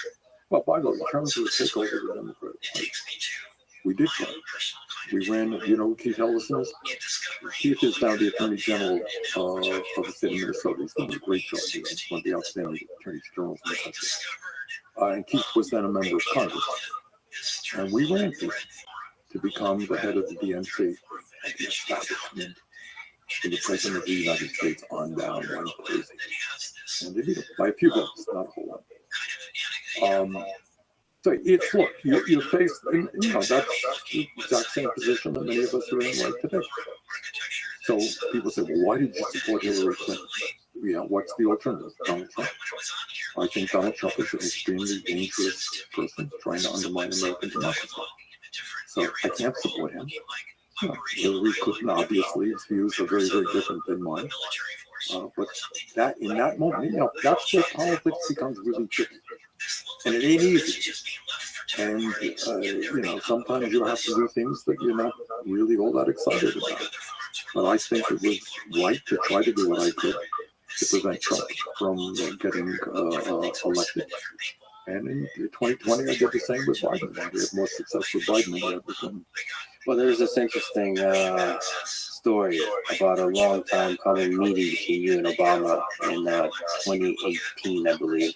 So Ari Ravenhouse, who was a former deputy campaign manager, wrote a great book, I would say, about you, called The Fighting Soul on the Road with Bernie Sanders. And he tells many great stories. But one of them is your meeting with Obama. And he says that Obama told you, Bernie, I wish I could do a good Obama impression. Bernie, you're an Old Testament prophet, a moral voice for our party, giving us guidance. Here's the thing, though. Prophets don't get to be kings. Kings have to make choices, prophets don't. Are you willing to make those choices? Basically, Obama's making the case that you have to sort of moderate your approach in order to win. So, is Obama right? Look, and again, that's why politics is very, very fascinating. You know, sometimes you can run and lose and you really win. If your goal is not just individual power, but transforming society. One of my heroes, you mentioned Dr. Martin Luther King Jr., who is one of my heroes. Another one of my heroes is Eugene Victor Debs. Does that ring a bell? Yeah, yes. Okay. For many reasons, yes. All right. Debs, many listeners may not know who Debs was. Debs was a union organizer in the early 1900s, helped form the American Railway Union, ran for president, I think, 5 times. Ran the last time while he was in a jail cell because of his opposition to World War I and got up million votes doing that. Debs lost badly every race that he ran in. 1932, Franklin Delano Roosevelt ran for president, and much of what Roosevelt ended up doing was at least some of what Debs had talked about. Debs helped lay the groundwork for ideas. So sometimes you can lose and win if you're into transforming society. What my view is, where I disagree with Obama, is I think you have got to raise consciousness among ordinary people. And when people know what's going on and are prepared in an organized way to fight for change, they can make incredible changes. And we've seen that in recent years. You know, today we take for granted, look, we have a woman running for president of the United States. We have had other women running for president. We have women governors and senators. Not so many years ago in the United States Senate, there were 98 men, 2 women. Right? Even before that, 1920 is when women got the right to vote. How did that change? How did women's role in society change because women and their male allies stood up and fought? Gay rights. Old enough to remember, anybody I knew who was gay, you think they would talk about it? Come out about it? No, they wouldn't. That's changed. We have seen, in terms of civil rights, massive change. Change happens when people at the grassroots level demand that. We talked about healthcare a moment ago. We will get universal Medicare for all, and millions of people make it clear that's what they want. So I believe politics starts at the grassroots level, and that's how you got to bring about change. So just to go back to Obama, though, in many ways, he too is a singular historic figure in American politics who has brought about a lot of change. He's a symbol I think that'll be remembered for a long time. What do you admire most about Obama? I know him, I'm not best friends, but I know him well enough. We shot every once in a while. First of all, don't underestimate what it was in 2008 to be the first black president in the history of this country.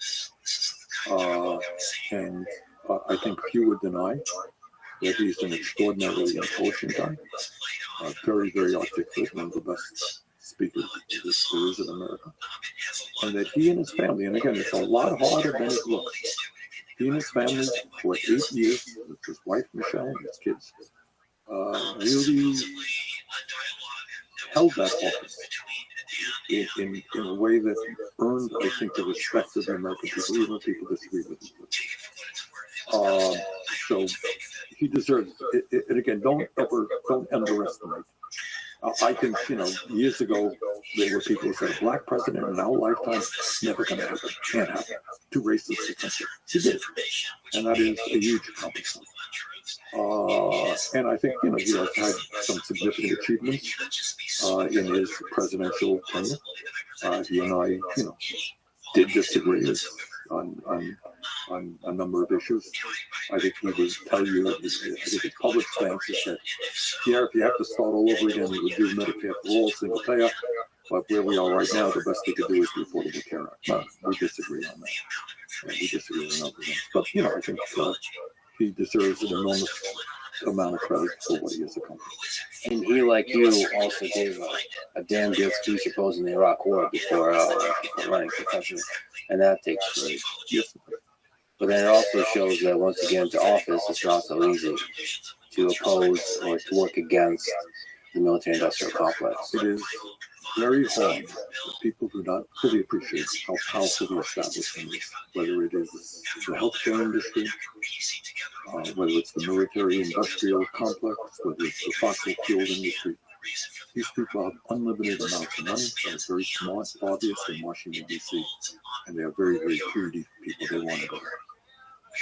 I have to ask you about capitalism, the pros and cons. So you wrote a book, It's Okay to Be Angry About Capitalism. That is a thorough, rigorous criticism of, I would say, hyper-capitalism. Yes, that's right. A certain kind of capitalism that you argue that we are existing today in the United States. But a lot of people would attribute to capitalism all the amazing technological innovations over the past 70 plus years that have contributed to increase in quality of life, in GDP, in decrease in poverty, decrease in infant mortality, increase in expected life expectancy. So what are the sort of, how do you see the tension, the pros of capitalism and the cons of capitalism?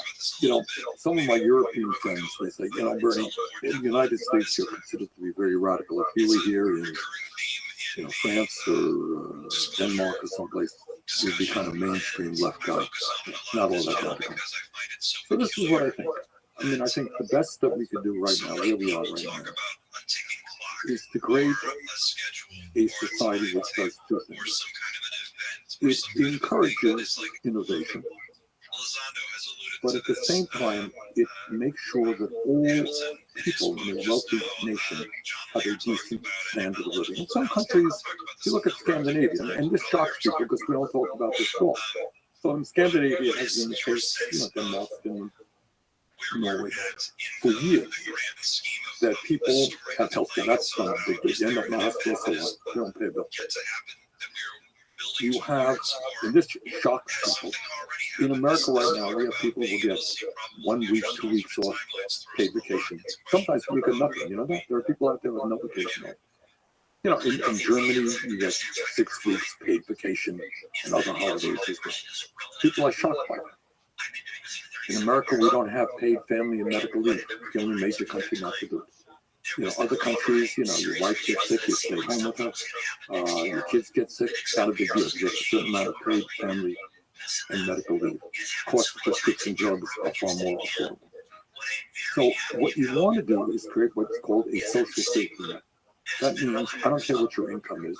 Of course, you're going to have health care is for human rights. Of course, you're going to have housing that is affordable.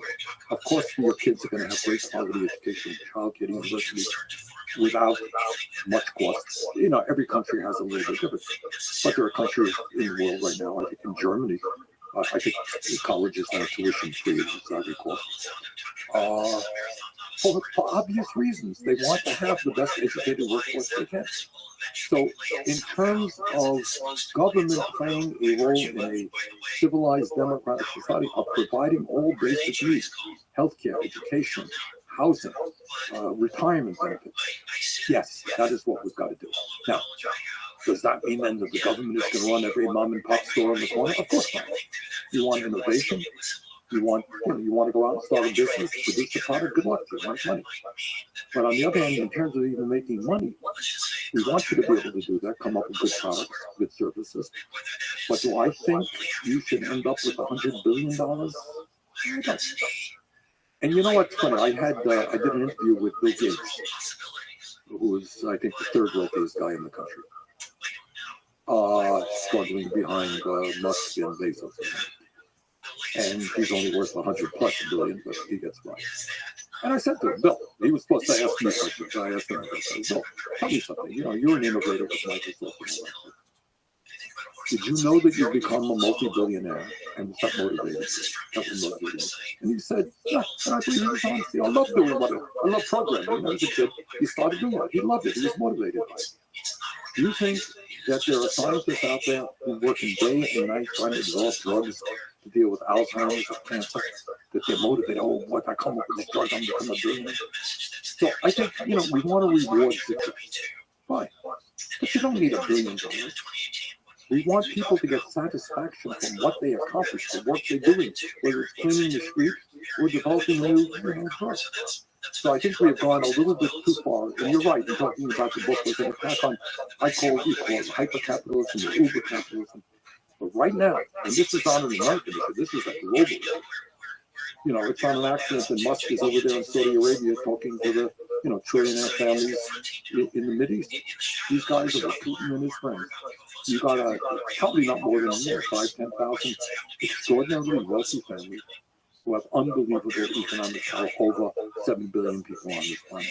Well, Elon Musk is actually an interesting case because he's investing all the money back into the businesses. So I think there is a balance to be struck, and you just spoke to it, which is we can still celebrate even big companies that are bringing wealth to the world, that are building cool stuff, that are improving quality of life, but we can question why is it that the working class does not have a living wage in many cases, and sort of trying to find that balance. That is, look, I am no great fan of Elon Musk, especially the role that he's playing right now in Trump's campaign. But is he a brilliant guy? Of course he is. Does he work like a dog? Of course he does. Does he come up with these incredible innovations in companies? Yes, he does. Does he deserve credit for that? Yeah. But, even in terms of encouraging innovation, I would hope that we are focusing on the important issues. I would love to see great innovators figure out how we build the affordable housing that we do, come up with the great drugs that we need to solve many of the terrible illnesses that plague people. Climate change, for God's sakes. Right? Do we need innovation? We're making some progress in this country. Should we do more? What kind of technologies out there can really cut back on carbon emissions? So, I hope we focus on some of the most important issues that impact humanity. But, reward innovators, I don't have a problem with that, but I do have a problem when 3 people end up owning more wealth than the bottom half of American society. Maybe you can briefly speak to something that you recently about Donald Trump going to McDonald's and the minimum wage, I believe, was $7.50. Can you just speak to that tweet? Look, nothing new. Trump didn't invent it. It's just called the photo ops from there. Done 1 or 2 in my lifetime. So you go to a place, what's underneath it? Good old Donald Trump, just another McDonald's worker. Anyhow, he was surviving. Did his photo ops. Kamala Harris was in North Carolina handing out food to people who were victims of the hurricane. Fine. That's what politicians do. But some reporter asked him, they said, Mr. Trump, are you for raising the minimum wage? And that was a fair question because he got, I don't know how many, but many, many thousands of McDonald's workers and millions of other American workers right now are trying to get by on 9, 10, 11 bucks an hour. Federal minimum wage is 7 1/4. You have people working in McDonald's right now for sure. Who are working 12, 13 bucks an hour. So the reporter said, what do you think about raising the federal minimum wage? And he's, these are great workers, I love McDonald's, and so forth. He didn't answer the question. Well, I think that in the richest country in the history of the world, if you work 40 hours a week, you should not be living in poverty. And that means we should have a federal minimum wage, not absurdly 7 1/4 an hour, but in my view, $17 an hour. Will that solve all these economic problems for working class people? No. It'll help. Since running for president, you've often been attacked, especially from the right, about being worth, I believe, $2 million and owning 3 houses. So from my perspective, the answer to that is most of your wealth has been earned from writing books and selling those books. And you are one of the most famous politicians in the world, and so your wealth in the context in comparison to other people of that fame level and other politicians is actually quite modest. So what's your response usually to those attacks? Do I own 3 residences? Yes, I do. I live here in Burlington, Vermont, with a middle-class neighborhood, nice house.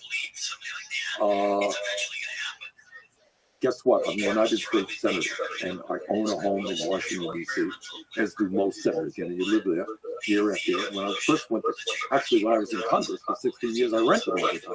But I got elected. Okay, got a 6-year term. You know what? Let's buy a house. So we bought a house, and guess what? Like many thousands of people in the state of Vermont, I have a summer camp, a nice one, on Lake Champlain. That's it. Now, how did I get the money? You're right. I wrote 2 best-selling books, including this book on capitalism, the New York Times bestseller for a while. And also another book was the youth book. That's when I make, I don't know, $175,000 a year, and that's more or less how I became the billionaire that I am. I should also mention that sometimes the word mansion is used, and I think your residences are quite modest. Yeah, no marriages and they're not, they're middle class houses. So when you started in politics, I read you were worth $1,100. Not much. Yeah, that much. That's right. Has the increasing wealth changed your ability to relate to the working class? Well, that's a good question. Obviously, growing up in a working class family has been maybe the most singularly significant aspect of my politics. I grew up without money in a family that lives in a rent-controlled apartment in Brooklyn, New York. So that has impacted me. I'll tell you, I don't really give a damn about money. I drive a car that's 11 years old, it's an old car. And money is my jewelry. It's a solar watch and my wedding ring. That's about it. I don't have a Rolex watch. Would not be interested in it. But I'll tell you what has impacted me. My wife, who also grew up in a working class family, will tell you the same. We don't worry. We raise that issue. If we have to go to the doctor, if our kids have to go to the doctor, we go to the doctor. I don't stay at my explain. I used to, there was a time I had to worry about how to pay my electric bill. I don't worry about that anymore. So what has happened, that stress, that economic stress, not worrying about a financial disaster, that's gone. And that is enormous. I, maybe as much or more than any other member of the Senate, work hard, not only for, but with working class people, and chairman of the committee deals with labor issues. We have been involved probably in dozens of strikes all over this country, as in picket lines. So, I do my best. It's a very easy trap to fall into. You can get separated from ordinary people and their struggles. Not hard to do. I try to find something not to do that. Sometimes people say, can money buy happiness? I think I agree with you. That worry, sort of being able to fill up your car and not worry about how much it's going to cost, to be able to get food for dinner and not worry about how much it's going to cost. Or even, I've been poor most of my life. I've been very fortunate recently to have enough wealth to not worry about healthcare, have insurance, and be able to afford an emergency room visit. And that worry is just such a giant lift off your shoulders. I remember and I saw this change in myself. When I used to go and I do the grocery shop, my wife does all the cooking, I do the grocery shop. I used to look at the prices of everything. I do that less now. And I said, so what? Cost 50 cents more for this can of stuff, so what? But that's a luxury you have when you don't have to worry about that. And I'm not worried about it. But your point is, again, to me, I don't like big fancy cars or big fancy homes. Don't go on. My wife will tell you we've not been on a real vacation for God knows how long, because I work pretty hard. But the major thing about having money, which is enormous, is just what you said. I don't have to worry. If somebody in my family gets sick, I don't have to worry about this. I don't have to worry about putting food on the table or paying the mortgage. So that's what money has done. Okay, let me ask you about the future of the Democratic Party. So one of the biggest impacts you've had is you've been the fuel, the catalyst for the increase of the progressive caucus, the progressive movement within the Democratic Party. Do you think that is the future? The progressives, even Democratic socialist leaders will take over the party? That is the most important question regarding, to my mind, American politics. One of the successes that we've had, and I'm proud of our state role in this, is that if you go to the House of Representatives right now, you will see almost 100 members of the Progressive Caucus, led very well by a woman from Washington, who does a great job. It's people like Alexandra Ocasio-Cortez, Ilhan Omar, many of them are young, often women, people of color, and many of them come from working class backgrounds. So what we have been able to do in recent years, elect a number of strong progressives who represent working families very, very effectively. The struggle in the Democratic Party is between the corporate wing and the progressive wing. And, the corporate wing takes a whole lot of money, sees its salvation in getting a whole lot of money from wealthy individuals.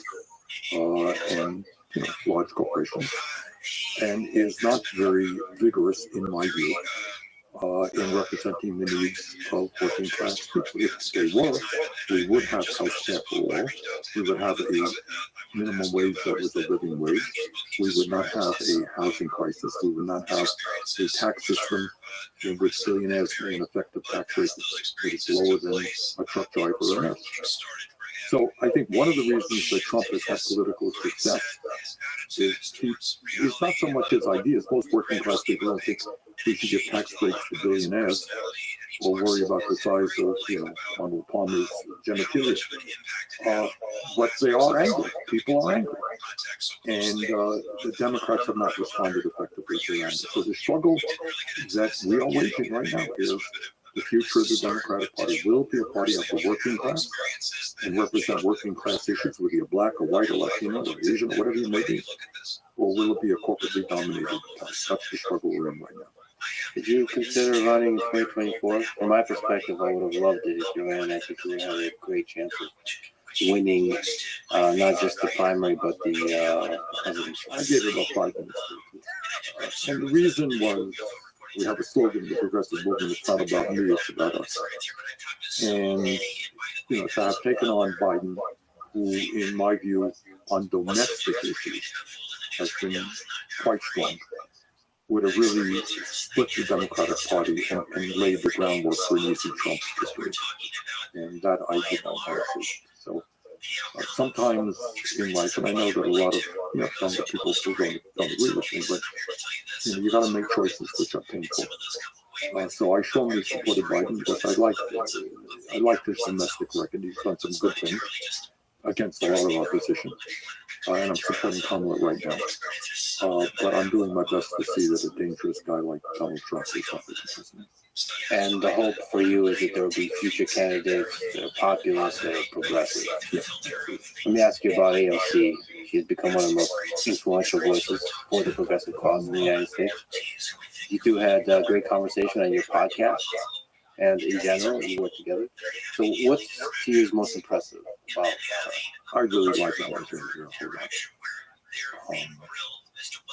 She is a young woman who comes from a working class background. She helped her mother clean houses. She was a bartender in the Bronx, New York. And I'm very proud that my campaign for president inspired her on.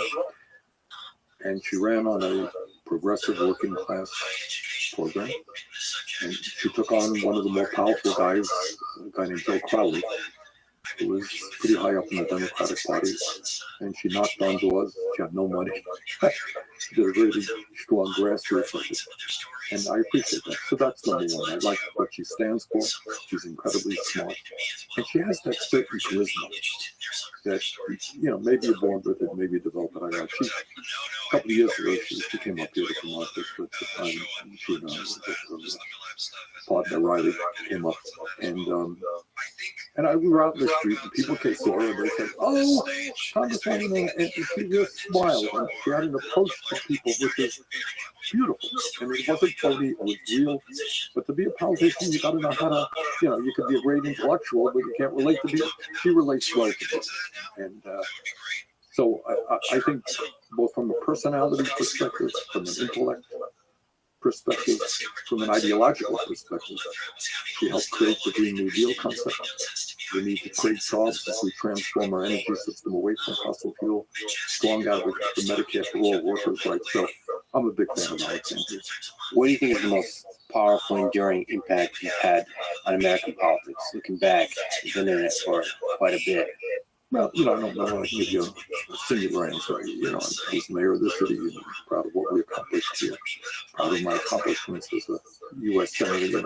When COVID was devastating this country, we had a massive economic downturn. I was chairman of the Budget Committee, helped write the American Rescue Plan, which put a lot of money into people's pockets to cut childhood poverty by 40% by providing a child tax credit. We kept hospitals going, we kept colleges going, kept people from getting evicted, helped get public health out, kept people getting the vaccine. I'm proud of that. But at the end of the day, I think what I have shown is that the ideas, gets back to the early part of this conversation, the ideas that I am talking about are ideas that are widely supported. You know, so when Donald Trump says, "Oh, Bernie Sanders is a far left," it's like some kind of extremist coming up with ideas that nobody supports. Everything that I talk about, raising the minimum wage, healthcare for all, a tax system which demands the billionaires pay their fair share. Those are all popular ideas, but people didn't know it. You got to run for president and have 20,000 people come out to your rallies and win 23 states. Well, maybe those ideas are not so crazy after all. And we've got to entertain them.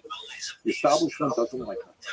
They really don't. They want to tell you, and this is their main, this is how they succeed. If they say, Lexus, the world is the way it is, it always will be this way. We got the wealth, we got the power, and don't think of anything else. This is the way it is. You have no power. Give up. That they don't say it like that, but that's really what the intent is. And what we showed is, guess what? Running an outsider campaign, we took on the Democratic establishment, came close to winning it, and we did win 23 states. And the ideas that we're talking about are the ideas that working class people and young people believe in. Yeah, you showed that it's possible to win. And that's an idea that will resonate for decades. And out of that came dozens of candidates now in the House of Representatives, people on city council, people on state legislature who did win. So we mentioned about the worry of getting sick, the worry of life that many people in the working class are suffering from. But there's also the worry that we all experience of the finiteness of life. Do you ponder your own mortality? Are you afraid of it? When you're 83, it does come across. All right. Yeah, of course. And, are you afraid of it? No, I'm not afraid of it. What I am afraid of, I think, is infirmity. I have been, knock on wood, this is wood, I think, reasonably healthy with an exception. I had a heart attack 5 years ago. And what blew me away was that my body failed me for the very first time in my life. That was stunning to me. That, suddenly I was in a hospital bed. I have a great deal of compassion for people as we speak who are in nursing homes, having a hard time walking, maybe your mental agility is slipping a little bit. That's tough. That's what worries me. We are all going to die, and that's that. So I'm not afraid of that, but that aspect of getting older, and that does concern me. That said, your mind is as sharp as any politician that I've ever heard, and also just off mic, I should say that just the warmth that you radiate, and I deeply, deeply appreciate that just as a human being. So you still got it after all that, after all those speeches, after all those houses, after all of it, there's still the humility and just the sharpness, the wit is all there. So Bernie, like I said, I wish you would have ran this year, but I also wish that there's future candidates. Yeah, and there will be those. I absolutely do it. I think, you asked about my legacy, the idea that they're all wonderful, really, really wonderful people who are now got involved in the political process and are fighting for justice. That's a great legacy. What gives you hope about the future of this country, about the future of the world? Sometimes one can become very cynical. You look at the terrible wars that are going on right now. You look at the divisiveness in this country, the ugliness, the poverty. You look at climate change. You get depressed from all of that. But I am lucky in this sense, in that I've had the opportunity. People often ask, what inspires you? How do you keep going? And I remember, it was in California where it really crystallized me. I was at a rally in the agricultural area of California. We did a rally with sunset. Thousands of people were out. And you looked around the crowd. There were young people, black and white, and Latino, Asian American, huge cross-section of older people. And they all wanted to make America a very much better country. And it really moved me. I see that time and time I've just been on the campaign trail. And you see great people, really beautiful people, who not interested in becoming billionaires. They want to improve life for other people in this country. So, I am grateful that it sounds like a platitude. It's what every politician says, oh, blah, blah, blah, blah. But when you go out around the country, you go to Native American reservations and you go to factories and you see so many wonderful people. I have been able to see things that many others have not been to every state in the country. And that inspires me. I share their optimism. I share your optimism. Bernie, I've been a fan for a long time. It's a great honor to speak to you today. Thank you so much. Well, thank you very much for what you're doing. Let me just say a word of you're doing. Okay, let's go. The compliments here. I think there is a growing dissatisfaction with corporate media. And not because it's fake news or the reporters lie all the time. That's nonsense. They don't. But I think people want to hear folks really talk about in a calm manner about some of the very important issues which are not discussed in corporate media. And I think that's what you and some others are doing. So I thank you very much. It's a very important service to the country. And thank you from a mayor perspective for creating a wonderful town. And I look forward to looking at the fall leaves, walking around. I didn't quite create the leaves. Yeah. I did create some other things. Okay. Thank you so much, Bernie. Thank you. Thanks for listening to this conversation with Bernie Sanders. To support this podcast, please check out our sponsors in the description. And now, let me leave you with some words from Aristotle. The real difference between democracy and oligarchy is poverty and wealth. Wherever men rule by reason of their wealth, whether they be few or many, that is an oligarchy. And where the poor rule, that is democracy. Thank you for listening, and hope to see you next time.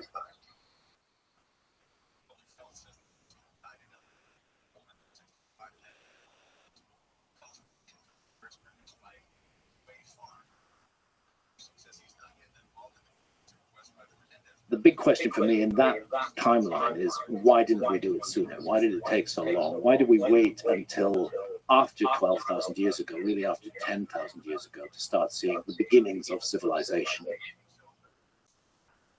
The following is a conversation with Graham Hancock, a journalist and author who for over 30 years has explored the controversial possibility that there existed a lost civilization during the last ice age, and that it was destroyed in a global cataclysm some 12,000 years ago.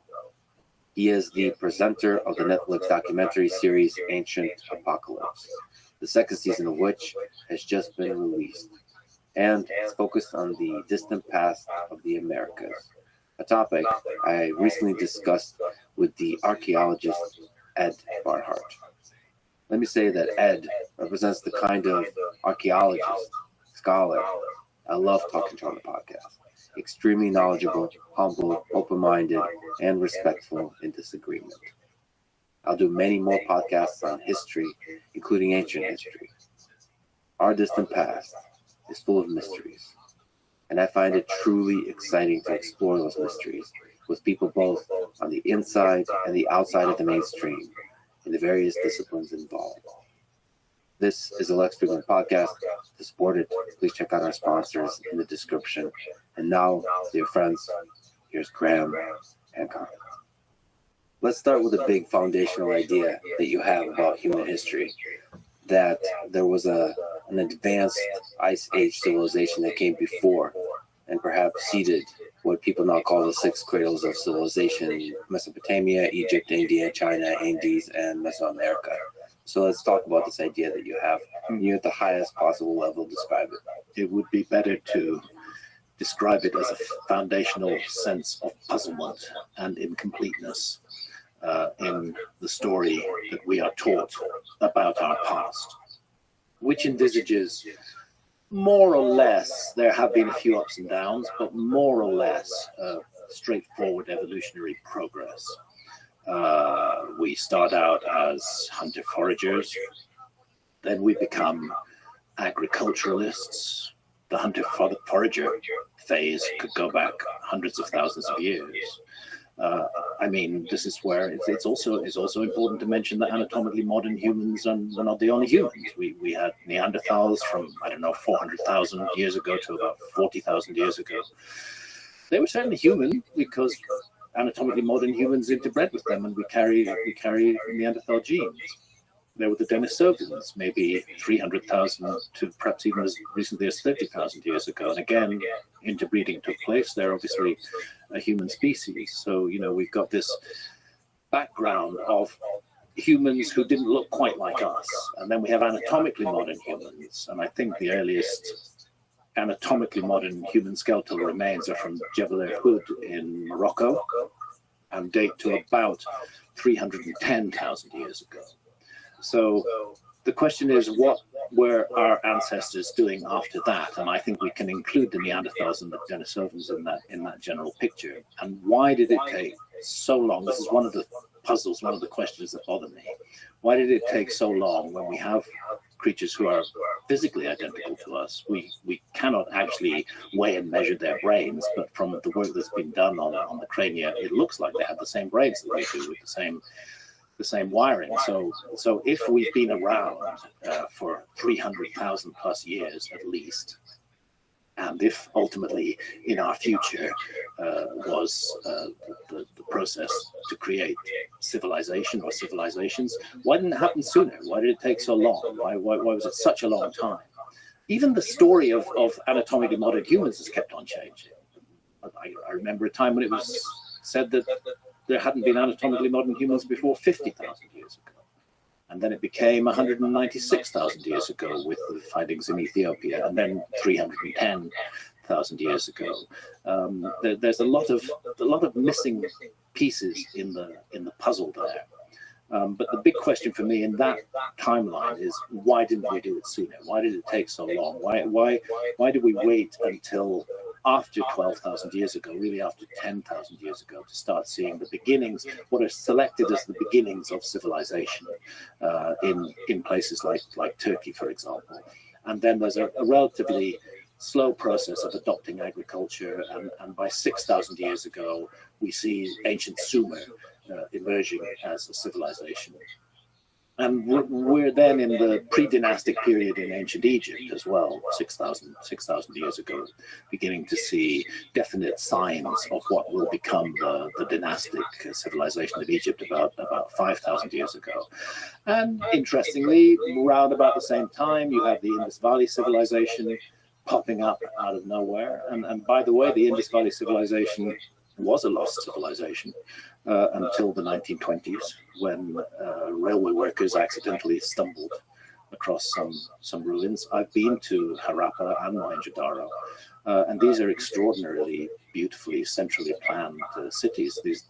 Clearly they're the work of an already sophisticated civilization. One of the things that strikes me about the Indus Valley civilization is that we find a steatite seal of an individual seated in a recognizable yoga posture. And that seal is 5,000 years old. And the yoga posture is Mula Bandhasana, which involves a real contortion of the ankles and twisting the feet back. It's an advanced yoga posture. So there it is 5,000 years ago. And that raises the question, well, how long did yoga take to get to that place when it was already so advanced 5,000 years ago? What's the background to this?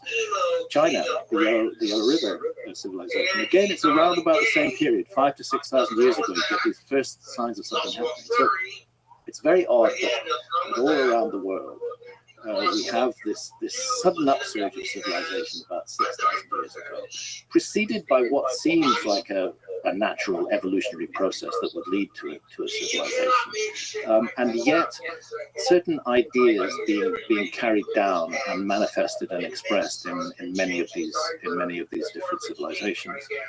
I just find that whole idea very puzzling and very disturbing, especially when I look at this radical break that takes place in not just the human story, but the story of all life on Earth, which was the last great cataclysm that the Earth went through, which was the Younger Dryas event. It was an extinction level event. That's when all the great megafauna of the Ice Age went extinct. It's after that, it's after that event that we start seeing this, what are taken to be the beginnings of the first gradual steps towards civilization. We come out of the Upper Paleolithic as it's defined, the old end of the Old Stone Age, and into the Neolithic. And that's when the wheels are supposedly set in motion to start civilization rolling. But what happened before that, and why did that suddenly happen then? And I can't help feeling, and I've felt this for a very long while, that there are major missing pieces in our story. It's often said that I'm claiming to have proved that there was an advanced lost civilization in the Ice Age, and I am not claiming to have proved that. That is a hypothesis that I am putting forward to answer some of the questions that I have about prehistory, and I think it's worthwhile to inquire into those possibilities, because the Younger Dryas event was a massive global cataclysm, whatever caused it, and it's strange that just after it we start seeing these first signs. So the current understanding in mainstream archaeology is that after the Younger Dryas is when the civilizations popped up in different places of the globe with a lot of similarities, but they popped up independently. Yeah, independently and by coincidence. And by coincidence, those big civilizations that we all remember as the first civilizations, Sumer, Egypt, the Indus Valley civilization, China, they all pop up at pretty much the same time. That is the mainstream view. And they don't just pop up, they kind of build up gradually. First there's some settlements. Oh, definitely, yes. And then there's different dynamics of how they build up, and the role of agriculture, and that is also not obvious, but it's just there's first a kind of settlement, a stabilization of where the people are living, then they start using agriculture, then they start getting urban centers and that kind of stuff. It seems like an entirely reasonable argument. Everything about that makes sense. There is no doubt that you're seeing evolutionary progress, social evolution taking place in those thousands of years before Sumer emerges. But what's happening now, really, I spent much of the 90s and the late 1980s investigating this issue of a lost civilization. I wrote a series of books about it. But by 2002, when I published a book called Underworld, which was the most massive and most heavy book that I've ever written, because I was writing very defensively at the time. By the time I finished that book, my wife Santa and I spent 7 years scuba diving all around the world, looking for structures underwater, often led by local fishermen or local divers, to anomalies that they'd seen underwater. By the time that book was finished, I thought, actually, I've done this story. I've walked the walk. I really don't have much more to say about it. And I turned in another direction. And I wrote a book called Supernatural: Meetings with the Ancient Teachers of Mankind, recently retitled Visionary. And that was about fundamentally about the role of psychedelics in the evolution of human culture. And I didn't think that I would go back to the lost civilization issue. But Göbekli Tepe in Turkey kept on forcing itself upon me. The more and more discoveries there, the 11,600-year date from Enclosure D, which is the two largest megalithic pillars. And I reached a point where I realized I have to get back in. I have to get back in the water, and I have to investigate this again. And Göbekli Tepe was a game changer, but I think it's a game changer for everything, because Göbekli Tepe, the extraordinary nature of it. We're looking at a major megalithic site, which is at least 5,500 years older than, say, Gigantia in Malta, which was previously considered to be the oldest megalithic site in the world.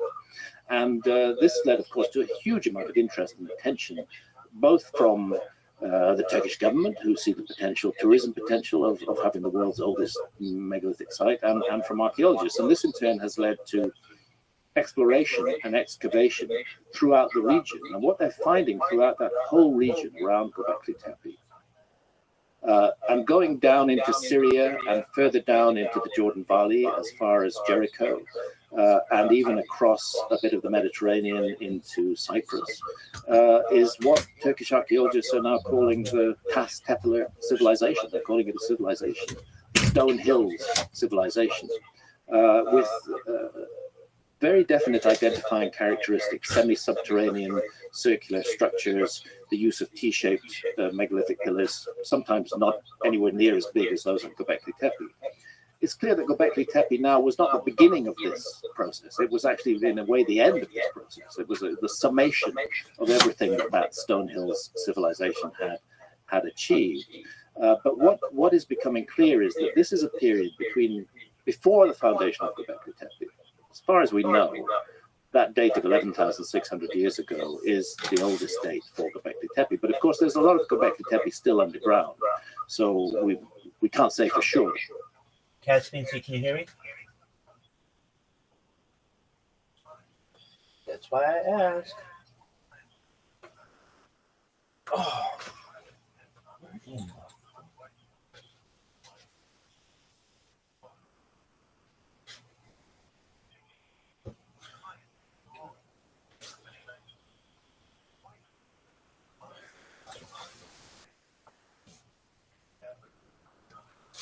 What is this horseshit? So I guess I should probably turn my microphone on. Yes, I can totally hear you. Excellent. How you living, pimp? I'm living all right, man. How are you feeling? You living good now? Yeah, dog. I slept like $1 million. I am. I'm gonna do a concert tonight. I don't know who I'm gonna sing, but I just read something that it's very minor, but it makes all the difference in the world to me. There's a pretty big Discord. It's got like 30,000 people. It's just not massive, but it's big enough. And I read somebody was like, "Who kicked Rabbi Rothschild from the Discord, from the VC? If anybody kicks him from the VC, you will be banned." I'm like, there you go. Now you've got my fucking loyalty. I'll stream in your shit forever. Yeah, exactly. And that's my goal is like to just use mere exposure effect enough that people are like, they know who I am, they become allied with me, and then they never want me to leave. That's what you want.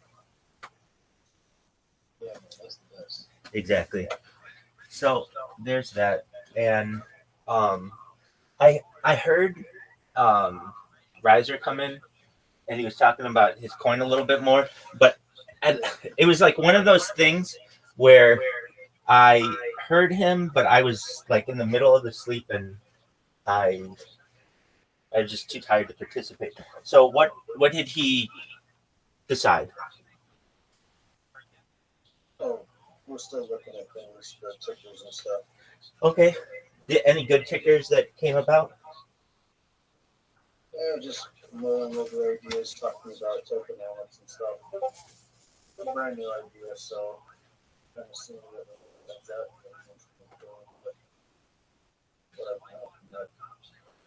Okay. Oh, there it is. I don't want to try to like think it over and then Right. I definitely know that I have the ability to get overexcited and then all of a sudden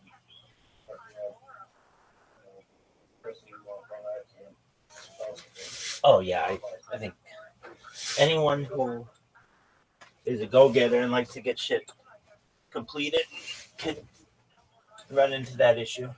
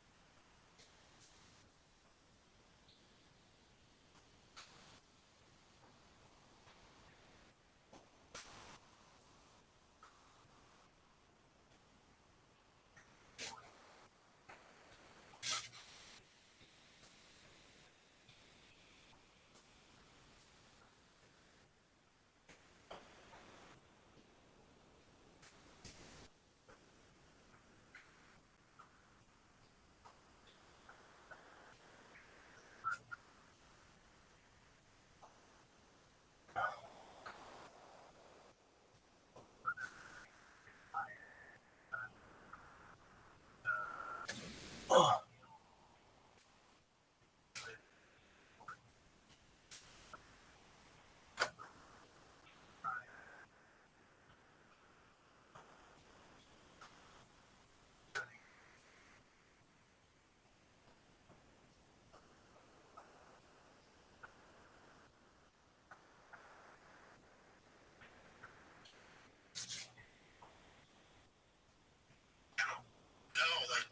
So if you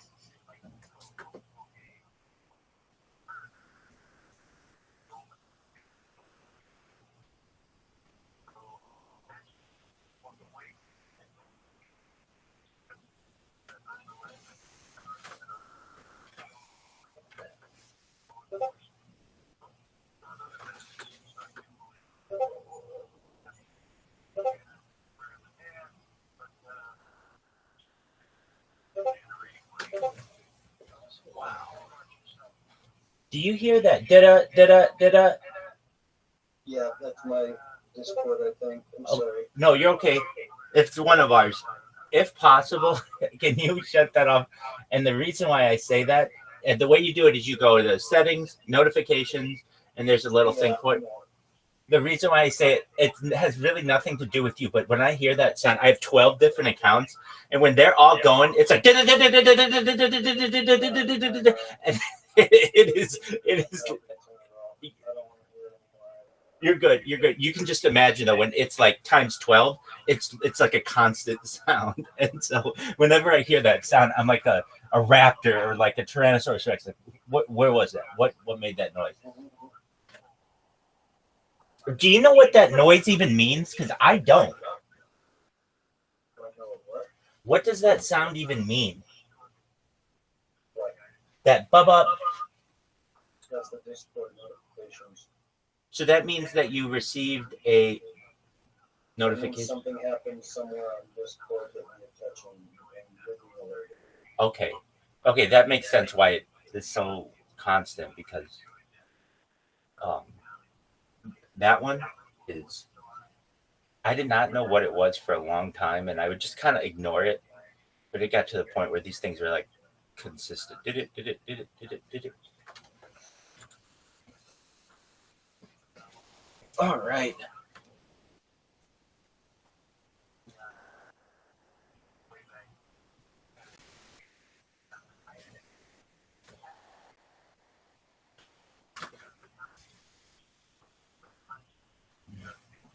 Something that I find interesting is the fact that Kick is still in beta, like years after it was launched. Whenever I go to its website and I see Kick beta, I just think to myself, people aren't going to take you seriously until you remove that. I know I didn't. When I, like last year, somebody would come into the Harry Potter Bombasonic 10 Inu, and they'd be like, they were really amazing. They were really adamant that I stream and on Kick. They're like, it's an up and coming platform, and you'll be able to get an audience. And I was like, yeah, but it's in beta. And they're like, yeah, but it'll come about. And that was like more than a year ago, and that was just my first reaction. Now I basically dominate that website, and even I'm still like, come on, guys. It's just, when you look at it and you're like, if I see it's beta, it's like, oh, they're not going to pay me correctly, or they don't know what, like, maybe it's not even going to work. So just something that I find interesting. And I was reading on the subreddit, when are they going to remove that? And the overall consensus was likely when they initiate ads and things, like when everything is working. Yeah. Whenever everything is working. Yeah.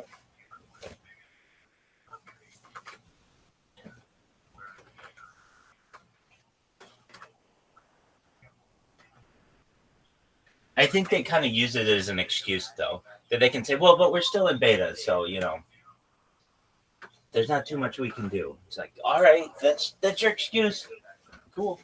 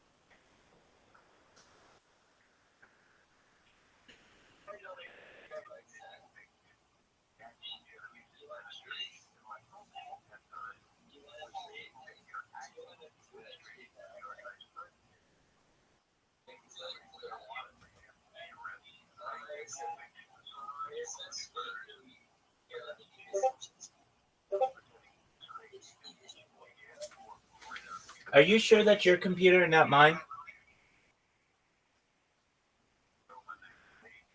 I don't know. I didn't even notice just now. Sorry. No, that's okay. Next time, because it very well could be mine. I'm not sure. And if it is, I'm just trying to find the culprit. Yeah. I'll let you know if I hear it again. And like I said, it very well could be mine.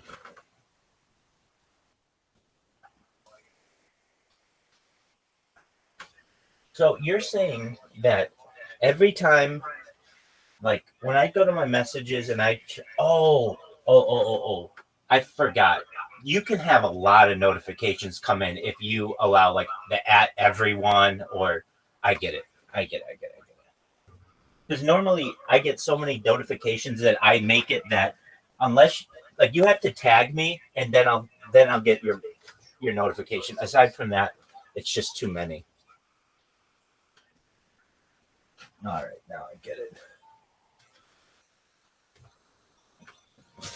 Dog, I am fucking excited. Not anything major, but there's a Kill Tony. I'm gonna fucking do a concert. I am gonna chill with my homie and see what happens.